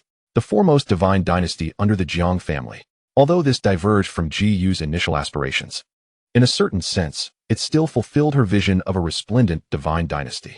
For an ambitious woman, this was an equally potent temptation. Jiyu's heart was in turmoil. She faced a choice: either accept his terms and strive for a future for the divine dynasty or return to the Dayan divine dynasty, cloaked in humiliation, praying for the Jiang family's downfall. She was a clever woman, aware of how to choose. She took a deep breath, poised to speak. Your Highness, there's no need to rush your response. Jiang Yuan interjected, I shall grant you time to contemplate. Chapter 56. The Decision of Jiu. Upon the debating platform stood a poised and beautiful empress. In the distance, the imperial uncle of the Dian divine dynasty, with the assistance of Jiang family guards, struggled to rise from the ground. He wiped the blood from the corner of his mouth, gazing at the scene on the platform, his face etched with both fear and relief. Thankfully, the venerable ancestor of the Jiang family did not truly harbor murderous intent. Otherwise, he might have met his end today. It dawned on him how significant the admonition from the Divine Lord had been when he was dispatched. Exercise utmost caution and do not act recklessly. They, the foremost divine dynasties, had grown accustomed to wielding power externally, yet had forgotten the terrifying foundation of the Chongqing family. Nevertheless, even in the wake of a life-threatening crisis, he did not lose sight of the larger picture, hastily transmitting to Jiu, "Wearer, do not hesitate. Agree to him quickly. Our Dian divine dynasty must seize this opportunity." This sentiment echoed among all the top factions. The reason was simple. Should their esteemed daughter not be chosen by the Jiang family, they would lose not only a potential formidable ally but, at worst, a divine or even a sacred body. In a year or two, the implications might remain unnoticed. Yet as time stretched on, whether or not Jiang Yuan selected her would determine the fate of their forces for the next 10 millennia. Jiu trembled at the sound of her uncle's transmission. She glanced at Jiang Yuan seated upon the throne, then at the pale-faced, weakened imperial uncle in the distance. Ultimately resigning herself with a sigh. What options did she truly possess? Raised under the doctrine of sacrificing everything for the divine dynasty, she was already prepared to give her life for it. Today was merely a matter of serving alongside others. What was there to deliberate? As long as the Jiang family could provide the elixir capable of birthing a sacred body for their Dian divine dynasty, that would suffice. With heavy steps, she approached Jiang Yuan, taking her place beside Qin Mingyao and Hu Bao, standing silently. She uttered no words, yet her actions spoke volumes about her choice. The 16th princess of the Dian divine dynasty, Jiu, submits. Witnessing this scene, all present felt a wave of emotion. Even the mighty Dian divine dynasty had to bow its head before the Jiang family. This Jiang family scion truly embodied unparalleled dominance. As Princess Jiu stepped back, the atmosphere on the debating platform grew subtly charged once more. With the presence of the distinctly styled successes of Qin Mingyao, Hu Mei, and Hu Bao, the remaining esteemed daughters found themselves perplexed. The imperial scion's tastes appeared to be quite eclectic. The ethereal fairy, the enchanting enchantress, and even the ambitious princess of the divine dynasty. At that moment, a figure rose slowly, garbed in azure and white, her ancient-style attire concealing a mature and alluring form. What left those present even more astonished was that this woman did not emerge from the esteemed daughter's ranks. She hailed from the ranks of the great powers. This indicated that she was not amongst the youthful elite. She appeared to be around 30, possessing an enduring charm and an ethereal grace, a breathtakingly beautiful woman. In the mesmerizing gaze of the enchanting lady, one could sense the profound accumulation of time and boundless wisdom, evoking an involuntary reverence at a mere glance. Even more astonishing was the aura she exuded, vast as an ocean of mist and unfathomable. It was unmistakably the presence of a quasi-emperor. A gasp escaped. Quasi-emperor. A formidable being of immense strength. Who is she? How have I never encountered her before? I recognize her. She is Lu Shanin, the leader of the Tianyin sect. Renowned for millennia, it is said that her mastery of the art of music has reached a divine level, already attaining the realm of quasi-emperor. Why is the sect master of Tianyin standing up at this moment? Could it be that she too has come to participate in the Dao discussion conference? This thought sent a shockwave through everyone present. What nonsense is this? An illustrious quasi-emperor challenging these younger generations for men? This is utterly absurd. Jiang Yuan gazed at the extraordinary woman before him, equally taken aback. Lu Shanin, the sect master of Tianyin? Instinctively, he activated his system to investigate. Name, Lu Shanin. Rating, 95. Identity, sect master of Tianyin. Physique, innate Qin heart body, divine body. Data, 174 centimeters, 113551110. F. Interface, 0, by heavens. A score of 95. Another top-tier contender. As Jiang Yuan observed the alluring beauty adorned in ethereal garments ascend the discussion platform, his heart inexplicably quickened. Such ancient attire enveloped her, as if he were being consumed by an abyss. But lo, she was merely a captivating and sophisticated quasi-emperor. What a delightful surprise. This prompted Jiang Yuan to ponder a crucial realization. He and the Jiang family had solely focused on the ordinary celestial beauties, entirely overlooking the illustrious figures among the established holy maidens and sect leaders, who represented an invaluable treasure. However, the identity of the quasi-emperor posed a considerable challenge. Just as Jiang Yuan contemplated how to win over this exquisite sect master, Lu Shanin spoke. Her voice, akin to the melodies of her qin, was both serene and melodious, imbued with a tranquil power that calmed the spirit. I am Lu Shanin, and I have the honor of meeting the esteemed son of the Jiang family. She inclined her body slightly in a respectful gesture, neither servile nor arrogant. You are too kind, Sectmaster Lu, Jiang Yuan replied with a smile. Pray tell. What brings you here today? Do you wish to engage in a discourse with this humble son of the Jiang family? His words carried a hint of jest. Yet, Lu Shanin shook her head, her expression serene as she replied, Your Highness, you jest. I have long since passed the age of romantic pursuits. I have come today for a singular purpose. She paused, her gaze piercing as she fixed it upon Jiang Yuan, articulating each word with clarity. I, a humble woman, wish to exchange the treasured artifact of my Tianyin sect, the quasi-emperor weapon, the ancient resonance qin, for a spirit ascension pill in your possession. Chapter 57. With a single sentence, the quasi-emperor beauty offers to play the qin for me. What? Did I hear that correctly? She wishes to exchange a quasi-emperor weapon for a spirit ascension pill. Has Lu Shanin lost her senses? That pill has the ability to stabilize the birth of a holy body. A saintly figure is at least a quasi-emperor. What need is there to fear a lack of quasi-emperor weapons? Listening to the murmurs of confusion around her, Lu Shanin maintained an air of tranquility as she bowed slightly to Jiang Yuan, the gentle breeze lifting her veil to reveal the mature allure of a beautiful woman. Your Highness, the esteemed colleagues have perhaps overlooked some details. May I be permitted to elaborate? Master Lu, you are too courteous. Please proceed. Jiang Yuan displayed utmost politeness towards renowned powerhouses, his interest not merely in her quasi-emperor cultivation or her enchanting presence. Ordinary quasi-emperor weapons pale in comparison to the ascending spirit elixir you provide, yet my ancient echo zither, the cornerstone of our Tianyin sect, is a renowned emperor weapon crafted over 1,000,000 years ago, before the Tianyin Empress attained her enlightenment. Even after her ascension, she infused it with countless celestial golds, including a palm-sized piece of eternal blue gold. I believe its might rivals that of some ordinary extreme path emperor weapons. A wave of astonishment swept through the audience. If the value of a quasi-emperor weapon does not equate to that of an ascending spirit elixir, then a quasi-emperor weapon possessing auxiliary powers comparable to an extreme path emperor weapon must surely surpass the worth of a single elixir. After all, even emperors do not possess such extreme path weapons in abundance. Many present were left utterly dumbfounded by Lu Shanin's bold proposition. Such a quasi-extreme path emperor weapon could significantly enhance the foundation of an immortal holy land, elevating the combat prowess of any quasi-emperor and even providing notable boosts to emperors. Now, Lu Shanin intended to exchange it for a mere elixir? The gazes of the celestial women converged upon Jiang Yuan, their eyes brimming with indescribable shock and fervor. In that moment, they grasped the monumental nature of the gift the Jiang family had presented. It was akin to bestowing an extreme path emperor weapon. Within the Jiang family's council hall, Jiang Zhan and the elders were equally taken aback. Goodness, a quasi-extreme path emperor weapon for an ascending spirit elixir? This transaction seems to favor us. Indeed, it was not a loss, as long as Yuan interacted with a celestial maiden. He could acquire not just 3 ascending spirit elixirs, but potentially even a holy spirit elixir capable of birthing a supreme holy body, essentially a windfall for them. Head of the family, how many extreme path emperor weapons does our Jiang family possess? Not many. Jiang Zhan pondered the inventory, recalling that there were about 13 extreme path emperor weapons and even fewer half-step extreme path weapons, totaling only 7.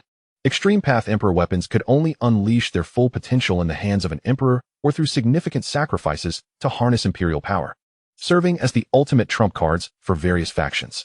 Conversely, half-step quasi-extreme path weapons, which could greatly enhance quasi-emperor's combat abilities, were desperately sought after, as they were simply not enough to meet the demand. Most quasi-emperors in the Jiang family utilized only quasi-emperor weapons. This is rather intriguing.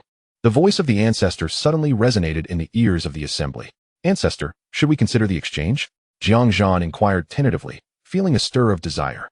A quasi-extreme path emperor weapon represented considerable wealth for the Jiang family. However, this is not the crux of the matter. What is of greater significance is whether this initiation will lead to more forces offering their treasures in exchange for the ascension elixir. If such an industrial chain were to form, the vision would be too exquisite to contemplate. Yet, the ancestor merely shook his head, his voice devoid of urgency as he remarked, "Let us first observe how Yuaner responds. This affair has been entirely guided by Yuaner. Our role as elders is solely to ensure her safety, while she shall determine all other matters herself." Understood, esteemed senior, came the reply. On the discussion platform, Jiang Yuan received a transmission from his family, enlightening him about the value of the ancient melody zither. After absorbing his uncle's words, he cast a glance at the poised and serene figure of the prospective empress before him, who seemed to treat the situation as an inconsequential matter, and felt a surge of admiration. Goodness, she truly spares no expense. Were it anyone else, they would likely have eagerly agreed without hesitation. Yet, Jiang Yuan remains indifferent to such offerings. Does he lack for prospective supreme imperial artifacts? Surely not. With his father being a contemporary emperor and 6 ancestral emperors residing within his lineage, possessing more than one supreme artifact, why would he concern himself with this singular item, especially one that is merely prospective? Moreover, even if his family did not possess such artifacts, he still held the reincarnation disc, a genuine supreme imperial artifact awarded by the system for resolving matters with Jiang Yuan and her daughter. Was that not enticing enough? Thus, the ancient melody zither held little allure for him. Instead, it was the alluring figure of the poised prospective empress, rated at a remarkable 95, that piqued his interest. Master Lu, are you certain? Jiang Yuan inquired with intrigue, emphasizing the term prospective supreme imperial artifact. I am indeed certain, Lu Shanin affirmed, her expression unwavering. Provided His Highness is willing to exchange, the ancient melody zither shall be promptly presented. As she spoke, she elegantly revealed an ancient 7-stringed zither. Its construction from an unknown divine wood, intricately engraved with profound patterns. The 7 strings emitted a faint celestial glow, as if forged from the essence of the cosmos. An aura of profound antiquity and an overwhelming terror emanated from the zither, causing the souls of all present to tremble. Indeed, it is the ancient melody zither. This aura nearly rivals that of our sect's damaged supreme artifact. Everyone was captivated by the grandeur of this prospective supreme artifact, their eyes glistening with greed and longing. However, Jiang Yuan merely cast a fleeting glance before averting his gaze. Master Lu, I perceive your sincerity, he stated, meeting Lu Shanin's gaze. However, before deciding whether to exchange, I wish to ascertain if your Tianyin sect's mastery of the zither truly transcends the ordinary, as legends suggest. After all, this prince does not wish to trade a divine elixir for mere cotton fluff. His words carried a hint of levity and provocation.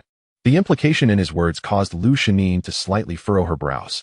Was he suggesting that she could only play the guqin, or that the ancient echo guqin was of little worth? Nevertheless, Lu Shanin understood that Jiang Yuan was presenting her with an opportunity to showcase the value of the ancient echo guqin. She inclined her body slightly toward Jiang Yuan, stating, If His Highness wishes to listen, I shall comply. This piece shall serve as my sincere offering in the pursuit of the elixir. With that, she cradled the ancient echo guqin and gracefully settled into a meditative position. Her delicate fingers glided over the strings. The prospective empress was about to play for him, her graceful hands dancing over the instrument. Chapter 58. Celestial spirits materialize. The melody moves the heavens the moment Lu Shanin's slender fingers gently descended upon the ancient echo guqin. The entire world seemed to hush. The wind ceased, the clouds dispersed, and all breaths involuntarily slowed, their gazes fixated on the figure clad in azure and white. Seated in tranquil poise, she sat there quietly, cradling the ancient instrument, her ethereal presence and extraordinary grace resembling a celestial being who had stepped forth from a painting. Untouched by the mundane world. In that instant, no one regarded her as a mere seeker of medicine. Instead, they saw her as a master of the guqin, poised to convey the supreme path. A clear note rang out, akin to the sound of a mountain stream, cascading into the hearts of all present. There was no earth-shattering momentum nor destructive power, merely a singular note, imbued with a soul-cleansing magic that enveloped the listeners in an unprecedented tranquility and peace. All worries, distractions, and desires, every negative emotion, were gently brushed away by the sound of the guqin. What a comforting sensation. My heart has never felt so serene. Several cultivators could not help but close their eyes, expressions of rapture gracing their faces. Even Jiang Yuan felt an immense release wash over him upon hearing that note. There was something profound about it. Leaning back on his throne, he observed Lu Shanin with keen interest, silently nodding in approval. Truly, as the 95-point prospective empress and sect leader, this opening note was enough to eclipse all those who had come before her. The notes began to flow seamlessly. At times, they resonated like lofty mountains and flowing waters, clear and melodious. At others, they resembled pearls cascading onto a jade plate, crisp and delightful. As the music evolved, grand and sweeping vistas unfurled in the minds of the audience. They envisioned the primordial chaos, the vastness before the division of the cosmos, followed by the ancient battlefield where deities and demons clashed, and then the resplendent era of legendary sages who established sects and imparted wisdom to the world. All were immersed in the magnificent world conjured by the melody, unable to extricate themselves. They felt as though they were experiencing one monumental epoch after another, their understanding of the great Tao and insights into life rapidly enhancing in that moment. I think I understand. So this is the essence of the water Tao. My sword path bottleneck has actually broken through. Ha! I have comprehended. I have finally attained enlightenment. From time to time, the favored daughters of the heavens would emit sharp cries of astonishment, radiating a myriad of divine lights. It was evident that within the celestial melodies, they had gained tremendous benefits. Through the art of the Guqin, they infused their understanding of the great Tao into the music, and such mastery of the Guqin art could rival that of the heavenly sound empress before her enlightenment. This Lu Shanin, it seems, stands but a mere step away from becoming an emperor. Should fortune favor her with a heavenly heart, she could soon ascend to imperial status. The depths of the heavenly sound sect are truly profound. Within the council hall of the Jiang family, Jiang Yuan gazed at the stunning figure in the water mirror. Her expression focused, fingers dancing upon the strings of the Guqin, and a powerful thought surged within him. If this woman could become Yuan's partner, it would undoubtedly be of great benefit to him. Upon the Tao platform, Jiang Yuan also displayed astonishment. Not everyone has the privilege to receive teachings from a quasi-emperor. Others merely experienced the residual waves, while Jiang Yuan was genuinely absorbing the essence of Lu Shanin's Guqin mastery. What astonished him further was that the innate sacred body of fertility within him resonated ever more intensely with the music. Profound insights into the Tao surged into his mind like a tidal wave. His comprehension of the Hongmeng Creation Sutra was deepening at an astonishing pace. Ding! The host is detected to be listening to supreme Tao sounds. The innate Guqin heart and Tao body are resonating deeply with the host. Progress of the Hongmeng Creation Sutra analysis has surpassed one. Goodness, is this truly a stroke of fortune? Simply by listening to her play, I can advance my understanding of celestial arts? Since acquiring the Hongmeng Creation Sutra, despite not having diligently cultivated it, my innate talent of the 9 apertures Linglong heart has been assisting me day and night. Jiang Yuan needed not exert himself, as insights into the Hongmeng Creation Sutra flowed in like a torrent. Yet, until now, his analysis progress barely reached one, but after merely listening to a piece, it surged forward. Lu Shanin is like a mobile repository of Guqin mastery. If only I could have her play for me daily, how utterly delightful that would be. He was referring to the speed of analysis for the Hongmeng Creation Sutra. Just as Jiang Yuan's thoughts churned, Lu Shanin's performance reached its zenith. Her fingers flew across the strings, the music soaring to heights of fervor and intensity. It was as if myriad divine beings were roaring and countless stars were falling. In the next moment, an even more astonishing scene unfolded. With the resounding melodies, small golden celestial spirits, formed purely from sound, began to emerge from the ancient Guqin. These celestial spirits transformed into true dragons spiraling through the air. Others became phoenixes, singing melodiously. Some took the form of cheelants, treading upon clouds. They were vivid and lifelike, exuding an essence of unparalleled purity and Tao rhythm. Celestial spirits taking form. The melodies manifested as tangible celestial spirits. My heavens, this is the legendary realm. The Guqin has truly transcended the divine. While the average person was still processing this, all practitioners of the Guqin art were driven to madness, their faces flushed with excitement. They could scarcely contain their desire to rush forth and seize those soaring celestial spirits to consume them. Within those celestial spirits lies the essence of Lu Shanin's lifelong comprehension of the great Tao. To obtain even one would suffice to spare them a millennium, or even a myriad of years of arduous striving. As Jiang Yuan beheld the myriad of dancing celestial spirits, his eyes shimmered with increasing brilliance. A spirit of the zither soared towards him, and he could feel his sacred body, at that moment, seemingly on the verge of boiling over. It yearned to savor her essence. Yet, Jiang Yuan suppressed this overwhelming desire with immense willpower. One must savor their meals slowly, bite by bite. However, this zither spirit could be indulged in first. At that moment, the music abruptly ceased. The multitude of celestial spirits gradually dissipated into the ether. The faces of the enchanted cultivators, mesmerized by the zither spirit, were etched with profound disappointment. Did they not desire it? Of course they did. But this was the territory of the Jiang family. Any attempt to seize it would spell certain doom. Not even the might of their backing forces could save them. At this juncture, Lu Shanin opened her eyes. Her exquisite visage bore a hint of fatigue, yet predominantly exuded an ethereal tranquility. She gazed at Jiang Yuan and spoke in a cool, measured tone. Your Highness, the son of the Emperor, I have concluded my piece. Might I request in exchange a spirit ascension pill from your esteemed possession? Chapter 59. I hold no regard for the quasi-imperial weapon, but you. I have taken a fancy to. All eyes converged upon Jiang Yuan, eagerly anticipating his response. Undoubtedly, Lu Shanine's performance had far exceeded their expectations. It transcended mere talent display. It was a true discourse, a profound opportunity that allowed countless individuals to benefit from a quasi-imperial's extensive experience and knowledge. If such a performance were to fail the test, the other heavenly prodigies present would likely harbor no hope. Thus, from their perspective, Jiang Yuan agreeing to exchange was a foregone conclusion. Many even speculated whether Jiang Yuan, impressed by Lu Shanine's astonishing prowess, would bestow upon her additional favors. After all, allying with a Zither Dao quasi-imperial of such formidable strength would yield nothing but benefits for the Jiang family. Yet, all conjectures were misguided. Jiang Yuan rose slowly from his throne, not immediately responding to Lu Shanine's inquiry, but instead, he bowed deeply before her. Thank you, Master Lu, for bestowing upon us this unparalleled sound of the Tao. His voice resonated with genuine gratitude. I, Jiang, have greatly benefited. This was no mere platitude. The previous piece had indeed deepened his understanding of the primordial Genesis Sutra significantly. The final celestial spirit she had imparted propelled his comprehension of the sutra to a remarkable level. Lu Shanine, taken aback, returned the gesture with a slight bow. Your Highness, you are too kind. Not at all. Jiang Yuan waved his hand, his face re-emerging with that signature amiable smile. Master Lu's Zither Dao is truly sublime, extraordinary in skill, and has opened my eyes greatly. He paused for effect, under the scrutiny of the crowd, and slowly uttered the unexpected three words, I shall not exchange. What? Not exchange? These two words resonated like twin bolts of divine thunder from the heavens, plunging the entirety of ascending Immortal Island into an instant silence. All present gazed wide-eyed, unable to believe their ears, questioning whether they were experiencing an auditory hallucination. He actually refused? Surely, I must have misheard. The scion of the Jiang family, he rejected the offer? Was a quasi-ultimate imperial weapon not sufficient for a single spirit ascension pill?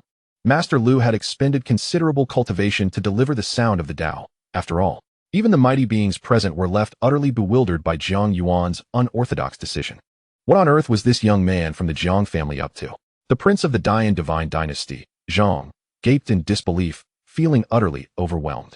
He could not comprehend it, not in the slightest. The holy master of Yaoqi also shook her head in confusion. Upon the Dao discussion platform, Lu Shanine was equally astonished by Jiang Yuan's response. For the first time, her usually serene countenance exhibited clear shock. She had envisioned countless possibilities prior to taking the stage, even considering that Jiang Yuan might demand a steeper price. Yet, she never anticipated that he would refuse so decisively, so completely. Why? Lu Shanine regarded Jiang Yuan, unsure whether her ire stemmed from anger or the exhausting nature of the Tao's manifestation, her chest heaving as if she were about to burst. A sight that instilled fear that her delicate attire might not withstand the burden it should not bear. Her cold, clear eyes brimmed with confusion.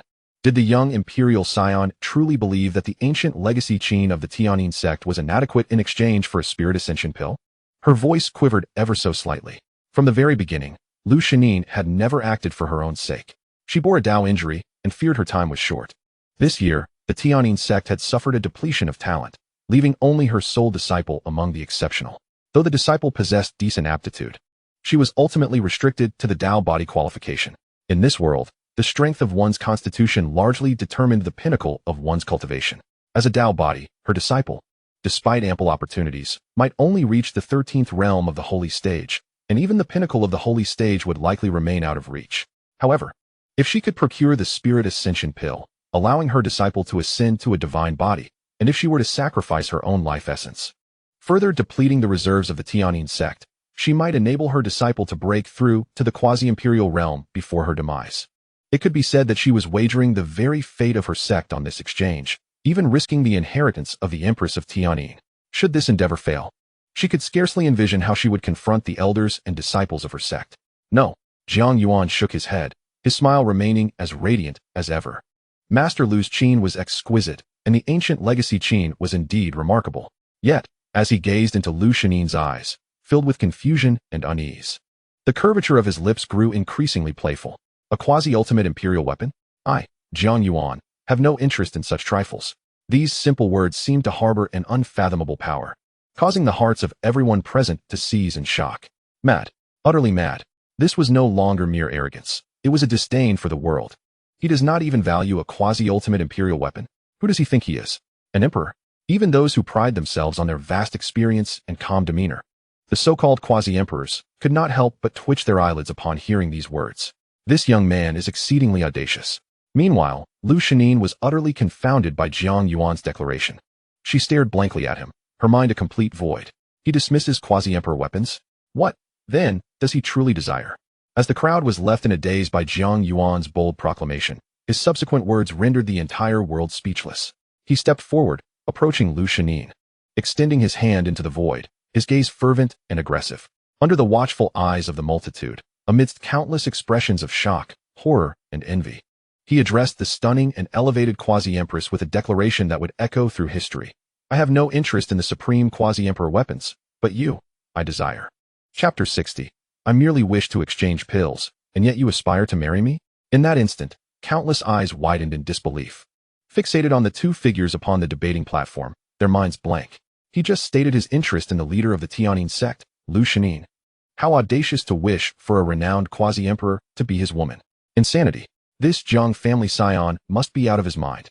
Following a fleeting silence, an eruption of excitement ensued. What? What did I just hear? He actually wants to pursue a quasi-emperor in front of the entire world.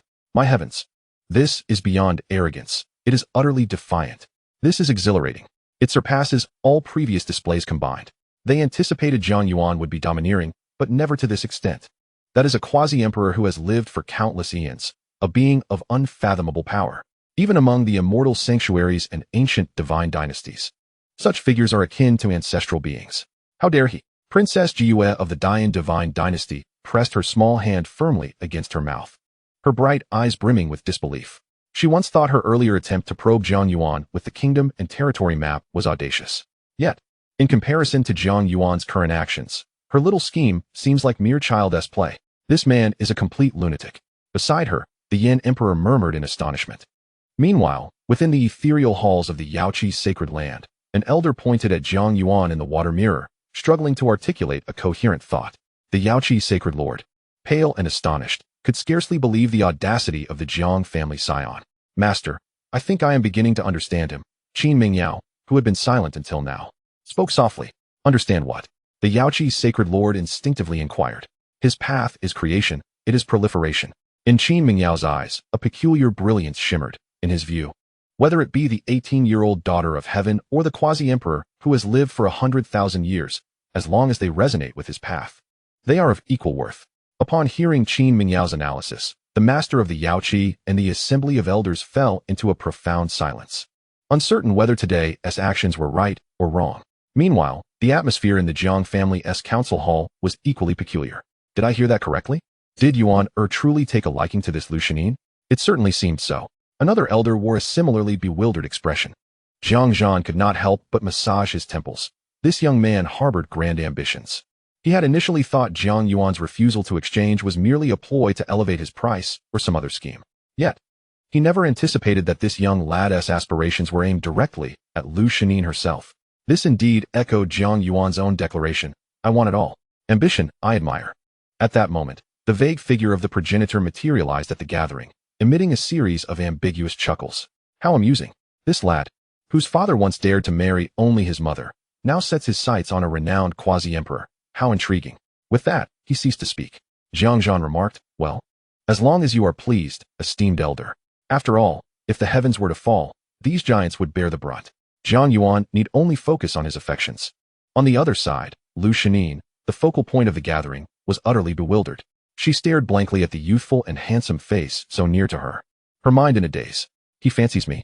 He wishes for me to be his woman, the leader of the Tianyin sect, who devoted herself solely to her sect and the grand path, found herself momentarily lost for words. She had weathered countless tempests and witnessed innumerable lives and deaths. Yet she had never encountered such absurdity. A junior, not even a fraction of her age, boldly declared his interest before the eyes of the world? Was this to be considered an insult, or what? You insolent! Lu Shanin abruptly stepped back, her exquisite visage now overshadowed by frost. A terrible pressure, characteristic of a quasi-emperor, erupted from her, engulfing the entire debating platform. Jiang Yuan, you shall not be so audacious. I am the master of the Tianyin sect, a long-established quasi-emperor. How dare you treat me with such levity? Her voice was frigid and piercing, laced with boundless fury. However, In the face of the overwhelming pressure that could make even saints tremble, Jiang Yuan remained unfazed, a nonchalant smile dancing upon his lips. Lu Sect Master, why such anger? He spread his hands innocently and said, I am merely expressing my admiration. Admiration? Lu Shinin trembled with rage. Is this what you call admiration? Of course. Jiang Yuan nodded, assertively stating, it is human nature to appreciate beauty. Lu Sect Master, with your unparalleled grace and ethereal demeanor, it is only natural for me, a prince, to develop feelings. What is improper about that? Moreover, I merely expressed my interest. I did not insist upon anything. Should you be willing, my Jiang family would happily honor you in a grand procession, ensuring you suffer no grievances whatsoever. If you are unwilling, then so be it. This prince is not dependent on you. Where there is no transaction, there remains a semblance of righteousness. Why resort to violence? Jiang Yuan's words were as meticulous as they were cutting, leaving Lu Shinin speechless with indignation. She gazed at the smooth-talking young man before her, feeling a suffocating weight in her chest, nearly choking on her own breath. Fight! Did she dare? This was the Jiang family, backed by 7 illustrious emperors. If she were to lay a hand on him, would the ancestors of the Jiang clan not erase her Tianyin sect from existence in an instant? Curse him! She was no match for his sharp tongue. He could twist black into white with ease. In that moment, the esteemed quasi-emperor found herself in an unprecedented predicament. She looked at Jiang Yuan, biting her lip fiercely, her cold, clear eyes betraying a flicker of embarrassment, wishing she could immediately suppress and chastise him. Chapter 61. The 4 Promises of the Prince. Jiang Yuan. This prince has all the time in the world. Jiang Yuan observed Lu Shinin's flustered demeanor with satisfaction. He relished this paradox of being despised yet untouchable. However, he understood that mere provocation would not suffice, unless he threatened her with the annihilation of her sect. She would not yield. But then, would that not contradict his intention of convening a symposium for mutual enlightenment? Moreover, it could easily position the Jiang family against the entirety of the imperial immortal world. Even a powerful clan like the Jiang family requires allies. Thus, having delivered a slap, one must offer a sweet date. Master Lu, Jiang Yuan's playful expression faded, replaced by seriousness. I am aware of your purpose in coming here today. The Tianyin sect, with a legacy spanning several millennia, has yet to produce an emperor, yet each generation has at least one quasi-emperor in residence. Unfortunately, in recent times, its fortune has waned, compounded by the destruction of multiple realms, leading to a dearth of exceptional talents within your ranks, resulting in a steady decline. Master Lu, you have struggled to take that final step, and now, as your sect teeters on the brink of oblivion under your stewardship, you seek to exchange your sect's treasured artifact for a spirit ascension pill, hoping to secure a glimmer of future prospects. Am I correct? His tone was calm, yet it sent tremors through Lu Shinin's heart. She widened her eyes, her exquisite visage reflecting an unmistakable shock. How do you know? This is the Tianyin sect's most guarded secret. Aside from myself and a few core elders, no outsider could possibly be privy to this information. How could Jiang Yuan be aware of such clandestine matters? How I know is of little consequence, Jiang Yuan replied with a mysterious smile, offering no explanation. Of course, it was the news imparted to him by his uncle Jiang Zhan. Upon discovering his nephew's interest in the female quasi-emperor, they had immediately commenced an investigation. Furthermore, as the realm of the Tianyin sect bordered that of the Jiang family, they were, in a sense, semi-vassals, and thus, the Jiang family had long been privy to considerable intelligence regarding the Tianyin sect. As Jiang Yuan spoke, he deliberately employed ambiguous phrases, such as a future after the transitional phase, and he remained oblivious to whether Lu Shinin intended to use the ascending spirit pill for herself or to cultivate another prodigy for the sect. Nevertheless, it mattered little. His aim was merely to deceive her. From the current perspective, the outcome appeared quite favorable. The more intelligent the individual, the more they tended to overthink. Dealing with such evidently vulnerable women was exceedingly simple. Quickly sifting through his words, Jiang Yuan gazed into Lu Shinin's eyes, which were filled with shock and unease, and slowly began, what matters is that I can assist you. Assist me? Lu Shinin was taken aback. Indeed, Jiang Yuan nodded. I can help you resolve all the predicaments you currently face. First, the ascending spirit pill. He extended a finger, asserting that, like others, she would receive an ascending spirit pill should she agree, thereby alleviating her immediate plight. At that moment, Lu Shinin's breath became rapid. Second, your lifespan. My Jiang family possesses unparalleled elixirs for prolonging life. Do not think it impossible to live another 10,000 years, for even 100,000 years is within reach. Third, Jiang Yuan raised a third finger, the protection of my Jiang family. I, the prince, can ensure a quasi-emperor oversees the Tianyin sect until your sect gives birth to another quasi-emperor. Finally, And most crucially, Jiang Yuan's gaze flickered, his eyes burning with intensity, as if capable of piercing through Lu Shanin's very soul. Sect leader Lu, your sect's Extreme Path Empress's Imperial weapon has long since disappeared, has it not? Therefore, in addition to what has been mentioned, I offer an Extreme Path Imperial weapon as an incentive. What say you, Sect leader Lu? Boom. If his prior words had merely astonished Lu Shanin, this final statement sent her entire soul into violent tremors. An Extreme Path Imperial weapon. Such a grand gesture? Was he truly serious? An Extreme Path Imperial weapon could only be forged by a great emperor. Moreover, even emperors do not universally possess such weapons. For the celestial gold required is exceedingly rare, and without great fortune, even ascending to emperor does not guarantee possession. An Extreme Path Imperial weapon represents the most significant disparity between superlative and top-tier forces. A single Extreme Path Imperial weapon, capable of exhausting all, could unleash a blow rivaling that of an emperor. Even quasi-emperors would shy away from its brilliance. Are you serious? Lu Shanin trembled as she inquired, her gaze fixed intently on Jiang Yuan, as if striving to see through him. I, the prince, never make empty promises, Jiang Yuan responded, his reply succinct yet commanding. He refrained from excessive explanations. Rather than wasting words, he preferred to let actions speak for themselves.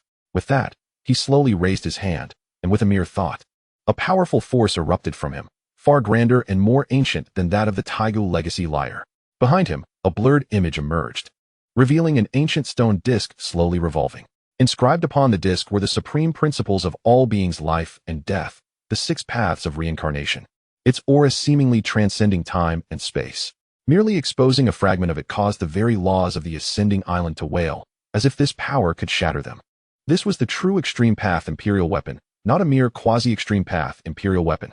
A prospective emperor, an ancient being, gasped in astonishment, his voice laced with incredulity. Good heavens! To present an Extreme Dao Emperor weapon as a betrothal gift from the Jiang family is an extraordinary gesture. The very notion of producing such a formidable artifact with ease speaks volumes of their profound heritage, a truly terrifying prospect. All present, whether they were the most exalted daughters of heaven or ancient beings who had lived for eons, could only cast envious glances at Lu Shanin, their eyes echoing a single sentiment, envy. To offer an Extreme Dao Emperor weapon as a pledge, supplemented by the Ascension Elixir capable of nurturing divine and sacred bodies, is simply magnificent. In this moment, even many renowned female saints, sect leaders, and matriarchs found their hearts racing with excitement. Just imagine, sacrificing oneself for an Extreme Dao Emperor weapon and an Ascension Elixir. Such a bargain seems almost too good to be true.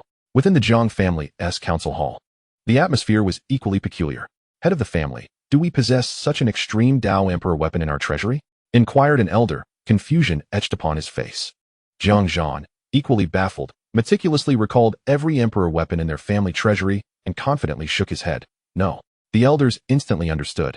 Realizing that this was an opportunity unique to Yuan, who had chosen to offer his own fortune as a betrothal gift, what could they possibly say against it? However, some elders felt a tinge of regret, considering the enormity of an Extreme Dao Emperor weapon. Yet Jiang Zhan held a different perspective, his eyes sparkled with insight. As a family head, he perceived further than the others. Not at all. Yuan-Er's actions are astutely calculated. Elder Lu, you focus solely on the fact that Yuan-Er has presented an Extreme Dao Emperor weapon, yet you overlook what my Jiang family stands to gain from this. Firstly, our family will gain a peak quasi-emperor and the allegiance of the Tianyin sect for at least several millennia. After all, they are a superlative force, and our Jiang family's influence will expand. Furthermore, even if Lu Shanin were to perish later, one must ponder the fate of this Extreme Dao Emperor weapon. It would naturally become a cornerstone of the Tianyin sect. Yet, let us not forget, my Jiang family is dispatching a quasi-emperor to oversee matters. In the end, this Extreme Dao Emperor weapon will return to our clan. Thus, ultimately, we have only expended an Ascension Elixir and a temporary right to wield the Extreme Dao Emperor weapon, in exchange for a peak quasi-emperor, a superlative force, and Yuan-Er's path to greatness. This transaction is not merely advantageous, it is a resounding triumph. After Jiang Zhan's analysis, the gazes of the Jiang elders turned towards Jiang Yuan, filled with admiration. Our Jiang family's prodigy, his intellect is truly unfathomable. Lu Shanin on the platform was acutely aware of this reality. While there are risks involved, the allure was undeniable. Should she have several millennia more, the prospect of her ascension to emperor might not be out of reach.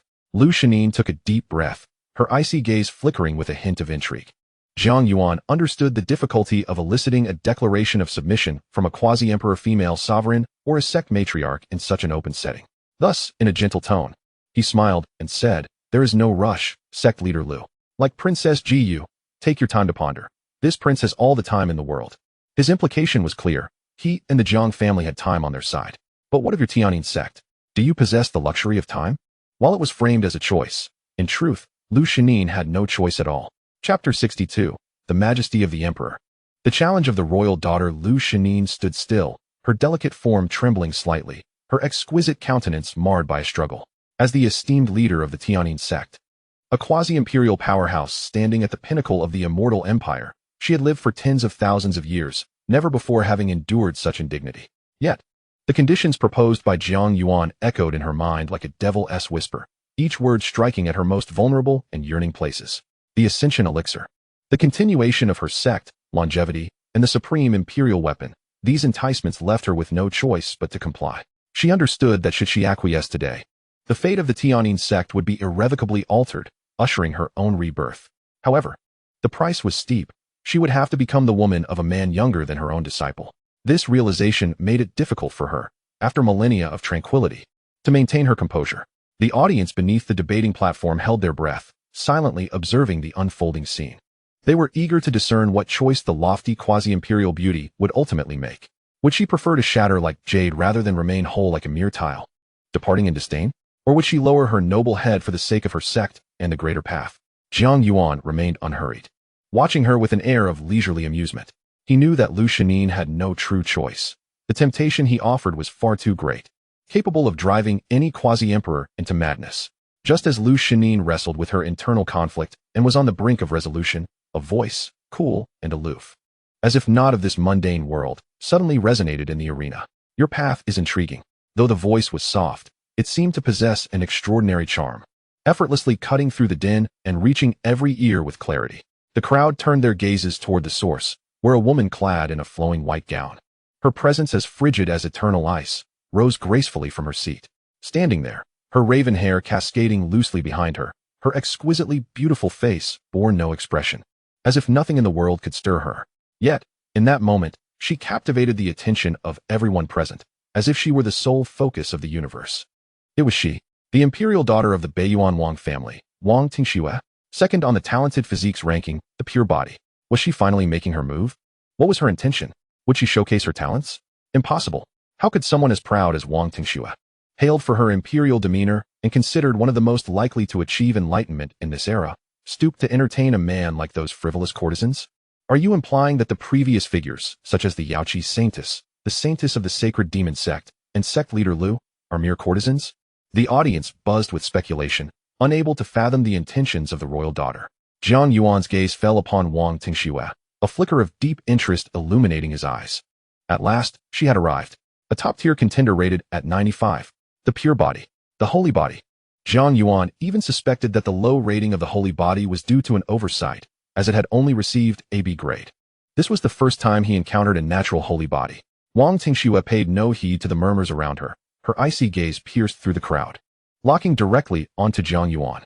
She slowly spoke, her voice retaining its eternal chill. Your path is intriguing. However, I wish to ascertain whether your path can surpass mine. As her words fell, an immaculate and pure white divine radiance erupted from her being. This divine light seemed capable of cleansing all worldly impurities and purifying all malevolence.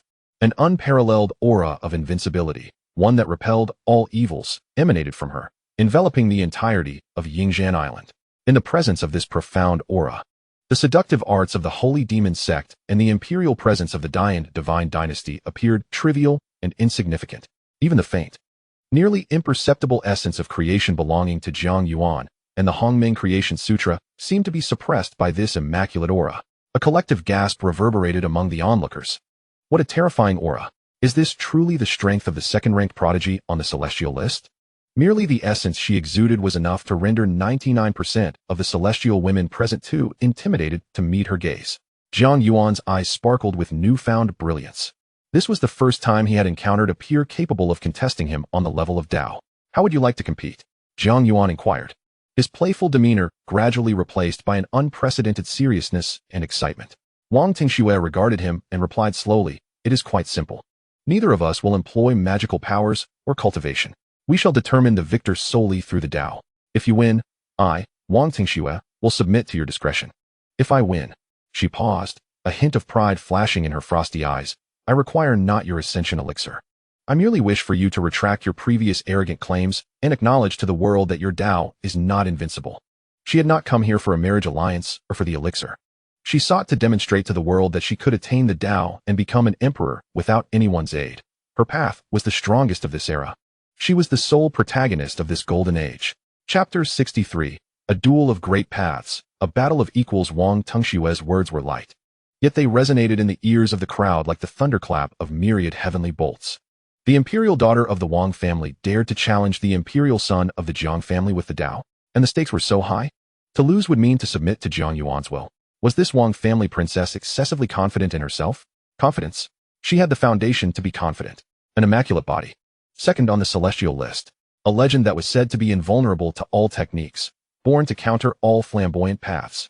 Not to mention her cultivation was nearly at the saintly level. Although Jiang Yuan was also a holy body, and his creation Tao was profoundly mysterious. Facing the immaculate body made the outcome far from certain. Princess Jiu observed the graceful, yet imposing Wang Tingxue on the stage, her sparkling eyes filled with complex emotions. There was jealousy, envy, but more importantly, a sincere admiration.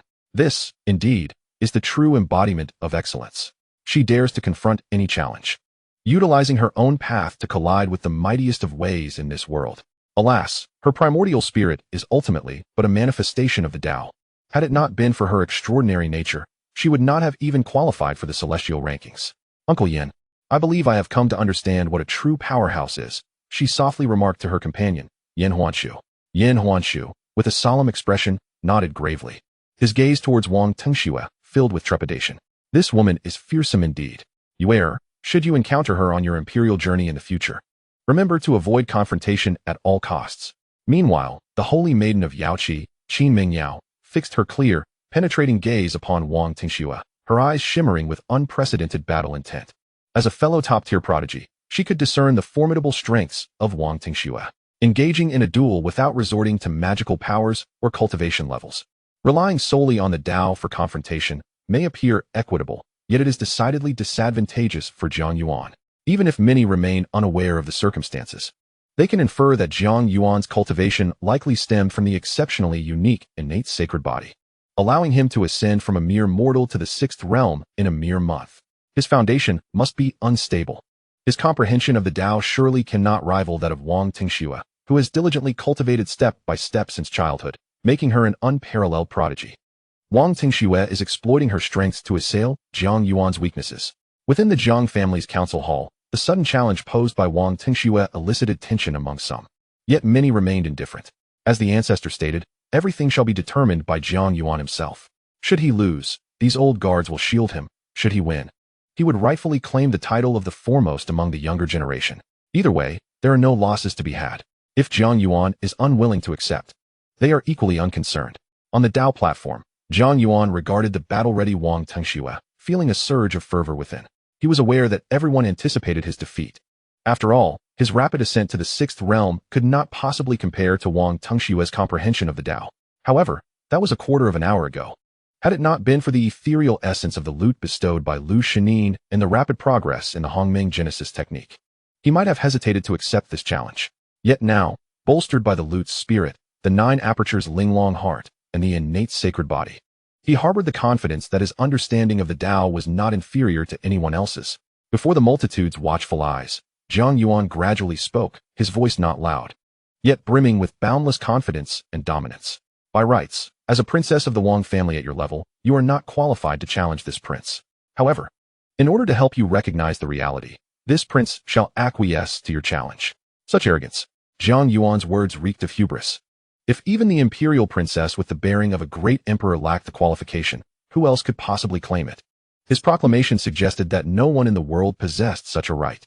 Even Wang Tingxue, with her resolute mindset, felt a flicker of anger upon hearing such egotistical remarks. She, Wang Tingxue, had been a child of destiny since birth, the singular hope of the ancient northern Yuan Wang family, lauded for her imperial bearing.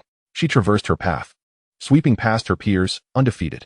Yet, After a brief moment of anger, she quickly regained her composure, her icy gaze returning to a serene tranquility.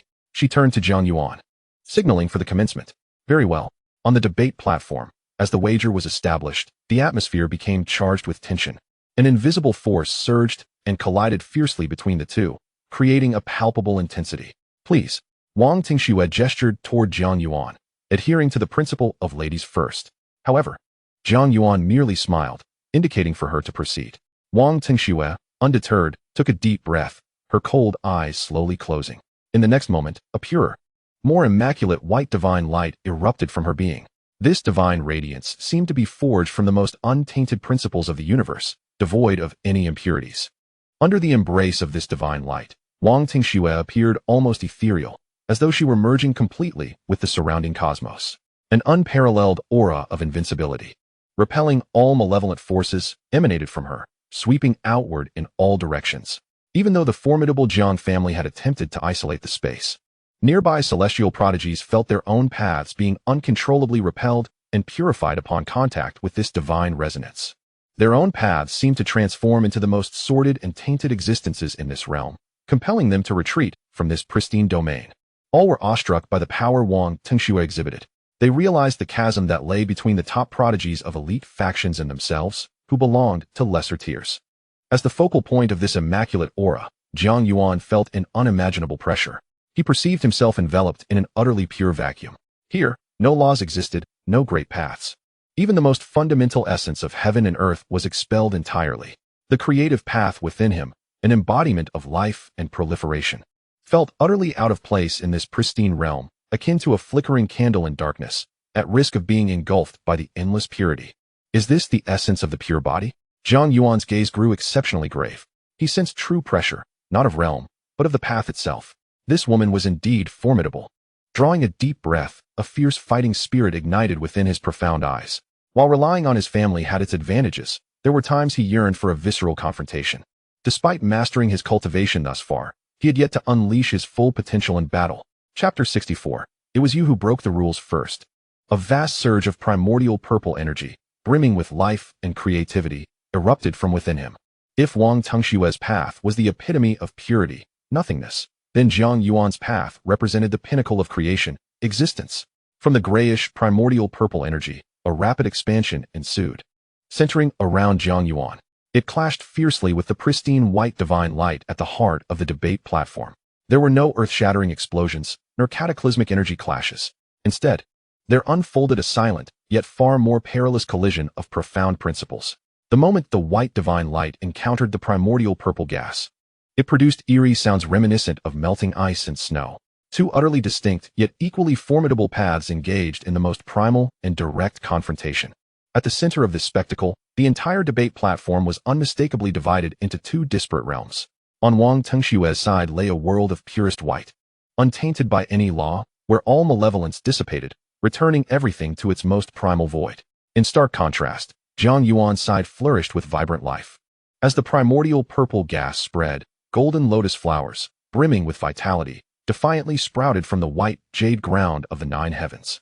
Each golden lotus swayed in the breeze, exuding a refreshing fragrance, creating an extraordinary vision of golden lotuses emerging from the earth. This was the manifestation of the Tao's essence. His comprehension of the Tao had materialized into substance. My heavens, a being of the sixth realm could grasp the Tao to such an extent. Everyone had assumed Jiang Yuan would inevitably falter in this confrontation of paths. Yet, who could have anticipated that he stood equally matched with Wang Tingxue? Even more astonishing, he seemed to possess an underlying tendency to press the advantage. For while Wang Tingxue's immaculate essence could repel all laws, Jiang Yuan's creative Tao could conjure existence from nothingness. A flicker of emotion crossed Wang Tingxue's previously impassive face. She sensed that her pure domain was gradually being eroded by the vibrant life force of her opponent's Tao. This man was even stronger than she had imagined. On the debate platform, the world turned upside down. One half was Wang Tingxue's pristine domain, devoid of all laws and creation, pure to the point of suffocation. The other half revealed Jiang Yuan's primordial realm, shrouded in purple mist, pulsating with raw and untamed vitality. These two opposing forces, both standing atop the pinnacle of the Tao, engaged in a silent yet perilous dance of erosion and counter-eruption. Eerie sounds continued to echo. That was Wang Tengshue's immaculate essence, purifying Jiang Yuan's creative Tao. Simultaneously, Jiang Yuan's creative Tao infiltrated Wang Tengshue's pure domain. Initially, both forces could maintain their distinct boundaries, clearly delineating their respective realms at the center of the platform. However, as time progressed, all present were astonished to witness the vibrant primordial world visibly expanding. 1 lotus. 10 lotuses. Hundreds. Thousands upon thousands of golden lotuses broke through the earth from the purple mist, rooting themselves in the void, forcibly carving out a fertile ground in Wang Tengshue's lawless domain. You seek to purify me? Then as you purify, I shall create even more. You repel all laws? I shall conjure existence from nothingness, making my own principles part of your realm. What a domineering and unreasonable Tao this is. Wang Tengxue could distinctly sense that her pure domain was being tainted and eroded. The relentless force of creation emanating from her opponent seemed inexhaustible. No matter how she sought to purify it, she could not eradicate it entirely. In fact, under her attempts at purification, the golden lotuses grew more robust, and the violet aura intensified. To some extent, her path had become nourishment for her adversary. No, this is impossible. For the first time, doubt flickered in Wang Tengshue's heart. Since her birth, she had been endowed with an untainted body, hailed as a prodigy rarely seen in millennia. Nurtured by the Wang family with all their resources as the imperial daughter, the hope for the future. She firmly believed that she was the sole protagonist in this golden age, the only candidate destined to attain the throne. Yet now, a young man from the Jiang family, who had barely practiced for a month and whose realm was far beneath hers, was suppressing her in this battle of paths. My path is the mightiest. A cry, laden with uncontainable madness and resentment, erupted from Wang Tengshue's lips. In her icy gaze, flames of near madness ignited. Boom, boom, boom. Beings birthed from Jiang Yuan's path charged fearlessly towards Wang Tengshue's pure domain. Upon contact with the white divine chains, they would be purified and dissolved. Yet, there were simply too many of them. Endless. It felt as though they could never be vanquished. Wang Tengshue's pure domain halted its expansion. Moreover, with the relentless onslaught of myriad beings, faint cracks began to appear on the pristine surface of her domain. No, this cannot be. Panic finally marred Wang Tengshue's cold visage. She could not accept that her untainted path would falter against the twisted and heretical methods of Jiang Yuan, which she had never encountered before. Break from me. In her desperation, the sanctified power within her was instinctively summoned. A terrifying pressure, belonging to the realm of saints, erupted from her being. At that moment, the white divine chains seemed to take on a corporeal form, shimmering with blinding holy light, striking fiercely towards Jiang Yuan. However, just as the holy light was about to make contact with Jiang Yuan, his figure suddenly vanished from sight, as if reversing the cycle of reincarnation. When he reappeared, he stood directly before Wang Tengxue, as if a stone millstone had been pressed against her throat. It was the supreme imperial weapon, the reincarnation disc. In that instant, the entire debate platform fell into silence. Wang Tengxue stood there, dazed, feeling the silent pressure of the supreme imperial weapon against her throat, her mind blank. Do not accuse me of wielding the supreme imperial weapon. It was you who first employed forbidden power. Jiang Yuan's voice was gentle, yet it struck her heart like a heavy hammer. You have lost. Chapter 65, The Imperial Assault. This sovereign severs the fate of the human race from this day forth. Just 3 simple words, yet they possessed an infinite allure, plunging everyone into profound silence. Lost. In the second position of the celestial talents list, the royal princess Wang Tengxue, revered for her imperial demeanor and considered one of the most likely individuals to attain enlightenment in this era, stood in a state of disbelief. Her once cold and aloof eyes now reflected confusion and a hint of unacknowledged grievance. How could she have lost? Her pristine path, untouched by worldly affairs, was one of the purest and most fundamental ways in existence. Yet today, she had been defeated by a man of merely 6th-tier cultivation, one who had achieved his prowess through expedient means. Wang Tengxue opened her mouth to speak, but found herself unable to utter a single word, her throat parched. A wave of overwhelming defeat and humiliation surged over her like a relentless tide. Unable to suppress the rising blood within, she abruptly spat out a mouthful of crimson, the stark red staining her white garments, creating a striking contrast. Her delicate form swayed precariously, as if she might collapse at any moment. Tengxue, from a distance, within the seating of the northern royal family, a formidable elder with an aura of impending sovereignty rose abruptly, his face etched with concern and alarm. He attempted to rush towards the discussion platform, only to be firmly restrained by the guards of the Jiang family. Elder of the Wang family, please remain calm. One of the Jiang guards stated expressionlessly. The prince will handle this. On the discussion platform, Jiang Yuan gazed at the pale and trembling beauty before him, letting out a quiet sigh. Honestly, he had not anticipated Wang Tengxue's resolve to be so fragile. Was it merely a contest that warranted such a reaction? Yet, recalling her prior haughty demeanor, it was almost amusing. Why not take a cue from Qin Yuebai, Qin Wanan, and Hu Mei, who gracefully accepted their defeats and stood behind him? Would she continue this way? Jiang Yuan withdrew the reincarnation plate, finding the sensation of invoking the supreme imperial weapon through celestial arts even more gratifying than he had expected. Wang Tengxue shivered, lifting her head, her once clear eyes now bloodshot. After a prolonged silence, she managed to force out 3 words through gritted teeth. I have lost. Excellent, Jiang Yuan replied with a smile, fully aware that she would still be unwilling to accept her defeat. However, it mattered not. Once the gathering for the reincarnation discussion concluded, he would have ample time to earn her acquiescence. Besides, if everyone were compliant, it might become rather dull. Clearing his throat, Jiang Yuan surveyed the audience below and casually remarked, Is there anyone else who wishes to? Suddenly, an indescribable, terrifying pressure, laden with the essence of death, decay, and obliteration, descended from the heavens without warning. This pressure transcended the saints and even the quasi-emperors. It was the supreme might of the emperors. And not just one, but 3. 3 strands of imperial might, infused with boundless murderous intent, swiftly enveloped the entirety of Ancient Island. This is dire. Deep within the ancestral grounds of the Jiang family, the usually calm voice of the progenitor resonated with alarm for the first time. We are under attack. With a thunderous roar, the entire Ancient Island, along with the Jiang family's territory, trembled violently beneath the weight of these 3 terrifying imperial presences. Meanwhile, a palpable imperial majesty enveloped the ascending fairy island. Is this an emperor-level formation? The sky, in an instant, turned as dark as ink. It was not merely clouds obscuring the sun, but the laws of space, forcibly distorted and torn apart at this moment. 3 indistinct figures, shrouded in a dense aura of death and ominous black mist, slowly stepped forth from the rift in the torn space. They hovered silently above ascending fairy island, emanating a terrifying pressure akin to 3 ancient divine mountains, weighing heavily upon the hearts of all present. Emperors. 3 living emperors. No, to be precise, they are ancient sovereigns. Sovereigns from the forbidden zone of life. The unmistakable aura radiating from the 3 ancient sovereigns revealed their malevolent intent. Who dares? Jiang Zhan bellowed, stepping forward as the aura of a peak quasi-emperor erupted, attempting to withstand the terrifying imperial might of the trio. However, before the true might of an emperor, a quasi-emperor was ultimately but an insignificant insect. With a single strike, Jiang Zhan was sent flying, spitting blood, his complexion turning ashen. Uncle. Jiang Yuan's expression shifted, and he swiftly moved to support Jiang Zhan. Yuaner, do not approach. Jiang Zhan steadied himself with great effort, urgently admonishing Jiang Yuan, his eyes filled with anxiety and gravity.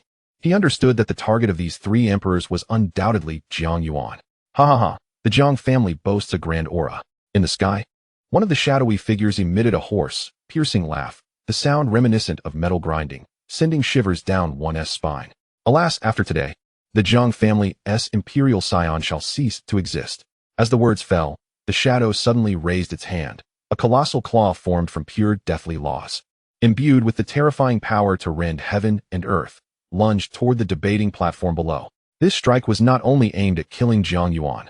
It sought to annihilate the entire debating platform, along with all the exceptional women upon it. This was a deadly trap. They intended to sever the future hopes of the human race in the most ruthless and direct manner. It was a prime opportunity. Should they slay this batch of extraordinary women, the golden era of humanity would crumble in an instant, and they could harness the essence of their beings to live another 100,000 years. You insolent wretches, do you dare? Just at this critical juncture, from the depths of the ancestral land of the Jiang family, the furious roar of the progenitor resounded through the heavens. Boom, boom, boom. 5 equally terrifying pillars of imperial might surged skyward from the Jiang family's ancestral ground, transforming into 5 towering divine phantoms, standing resolutely between heaven and earth. Rodents of the forbidden zone, daring to wreak havoc on the Jiang family's territory. Have you grown weary of life? The fiery voice of the 4th ancestor roared like rolling thunder, reverberating through the void.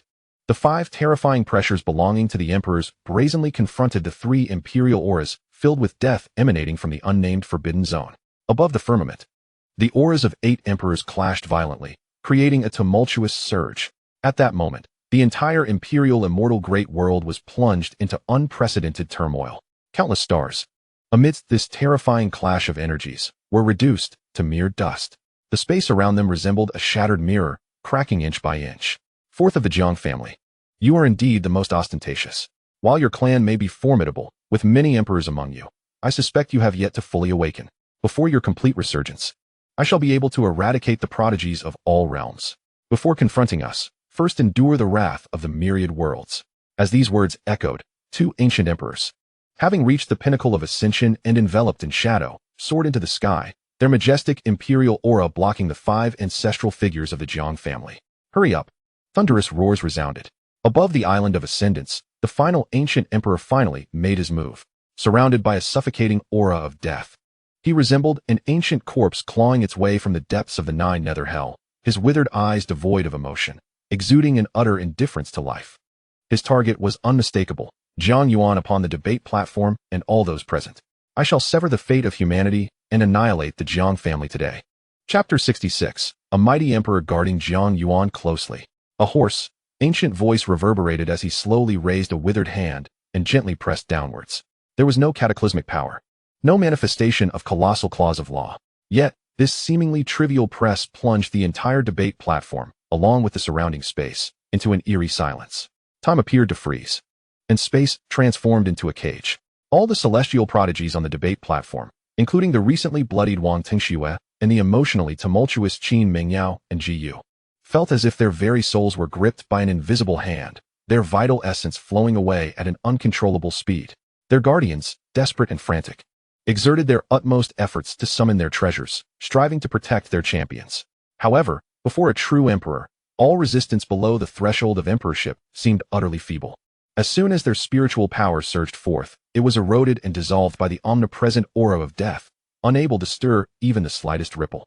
It was over. This was the path of death. This ancient emperor practiced the path of death. A long-lived ancient being uttered a desperate wail. The path of death, one of the most tyrannical and bizarre laws among myriad paths, specifically targets vitality, rendering it nearly impossible to defend against. This ancient emperor required no extravagant techniques. Merely by expanding his domain, he could transform this area into a forbidden zone for life, leading all beings toward decay. This was the true essence of annihilation, more insidious and inescapable than the colossal claws before. Yet, Jiang Yuan, as the focal point of the path of death, was expected to be the one whose vitality waned the fastest.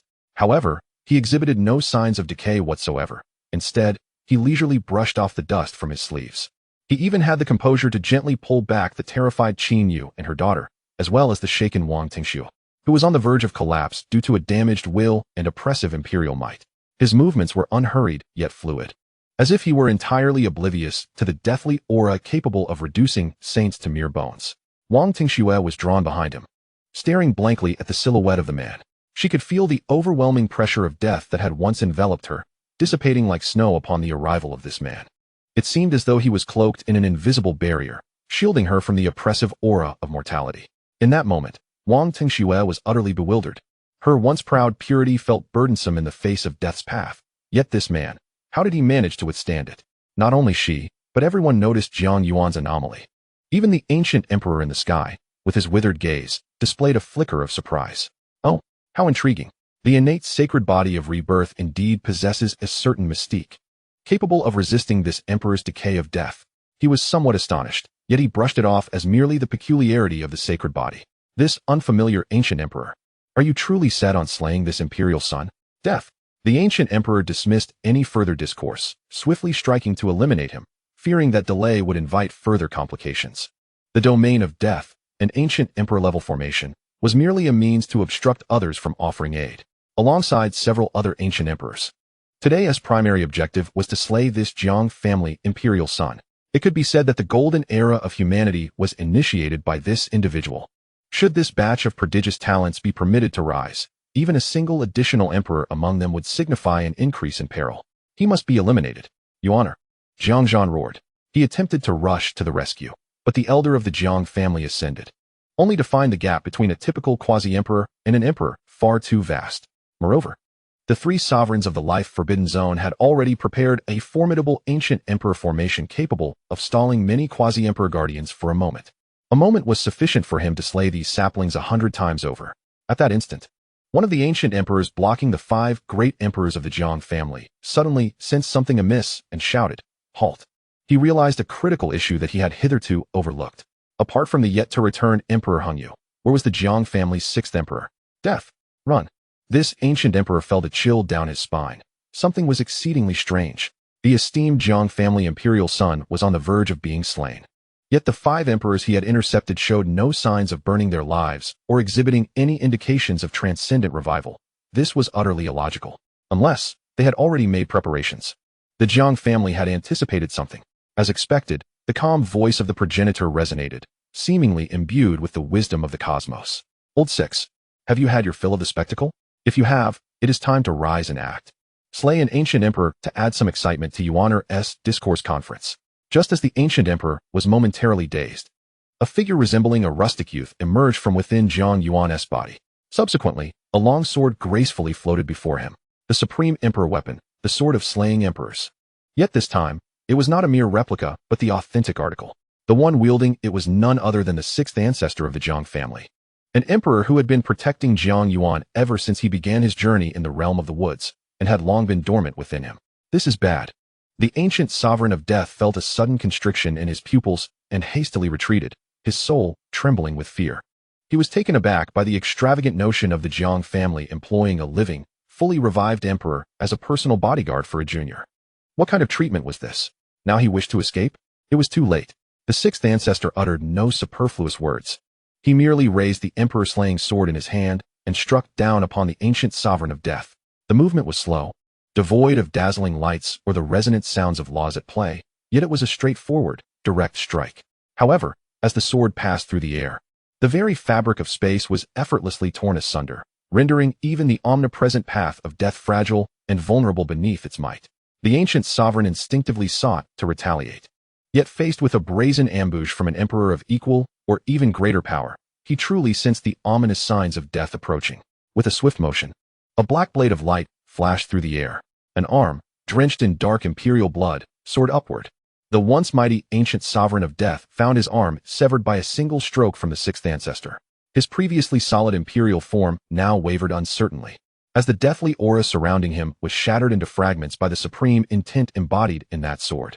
All present were petrified in place. One strike. Merely one strike. A living emperor, an ancient sovereign hailing from an unknown realm of life, was thus gravely wounded.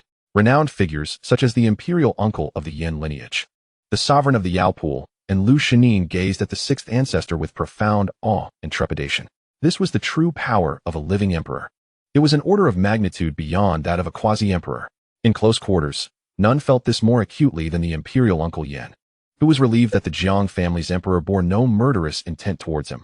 Otherwise, with that single strike, he would not have survived even 10 lives. For an ordinary sacred body, even upon reaching quasi-emperor status, the chasm separating them from an emperor remained immense. Moreover, the disparity between emperors and between quasi-emperors was akin to a vast chasm. Wang Tingxue stared blankly at the scene before her. The Wang family had quasi-emperors, and not just one. Yet witnessing an emperor in action was a first for her. She had always believed that her pristine body and her path, once cultivated to quasi-emperor level, could withstand even an emperor's might. However, she now realized the extent of her naivety. Could the pinnacle of the quasi-emperor realm truly contend with the sword of this 6th ancestor? The very notion that such a terrifying existence would willingly lower itself to protect Jiang Yuan was indeed astounding. Cough, cough, cough. In the void, the ancient sovereign of death struggled to rise, his gaze fixed upon the distant figure of the 6th ancestor, who wielded the supreme imperial weapon.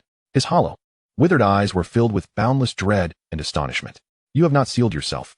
You have revived anew. Only now do you grasp the situation? It is too late. The 6th patriarch let out a cold laugh. Even when Jiang Yuan's grand scheme was set in motion, he and the other 5 patriarchs had anticipated such an outcome. To lure out the hidden worms scheming against the Jiang family's imperial heir among the 6, he was chosen to secretly revive and regain his peak to guard Jiang Yuan. Behold, has a grand catch not surfaced? And a colossal ancient emperor at that. It is indeed unfortunate that his identity remains unknown, but that will soon change. With a single step, the 6th patriarch's figure appeared before the death ancient emperor. Speak. Which grave did you crawl out from, old wretch? State your name, for I, your 6th grandfather, do not slay nameless spirits. The death ancient emperor, both astonished and furious, fixed his gaze upon the 6th patriarch. then glanced at the 5 other ancient emperors of the Jiang family, who were also beginning to revive in the distance, an overwhelming despair swelling within him. A trap. This is a complete and utter trap. The Jiang family had anticipated their arrival long ago. Boom. The 6th patriarch's eyes sparkled with endless starlight. The deaf ancient emperor instinctively attempted to conceal the celestial secrets, but it was too late. The 6th patriarch's sacred body was special, specifically designed to unravel celestial veils. This was precisely why he had been chosen to protect Jiang Yuan. The chaos ancient emperor? The 6th patriarch raised an eyebrow, soon donning a look of sudden enlightenment, one imbued with profound disdain and contempt. So it is you, the insignificant wretch from the Sea of Immortality, who dared to lay hands on my Jiang family's imperial heir. I foresee the Sea of Immortality facing annihilation today. The 6th patriarch's voice, laced with scorn, rendered all the holy lords and quasi-emperors on Inxian Island momentarily speechless. The chaos ancient emperor? Is he not the ancient sovereign from the Sea of Immortality, one of the 9 life-forbidden zones? It is indeed him. This is madness. To attempt the assassination of our human race's prodigy. The crowd was ablaze with fervor. However, while they spoke boldly, none were willing to take action. Despite the Sea of Immortality being among the lowest ranked of the 9 forbidden zones, he was still an ancient emperor, a being who had once attained enlightenment as an emperor, standing atop the realm of existence. Today, 3 ancient emperors have allied to assassinate the Jiang family's heir. Moreover, one of them was ambushed by the 6th patriarch, losing an arm to a single strike. How did you discern my identity? In the void, the death ancient emperor, now known as the chaos ancient emperor, was staring at the 6th patriarch with a look of disbelief. His identity was the greatest secret of this endeavor. Not just him, but even the other 2 ancient emperors shared the same fate. No life-forbidden zone wished to bear the wrath of the eternal emperor after killing Jiang Yuan and slaying a number of human prodigies. Since none were willing to shoulder the blame, the burden would fall upon all 9 life-forbidden zones. This was the scheme of the 3 emperors, yet unexpectedly, the chaos ancient emperor's identity had been unveiled. The Sea of Immortality is in peril. Flee. They must escape.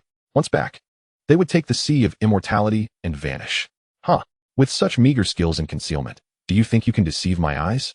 The 6th patriarch, wielding the blood-soaked emperor-slaying sword, wore an expression of utter disdain. Do not presume to think that you have merely concealed the secrets of the heavens. Even if you were reduced to ashes, I, your 6th grandfather, would still recognize you from the ashes of your urn. Back in the day, before you attained enlightenment, were you not merely a petty lackey trailing behind that old wretch, the Emperor of Morning? What is this? After millions of years, has the once audacious figure turned into a timid turtle, failing even to be recognized by me? The words of the 6th patriarch were brimming with arrogance and overwhelming dominance. Very well, if you choose not to acknowledge me, today shall mark the end of your wretched existence. With that declaration, the 6th patriarch ceased his banter and raised the imperial slaying sword once more, charging fiercely towards the ancient emperor of chaos. The ancient emperor of chaos was paralyzed with terror. He attempted to flee, but the sword intent of the 6th patriarch had already sealed off all his avenues of escape. Moreover, the opponent's power had been fully restored and was at its zenith. How on earth could he fight back now? Do not think for a second that I fear you.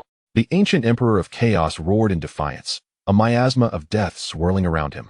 Then, a thunderous roar erupted. Jujiet Songzhong, save me. Indeed, the ancient emperor of chaos was acutely aware that relying solely on himself, he would undoubtedly not leave this place alive today. His only hope lay with the 2 other ancient emperors who had accompanied him. Upon hearing these 2 names, the 2 dark figures, who were currently locked in a standoff with the 5 ancestral beings of the Jiang family, visibly stiffened. They exchanged no further words, seeming to regard the matter with disdain. In the life-forbidden zone, the Dragon Emperor of 10,000 Dragons, who was observing the battle through secret arts, exhibited a flicker of brutality and coldness in his crimson dragon eyes. Useless, truly a waste. To have revealed Jiojia's identity, such a fool deserves death. Within the Tomb of Mourning, the recently awakened Emperor of Mourning let out a contemptuous snort. Their original plan entailed that one ancient emperor awaken from the Tomb of Mourning and another from the nest of 10,000 dragons, preparing a grand formation to restrain the emperor of the Jiang family. Meanwhile, the task of ambushing Jiang Yuan and the celestial prodigies of the human race was entrusted to the ancient emperor of chaos from the Sea of Immortality, who, nearing the end of his lifespan and most desperate for the essence of life, would act as the vanguard to test the limits of the Jiang family. Should he succeed, they would all join forces to divide the spoils of victory. Should he fail, it would be he who perished, leaving them unscathed. Chaos. You may as well seek your own fortune. Chapter 68. With the sword in hand, charge with me. None shall leave alive. The cold and ruthless consciousness of Jiang reverberated in the mind of the ancient Emperor of Chaos. Without hesitation, the two dark figures that had been confronting the 5 ancestors of the Jiang family turned and transformed into 2 streaks of light, tearing through the void as they attempted to flee the scene. Flee. They must escape at once. If they did not run now, once those ancient monsters of the Jiang family fully revived, none of them would leave this place alive. Witnessing this scene, the ancient Emperor of Chaos was engulfed in despair. In his withered eyes, an expression of boundless resentment and madness emerged. Very well. How dare you 2 old wretches conspire against me? Jiang family, human race, heed my words. Those 2 fleeing are none other than the old dog Jiang from the nest of 10,000 dragons and the old ghost Songjiang from the Tomb of Mourning. Our purpose for this visit is to leverage the Jiang family's debate gathering to eliminate all the prodigies in one fell swoop, thereby severing the golden era of the human race. Even if I perish, you shall not find solace. The ancient emperor of the chaotic heavens, in a fit of madness, unhesitatingly betrayed his 2 allies in his final moments. Oh, so it is these 2 old geezers. The 6th ancestor raised an eyebrow upon hearing this, a flicker of realization crossing his visage. Subsequently, his gaze towards the ancient emperor was akin to that of a man contemplating a corpse. Thank you for the information you provided. In return, I shall grant you a swift end. As the words fell, the emperor's slaying sword in his hand was raised once more. This time, the blade was not shrouded in the subdued black glow but erupted with countless brilliant chaotic sword energies. Each strand of sword energy seemed capable of severing time and space, obliterating the very essence of the Tao. An unparalleled sword intent, capable of shattering myriad laws with a single strike, soared into the heavens, rendering the entire imperial celestial realm dim in its presence. No, the ancient Emperor of Chaos emitted a desperate roar, contemplating self-destruction, wishing to take everyone down with him. Yet, before this supreme sword, his imperial body, his soul, and all that he was, were gradually annihilated into the most primordial void. Thunderous roars echoed. The heavens collapsed. At that moment, the sky above the imperial celestial realm was drenched in a torrential blood rain. Each droplet held the sorrow of an emperor's demise. Thick, mountain-like bolts of black lightning cleaved through the sky, seemingly lamenting the passing of an ancient emperor, the fall of an emperor. This unprecedented phenomenon unfolded before everyone without warning. The world, in that instant, plunged into a silence never before experienced. All present stood in a stupor, gazing at the sky and the deluge of blood rain, feeling as if they were ensnared in a dream. An emperor has perished just like that, slain by the 6th ancestor of the Jiang family with a single sword strike? This is beyond fantastical. Gulp. An unknown individual struggled to swallow, breaking the eerie silence. Soon after, an uproar akin to a mountain-s roar erupted, igniting discussions throughout the entire imperial celestial realm. My heavens, what have I witnessed? I have borne witness to the fall of an emperor. Remarkable. The 6th ancestor of the Jiang family is extraordinary. A single sword slaying an emperor. What unfathomable might is this? I feel he surpasses the current Emperor Hongyu in strength. What other secrets does the Jiang family, this immortal imperial clan, conceal from us? Countless cultivators, in that moment, felt a profound reverence and fear for the Jiang family, rooted deep within their souls. Meanwhile, upon the debate platform, Jiang Yuan could not help but silently commend the 6th ancestor. Grandfather is magnificent, with such a formidable ancestor protecting us. How could I not stride confidently within this imperial celestial realm? Oh, even before the display of grandfather's might, I could already walk with pride. Just as Jiang Yuan reveled in his thoughts, the resonant voice of the 6th ancestor echoed once more through the heavens. Eldest, second, third, fourth, fifth. The 2 old dogs have fled. What are you still dawdling for? Go after them. Today, no one shall leave alive from my Jiang family's territory. The words of the 6th patriarch echoed like thunder across the heavens. The audacious dominance and lawless arrogance emanating from him sent shivers down the spines of all who heard. Is he implying that he intends to keep the other 2 ancient emperors here as well? My goodness, the Jiang family dares to slaughter 3 emperors in a single day? The 6th is right. Those mere old dogs from the Forbidden Zone dare to wreak havoc in my Jiang family? Do they think we are mere bystanders? Today, let them not return. Deep within the ancestral grounds of the Jiang family, the voices of 5 other ancestors, equally imbued with authority, resounded. Boom, boom, boom, boom, boom. 5 pillars of imperial might pierced through the heavens, radiating with blinding brilliance. The 5 towering divine phantoms solidified in an instant, as if they were about to transcend time and space from the distant ancestral grounds and descend in their true forms. Chase. Let not a single one escape. With a furious shout, the 5 Imperial phantoms tore through the void without hesitation, pursuing the 2 figures that were swiftly vanishing into the horizon. Thus began an unprecedented Imperial battle without any forewarning. At that moment, the entire Imperial immortal world trembled violently. Countless star realms were reduced to dust under the collision of this terrifying Imperial might. The river of time and space was forcibly severed, unleashing colossal waves. The laws of the great Tao wailed, as if on the brink of collapse. Quickly, activate the highest level protective formation for the sect. All disciples, return to the sect immediately. And do not venture out. My heavens, is this the end of the world? Countless holy lands, divine dynasties, and immortal families descended into chaos. They frantically activated their protective formations, summoning all disciples back to their sects, fearful of being caught in the aftermath of this sudden Imperial war. Beyond the Jiang family's domain, those onlookers and scouts, who had been merely spectating, were now utterly terrified, fleeing in a panic. What a joke! When emperors battle, mortals suffer. These small fries would be obliterated by the mere aftermath of the conflict if they did not flee. It is terrifying. The Jiang family is terrifying. I feel that from this day forth, the landscape of the Imperial immortal world shall be irrevocably transformed. Not merely transformed, but utterly reshuffled. A singular thought surged in the hearts of countless individuals. This era shall bear the name Jiang. Chapter 69. The Sea of Death. A retreat? Deep within the void. 2 streaks of light were frantically traversing at an incomprehensible speed. They were the 2 ancient emperors who had escaped from the Jiang family. The 9 Calamities, ancient emperor of the Dragon Nest, and the Staff of Concealment, ancient emperor of the Burial Sky Ridge. At this moment, their faces were devoid of the composure and calmness they had previously displayed, replaced instead by boundless terror and shock. Madmen.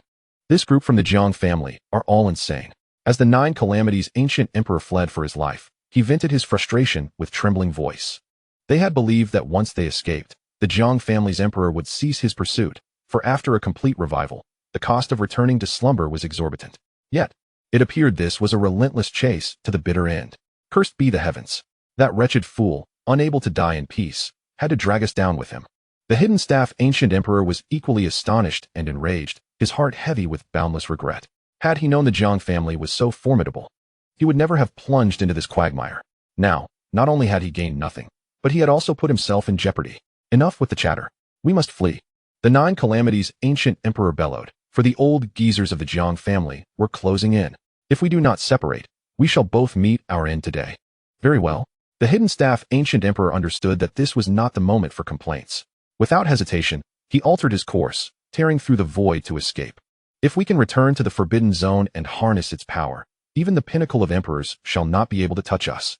Then, we can unite with other Forbidden Zones to exert pressure on the Jiang family. I refuse to believe they dare to oppose the entire world. The 2 ancient emperors swiftly reached a consensus, transforming into 2 streaks of light and vanishing into the vast expanse. However, they had underestimated the Jiang family's resolve. Attempting to flee? Did you consult me first? The 6th ancestor's murderous voice echoed behind them, like a parasite clinging to their bones. He was a fully revived emperor, and in terms of combat prowess, he surpassed the remaining 5 ancestors of the Jiang family. Perhaps only Emperor Hengyu could contend with him. The very sword that had just slain an ancient emperor radiated a resplendent chaotic light, tearing through time and space as it relentlessly pursued the Hidden Staff ancient emperor. Poised to strike. This is bad. The Hidden Staff ancient emperor felt a chill run down his spine. He sensed that the terrifying Imperial weapon had locked onto him completely. He wished to evade, but there was nowhere to hide. 9 Calamities, save me. In desperation, he instinctively sought assistance from his ally. However, when he cast his consciousness toward the 9 Calamities ancient emperor, he discovered that the old fool hadn't even looked back, fleeing faster than a rabbit. Simultaneously, a muffled sound resonated through the void. Jiang family, you shall pay dearly. Once I recover my peak strength, the ancient demon abyss will not spare you. You will bear the wrath of our Forbidden Zones. The Hidden Staff ancient emperor was so enraged he nearly spat blood. Yet, he understood that the 9 Calamities did not wish to intervene, fearing the exposure of his information. Ha! Another trick. You old dogs of the Forbidden Zones truly lack creativity. The 6th ancestor's mocking laughter reverberated through the void. Since your dear brother neglects you, allow me to send you on your way. As the words fell, the chaotic sword light descended upon the Hidden Staff ancient emperor's head, having traversed the distance of time and space. You madman, you dare to burn your imperial body. Do you not fear the destruction of your path? The Hidden Staff ancient emperor roared. I have never feared slaughtering beasts, With a single sword strike, he shattered the void. The ancient emperor of Cangzhong sensed the formidable power of this sword, which was even stronger than during the chaotic times of the heavenly mix. Madness. He realized that there was no retreat left for him. Since escape was impossible, he would face death head-on. A surge of terrifying and violent aura erupted from the ancient emperor of Cangzhong, more fearsome than the previous demise of an emperor. His once ethereal body now swelled like a balloon inflated to its limit. He was preparing for self-detonation. The explosion of an emperor would possess enough power to annihilate dozens of middle thousand worlds. Even an emperor of the same rank, if caught in the blast, would not escape unscathed. Planning to self-destruct? Too late. However, just as he was about to trigger the explosion of his imperial body, a voice, ancient and authoritative, suddenly resonated through the heavens and the earth. Time and space froze. It was the voice of the primordial ancestor. A tremendous force, beyond description, enveloped the entire realm in an instant. Time and space became utterly still. The ancient emperor of Cangzhong, on the brink of explosion, bizarrely hung suspended in mid-air. His consciousness continued to function, yet his body was beyond his control. He could only watch helplessly as the chaotic sword light, capable of obliterating everything, drew ever nearer. Swoosh. The sword light flashed by. There was no suspense. The ancient emperor of Cangzhong, along with his soul, was completely annihilated beneath that sword, reduced to nothingness. Another ancient emperor had fallen. However, this time, there was no rain of blood to signify the emperor's demise. For at the moment of Cangzhong's fall, the primordial ancestor forcefully sealed that portion of time and space with unmatched power, erasing all traces of heavenly secrets. He did not wish for the outside world to learn of Cangzhong's downfall just yet, as it would provide an advantage in catching the forbidden zones off guard. Of course, this had to be executed swiftly. You may be quick on your feet.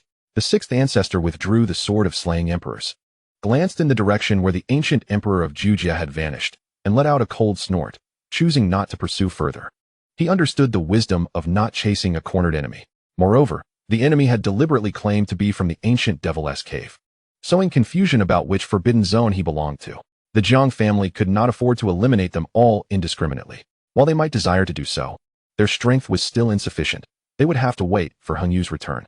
Nevertheless, their objectives for today had been achieved, killing the chickens to warn the monkeys.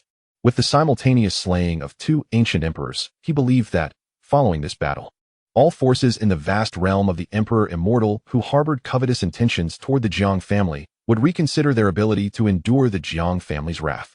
At that moment, the entire Emperor Immortal world suddenly trembled violently, drawing the attention of all quasi-emperors who gazed intently towards the westernmost expanse, the territory of the Undying Sea's forbidden zone.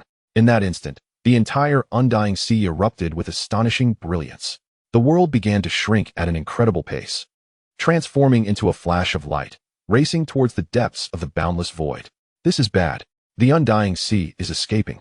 The voice of the sixth patriarch resonated with indignation. According to the Jiang family's records, the Sea of Death harbored only two ancient emperors. After slaying one, it naturally became the weakest entity within the realm of life. He pondered that since he had completely revived, he might as well follow through and eliminate a life zone, thus providing a grand spectacle for his son, the Qilin of the Jiang family.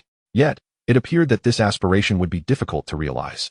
He understood that the life zone itself was a creation refined by ancient emperors over countless epochs, containing the essence of a vast world and its ultimate imperial weapon. Once it chose to retreat into the void, even an emperor of the same rank would find it exceedingly challenging to trace its whereabouts. Alas, it was too late. They were about to escape. Just as the sixth patriarch felt regret, believing he could only watch helplessly as a treasure-laden life zone slipped away before his very eyes. The first ancestor calmly interjected, "Do not rush, it cannot escape." His eyes seemed to pierce through the future, as if he had foreseen the unfolding of today's events. All actions were merely a performance, enticing the monarch of the zone to emerge for slaughter. In an instant, an aura more magnificent and tyrannical than all previous imperial might combined descended from the heavens, an unparalleled will that seemed to dominate all existence. Throughout the entire imperial celestial world, all living beings felt an irresistible sense of submission emanating from the depths of their bloodlines.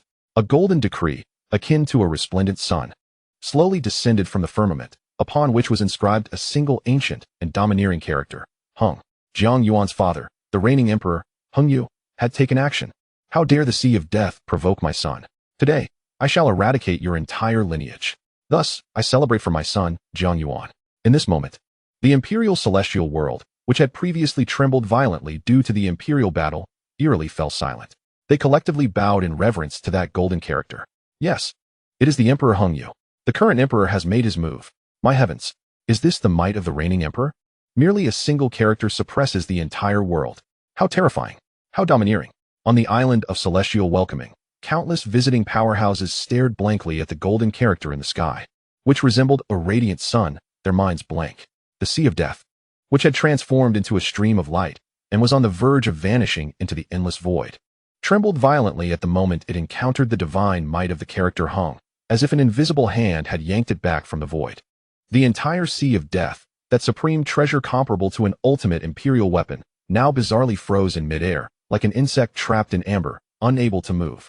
Deep within the Sea of Death's life zone, the last remaining ancient emperor, the ancient emperor of the underworld, was thoroughly awakened by the imperial might.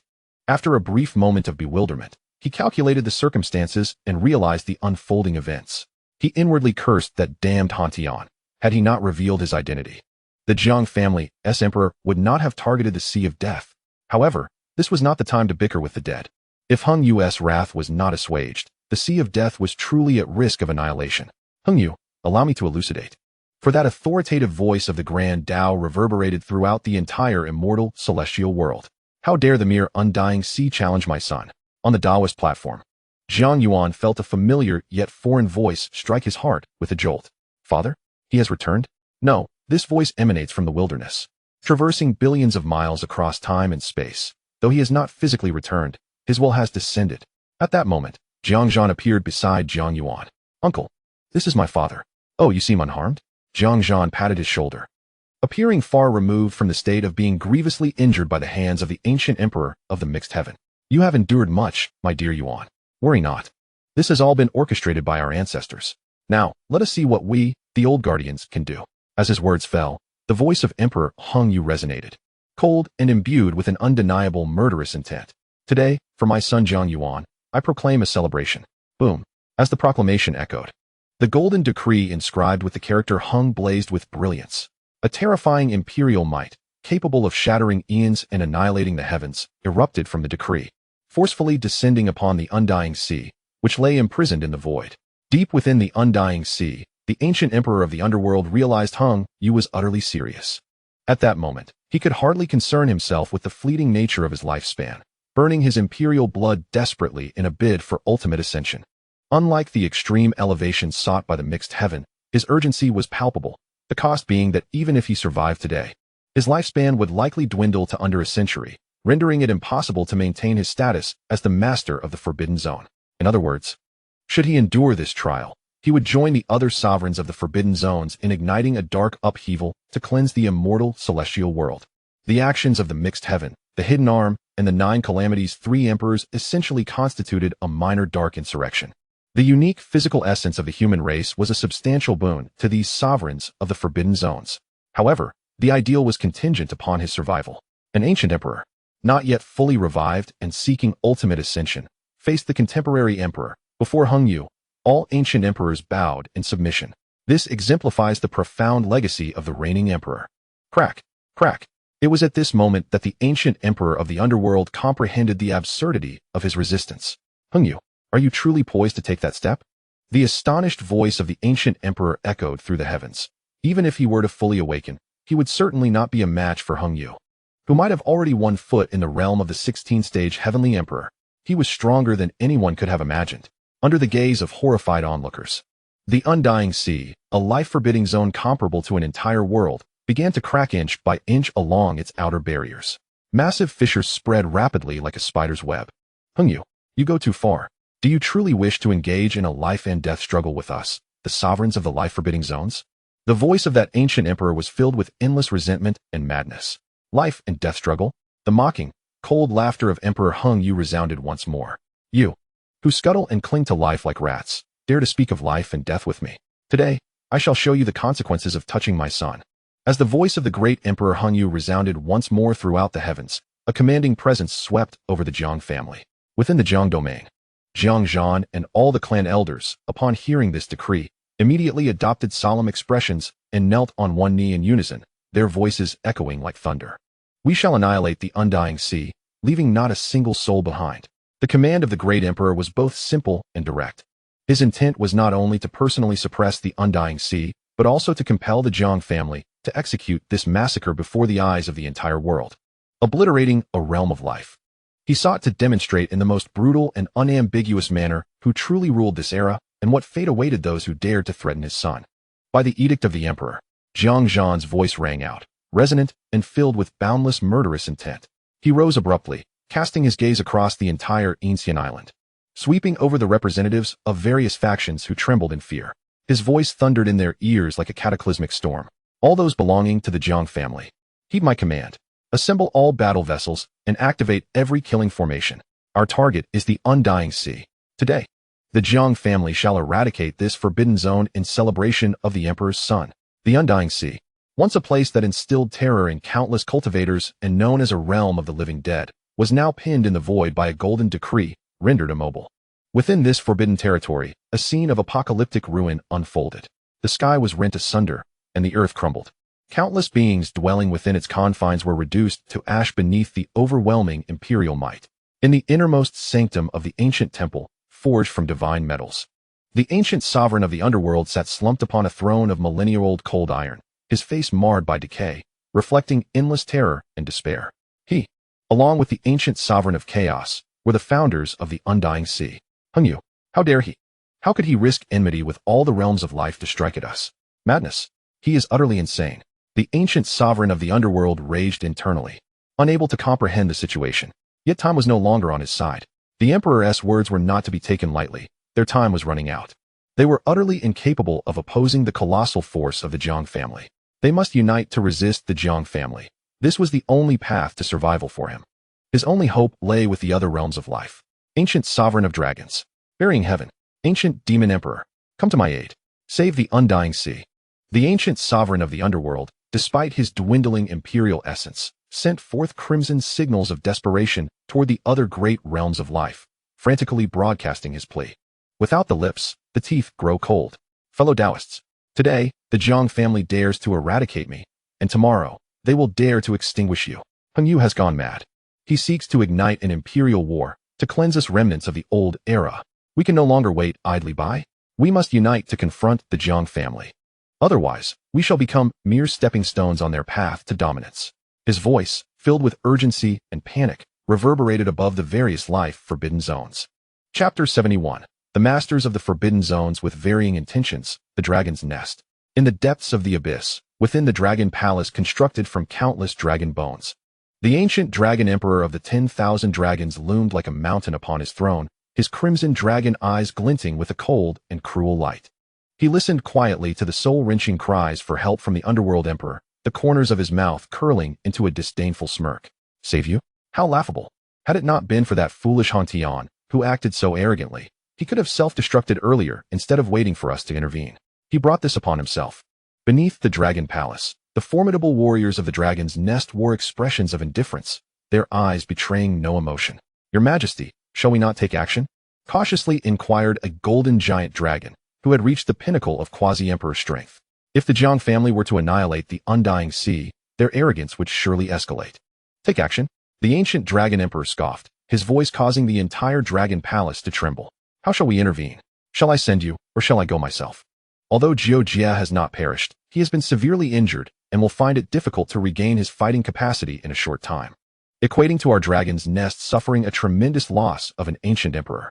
It is already a concession to the underworld that I have not personally eradicated the undying sea. Not only that, we cannot assist the undying sea. Rather, we must aid the Jiang family in eliminating them. The golden giant dragon was momentarily perplexed. Your Majesty, why is that? Do you believe that our dragon's nest alone can withstand the 7 emperors of the Jiang family? Can we withstand the completely deranged Yu? The golden giant dragon fell silent. Indeed, the 7 emperors. One of them was the fully revived ancestor of the Jiang family. Not to mention, there was another contemporary emperor capable of silencing the forbidden zones with a mere word. With such a lineup, not only could our dragon's nest not contend, but even if all 9 life-forbidden zones were united, they would have to weigh their chances carefully. However, the loss of the lips would mean the decay of the teeth. The loss of the lips? The ancient dragon emperor interrupted, a glimmer of cunning flashing in his crimson eyes. The lips of the undying sea have long since rotted away. Keeping them would only lead to our teeth decaying alongside them. In that case, before they completely succumb, let us extract something from within. I find the purple-golden immortal coral within the undying sea to be exceptionally fateful for me. As for the ancestor of the Jiang family, he is of the human race. I do not believe he can endure long after his full revival. Just wait and see. The revival of the Jiang family ancestor marks the beginning of their complete decline. Once he falters, I shall personally intervene to seize his imperial essence. Issue my command, seal the dragon's nest, and activate the highest level protective formation. Order the 10,000 Demon Emperor to awaken and send 5 Quasi-Emperors to support the Jiang family in obliterating the Undying Sea. I wish to see the true strength of the Jiang family. Understood. In the tomb of the Celestials, within the vast black stone coffin, the hoarse voice of the Celestial Emperor echoed once more. The Underworld Emperor is indeed a pitiable fellow. His voice betrayed no hint of sympathy, only a sense of detached amusement, as though he were merely an observer enjoying the spectacle. However, in his final moments, he did perform a commendable act for us. At last, we would ascertain the true extent of the Jiang family's revival, as well as the formidable strength of Hung Yu. The Heavenly Emperor, it seems, cannot abide such a powerful presence in the Immortal Emperor's realm. Does the Jiang family seek to kill the chicken to scare the monkey? Very well. Let them proceed with their slaughter. I am eager to witness whether they possess the strength to continue after they have finished with this fowl. The ancient Devil's Abyss, the mysterious plateau, and the chaotic ancient clan, each once allied with the Undying Sea, now stand silent, as they observe the Undying Sea inching toward its demise. Not a single forbidden zone is willing to endure the wrath of the Jiang family and the Emperor Hung Yu for the sake of a realm destined for obliteration. Moreover, some, like the dragon's nest, have dispatched quasi-emperors, hoping to partake in the spoils. The fall of a sea that has suppressed countless ages is ample opportunity for the forces of forbidden zones, including the Jiang family, to feast extravagantly. As one sea falls, myriad races shall thrive. On the island of welcoming immortals, with a command from Jiang Yuan, the entire Dao discussion conference transformed into a pre-battle mobilization. All guests, still reeling from the aftermath of the recent imperial battle, were jolted awake by the Jiang family's decisive actions. All guests, please proceed to the welcoming immortal palace for rest immediately. The Dao discussion conference is temporarily suspended. My Jiang family has matters to attend to. Jiang family guards, clad in divine armor and exuding profound energy, surrounded the discussion platform, their voices cold and imbued with undeniable authority. The proud daughters of heaven and their protectors dared not utter a word of dissent. Each stood obediently, escorted by the Jiang guards toward the far grander welcoming immortal palace. Even the quasi-emperors behaved like obedient children in that moment. After all, not long ago, a royal-level powerhouse had perished here. What were they in comparison? Yet, as the female cultivators departed, their gazes collectively lingered on the figure in white, still seated upon the throne, a sly smile playing upon his lips, Jiang Yuan.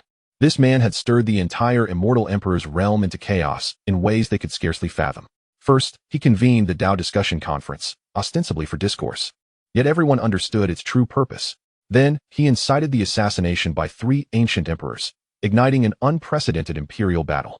Now, his father, the reigning Emperor Hung Yu, had personally intervened, issuing a decree to annihilate the entire Undying Sea in his honor. This was more absurd than anything penned in a tale. At the seat of the heavenly demon palace, the quasi-emperor of the 9-headed lion, currently trailing at the rear of the crowd, kept his head bowed, exhibiting an unusual modesty. Those in the know recognized him as the master of the heavenly demon palace, one of the 9 forbidden zones. Those unaware might have mistaken him for a beast raised by the Jiang family. As he walked, he wiped the cold sweat that continuously beaded on his forehead, feeling an immense sense of relief within. Damn, I was astute enough to recognize that the Jiang family was a formidable ally, and I promptly brought my people to pledge our allegiance. Had we opposed them like those foolish beings from the Sea of Death, we would now be languishing in the void, awaiting our demise, and the ranks of our Tianyao palace would have surely diminished further. As for whether the Jiang family could annihilate the Sea of Death, such a notion was beyond contemplation, unless another life-restricting zone intervened. Even the most potent and enigmatic of realms, the mysterious plateau, would likely be no match for the Jiang family. He cast a glance back at his own frightened female demons, their faces pale with fear, and lowered his voice, issuing a fierce admonition. Listen closely. Upon our arrival at the welcoming Immortals Hall, behave yourselves. If anyone dares to cause trouble, do not expect any familial mercy from me. I will unceremoniously cast you out to be fed to the dogs. Especially you, Xiaojiu. His gaze bore down on the princess of the 9-tailed fox clan. Although the Dao conference had temporarily concluded, it might reconvene at any moment. When it does, you shall be the first to step forth.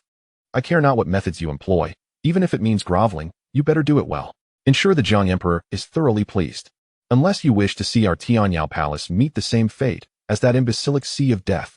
The nine-tailed fox princess turned pale at his words, hastily lowering her head, no longer daring to show any insolence. Meanwhile, above the sea of death, a series of cold, merciless, and indifferent divine thoughts emanated from various restricted zones, relaying back to the undying sea. Ming Huang, it is not that we do not wish to assist, but the Jiang family is too powerful. We are willing yet powerless, and we hope you will take care of yourself. Ming Huang, we have known each other for hundreds of thousands of years and should have come to your aid, but for the sake of our clan's survival, I can only express my deepest apologies. The fate of the undying sea has run its course. Ming Huang, take your leave in peace. Upon hearing such heartless words, the already frigid heart of the Ming Huang sank to the depths of despair. He realized he had been forsaken.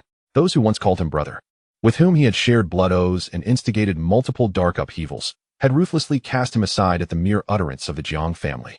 Well then, you wretched, ungrateful old fools. The Ming Huang howled to the heavens, his voice brimming with boundless resentment and madness. Do you think that by sacrificing me, the Jiang family will relent? You are gravely mistaken. Their ambitions extend far beyond this. Their target is the entirety of the Emperor immortal world. It encompasses all life-restricting zones. Today it is I, but tomorrow it could be you. I shall await you beneath the nine nether. The Ming Huang, seemingly possessed by madness, understood that he had no path of retreat left. If that is the case, then let me shine the brightest in the final moments of my life. He abruptly turned, his murky eyes fixed intently on the void. The Ming Huang felt as though he could sense a fleet from the Jiang family, emanating an overwhelming intent to kill, emerging from their ancestral grounds. Jiang family, come forth. Let me witness the extent of your strength. Chapter 72. The undying sea beneath the oppressive echoes of war drums, resonating like death's ominous summons. The air surrounding the Jiang family was thick with tension. From the floating celestial islands above, the thunderous sound reverberated, striking dread into the hearts of all present. 1 ship, 10 ships, 100 ships, thousands upon thousands of colossal war vessels, forged from divine gold and celestial iron, inscribed with ominous runes of slaughter, ascended from every corner of the Jiang estate, blotting out the sun. Each vessel was brimming with Jiang warriors clad in heavy armor, wielding divine weapons. Their presence as profound as the ocean's depths. Supreme beings of the 11th realm, quasi-saints of the 12th realm, great saints of the 13th realm, and quasi-emperors of the 14th realm. An overwhelming multitude of these formidable entities, normally seldom seen, now gathered en masse upon the warships like an abundant harvest. At the forefront of the fleet stood 4 towering imperial figures, exuding a divine majesty capable of collapsing the ages, akin to 4 primordial deities, silently observing the direction of the undying sea with cold, piercing gazes. In this moment, the Jiang family, this immortal imperial lineage, dormant for countless eons, revealed its fearsome fangs. Enough to instill terror across the heavens. Set forth. With Jiang Zhan's roar, infused with boundless murderous intent, the entire Jiang fleet surged forth, transforming into an unstoppable torrent of steel, tearing through the void towards the undying sea, which lay ensnared by a golden decree. On this day, the heavens trembled, the void echoed with lament, and the great paths quaked. The Jiang fleet, composed of thousands of divine gold warships, charged through layers of space with an unmatched ferocity, relentlessly advancing towards the undying sea. Leading the fleet was a gargantuan black ship, larger than all others combined, resembling a colossal sword piercing the heavens, the boundary-breaking divine vessel, the chariot of the 6 ancestors. At this moment, Jiang Zhan, clad in resplendent golden imperial armor and wielding a dragon-patterned war spear, stood proudly at the bow of the vessel. His countenance, exuding an icy wrath, was fixated upon the distant realm of darkness, now utterly sealed by the golden decree. Behind him stood Jiang Yi, Jiang Chun, Jiang Hao, and other newly emerged paragons of the sacred body, alongside dozens of enigmatic quasi-imperial elders. Above them, the 4 majestic imperial figures shone like radiant suns, their overwhelming presence dimming the surrounding stars. Such was the formation of the Jiang family's expedition. Such was the foundation of the paramount imperial lineage of this era. With such formidable might, not only could they obliterate a life domain guarded by but a single ancient sovereign, but they could also easily raise even the most formidable strongholds like the Dragon Nest or the Tomb of the Heavenly. Report. A Jiang scout, tasked with reconnaissance, materialized from the void, kneeling with one knee upon the ground, his voice booming as he delivered the news. 300,000 miles ahead lies the undying sea, suppressed by the decree of the great emperor. Excellent. A glint of cold light flashed in Jiang Yuan's eyes. With a sweeping gesture, his voice resounded like thunder across the entire fleet. All forces, heed my command. In the realm of the Dead Sea, where the line between life and death blurs, an insurrection against the imperial lineage has occurred, a transgression that cannot go unpunished. Today, the Jiang clan shall act as the instrument of divine retribution. Using the blood of their sovereign to cleanse this humiliation, they shall leverage the forbidden grounds to celebrate the birth of our clan's prodigal child. In this battle, surrender is not an option. No lives shall be spared. Kill without mercy. Kill, kill, kill. The words of Jiang Yuan, imbued with an insatiable thirst for vengeance, ignited the fervor within the hearts of all Jiang warriors. Thunderous roars erupted from thousands of warships, converging into a formidable sonic wave capable of shattering the heavens. In the eyes of each Jiang warrior burned a fierce battle spirit, fueled by flames of pride. For the sovereign's glory, what an immense honor it is. In an instant, the entire fleet surged forward with renewed vigor. A distance of 30 million miles was but a fleeting moment for the Jiang clan's transcendent vessel. Within the dark world, anchored by the golden edict of the heavens, the Dead Sea lay shrouded in lifelessness, devoid of vitality. Towering black mountains, constructed from colossal bones, undulated across the horizon. Rivers of blackened corpse water meandered slowly over the arid earth, filling the air with an overwhelming stench of decay and death. At the heart of this desolate realm stood an ancient temple, forged from an unknown divine metal, emanating a faint glow, reminiscent of a solitary beacon amidst the abyss. Is this the forbidden zone of life, the Dead Sea? Jiang Yi, ranked ninth among the prodigies, stood behind Jiang Yuan, surveying this bizarre world with a visage of disdain. He could sense the overwhelming presence of death and decay, utterly opposed to his own path of life. Merely a nest of vermin clinging to existence by devouring the lifespans of others. Beside him, Jiang Hao, ranked 25th, echoed his sentiments with a scoff, his eyes brimming with contempt. As a bearer of the chaotic thunder calamity sacred body, he inherently wielded divine punishment and felt an instinctive aversion to this realm steeped in malevolence and death. At that moment, the ancient temple within the Dead Sea suddenly blazed with radiant light. A roar, filled with unrestrained madness and resentment, erupted from within its confines. Jiang clan, you have finally arrived. Come forth. Let me witness the true capabilities of your so-called prestigious lineage. Accompanying this roar, a spectral imperial figure, cloaked in dense miasma, began to ascend from the temple. It was none other than the last ancient emperor of the Dead Sea, the emperor of the underworld. At this moment, he was devoid of the fear and despair that once plagued him. All that remained in his murky eyes was a frenzied determination to fight to the bitter end. Jiang Yuan, observing the rising imperial figure, felt a cold mockery flicker in his gaze. Without a trace of hesitation, he issued the command to attack. A drop of imperial blood revealed itself behind him. Simultaneously, a colossal spear, overshadowing the sun, materialized. The ultimate imperial weapon, the dragon-patterned heaven-devouring spear. Attack. At the command, the foremost warships of the Jiang fleet erupted in brilliant light. A series of formidable formations, inscribed upon the vessel's hull, were simultaneously activated. The air hummed with energy, causing the very fabric of the void to twist violently. In the next moment, a cacophony erupted as hundreds of colossal energy beams, as robust as mountains and capable of piercing stars and annihilating worlds, tore through the ether, hurtling with cataclysmic force towards the immortal sea. This was the first wave of assault from the Jiang clan, a one-sided massacre devoid of any suspense. Faced with such a terrifying offensive, capable of instilling despair even in the hearts of any quasi-emperor, the ancient monarch of the underworld wore a sinister grin upon his face. Marred with the stains of death, he thrust his arms wide and let out a thunderous roar to the heavens. Open, realm of immortality. Boom. The entire immortal sea trembled at that moment. A pure essence of death surged forth from every corner of the immortal sea, coalescing into an immensely heavy black canopy that withstood the Jiang clan's onslaught.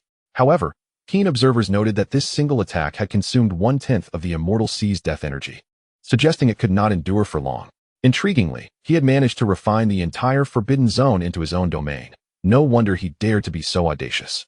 Yet, Jiang Yuan let out a cold chuckle, slowly raising the dragon-patterned devouring spear, pointing it towards the direction of the immortal sea. Before absolute power, all struggles are in vain. He abruptly turned to the four towering figures of the emperors, bowing respectfully. I beseech the ancestors to strike and shatter his domain. In the next moment, the four imposing figures, previously standing still in the void, slowly raised their hands. Chapter 73. If you cannot defeat them, conceal your animosity. If you cannot conceal it, then address it in your next life. As Jiang Yuan's words fell, the four majestic emperor figures finally moved. There were no earth-shattering miracles, nor were there cataclysmic laws. They simply raised their hands in unison, as if casually pressing down upon the dark world shrouded in death energy. With a single palm descending, the universe fell silent. Time appeared to freeze at that instant as four colossal hands, each representing a distinct supreme imperial path, converged in the void, merging into an indescribable chaotic grinding wheel, descending with an unremarkable yet overwhelming force. Even if only the sixth ancestor had fully awakened among them, the might of these four emperors was far beyond what a mere immortal sea could withstand. Crack, crack, crack. The ancient monarch of the underworld sea, who prided himself on his ability to devour all laws within the realm of immortality, crumbled beneath the weight of that chaotic wheel as if made of paper. The crisp sound of shattering resonated through the void. The black canopy, forged from the entire forbidden zone, was instantly riddled with spiderweb-like cracks, and, in the eyes of the despairing ancient monarch, shattered explosively. With a thud, his domain was breached, and the ancient monarch was sent flying as if struck by lightning. His dark imperial blood scattering through the air, his aura visibly waning. The Jiang clan's imperial ancestors were undeniably formidable. So formidable that he could not even entertain a thought of resistance. This is the profound legacy of the Jiang family. Aboard the boundary-breaking divine vessel, Jiang Hao gazed upon the scene of utter devastation, his fists clenched in excitement, a surge of fervor coursing through him. Beside him, Jiang Yi and Jiang Chen shared expressions of fervent pride. This is their lineage. With a mere disagreement, they could effortlessly obliterate a realm of forbidden life. In the eyes of General Jiang Yuan, a murderous intent was unmistakable, poised to issue the command for a full-scale assault to eradicate the undying sea from existence. Yet, at that moment, a ripple suddenly emerged in the distant void. Several imposing auras, equally boundless, traversed the infinite expanse, arriving at this very location.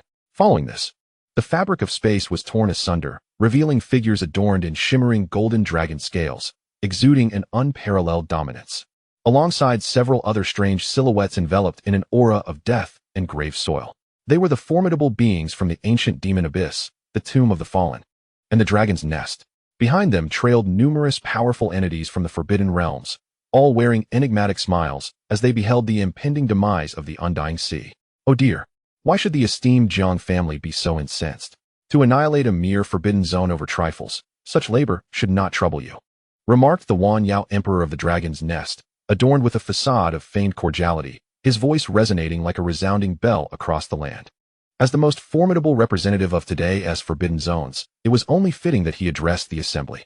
At the instant his aura was fully revealed, the previously overlooked, talented physique ranking flickered once more. 27th. Wan Yao Junlin Body, Wan Yao Emperor. Affiliated Power, Myriad Clans, Forbidden Zone, Dragon's Nest. This displaced the Burning Sky Sovereign of the originally 27th ranked Undying Sea. Indeed, we consider ourselves neighbors to the Undying Sea, having endured their disturbances frequently. Since the Jiang family intends to enact divine retribution today, how could we stand idly by? Allow us to assist in cleansing this place. A modest contribution to the Jiang family's discourse conference for the Imperial Heir. The voice of the Tomb of the Fallen's mourning Earth Sovereign was cold and hoarse. As he spoke, his murky eyes, concealed within the aura of death, fixated greedily on the exposed essence of the Forbidden Zone after the Undying Sea's domain shattered. His unmasked avarice evident. Should he succeed in claiming it, he might very well ascend to the status of an emperor. Of course, peril loomed as well. Who could predict whether the Jiang family would descend into madness and turn against them? Nevertheless, the mourning sovereign was brimming with confidence. They were entangled with 3 major forbidden zones, not to mention that they were not dealing with the likes of the Undying Sea, a mere wasteland, but entities of significant standing within the forbidden realms. He could hardly believe the Jiang family would dare to breach such a colossal taboo against them. The Forbidden Zone powerhouses trailing behind were all eager, their eyes glinting at the Undying Sea like ravenous wolves eyeing a plump lamb. Aboard the boundary-breaking divine vessel, the expressions of the Jiang clan elders darkened instantaneously. Shameless. The second elder, Jiang Shouqing, with a fiery temper, was ready to strike. Jiang Zhan raised a hand to restrain him, his countenance icy as he regarded the group, his gaze devoid of any fear. What of the ancient sovereigns? The Jiang family had not hesitated to slay before. At this moment, amidst the imposing figures of the 4 revered ancestors of the Jiang family, The foremost patriarch slowly turned towards the likes of the 10,000 Beasts Emperor and others. An oppressive force, 100-fold more terrifying than the one that had previously shattered the realm of immortality, instantaneously enveloped the starry expanse. The smiles on the faces of the 10,000 Beasts Emperor and his companions froze in an instant. Since when did the private affairs of the Jiang family become a matter for outsiders to meddle in? The patriarch's voice was calm, devoid of discernible emotions. Yet it carried an undeniable aura of dominance. The 10,000 Beasts Emperor began to explain, "Brother Qidao has misunderstood. We merely wish to." However, the patriarch interrupted him without affording any opportunity for further explanation, his voice remaining unperturbed, yet instilling within all present a chilling dread that seemed to originate from the depths of their souls. "This battle serves as a congratulatory gift from the Jiang family for the discourse of our esteemed descendant, Jiang Yuan. This gift shall be procured solely by the Jiang family, and there is no need for outsiders to concern themselves." As his words fell, the oppressive force surged dramatically. The expression on the 10,000 Beasts Emperor's face shifted, his gaze darting towards the other three emperors, eventually settling on the sixth ancestor of the Jiang family, a figure who had once slain an emperor. The meaning was abundantly clear. "Begone. Do not hinder us here. The entire realm of immortality is a gift from the Jiang family for my grandson. Who are you to lay claim to it?" The 10,000 Beasts Emperor, as the sovereign of the Forbidden Zone, alongside the representative of the grave of the dead, the quasi-emperor of the underworld, felt their faces flush with humiliation, wavering between anger and shame. They had never endured such indignity. Yet, confronted with the four Jiang family emperors, whose auras were as profound as the abyss, and the golden edict still nailed above the realm of immortality, emanating supreme authority, all their ire had to be stifled within. The 10,000 Beasts Emperor nodded, feigning nonchalance as if nothing had transpired, and instead, offered a respectful gesture towards the patriarch of the Jiang family. "We were indeed presumptuous. Shortly, my Wanlong nest shall send emissaries to present congratulatory gifts for the wedding of the Jiang Emperor. Farewell." With that, the 10,000 Beasts Emperor led the quasi-emperors of Wanlong nest to tear through the void, departing from the Sea of Death. The ancient Devil Abyss followed closely, remaining silent as if merely on a leisurely excursion. Finally, only the quasi-emperor of the underworld remained, watching as the two great forbidden zones retreated in defeat due to a mere statement from the Jiang family, his heart seething with contempt. "Useless wretches. Does the Jiang family dare to act against us? Merely posturing, and you've driven them away? Pathetic fools." He gazed at the Tianqin mark that held the promise of becoming an emperor, his heart bleeding. Yet, he understood that the tide had turned. "And you, from the grave of the dead, what are you lingering for? Do you wish for the Jiang family to escort you as well?" The quasi-emperor of the underworld felt an overwhelming sense of humiliation, his eyes filled with resentment. As a dignified quasi-emperor, he had instigated numerous dark upheavals prior to the rise of the Jiang family, slaughtering the pride of the human race like mere cattle. Yet today, he found himself threatened by a mere human, missing out on the opportunity to ascend to emperor. With a fierce glare directed at the Jiang family, he turned to leave. In that instant, a gentle breeze brushed against him. Before he could fully comprehend, he felt an overwhelming pressure bearing down upon him, and in the next moment, his quasi-emperor form was forced to kneel upon the ground, nearly fracturing under the weight. "I do not appreciate your gaze. If you have any grievances, feel free to voice them. The Jiang family is not unreasonable." The words came from the third emperor of the Jiang family. "How dare I?" In this moment, the emperor of the underworld truly comprehended the terror of death. If he were to voice his thoughts, the Jiang family would undoubtedly dare to take his life. "I was wrong. I was wrong. I implore you," sighed the third ancestor of the Jiang family. "I find it perplexing. How can one harbor such hatred, yet acknowledge their inability to overcome others? Are you not inviting your own demise?" The emperor of the underworld was momentarily taken aback, his consciousness beginning to dissipate as his thoughts faded. What transpired? "Ah, I have perished." Thud. A figure from the tomb of the dead fell silently at the threshold of the Sea of Death. Boom. In the far southern lands, a subtle resurgence could be felt emanating from the tomb of the dead. However, across the Myriad realms, a pair of golden eyes gazed upon it, and instantly, the tomb fell silent, as if to say, "I am merely stretching my limbs, do not take offense." So powerful was the tomb of the dead that it had been compelled to publicly execute an emperor solely due to the unfavorable gaze of the Jiang family. Yet in the aftermath, it dared not utter a single word, as if nothing had transpired. Witnessing this scene, the warriors within the Jiang fleet stood taller, their chests swelling with pride. This is the Jiang family. This is the majesty of the foremost imperial clan of our age. What does a life-restricted zone matter? What does an ancient sovereign matter? Before the Jiang family, whether you are a dragon or a tiger, you shall bow. Fools. Imbeciles. The recently departed monarch of all monsters and the emperor from the ancient demonic abyss thought to themselves. They did not perceive any wrongdoing on the part of the Jiang family. When the weak provoke the strong without concealing their innermost thoughts, who else but themselves should perish? It is truly a mystery how that emperor of the underworld managed to survive for so long. Humph, a bunch of oblivious wretches. Jiang Yuan scoffed dismissively, raising his dragon-patterned battle spear once more, pointing it forward. Advance, all troops. Leave no mercy. For the emperor's son, we shall slay. Kill, kill, kill. Amidst the thunderous battle cries, thousands of divine gold warships surged forth like a locust swarm, flooding into that shattered world of darkness. Chapter 74. Spreading the resources of the Forbidden Zone across the heavens. Thus began a massacre devoid of suspense. Meanwhile, the four venerable ancestors of the Jiang family floated quietly in the void, coldly observing all that transpired. Their very existence served as the greatest deterrent to any petty adversaries. In the Sea of the Undying, the remaining life forms emitted desperate wails. Yet before the Jiang warriors, all resistance proved futile. The newly ascended saintly prodigies, amidst this one-sided slaughter, unleashed their burgeoning powers, honing their paths. Before long, the entire Sea of the Undying was utterly subdued. Reporting to the family head, the Forbidden Zone has been pacified. All life forms have been exterminated. Excellent. Jiang Yuan nodded with satisfaction, his gaze shifting towards the deepest recesses of the Sea of the Undying, to the ancient temple forged from divine gold. There lay the lair of the Emperor of the Underworld, the very core of all resources within the Forbidden Zone. Elder 7, Jiang Yuan called out. A gaunt figure, with eyes as profound as the starry sky, emerged from behind him, respectfully bowing. Family head, it is your turn to take action. Understood, Elder 7 replied. Stepping forth to the center of the Sea of the Undying, he clasped his hands into a seal, murmuring incantations under his breath. As an overwhelming force of spatial energy surged forth from his being, in the depths of his sleeve, there lay countless infinitesimal seeds. With a sudden flourish, he flung open his garment sleeves, which, at that moment, transformed into a gaping void, devouring the very essence of the heavens and the earth. A thunderous roar erupted. The ground of the Undying Sea trembled violently, crumbling beneath the immense pressure. Mountains, rivers, and temples, all were irresistibly drawn inward, shrinking into a relentless torrent.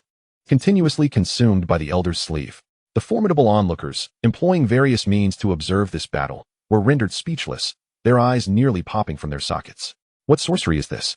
Scraping away even the very ground beneath us? The Jiang family is truly ruthless.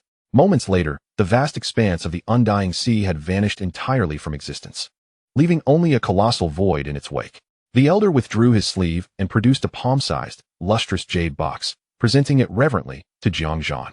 Patriarch, within this lies the essence and treasures accumulated over countless eons in the Undying Sea. Your efforts are commendable. Jiang Yuan accepted the jade box, feeling the immense energy contained within, a satisfied smile gracing his features. This gift is more than adequate. To the entire army, return in triumph. The news of the Jiang family's victorious return swept through the entire immortal emperor world like a tempest, leaving countless factions in awe. That realm had long been a zone of death. Throughout history, such places had been synonymous with taboo and ill fortune. Even among immortal clans, few dared to provoke them. Yet the Jiang family, merely roused by the emperor's fright, boldly struck forth, erasing the Undying Sea, a legacy of innumerable epics, from existence in a mere day. This display of might and dominance compelled all to re-evaluate the Jiang family. Truly, the foremost imperial clan of the era, their reputation unassailable. On the return journey aboard the boundary-breaking vessel, the atmosphere was jubilant. Jiang Yuan and several clan elders stood at the bow, gazing at the spirited young descendants behind them, their faces radiating pride. This battle had elevated the Jiang family's cohesion and prestige to unprecedented heights. At that moment, Jiang Yuan and the ancestral emperors paused slightly, as if receiving a simultaneous transmission. They exchanged glances, each reflecting a hint of inquiry. Subsequently, their consciousness traversed countless realms, returning to the Jiang family. They noted that the imperial heir was not at the discussion platform, but rather reclining leisurely on a soft couch in the imperial air palace. Flanked by Qing Snow and Qin Yuebai, one peeling grapes for him, the other gently massaging his shoulders, while Qin Wanwan dutifully knelt at his side, attending to his legs. Such bliss. Through the water mirror, he could also see the anxious figures of Qin Mingyao, Ji Yu, Lu Shenin, and Hu Mei outside. As for Wang Tingxue, should she still cling to her pride, Jiang Yuan could only wish her a safe journey. He had no interest in pursuit. Yuaner, Jiang Yuan's figure appeared at the palace entrance, his expression somewhat complex. Uncle, is the matter resolved? It is resolved. Jiang Yuan nodded, approaching him and lowering his voice. His tone laced with a hint of excitement and tension unbeknownst to himself. Yuaner, do you truly intend to proceed as you just communicated to us? Jiang Yuan smiled at him, saying, this demonstrates the sincerity of the Jiang family. Associating with my family will never lead to loss. Even knowing his intentions, Jiang Yuan could not help but click his tongue in astonishment. Yuaner's ambitions were indeed monumental.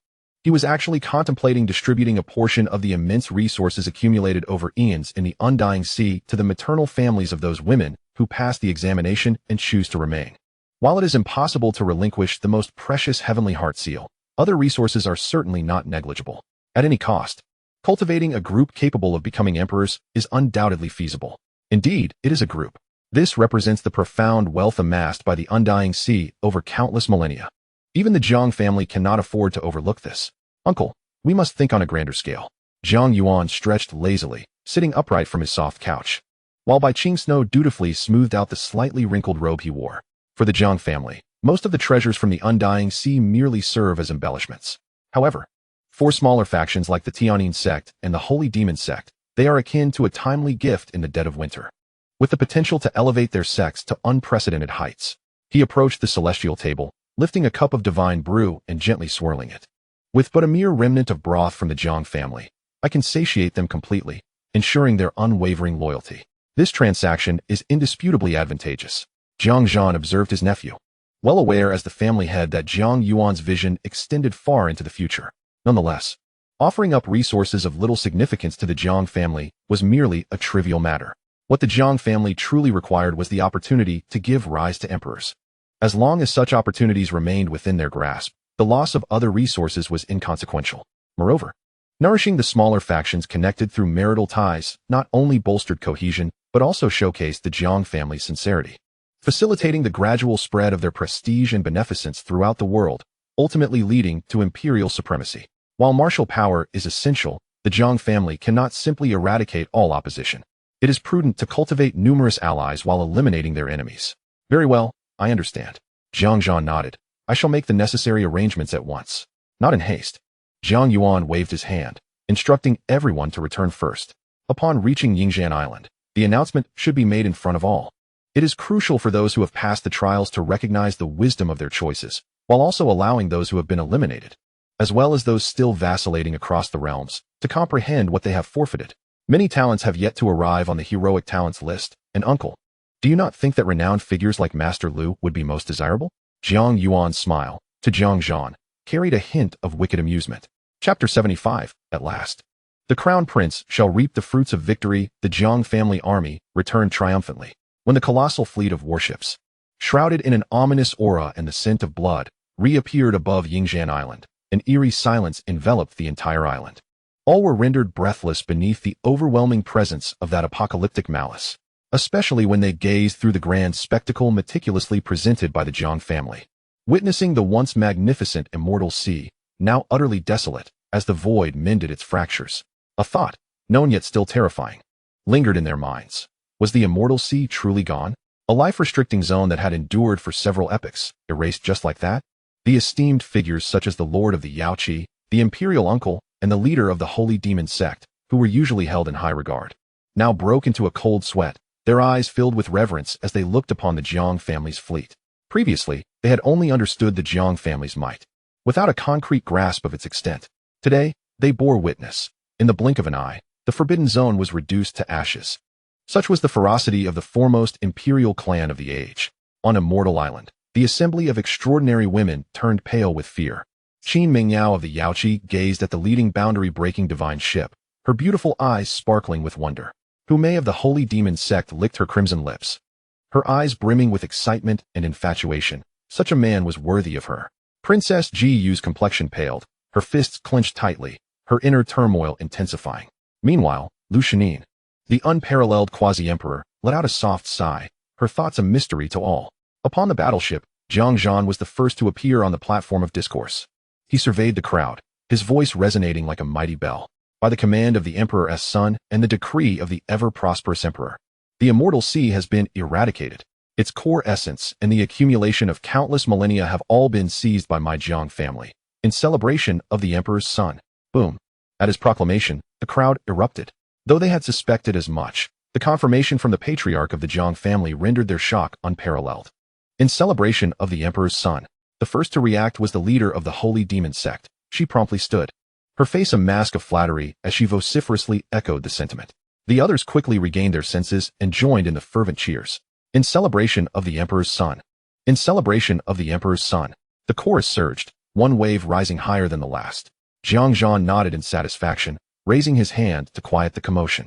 Once the crowd settled, he continued, yet his next words left all present doubting their own ears. The Emperor's son has decreed, at this discourse conference, all those who pass the trials shall have their respective clans receive a gift of congratulations. This gift shall be extracted from the spoils of the immortal sea's destruction, amounting to 1/10, to be equally distributed. Silence. A deathly hush enveloped the gathering. All eyes widened, mouths agape, as they stared in a daze at Jiang Yuan on the platform. 1/10 of the core essence and treasures from a life-restricting zone. What does that signify? It could elevate any immortal power's foundation by a staggering 30%, sufficient to nurture several quasi-emperor level warriors. Was this truly a congratulatory gift? It was practically a celestial fortune falling from the heavens. Jiang family patriarch, are you speaking the truth? The lord of the Yaoqi asked, her voice trembling. Feeling as though she might faint from sheer joy, Jiang Yuan smiled lightly. The Emperor's son speaks nothing but the truth. Boom. The venue erupted into chaos. My heavens. The Yaoqi is truly poised for an unprecedented ascent. The sacred land of Yaoqi is thriving, and the sacred demon sect is also experiencing a stroke of fortune. With this batch of resources, its strength is likely to double in the coming century. And then there's the heavenly sound sect. How terrifying. Countless envious and jealous gazes converged upon Qin Mingyao, Hu Mei, Lu Shenin, and others.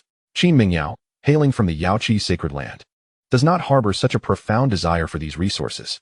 However, Hu Mei, Lu Shenin, and Jiyu are different. One belongs to the sacred demon sect, another to the heavenly sound sect, and the last is the princess of the Dian divine dynasty. The sacred demon sect and the heavenly sound sect have failed to cultivate a quasi-emperor despite depleting their resources, while the latter, although possessing a quasi-emperor, has a dwindling lifespan. Even if it shelters the heavenly sound sect, such protection cannot last long. To put it bluntly, while neither sect faces imminent extinction, their circumstances are undoubtedly dire. In contrast, the Dian divine dynasty boasts several quasi-emperors and even possesses the means of an emperor, yet the nature of the dynasty implies that despite its vast potential, it continually operates under high resource consumption. Thus, even though the Dian divine dynasty is formidable, it has never been particularly affluent. Now, with a single statement from Jiang Yuan, utilizing financial prowess, the crisis faced by the three great forces dissipated in an instant. At this moment, those previously unchosen or still hesitating among the celestial beauties and their backing forces were filled with regret. The countenance of the quasi-emperor Qi Yin turned a deep shade of crimson as he glared at his daughter, Yin Linga, wishing he could slap her on the spot. Look at your arrogance. Look at your pride. And now, the cooked duck has flown away. Not far away, within the heavenly demon palace. A bewitching woman with an enchanting aura was pounding her chest in despair, her eyes filled with envy. The abyss of the undying sea, though suffused with the essence of death and decay, harbors numerous rare treasures related to the path of life, an unparalleled treasury for her demon kin. If only she could partake in a share of it. She cast a glance at her dazed saintess and sighed inwardly. It was too late. Everything was too late. Amidst the atmosphere of envy, some rejoicing and others sorrowful, Jiang Yuan's figure finally made a leisurely appearance on the platform of discourse. Upon his arrival, all clamor ceased instantly. Countless gazes were fixated upon him, filled with fervor, reverence, admiration, and greed. It seems everyone is quite content with my decision. Jiang Yuan chuckled softly, his gaze sweeping over Qin Mingyao, Hu Mei, Jiyu, and Lu Shenin, those who had either passed or were pending as quasi-consorts.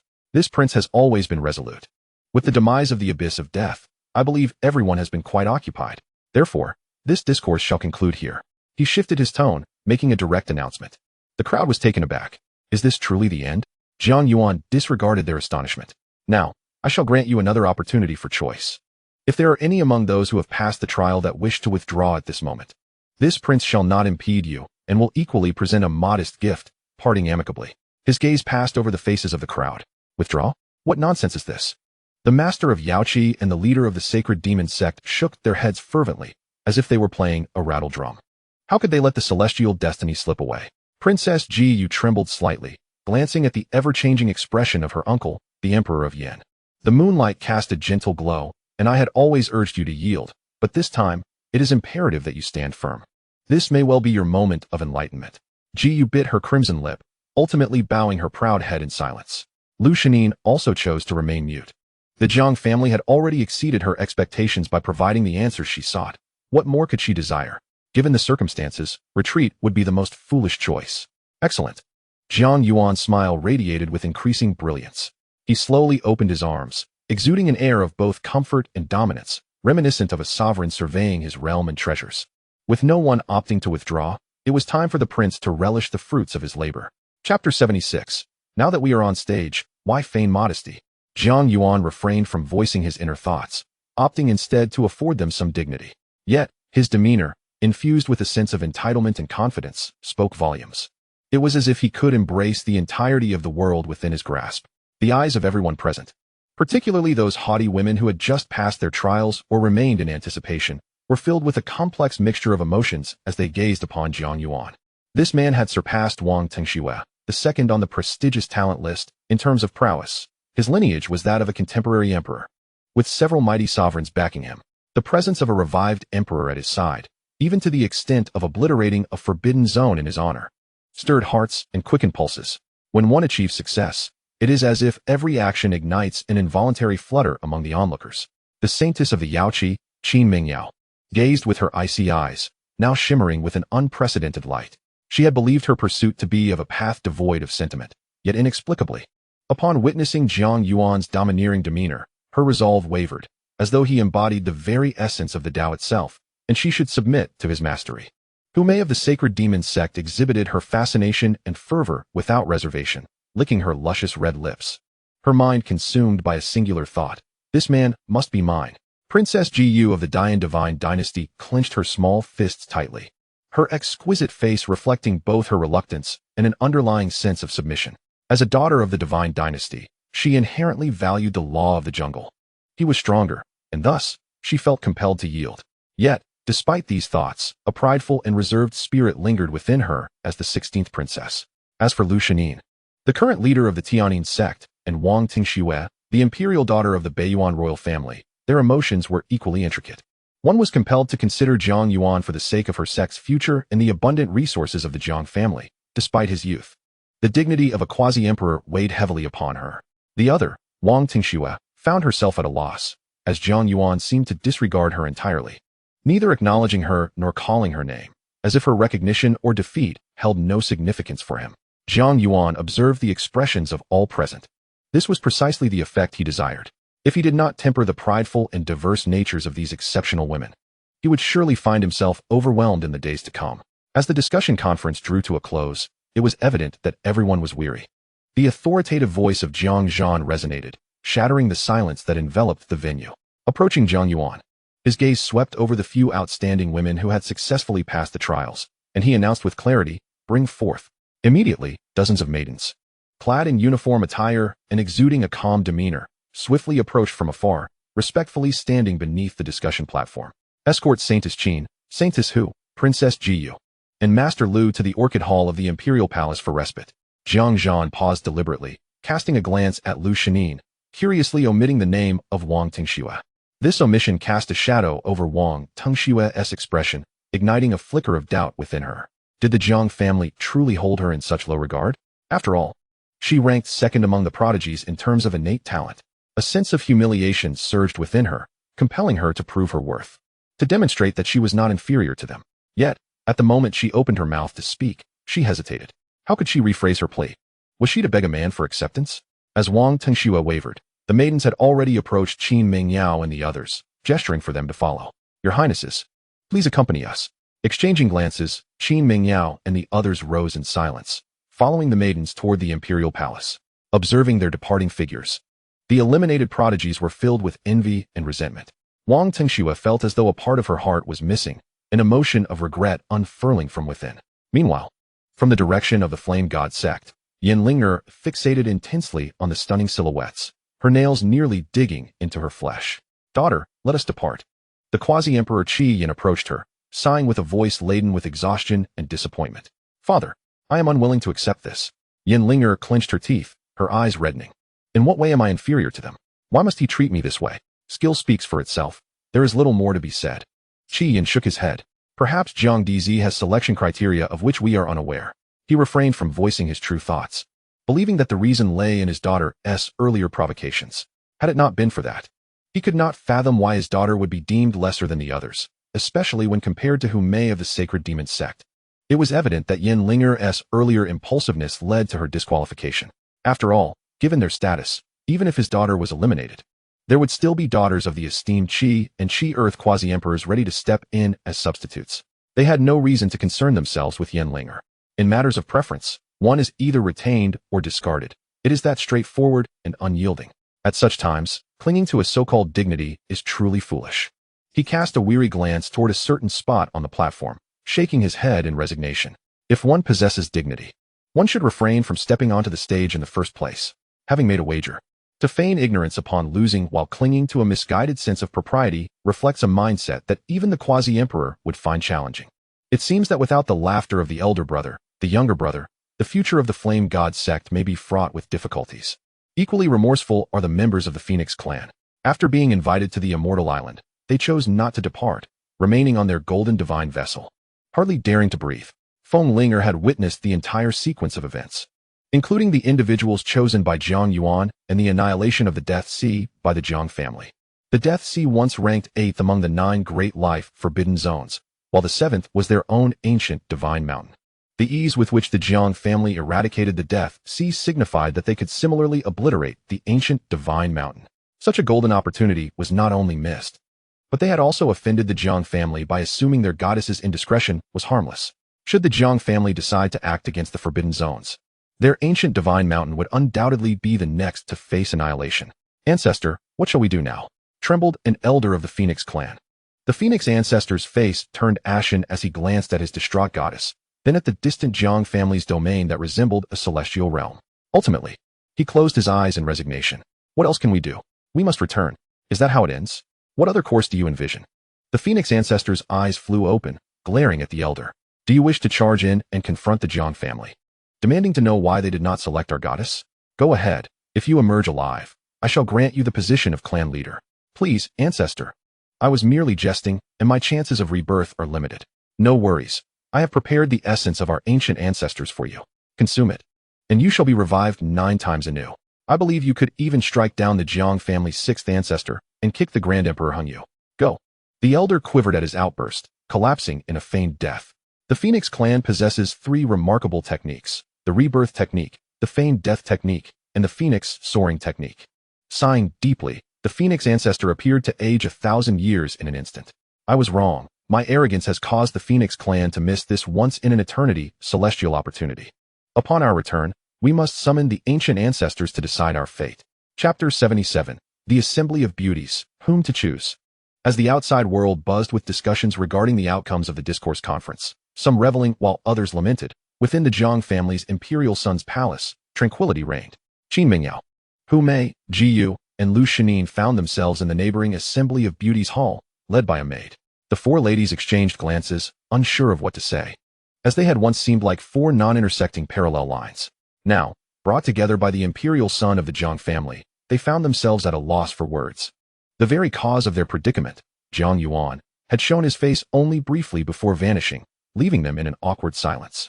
Ultimately, it was the enchanting Mei from the Holy Demon sect who first broke the stillness.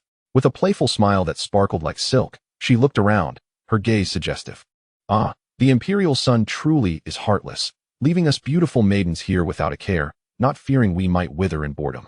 Princess Jiyu, with a frosty expression, could hardly conceal her disdain for Mei's beguiling demeanor, finding her overly familiar address particularly irksome. Humph, the actions of the divine prince carry profound significance. Not something you can easily comment on. Mei covered her lips with a smile, leaning slightly towards Jiyu, exhaling softly like orchids. Oh dear, princess. Are you still putting on airs? From this moment forth, we are family. You ought to learn to relax a bit. Jiyu stiffened, furrowing her brow, and chose not to respond, merely turning her head away. This brief exchange encapsulated the long-standing conflict between the divine court and the sacred demon sect, leaving Qin Mingyao and Lu Shinin exchanging awkward glances, their hearts yearning for Jiang Yuan's swift return. Meanwhile, within the grand palace of the divine prince, Jiang Yuan luxuriated in a massive bath crafted from jade that had been tempered over millennia, accompanied by 3 recently emerged companions. He did not rush to seek out the 4 women, allowing them to acclimate to one another first. Perhaps his intervention could be deferred for a while. "Husband, is the water temperature to your liking?" Bai Qingxue inquired coolly from behind him as she knelt. "Yes, quite pleasant," Jiang Yuan replied, tilting his head back in relaxation. "Would you like want to scrub your back?" Qin Wanwan, holding a towel woven from celestial silk, asked eagerly with her sparkling eyes. "Certainly," Jiang Yuan chuckled. "But let us do it from the front." The young girl cheered, grabbing the towel enthusiastically. "By the way, husband," Qin Yuebai asked curiously while grasping Jiang Yuan's arm, "which sister do you plan to visit tonight?" At her words, Bai Qingxue and Qin Wanwan's movements paused slightly, their ears involuntarily perking up. A sense of disappointment mingled with curiosity filled their hearts as they pondered whom Jiang Yuan would choose. Upon hearing the question, Jiang Yuan opened his eyes, a mischievous smile curling at the corners of his mouth. "Care to guess?" He laughed heartily, not bothering to wait for their answers. For even he was uncertain about whom to select. After all, it was indeed a matter worthy of contemplation. The night deepened, shrouded in inky darkness, with stars twinkling above. Inside the divine prince's palace, the lights glimmered brightly, suffused with ethereal energy. Jiang Yuan enjoyed a leisurely bath before donning a comfortable silk robe and lazily reclining on a soft couch. The other 3 had already retreated to their chambers. Although they didn't voice it, Jiang Yuan sensed their underlying tension and disappointment. After all, following this evening, the household would welcome several new mistresses. Yet, Jiang Yuan had promised that once the matter concluded, he would devote quality time to them. "Young master, what occupies your thoughts?" The maid Xiaotsue inquired softly. Approaching with a platter of freshly sliced celestial fruits, she gazed at her handsome master's profile, her heart fluttering. Ever since he awakened that innate sacred body of fertility, he had transformed remarkably. Not only had he begun to cultivate, growing stronger by the day, but the confidence and commanding aura he now exuded left even his devoted maid feeling a bit overwhelmed. "I was pondering how to handle tonight," Jiang Yuan replied, taking a bite of the celestial fruit Xiaotsue offered and pulling her down to sit beside him. "Perhaps it should be you, Xiaotsue." Upon hearing his words, Xiao Chui's lovely face flushed, and she murmured softly, "The young master is joking with me again." "I am not jesting," Jiang Yuan replied, playfully pinching her chubby cheeks and unceremoniously resting his head upon her lap. As he gazed upward, he found himself momentarily lost in thought, contemplating how much Xiao Chui had grown during their time apart. His eyes drifted to the resplendent Guangfang Hall outside, as if he could penetrate the very fabric of space itself. What of the holy demon sects Hu Mei and Hu Bao, a dual-soul entity, capable of shifting freely, yet burdened by heavy thoughts? And what of Princess Gu of the Dian Divine Dynasty, ambitious, with aspirations to ascend as empress? Then there is Lu Shinin of the Tianyin sect, a paragon of beauty and a potential empress, mature and alluring, igniting excitement merely by being considered. Yet, she remains a figure of the quasi-emperor rank, and her status demands patience, time for her, and time for himself. Eliminating these possibilities, only one remained, the Yaoqi's sacred land. Qin Mingyao, ranked 100 on the talents list, born of the Tao's essence, with a staggering score of 96. Furthermore, she was the first to showcase her talents at the Tao Discussion Conference. By all accounts, this distinction should rightfully belong to her. It is decided, she shall be the one. Resolute, Jiang Yuan rose from the soft couch. "Xiao Chui, prepare my attire." "Yes, young master," she responded, hastily setting down the fruit platter. For a fleeting moment, a hint of disappointment crossed her eyes, but she quickly regained her composure and deftly dressed Jiang Yuan in a moon-white brocade robe. Once attired, Jiang Yuan, hands clasped behind his back, strode toward Guangfang Hall with a demeanor that exuded confidence. In an intriguing twist of fate, while Jiang Yuan faced challenges from both sides, the Jiang family had already constructed 4 distinct Tao courtyards within Guangfang Hall, tailored to the interests and preferences of Qin Mingyao, Hu Mei, Jiyu, and Lu Shinin. Each courtyard had been meticulously designed to reflect their individual tastes and cultivation attributes. The Tao Sound Cottage of the Yaoqi Saintess, Qin Mingyao, was adorned with an array of divine herbs, exuding the essence of the Tao. With a pavilion crafted from enlightenment stones nestled at its center, an ideal spot for contemplation and insight. Hu Mei's Yihuan Water Pavilion was a waterborne structure set above hot springs, filled with drifting curtains and captivating aromas, creating an atmosphere rich in allure and intimacy. Princess Gu's Imperial Pavilion was constructed to mirror the grandeur of the Imperial Palace, resplendent in gold and jade, radiating an aura of supreme majesty. Finally, Lu Shanin's Taikuchin platform was an ancient stone platform perched upon a cliff, surrounded by swirling mists and soaring cranes. Notably, it housed a musical score penned by the legendary Qingyin emperor a million years prior, placed there by the Jiang family for long-term comprehension, potentially aiding in their ascension to the emperor realm. This thoughtful arrangement by the Jiang family provided considerable comfort to the celestial maidens who had just endured a Tao discussion conference.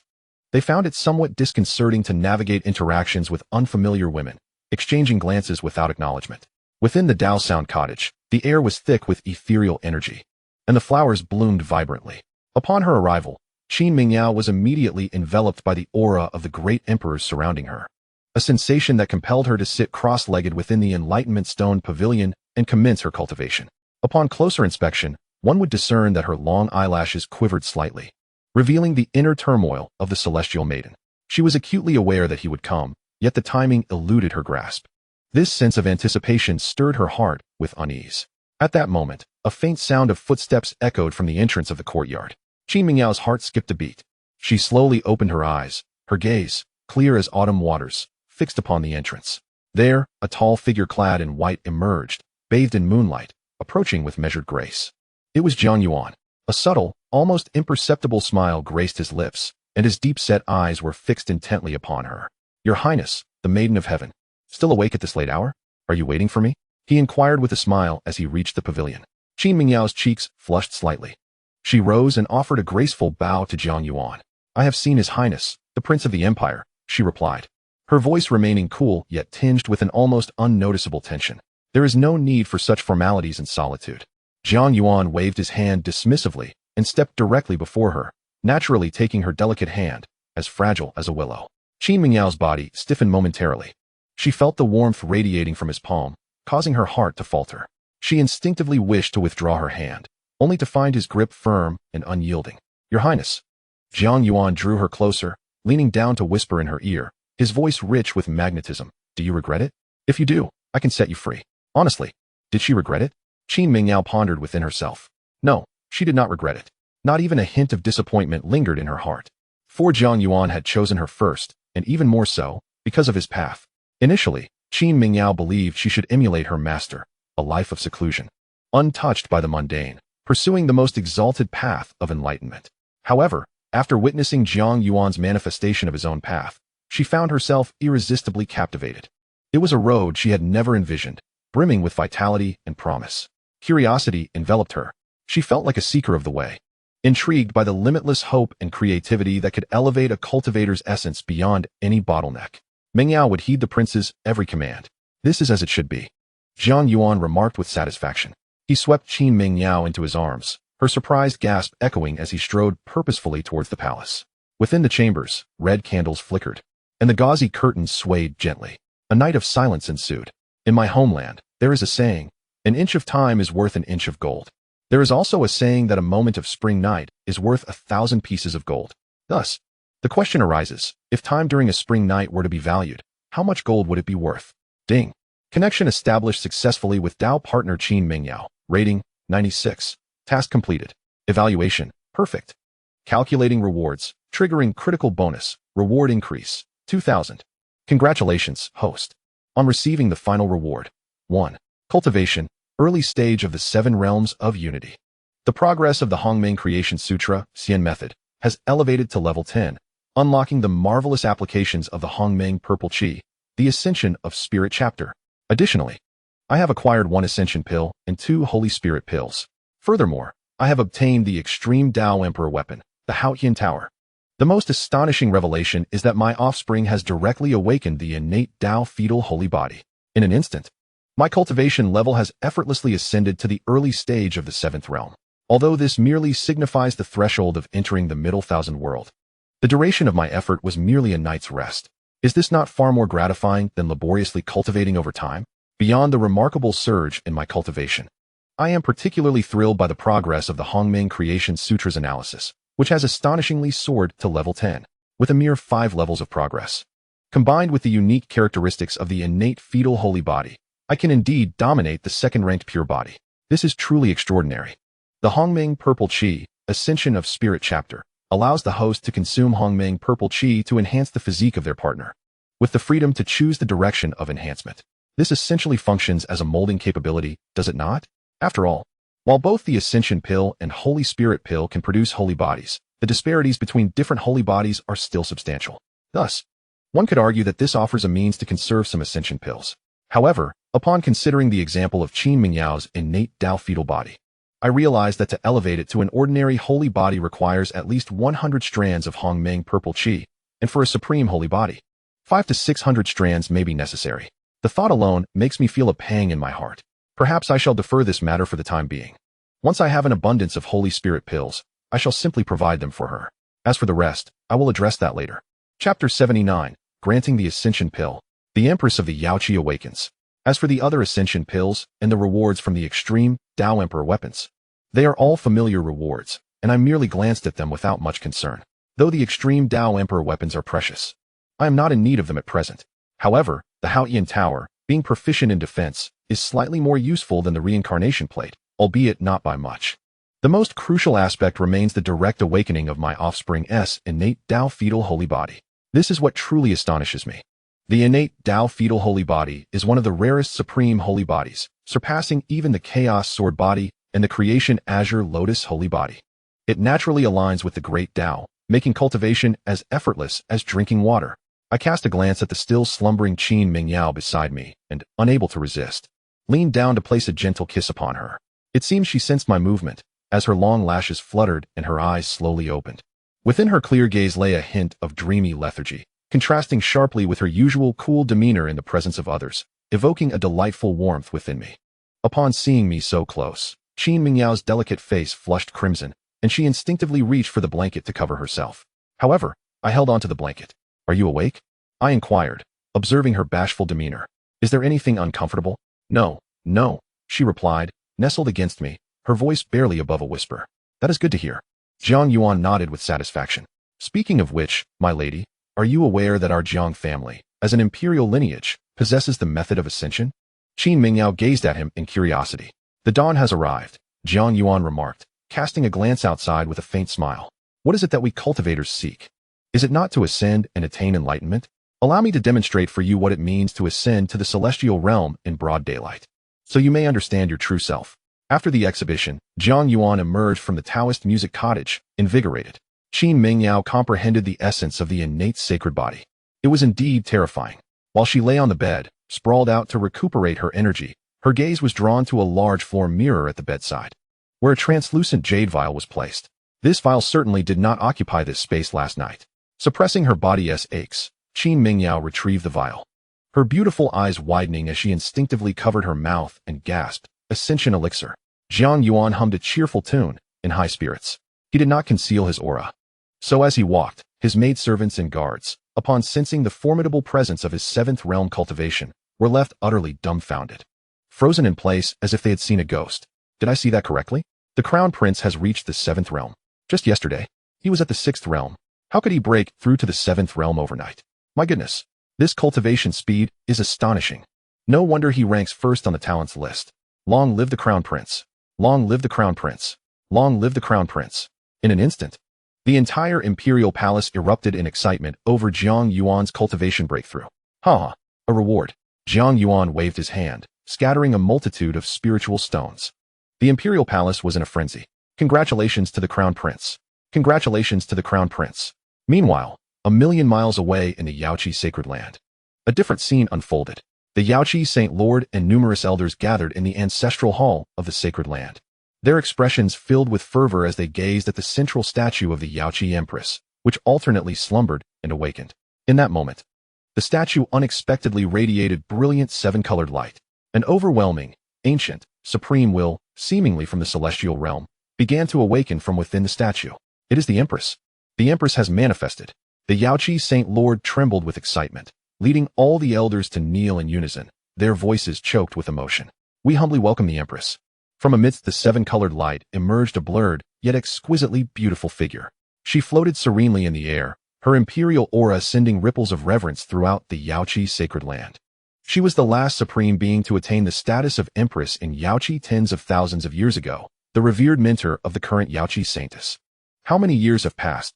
A voice, ethereal and melodious yet tinged with a hint of sorrow, resonated deep within the souls of the gathered. At last, I have awaited this day. Upon hearing the voice, the holy master of Yaoqi was overcome with excitement and knelt down on the spot. Witnessing the formidable might of the Jiang family's emperor. How she longed for the power of such an emperor.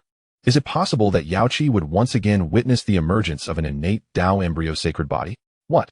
The holy master of Yaoqi and the elders exchanged bewildered glances. An innate Tao embryo sacred body in Yaoqi? How could we have been unaware? You are unaware? The voice of the Yaoqi empress carried a hint of astonishment as she calculated with her fingers, her expression shifting to one of peculiarity. So it turns out to be Meng Yao. What? She is actually the holy maiden. Impossible. It has only been a brief time. The crowd began to murmur. Yet the Yaoqi empress remained unfazed, merely gesturing with her fingers, deducing the recent events with remarkable clarity. Naturally, due to Jiang Yuan being the scion of the Jiang family, a harbinger of great fortune, and under the protection of an emperor, along with possessing a supreme imperial weapon, even the Yaoqi empress could not fully unravel the intricacies. Thus, the revelations regarding Jiang Yuan's sudden emergence, the premature arrival of the heavenly golden list, the terrifying prowess displayed by the Jiang family, and the selection of Qin Mingyao as Jiang Yuan's consort were all conveyed by the holy master. Upon learning that Qin Mingyao had become Jiang Yuan's woman, the exquisite figure of the empress visibly paused, her full bosom slightly heaving, as if even she were taken aback. The atmosphere within the ancestral hall seemed to solidify at that moment. The holy master and the elders trembled in fear, scarcely daring to breathe, lest the empress's wrath be kindled. After all, Qin Mingyao was her designated heir, the hope for the future of Yaoqi. Yet, she had become another's woman. However, contrary to everyone's expectations, after a brief silence, the Yaoqi empress's chest soon settled, and rather than expressing anger, she let out a light, enigmatic laugh. How intriguing. The innate reproductive sacred body of the Jiang family, Hengyu. Her tone revealed no discernible emotion, heightening the trepidation of the holy master and the others. Your Majesty, what of Mingyao? The holy master inquired cautiously. It is of no concern. The voice of the Yaoqi empress returned to calmness, for fortune often lies within disaster, and disaster within fortune. This matter may not be adverse for Mingyao. That lad from the Jiang family carries great fortune and is the fated child of this golden era. Thus, her union with him aligns with destiny. Moreover, the Yaoqi empress paused, a hint of amusement in her tone. It is thanks to him that I have awakened from my slumber. What? The holy master and the elders were left speechless. The empress's awakening is connected to that Jiang family scion? How is this possible? The Tao embryo of Mingyao and my own share the same source. Though their ultimate paths may differ, the Yaoqi empress elucidated. Her union with that lad from the Jiang family creates a harmonious balance of yin and yang, resonating with the great Tao, not only nourishing and evolving her own Tao embryo unprecedentedly, but also transmitting a portion of the essence of the creation Tao back to me. It is this essence of the creation Tao that has awakened a fragment of my soul, long dormant for countless millennia. Upon hearing this explanation, everyone was utterly astonished. They could hardly have imagined that such a convoluted series of events lay beneath the surface. The voice of the Yaoqi empress grew solemn as she proclaimed, "By my imperial decree, from this day forth, the Yaoqi sacred land shall officially ally with the Jiang family. Furthermore, all resources allocated to us from the Undying Sea shall be sent to the Jiang family's imperial palace, presented as a bridal dowry for Dream Yao." After a brief moment of shock, it was the Yaoqi's sacred master who first regained composure and bowed deeply. Yes, we shall obey the empress's decree, merely a spiritual pill, fit for the ancestors to savor like candy. Under the edict of the Yaoqi empress, the entire Yaoqi sacred land erupted in excitement. A magnificent divine vessel, laden with rare treasures from the Undying Sea, set sail towards the Jiang family, escorted by the Yaoqi sacred master herself. This shipment of resources was ostensibly a bridal gift from the Yaoqi empress to the holy maiden, Qin Mingyao. Upon the announcement, the entire imperial immortal world was once again set ablaze with fervor. What? The Yaoqi empress has awakened and formed an alliance with the Jiang family? Not merely an alliance. Did you not hear? The Yaoqi sacred land has sent the entirety of the gifts received from the Undying Sea, without a single coin withheld, to the Jiang family's imperial palace as a bridal dowry. Good heavens, who is this Jiang family's imperial son? First, he annihilated the Forbidden Zone as a gesture of celebration, and now even the empress, who has been dormant for hundreds of thousands of years, awakens for him and bestows a dowry. Need one even ask? Surely it is the sacred body of that imperial son at work.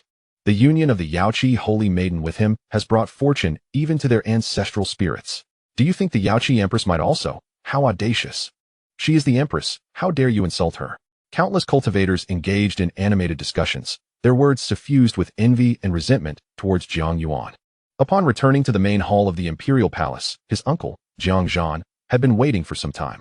The moment he laid eyes on Jiang Yuan, even he, accustomed to wonders, could not suppress his astonishment. A single day, and a single realm transformed. Such exaggeration. Jiang Yuan circled around Jiang Yuan, marveling. His face a canvas of shock and delight. Uncle, remain composed. Jiang Yuan languidly reclined in the main seat, casually taking a bite from a celestial fruit presented by a maid. This is merely routine. There is no need for such astonishment. Jiang Yuan's lips twitched slightly. Routine? Is that what you call this? From an ordinary mortal incapable of cultivation to the current state of the seventh realm of unity, how little time has passed? Not even 2 months. Who would believe such a rate of cultivation? Even those immortal reincarnations recorded in ancient texts could scarcely match such absurdity. You, my boy, truly are reaping benefits and playing coy. Jiang Yuan shook his head in resignation. Nonetheless, he had come to seek Jiang Yuan for a serious matter. The Ascension Pill? I have already entrusted it to Meng Yao. She may choose to return it to the Yaoqi sacred land or consume it herself, as she wishes. Hearing this, Jiang Yuan nodded in agreement, not opposing the matter. This was considered an internal affair of the Yaoqi, and generally, the Jiang family would refrain from interference. The resources seized from the Undying Sea have already been distributed according to your wishes, Yuaner, while portions for the Yaoqi sacred land, the sacred demon sect, and the heavenly sound sect are still en route. In the realm of the Dian divine dynasty, the Emperor Yin Zhao remains contemplative regarding a certain proposal. However, he has not neglected to collect resources. As for the Wang family, they too have received their share, reciprocating with a similar quantity, which suggests neither acceptance nor rejection on their part. This matter can be disregarded.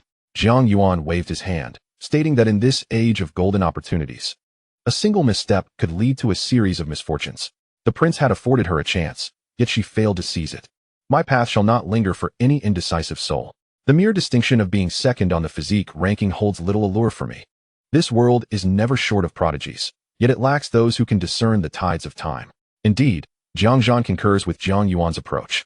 The Jiang family holds a distinguished status, being an immortal imperial lineage, one of the 7 emperors of the present age. Even Jiang Shouzhua is currently in seclusion at the ancestral grounds, striving to break through to the great emperor level, which will soon elevate him to one of the 8 revered emperors. With such a prestigious identity, how could they concern themselves with the trivial decisions of the Wang family? Suddenly, Jiang Yuan appeared to recollect something, his expression shifting to one of peculiarity. Speaking of which, there is another matter. The Yaoqi sacred land has just dispatched a significant gift. They have returned the wedding gifts you previously sent to Yuaner, intact, and have even added more, claiming it is a dowry for their saintess, bestowed by the awakened Empress of Yaoqi. Oh, the Empress of Yaoqi has awakened? Jiang Yuan raised an eyebrow, somewhat surprised. The thought of the legendary Empress piqued his curiosity regarding her appearance. Surely, one who ascends to such heights must possess extraordinary qualifications, likely no less than a 99. I should have my uncle take me to pay a visit to this Empress, he mused, as it would be quite reasonable for a junior to seek an audience with such a venerable figure. Ah, by the way, uncle, is the ancestor currently at the ancestral grounds? Yes, Jiang Yuan nodded. Aside from the 6th ancestor, whose whereabouts remain unknown due to his revival, the other 5 ancestors are present at the ancestral grounds, safeguarding the 3rd elder. Do you require anything from the ancestors? Well, I have a minor experiment in mind that I wish to present to the ancestors. An experiment? At the Jiang family's ancestral grounds. As Jiang Yuan entered under Jiang Yuan's guidance, he immediately sensed the presence of vague yet majestic figures on the celestial mountain, their gazes fixed upon him. Yuano? What brings you here? A gentle, ancient voice resonated, belonging to the 1st ancestor. He seemed unsurprised by Jiang Yuan's arrival. Grandson pays his respects to the esteemed ancestors. Jiang Yuan said respectfully, bowing deeply. His heartfelt gratitude towards these ancestors, who love and protect him, was sincere. Without them, where would his future happiness lie? He then proceeded to state his purpose directly. Grandson has come to present a monumental opportunity to all esteemed ancestors. With that, he opened his palm, revealing 2 resplendent Holy Spirit pills that glimmered in his grasp. These are Holy Spirit pills? You have acquired 2 more? Remarkable. Jiang Yuan nodded, then boldly proclaimed. I wish to request 2 esteemed ancestors to consume these pills and see if they can evolve into the supreme holy body.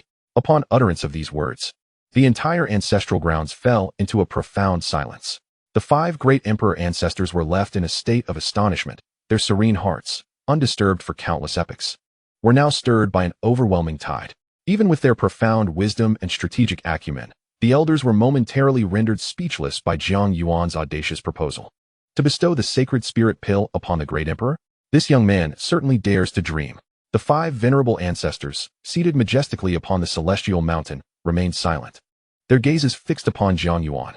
Yet, an intangible pressure enveloped the atmosphere, halting the chaotic energies around them. Jiang Yuan stood there, a serene smile adorning his face, exuding an air of tranquility as if he were merely commenting on the pleasant weather. What nonsense! At last, a voice like thunder, filled with righteous indignation, reverberated through the air. It was the 4th ancestor of the Jiang family, known for his fiery temper. At that moment, the vague silhouette around him radiated imperial majesty, and the very laws of nature seemed to lament. Yuaner, you must understand the immense value of the sacred spirit pill. It is a divine artifact of extraordinary rarity, capable of forging a supreme holy body genius with absolute certainty. Each pill is intricately tied to the fate of our Jiang family. The anguish in the 4th ancestor's voice was palpable. You may offer such a divine treasure to a quasi-emperor, to a saint, or to the younger generation, but to squander it on us old fellows is truly an act of egregious waste. On the other side, the 5th ancestor spoke slowly, his tone relatively gentle, yet laced with disapproval. Yuaner, we understand your intentions, but the great emperor's body has long since merged with the principles of heaven and earth. Embodying the essence of the heavenly Tao, he stands as a singular entity, impervious to external forces. Though the potency of the sacred spirit pill is formidable, it may yield no benefit for us. In the end, it would merely result in the futile expenditure of 2 sacred spirit pills, a loss without gain. The 2nd and 3rd ancestors, though silent, conveyed their stance through their somber demeanor. Their disapproval was evident. The risks were too great, the rewards uncertain. It was a gamble of grand proportions. Listening to the words of the elders, Jiang Yuan maintained his smile, having anticipated this very reaction. If they had immediately acquiesced, that would indeed have been remarkable. Esteemed ancestors, please temper your ire. Jiang Yuan spoke calmly, his voice resonating clearly throughout the ancestral grounds. As your grandson, I am well aware of the sacred spirit pill's rarity, but it is precisely because of its value that it should be wielded with purpose. He paused, casting his gaze over the several celestial mountains. Might I inquire, esteemed ancestors, now that the age of gold has commenced, with myriad formidable beings emerging and the realms of life and death stirring, the future shall undoubtedly unfold as a cataclysmic battle across the heavens. In this impending conflict, what will ultimately determine the fate of our Jiang family? Is it the presence of a few more holy body geniuses or the emergence of additional holy body great emperors? This inquiry struck a sharp chord. The 4th ancestor found himself momentarily at a loss for words, realizing he had no retort. Indeed, no matter how numerous or powerful the geniuses may be, they remain mere potential for the future. Without centuries of cultivation, it is exceedingly difficult to transform potential into actual combat prowess. The century-long curse of the Supreme remains unbroken to this day. The great emperor, however, represents the pinnacle of strength for the Jiang family and the entire celestial empire, serving as the cornerstone to suppress all. While a holy body great emperor and a non-holy body great emperor may not signify a qualitative transformation, there remains a substantial enhancement in combat capability. Seizing this opportunity, Jiang Yuan pressed forward. The grandson is aware that the body of the great emperor is impervious to all laws, and the Holy Spirit pill may prove ineffective. However, Jiang Yuan paused momentarily, swept his sleeve, and a wave of grandiosity enveloped the 5 venerable ancestors and the family head, rendering them speechless. It is merely a Holy Spirit pill, akin to a candy bean. Let the elders savor its flavor. In Chapter 81, as Jiang Yuan spoke, even the 5 erudite ancestors and the family head, despite their extensive experience, found themselves at a loss for words. One could only remark on the audacity of having a pill, a single ascending spirit pill, which could at most nurture an ordinary holy body, was sufficient for the top-tier powers, divine dynasties, and sacred lands to fight tooth and nail, offering their goddesses and holy maidens in exchange for just one. In the precarious situation with the Tianyin sect, it could even be traded for a half-step extreme Tao Imperial weapon. This is merely the ascending spirit pill. The value of the Holy Spirit pill, which consistently produces supreme holy bodies, is beyond estimation. For the sacred lands, initiating a holy war to seize such a pill is worth the effort. But when it comes to their own Yuan, why does it seem as trivial as a candy bean? A moment of contemplation reveals it is indeed akin to a candy bean. For Yuan, this is a venture with no risk and boundless profit, particularly since it can be derived from the esteemed daughters of heaven. However, The thought of administering a pill capable of creating a supreme holy body still stirs a pang of regret within them. Does this not equate to sacrificing an extreme Tao Imperial weapon? Yet, the fourth ancestor remained hesitant. Even so, the risk is considerable, amounting to 2 extreme Tao Imperial weapons. Jiang Yuan could not suppress a laugh upon hearing this. Fourth ancestor, your words underestimate me, Jiang Yuan. My own strength is indeed vital.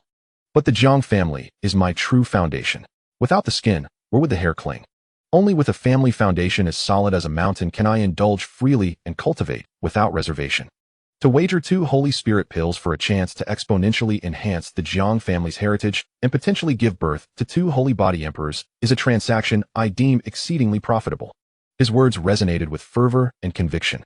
Even the most irascible fourth ancestor felt momentarily intimidated by his audacity, unsure how to counter. This young man seems to possess a modicum of validity in his assertions. At this juncture, the previously silent first ancestor finally spoke. Fourth, fifth. There is no need for further persuasion. His voice was calm, yet imbued with an undeniable authority. Let us proceed as Yuan suggests. Brother. The fourth and fifth ancestors exclaimed in unison. Brother, do you also deem this feasible? The first ancestor offered no explanation, simply stating, I trust Yuan. He would never undertake an endeavor without assurance. The first ancestor's word was the final decree. Although the other elders still harbored reservations, they ceased to voice them. Very well. Since brother has spoken, the fourth ancestor gritted his teeth, as if having made a momentous decision. I shall be the first to take this leap of faith. I am eager to see if this Holy Spirit pill can indeed bring forth blossoms from these aged bones. However, Jiang Yuan shook his head. Fourth ancestor, you cannot. What? The fourth ancestor's eyes widened. Young man, what do you mean? Do you look down upon me? It is not a matter of disdain. Jiang Yuan chuckled. Before my arrival, I consulted some information. If I am not mistaken, you, the fourth ancestor, are indeed a sacred body, are you not? The fourth ancestor was momentarily taken aback, but then tacitly acknowledged it. He was indeed a sacred body, known as the destructive battle immortal body. A pinnacle of battle-oriented sacred bodies. Jiang Yuan's gaze then shifted to the fifth ancestor. You, the fifth ancestor, must possess the void sacred body? The fifth ancestor nodded in agreement.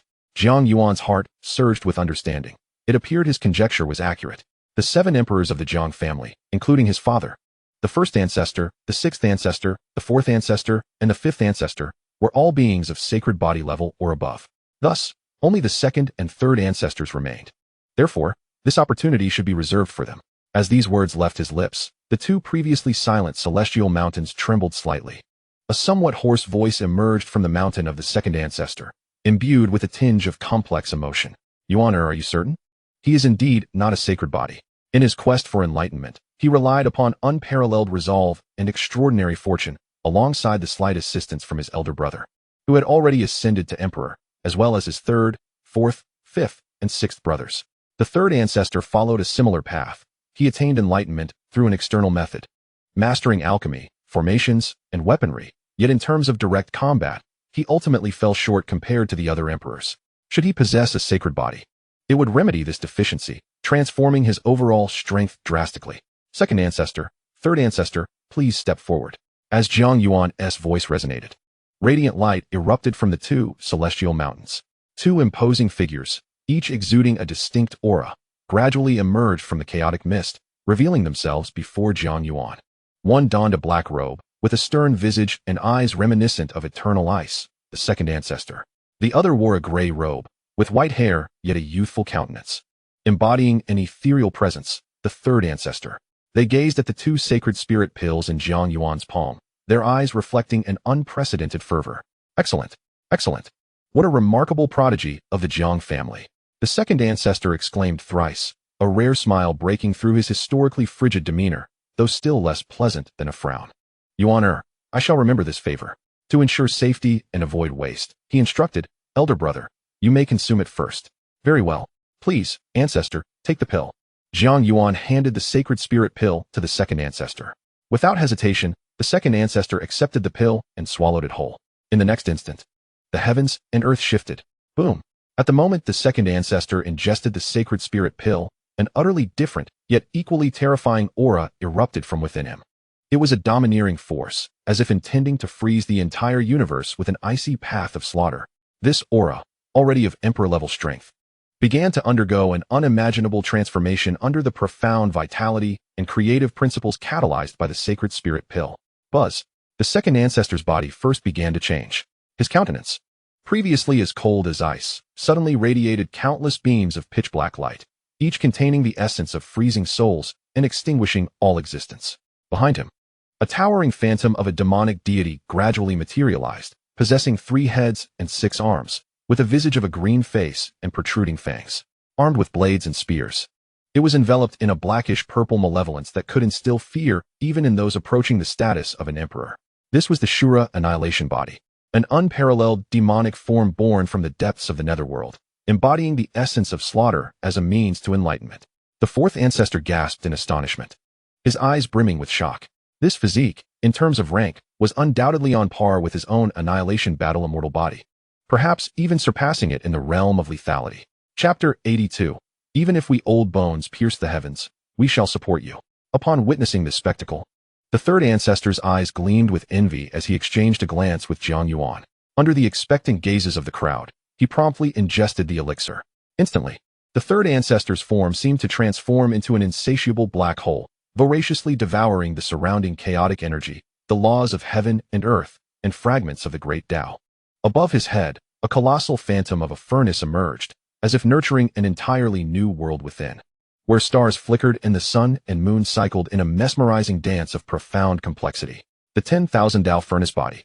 By the heavens, such a legendary physique had emerged. The fifth ancestor cried out in disbelief, his tone filled with astonishment.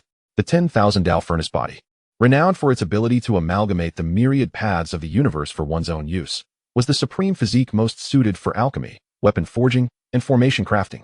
Once perfected, it could effortlessly establish imperial-level killing formations and concoct divine elixirs of imperial quality, a terror beyond measure.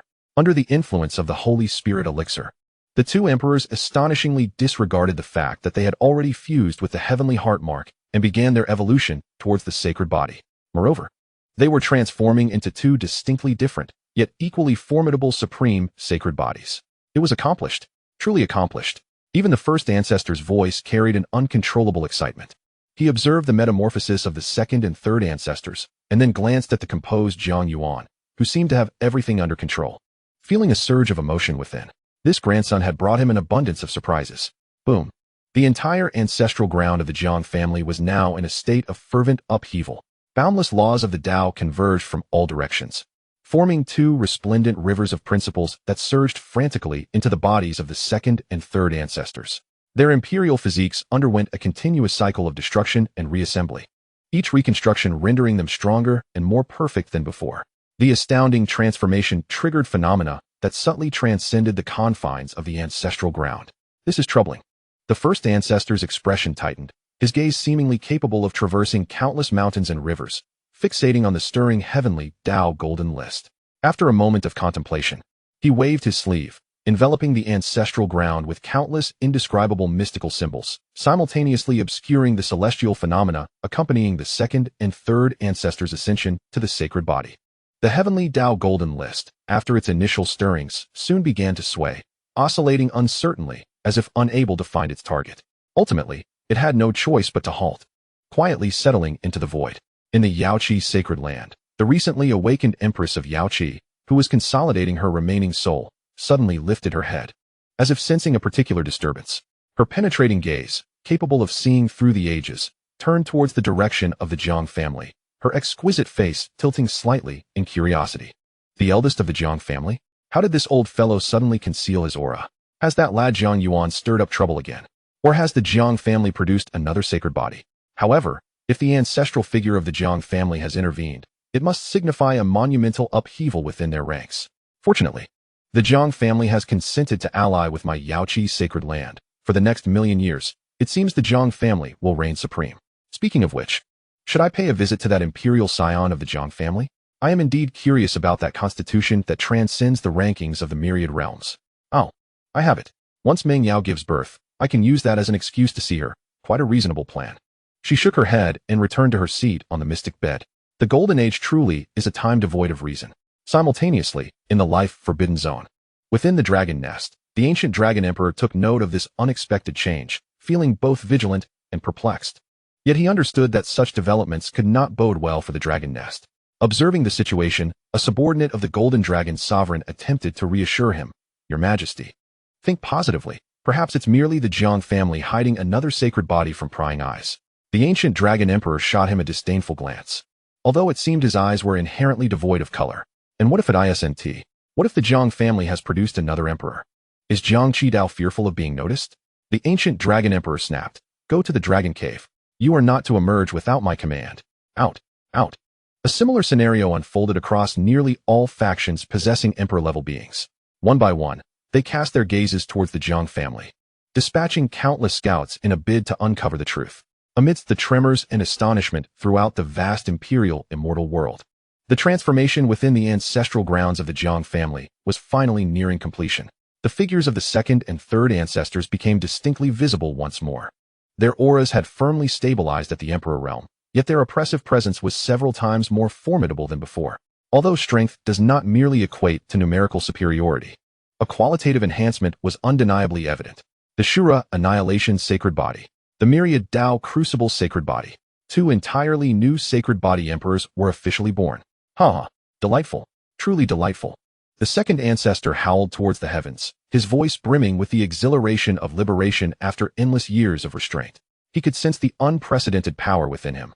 As if with a mere thought, he could plunge an entire world into oblivion. The third ancestor, also glowing with vitality, bowed deeply to Jiang Yuan once more.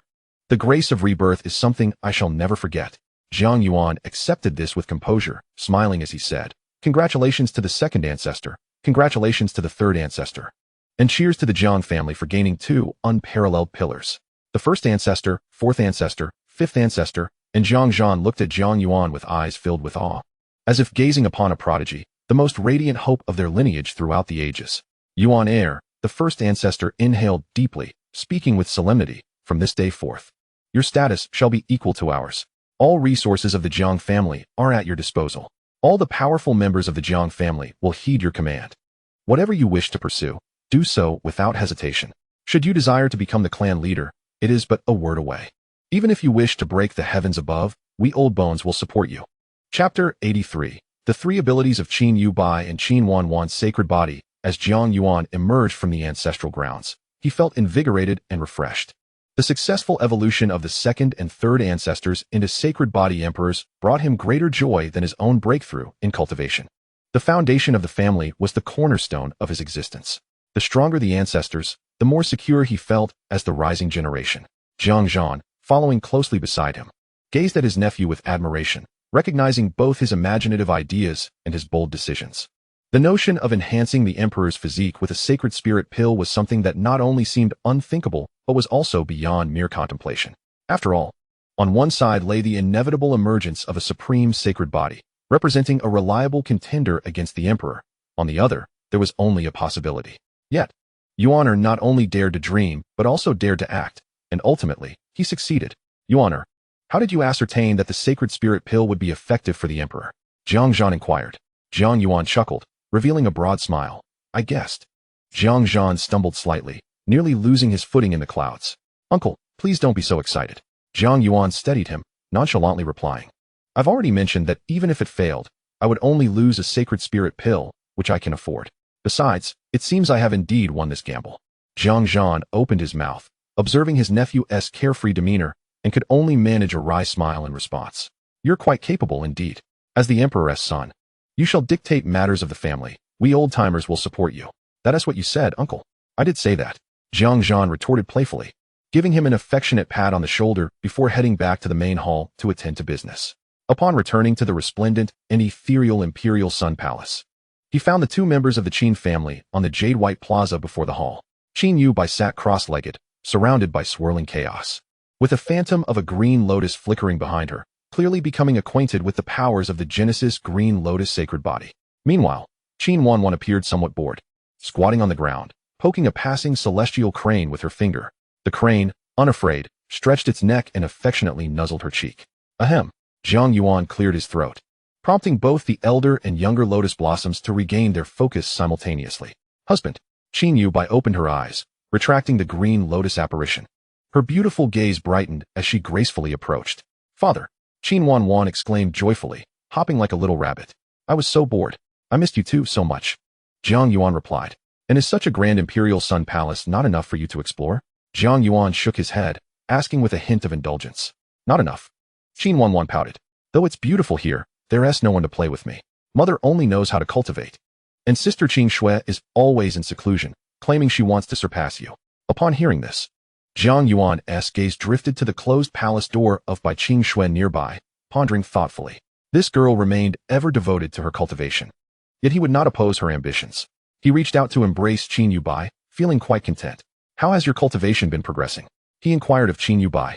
Dear husband, I have firmly established myself in the 8th realm and have begun to grasp the power of the sacred body, Qin Yubai replied softly. Indeed, well done. Jiang Yuan nodded, shifting his gaze to Qin Wanshan. And you? Do not be preoccupied with play. Your cultivation should not lag behind. Humph, I have not fallen behind. Qin Wanshan retorted defiantly, meeting Jiang Yuan's gaze head-on. I have already reached the pinnacle of the 4th realm, and I will soon catch up to mother.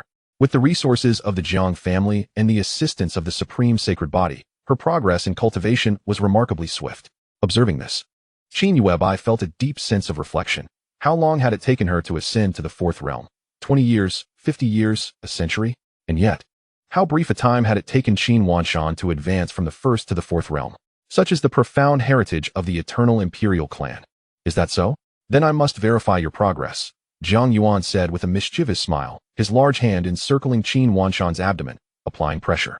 Instantly, a pure stream of primordial purple energy surged forth.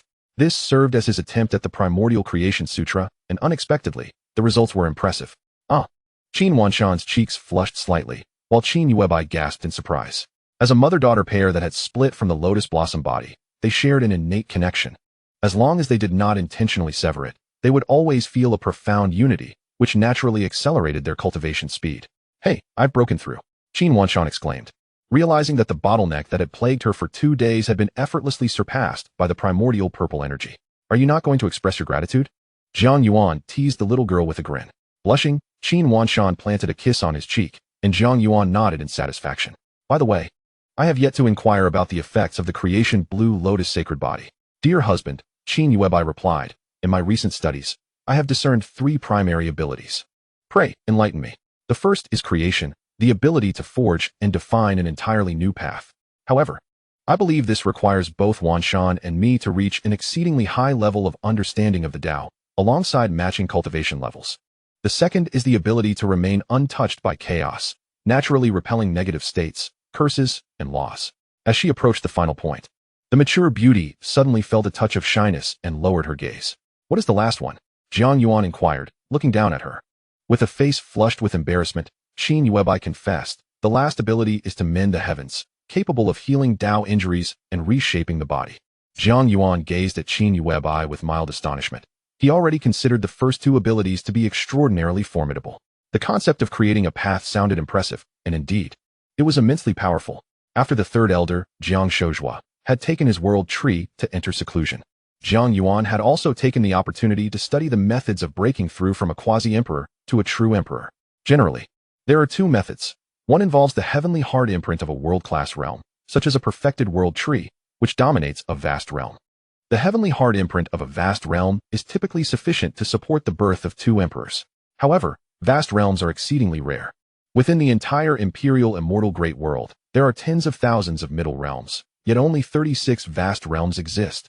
Even within the Jiang family, there exist but 8 vast realms, each of which possesses a value no less than that of a supreme imperial weapon. The second approach lies in the creation of one's own path, wielding the fruits of external doctrines, often referred to as an alternative enlightenment. While its combat prowess may not rival that of a traditional emperor, it can still be wielded as though it were an emperor itself. As for the second ability, it bears a resemblance to Wang Tengshue's pristine domain. The final ability, to mend the heavens, piqued Jiang Yuan's interest immensely. He cast a deep glance at Qin Yubai and the somewhat bewildered Qin Wanjian, realizing the reason behind her flushed cheeks.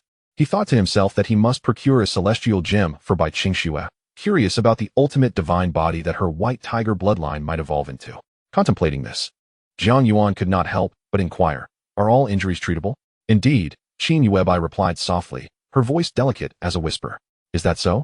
Then I shall confirm it thoroughly. 3 hours later, Jiang Yuan and Qin Wanjian arrived at the blossoming hall, though he had initially hesitated to bring her along. The recent busyness had left Qin Wanjian eager for his company, yet Jiang Yuan remained indifferent.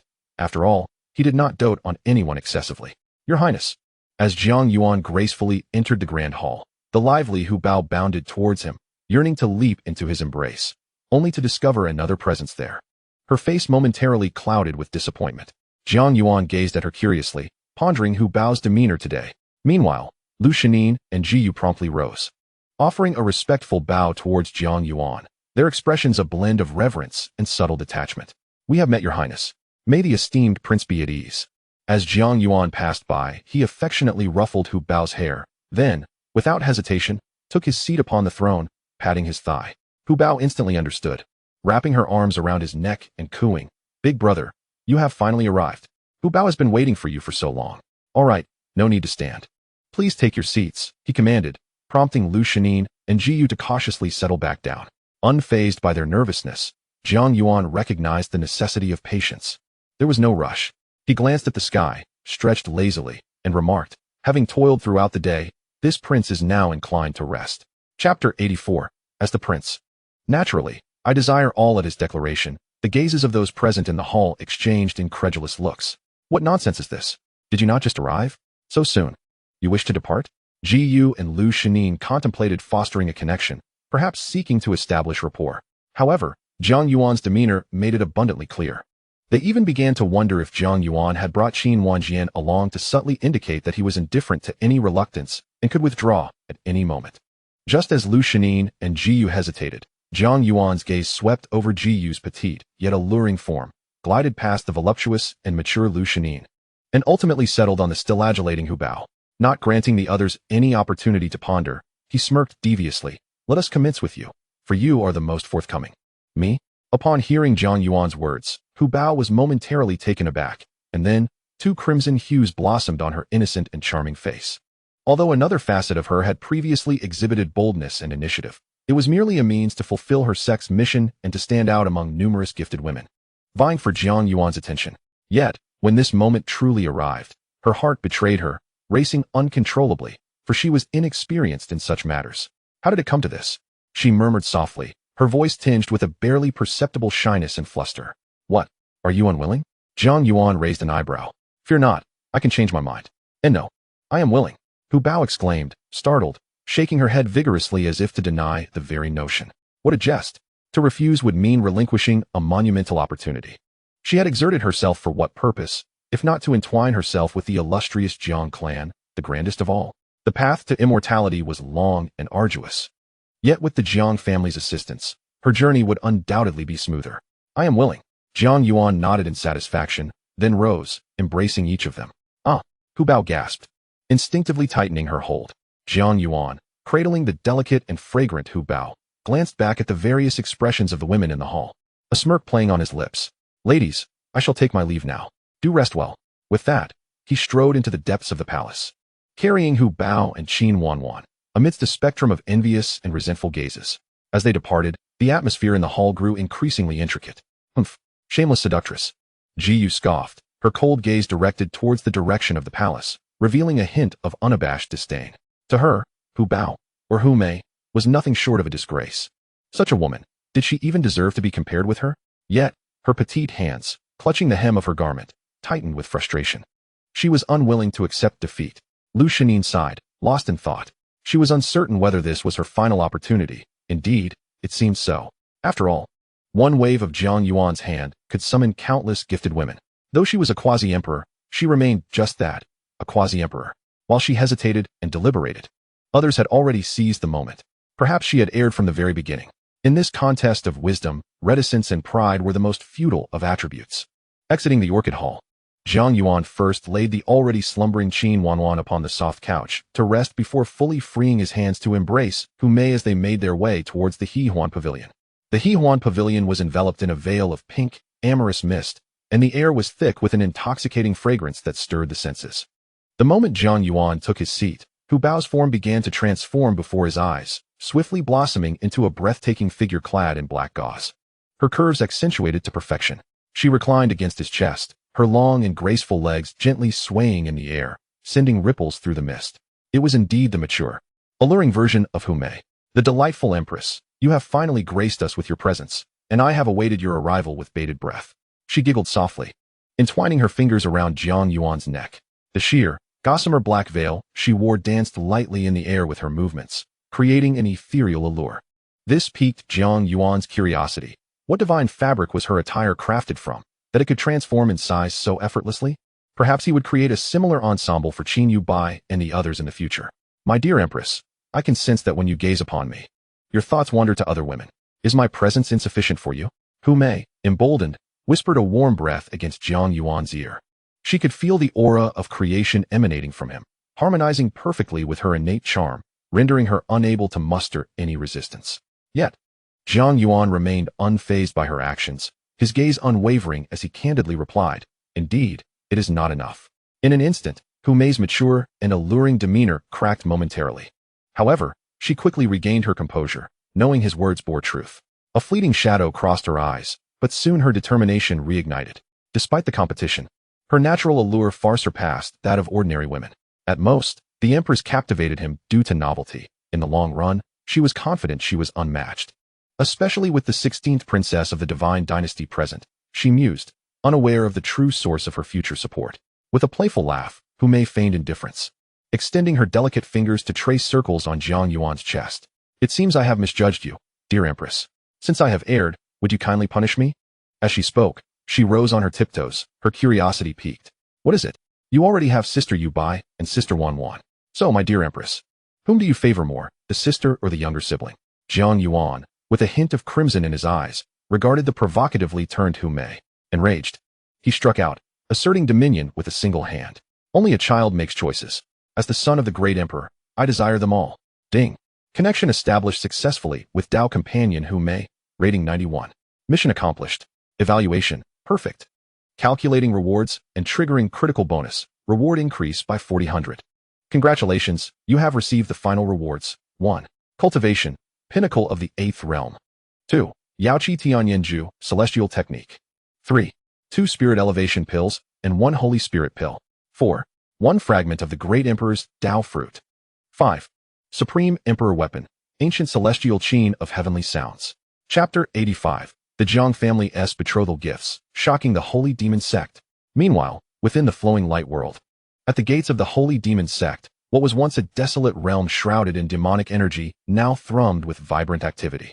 The esteemed leader of the sacred demon sect, Mo Qingcheng, personally led all elders above the sacred realm, along with tens of thousands of core disciples, forming a grand formation as they respectfully awaited outside the mountain gates. Each face bore the marks of excitement and anticipation as they awaited the arrival of the Jiang family's gift delegation. "Master, what kind of individuals do you believe the Jiang family will send? Could it possibly be a quasi-emperor powerhouse?" A young elder inquired nervously. "It is difficult to say," Mo Qingcheng replied, shaking her head, yet her tone carried a hint of confidence. "However, given the Jiang family's customary style, the spectacle is sure to be grand." As soon as her words fell, a massive rift suddenly tore open in the distant void. An enormous warship, crafted entirely from black divine gold and possessing a fierce, imposing design reminiscent of an ancient beast, slowly emerged from the spatial crack. At the bow of the ship fluttered a colossal banner emblazoned with a resplendent character for Jiang, exuding an aura of terrifying dominance. "They have arrived," someone exclaimed, and all disciples and elders of the sacred demon sect instantly perked up, their gazes converging in unison. Upon beholding the full majesty of the warship, a collective gasp echoed through the crowd. "Isn't this the celestial gold warship that led the charge during the Jiang family's confrontation with the Sea of Undying Destruction? My heavens, just this single vessel could likely purchase 10 sacred demon sects. How could the Jiang family possibly send a divine king's warship to present us with gifts? This is truly an honor." Amidst the murmurs of astonishment, a figure appeared on the deck of the divine king's warship. It was a middle-aged man clad in the attire of a Jiang family steward, his aura restrained, obscuring his true cultivation level. Yet, the glances from his eyes, which occasionally swept over the crowd, seemed to encompass the vastness of the stars and the sea, instilling a sense of unease in all who met his gaze. Peak of the 13th realm, at the very least, a powerhouse at the pinnacle of the sacred realm. Mo Qingcheng's heart tightened, swiftly retracting her divine sense, for she sensed an even more terrifying force emanating from within the celestial vessel. It was a quasi-emperor level powerhouse. Startled, she quickly adjusted her robes, forcing a humble yet warm smile as she approached. I, Mo Qingcheng, the leader of the sacred demon sect, cordially welcome the envoy of the Jiang family. She bowed deeply to the middle-aged steward. Behind her, tens of thousands of disciples and elders of the sacred demon sect also bowed in unison, their voices resounding like thunder. We welcome the envoy of the Jiang family. The middle-aged steward appeared quite accustomed to such scenes. He merely nodded lightly before leaping down from the warship, landing steadily before Mo Qingcheng. There is no need for such formalities, sect leader, he spoke in a calm tone. I am Jiang Ping, steward of the Jiang family's Foreign Affairs Hall, here by the orders of His Highness the Crown Prince and the family head to present gifts to your esteemed sect. Please. You are too kind. We are immensely grateful for your arduous journey, esteemed envoy. Mo Qingcheng responded earnestly. A modest banquet has been prepared. We invite you to step inside and allow us to extend our hospitality. There is no need. Jiang Ping waved his hand dismissively. His Highness the Crown Prince has further instructions. I must return promptly after delivering the gifts. He spoke as he retrieved an unassuming spatial ring from his bosom, presenting it to Mo Qingcheng. The resources from the Undying Sea have been divided into 4 equal parts, and here lies the share belonging to your esteemed sect. I kindly ask the Lord of the Demon Sect to inspect it. As Mo Qingcheng gazed upon the ring, her breath quickened. With trembling hands, she cautiously accepted the ring and probed its contents with a wisp of her spiritual consciousness. Boom.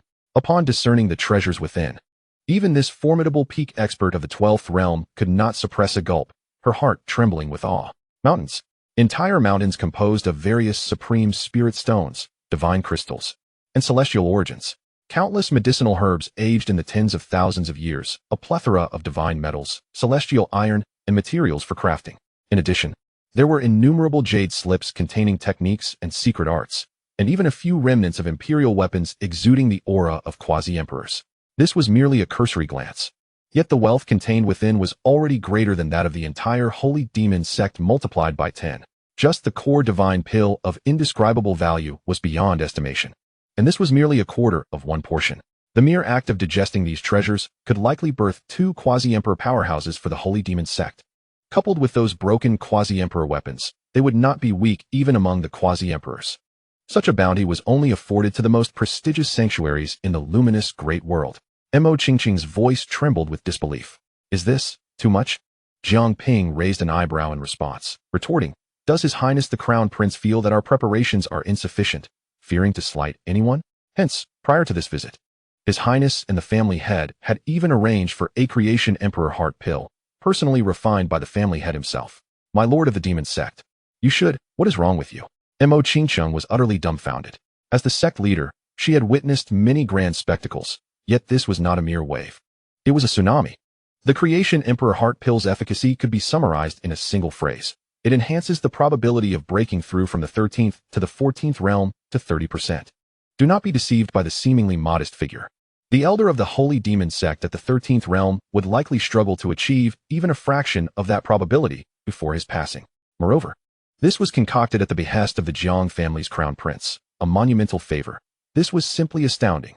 Mo Qingcheng was left speechless, overwhelmed by the sheer wealth of the Jiang family. To gift a pill capable of shaping quasi-emperors so readily? No wonder they required a quasi-emperor to escort them. Well then, the items have been delivered, and my task is complete. Jiang Ping bowed slightly to her. My lord of the demon sect, I take my leave. With that, he turned to depart towards the warship. Wait, envoy. Mo Qingcheng hastily called after him. Is there anything else? Your immense kindness will be eternally remembered by the Holy Demon Sect. She bowed deeply once more, requesting him to convey her sincerest gratitude to His Highness the Crown Prince and the family head of the Jiang family. I shall do so. Jiang Ping nodded, his figure flickering as he returned to the warship. The colossal warship of the Divine Monarch once again tore through the void, vanishing from sight, until the warship vanished completely. All the disciples and elders of the sacred demon sect seemed to awaken from a dream. With fervent eyes, they gazed at the spatial ring in Mo Qingcheng's hand, their breaths becoming heavy. Master, is that the congratulatory gift from the Jiang family? Quickly, let us see. What treasures lie within? Ha! Our sacred demon sect shall rise. Mo Qingcheng surveyed the faces around her, twisted with excitement, took a deep breath, and raised the ring high, her voice resounding with authority. All disciples, heed my command. From this day forth, the sect's resource vault shall be fully opened. All techniques are at your disposal for cultivation. All elixirs may be taken freely. I have but one demand. Her gaze swept over each individual, her voice brimming with unprecedented dominance and resolve. In the shortest time possible, strengthen yourselves. I shall ensure that the entire glorious flowing world knows that our sacred demon sect is not a soft persimmon to be bullied. We shall not allow your actions to tarnish the name of the Crown Prince. Roars erupted from tens of thousands of disciples, shaking the heavens. In their eyes burned an unprecedented flame. Having endured oppression for far too long, they finally glimpsed the hope of vindication. This hope was bestowed by the Jiang family. By that esteemed Crown Prince of the Jiang family. Chapter 86. I shall not disappoint the Crown Prince's expectations before the entrance of the sacred demon sect. As the Jiang family's divine worship departed, the oppressive terror that had loomed over everyone dissipated. Yet, Mo Qingqing and her fellow elders and disciples felt their hearts race even faster than before. Master, is the spatial ring too heavy for you? May I assist you in bearing its weight? A white-haired elder inquired, curiosity piqued by the extent of resources the Jiang family had provided. Mo Qingqing took a deep breath. Forcing down her inner elation, she understood that this was not the moment for excitement. One must not reveal their wealth. The outside world knew only that the Jiang family had sent a congratulatory gift, but the specifics remained unknown. Should the news leak, revealing the presence of treasures such as the Heart of Creation pill, the entire glorious flowing world and surrounding realms would come rushing like sharks sensing blood. Although the sacred demon sect had secured the Jiang family support, the Jiang family could not constantly monitor them. Even if they were to assist in vengeance, the sect could still face annihilation.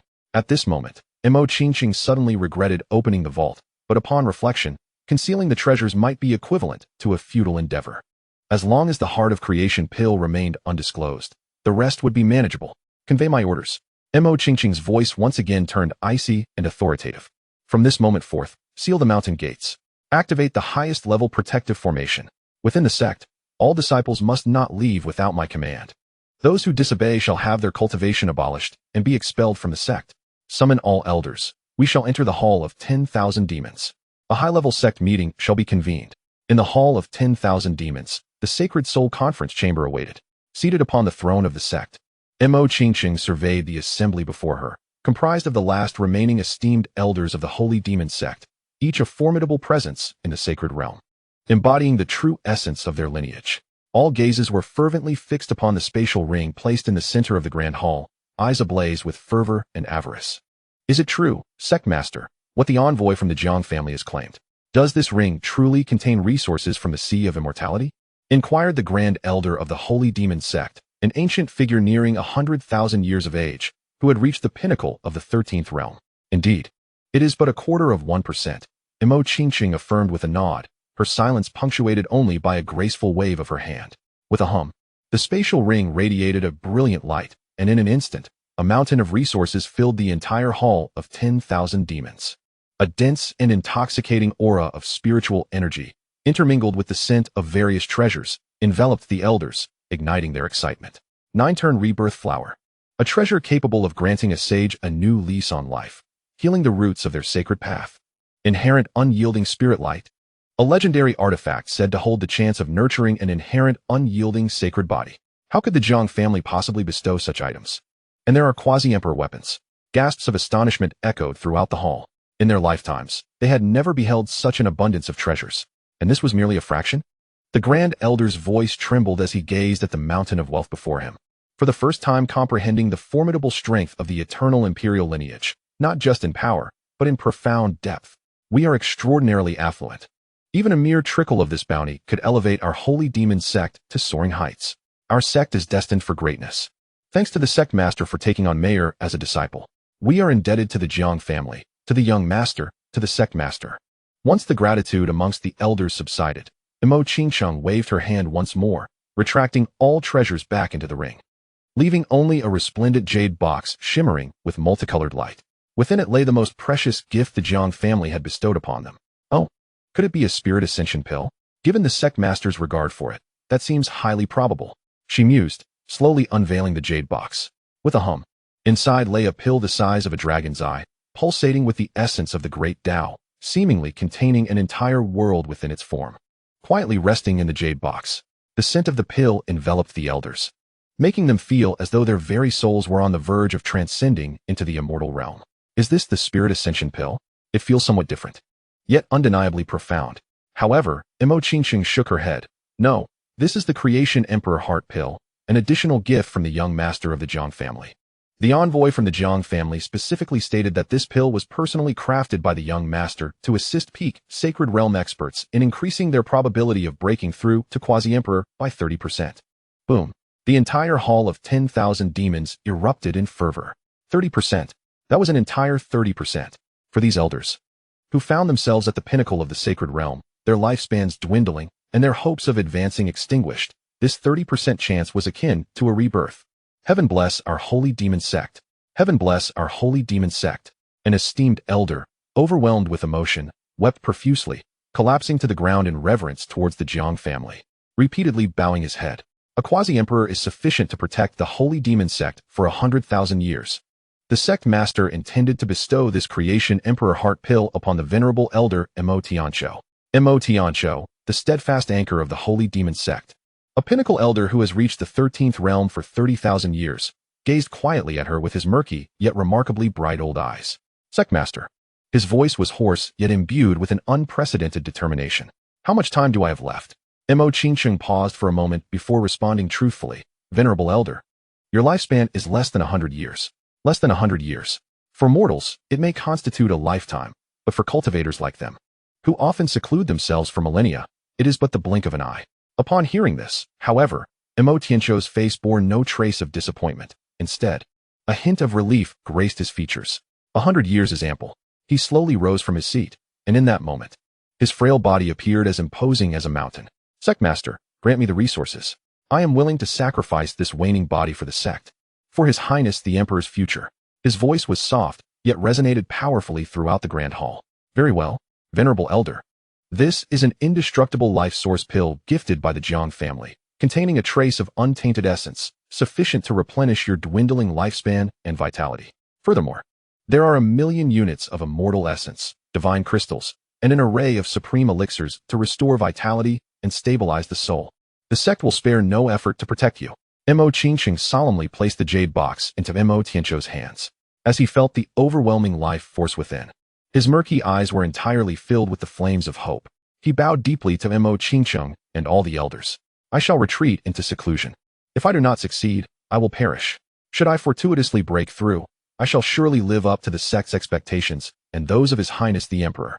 With those words, he hesitated no more, stepping forth and vanishing from the Grand Hall. He was bound for the forbidden grounds of the Back Mountain, a place he had once thought would be his final resting place, to undertake the most significant gamble of his life. Watching Mo Tianqiu's departing figure, all the elders within the hall bore solemn expressions and bowed in unison. We bid farewell to the venerable elder. Their voices echoed throughout the expansive hall for a long time.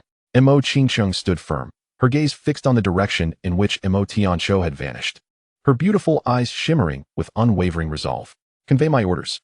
No one is to disturb the venerable elder during his seclusion. Those who defy this command shall face merciless consequences. Chapter 87. The Empress of the Yaoqi is intrigued at the Yaoqi sacred land, atop a mist-shrouded celestial mountain, within an ancient palace carved from 7-colored jade. The atmosphere was solemn and dignified. The Yaoqi sovereign and a multitude of core elders stood respectfully nearby, their breaths deliberately slowed, their gazes filled with reverence directed towards the exquisite figure seated upon the 9 heavens' mystic ice bed. The figure was shrouded in a hazy divine light, indistinct yet exuding an unparalleled elegance and an air of supremacy that suggested dominion over the world. The Empress of the Yaopool, at this moment, lay in slumber for countless ages, delicately toying with a radiant divine pill, a spirit-enhancing elixir returned from the Jiang family through a trusted messenger. Notably, the escorting figure was a quasi-emperor of the Jiang family, who had conveyed a desire to meet her, only to be dissuaded by the Yaopool sovereign, citing the Empress's need for seclusion to recover from her injuries. After all, she was a grand emperor, and even the Jiang family could not afford to disregard her wishes. How intriguing indeed. After a prolonged silence, the ethereal and melodious voice of the Yaopool Empress broke the stillness of the palace.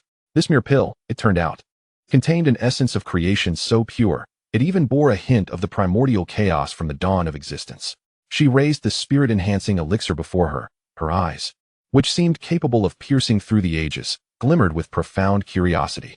That lad from the Jiang family, named Jiang Yuan, possesses a congenital sacred body that may surpass our expectations.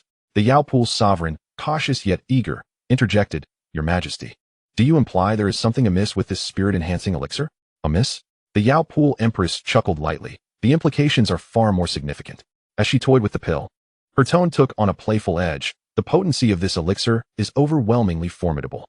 Yet, with my discerning gaze, I can assure you that no such pill exists within the realms of heaven and earth. How that lad from the Jiang family acquired it remains a matter of speculation. Moreover, the Yao Pool Empress rested her chin thoughtfully in her hand, her gaze flickering with intrigue. This spirit-enhancing elixir embodies principles that I cannot fully comprehend at this moment. However, one fact is certain. What is it? The Yao Pool's sovereign pressed again. It contains an extraordinarily unique principle, not merely the essence of creation, but perhaps something of a higher order. Could it be the essence of the celestial? The Empress mused, her voice laced with uncertainty. The celestial? The Yao Pool sovereign exclaimed. Astonished. This realm was documented only in ancient texts, perhaps merely a fabrication of bygone celestial sovereigns or a coveted aspiration. The Yao Pool Empress regarded her with a knowing glance, but refrained from affirming the existence of such beings, instead returning to the matter of the spirit-enhancing elixir. For now, let us refer to the principles contained within as the laws of the celestial. I do not believe they are sufficient to elevate a person's physique directly to that of a sacred body. However, Your Majesty, the Jiang family. The Yao Pool sovereign attempted to interject. Enough. Will you speak, or shall I? If you wish to converse, then come here. I shall permit you to speak. The Empress retorted, causing the Yao Pool sovereign to fall silent, her tongue flicking out in playful resignation. She thought to herself, it was merely an effort to warm up the atmosphere, fearing the Empress might indulge in soliloquy. Now, where was I? Ah, yes. I can confirm that this spirit-enhancing elixir can at most elevate a Tao body to a formidable divine body, or enhance a divine body to a weaker sacred body. It is certainly incapable of producing an elixir potent enough to elevate a being to the exalted ranks of the sacred body. I recall that several of the top 16 on the golden list are from the Jiang family. Silence ensued, until the Yaoqi Saint Lord, with her head bowed, sensed a faint aura of hostility and raised her gaze to meet the seemingly murderous eyes of the Empress. She finally realized that the inquiry was directed at her. Had she known sooner, she would have responded without hesitation. Yet, such thoughts remained confined to her mind. Indeed, among the 16 competitors, 6 hailed from the Jiang family, including the contemporary Emperor Hongyu and the leader of the Rainy Mist Tower from the Forest Realm, Qin Yuebai, who possessed the Genesis Qinglian sacred body. Notably, Jiang Chun and Jiang Yi awakened the chaotic blade body and chaotic sword body, securing the 10th and 9th ranks respectively.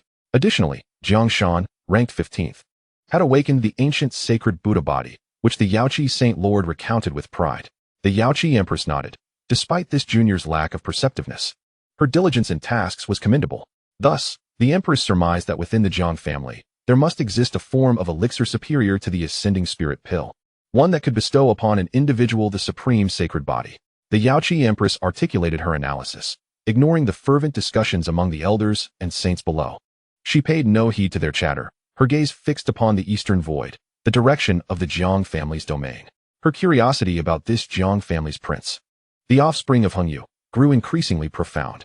Enough of the noise, the Empress declared, silencing the assembly. She casually tossed the elixir to the Yaoqi Saint Lord. Whether it was genuine or not would soon be revealed. This ascending spirit pill was no longer needed by that girl, Meng Yao. Convey my imperial decree, summoning the holy maiden's most cherished disciple, Yu Lingxi, to present herself. Half an hour later, a young girl donned in a light blue gown, with delicate features and an ethereal presence, entered the Empress's palace, her heart filled with trepidation. Her name was Yu Lingxi, the most favored disciple of Qin Mengyao, and she was among the most gifted of the younger generation in the Yaoqi sacred land, second only to Qin Mengyao. Disciple Yu Lingxi pays her respects to your majesty, the Empress, the Saint Lord, and all esteemed elders, she said, bowing deeply to the ground. Rise, came the Empress's voice from the celestial ice bed above. Yu Lingxi cautiously lifted her head, and, upon beholding the breathtaking figure surrounded by divine radiance, felt an overwhelming tide of emotion surge within her. Was this truly the legendary Yaoqi Empress? Such beauty, such elegance. In comparison, she felt as insignificant as dust, utterly sullied. Lingxi, the Yaoqi Empress began slowly. Do you understand why I have summoned you today? The disciple felt a pang of anxiety. Disciple does not know, she replied, though a vague intuition stirred within her, causing her heart to race. I wish to bestow upon you an extraordinary fortune. As she spoke, the Yaoqi Empress flicked her jade finger, and the ascending spirit pill transformed into a streak of luminous light, hovering before Yu Lingxi. This is Yu Lingxi gazed at the divine pill radiating a profound life force, her beautiful eyes filled with astonishment. You must have heard some tales. This is the ascending spirit pill, a gift from the Jiang family's prince. You possess the creation jade body. Although it is a divine body, your origin was nearly usurped at birth, jeopardizing your sacred lineage. With the nurturing of the sacred land, you have regained some of your divine capabilities. Nonetheless, a portion of your divine essence has been constructed through postnatal means. Am I correct in my assessment? Yu Lingxi was momentarily taken aback but quickly nodded in affirmation. Indeed, without a doubt. Consume it. It will aid you in undergoing a remarkable transformation and attaining the sacred body. The sacred body. Yu Lingxi was utterly astonished. She could hardly fathom that this legendary, otherworldly boon, which existed only in tales, would befall her. Do not forget to express your gratitude to Her Majesty, the Empress. The Lord of the Yaoqi promptly reminded her. Disciple Yu Lingxi, I thank Her Majesty for this divine grace. Yu Lingxi, overwhelmed with excitement, stammered as she hastily knelt once more, bowing her head 3 times with fervent sincerity. The voice of the Yaoqi Empress was calm as water, sweet, yet chillingly clear. There is no need to thank me. Direct your gratitude towards your master and the young master of the Jiang family. Thank you, master. Thank you, young master Jiang. Yu Lingxi respectfully inclined her head towards the direction of the Jiang family, bowing earnestly. The Lord of Yaoqi cast a curious glance at the Empress. It was understandable to thank Qin Mingyao, but why express gratitude to the young master Jiang? However, the Empress seemed disinclined to offer any explanation. Go ahead and consume it. I shall protect you. Yes, thank you, your majesty. Lingxi took a deep breath, her hand trembling as she reached for the ascendant spirit pill, and without hesitation, swallowed it whole. Boom. The moment the pill entered her abdomen, an indescribable surge of potent medicinal energy erupted within her, akin to a volcanic explosion.